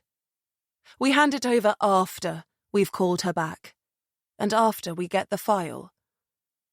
And there it is. You can't tell me you want to drop this, after everything we just went through. I want a hot shower, a comfortable bed, and not to be rescuing you from being hung up and gutted like a fish by a cult-leading maniac. What? You got other girls need saving instead? This isn't funny, Jamie. She took a breath. I know. I just can't leave things alone. I have a problem with closure. You have a problem with boredom. You don't like things not being a drama. You're not happy unless you're in the middle of the biggest shitstorm available. I don't think that's quite fair, Jamie protested. You looked me up. You know the people I've stopped. You think it wasn't worth it. I think the people you've saved, the people you've put away, it all contributed to the greater good. But that doesn't mean you were the difference between good and evil. I disagree. She ground her teeth a little. You know we just saved a little girl, right? And her father, from being burnt alive. I know. Doesn't seem like it. I fucking know, Torsen said, not veiling the force in his voice. Don't put me on the other side of this. Don't paint me as the heartless one, the moral bottom feeder, while you're the white knight. You're focused, driven, smart, and great at your job, but you're also reckless. And you're talking about disobeying a direct order from the head of the Violent Crimes Department at Stockholm Police. Your former partner, someone you supposedly respect, care about even. Though God knows why. Was that a question? And not only do you want to make a fool out of him, but you also want to withhold evidence in a kidnapping, murder, and possible trafficking case from both the NOD and Interpol, so you can play hero? She stared out of the windscreen. Look at me, Jamie. She didn't. Look at me! He slammed his hand into the top of the steering wheel, twisted in the chair to face her. She swallowed, then did. Answer me. She didn't have one. Kurajak is boring as shit. I don't disagree. But you can't fuck with this case like you're talking about. You see the issues with what you're suggesting, right? She looked down. I need to hear you say it. I do. You do what? I see that it's the wrong fucking call, all right? Good. I see that it's dumb and selfish and it's blinkered, but... But what? But I don't fucking care, Jamie said, shaking her head. I want to see this through. And whether that's because of who I am as a person, better or worse, I don't want to shy away from it. We let that Russian fuck escape, and that gets at me. We left Ulla at the church. That gets at me too. And it'll keep getting at me until it finds a nerve, and then it'll be an incessant fucking scratching on the inside of my skull. And if it's handled by the NOD or Interpol, whoever they put on it, I know they won't do what I'd do, go as far as I'd go. I know they wouldn't do it like I'd do it, and call me arrogant, cocky, or whatever you fucking want to, but that's just it. That's who I am. We got Michael. We saved the girl and her father. We got rid of Lman. But it's not enough. It's not. It's just not, okay? It's not. She felt tears hot in her eyes as she looked at Thorsen. What are you smiling about? He turned to face front, and then pulled out from the side of the road, heading for home. You know, in therapy, I think that's what they call a breakthrough. Oh, fuck you! He laughed a little. I just need you to be honest with me. And that starts with being honest with yourself. Yes, Doctor, of course, Doctor, Jamie snorted. Don't deride your own progress. He looked over. I'm serious. Now we can actually move forwards, on the same page. What are you saying? Jamie asked cautiously. I'm saying... He drew a slow breath, then let it out. This is now an NOD and Interpol joint operation, I'd bet. You already said that. Only Interpol don't know that yet. Not until they get the file from Bari. Or hear that message at the very least. We going in circles here, or is it just me? Thorsen bit his lip, stringing this out. No. It's just... Don't you have a friend at Interpol? He looked at her. Might be worth dropping her a call. See if you can't call in a favour. Rather than, pissing everyone off and going behind their backs, you could just... ask. He shrugged, looked back at the road. Just a thought? He laughed a little, not needing to see the look on her face to know what she wanted to say. I know, he said, sighing. Fuck me. Epilogue. Night was laying on Kureyak like a blanket. The cloud cover was thick, blotting out all the stars. And who even knew where the moon was? Thorsen pulled into Jamie's drive and rolled to a stop behind a black Mercedes. Neither of them spoke as they inspected the back of it.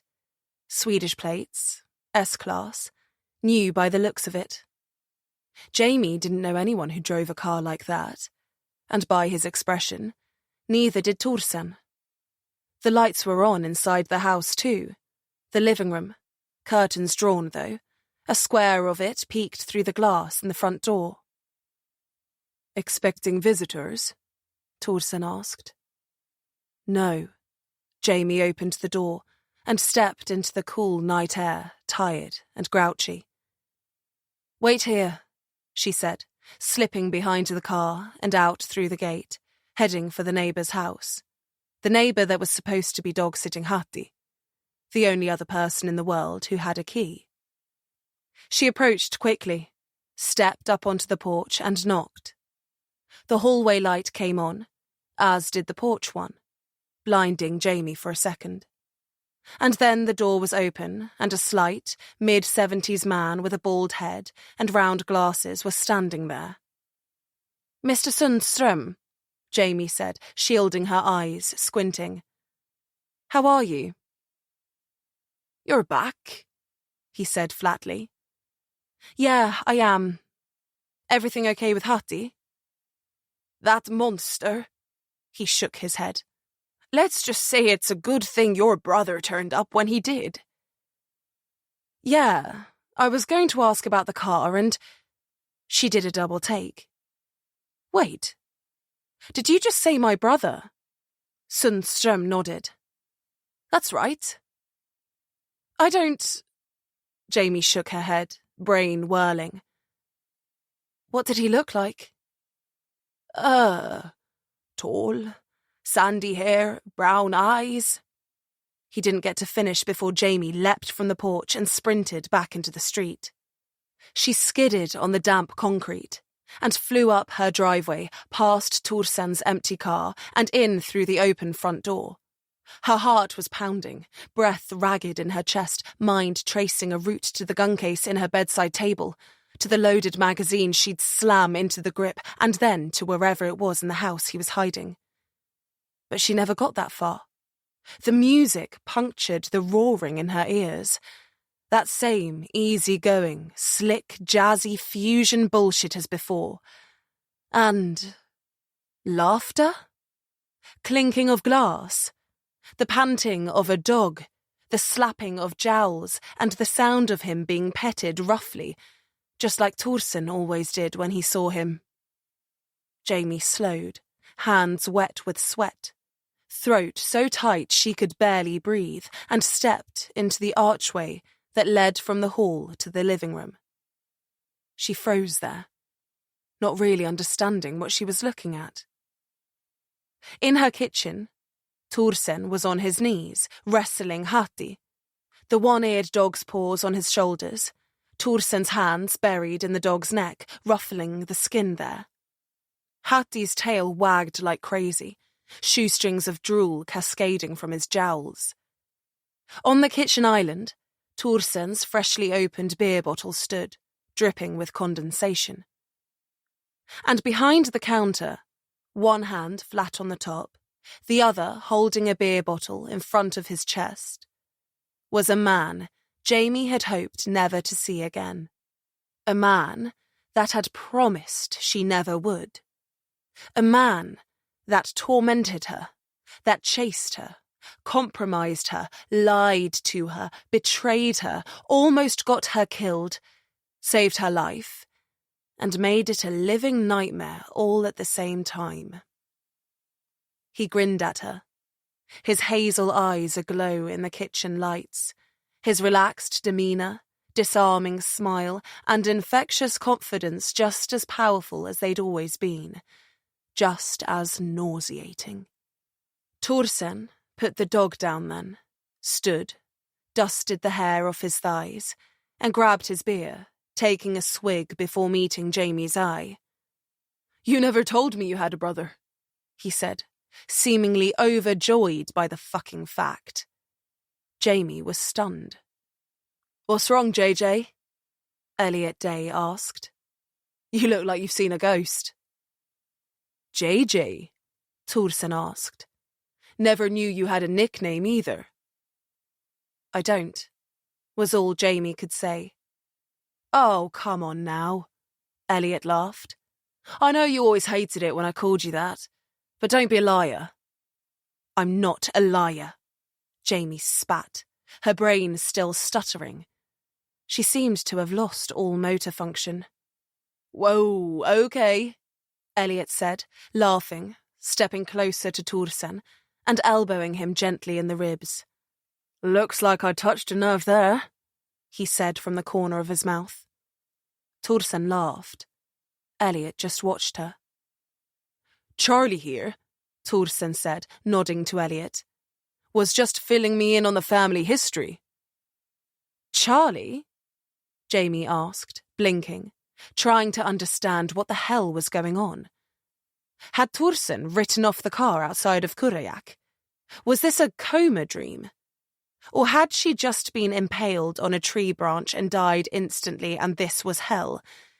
The second option seemed more likely. Sorry, Elliot said, putting his beer down and lifting his hands. She always calls me Charles. Sore subject. Our mother wasn't exactly the most forthcoming person. He laughed it off. It took me a while to get over being given up like that, and even longer to find her. And Jamie here. But we made up for lost time, didn't we, JJ? Beer? I don't drink, she said through gritted teeth. I bought non-alcoholic for you. Thorsen choked on his beer a little, lifted the bottle to look. Shit, this isn't non-alcoholic, is it? Elliot clapped him on the shoulder. No, I set you up with the good stuff, don't worry. Good, Thorsen chuckled. After the week we've had, I need it. So? Elliot said, turning to the fridge and pulling one out for her. Can I tempt you? No. Jamie clamped her teeth together, trying to figure a way out of this. She could always just go and grab her gun, fulfill the promise she'd made him on the beach in Scotland, and put a bullet in his heart. Though that did raise the issue of explaining it all to Thorsen. Elliot, put the beer back, and then stepped from around the island past Thorsen towards her. He put his hand on Hatti's head and scratched without looking, without hesitating. A move that would get her hand ripped off without question. The dog lapped up the attention. Jamie, Elliot said, coming closer. She resisted the urge to kick him, the urge to run, the urge to scream, the urge to puke. I know we've had our differences. He put his hands on her shoulders. She shuddered just a little. But it's a new day. Hell, it's a new year. What say we lay all to rest? Get a fresh start, huh? And then he pulled her in for a hug, wrapped his arms around her. She swallowed the rising bile. Thorsen, she called over Elliot's shoulder, eyes screwed shut. Do me a favour. Grab my bag from the car, would you? Sure, he said, reading her tone. He took another sip of the beer, then breezed past them, out of the room. When she heard his heels crunch in the gravel on the drive, she balled her fist and slammed it into Elliot's ribs. His grip loosened, and she shoved him off, hard. He stepped back, still smiling, amused by it all. What the fuck are you doing here? She hissed. I was in Sweden on business. Thought I'd swing by, see how you were. Swing by, she scoffed. Do I even want to know how you knew where I lived? Or how you got in here? He laughed a little through closed lips. Jamie, come on. She closed her eyes, tried to breathe through the rage.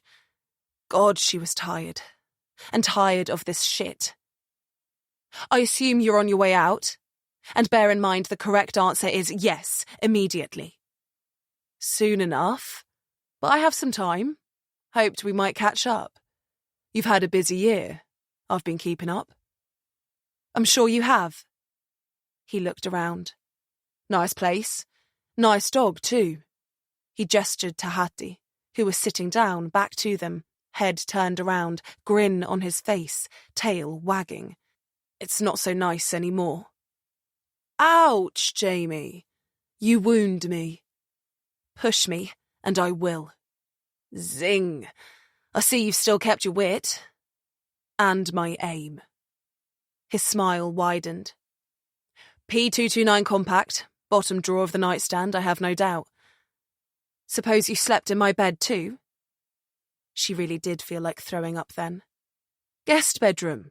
Didn't want to cross any lines. Right. She had to laugh. That's where you draw the line. Good to know. Boundaries are healthy. Nothing about this is healthy. Oh, I don't know. He mused, heading back to the counter to collect his beer. Some time has passed. I really did mean it, about wanting to start over. What do you say? New place, new you, new me? New name? Charlie? She scoffed. Second name Manson, I'm guessing. Smith. What, John wasn't available at the fake passport shop? A little played out for my tastes. Plus, who could stay angry at a Charlie? He shrugged playfully, took another sip. I can't imagine. We could be friends, Jamie. Like old times. No. You sure? We made a good team.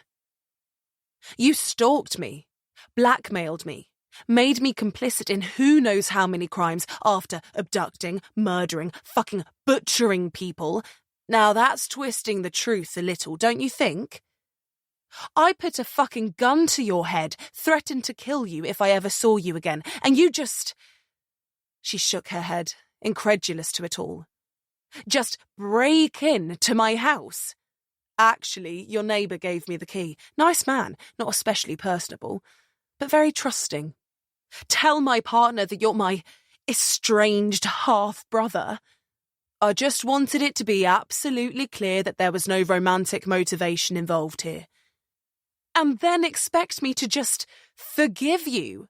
Forget everything that happened. And be friends with you? If you think that's even remotely, that in a million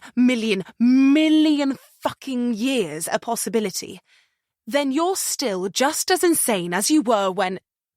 His eyes flitted over her shoulder for a fraction of an instant, and she stopped, feeling Torsen's presence, hearing his footsteps approaching.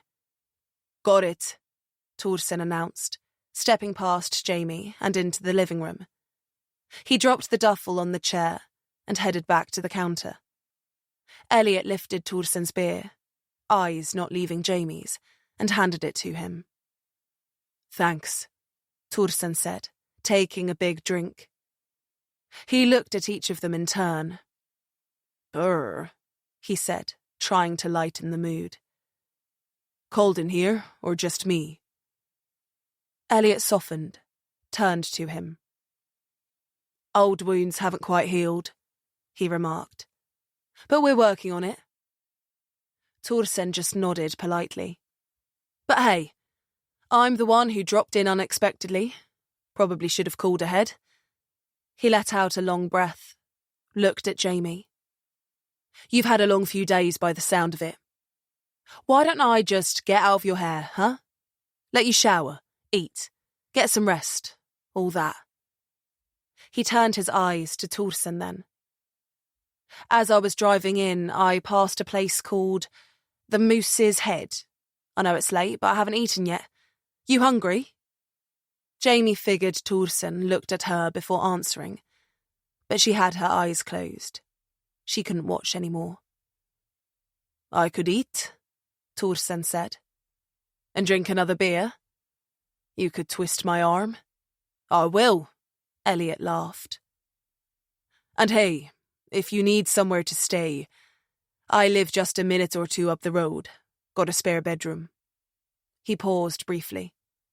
And we could take Hattie off your hands if that's easier, Jamie. If you want some space or... She forced her eyes open, but didn't answer.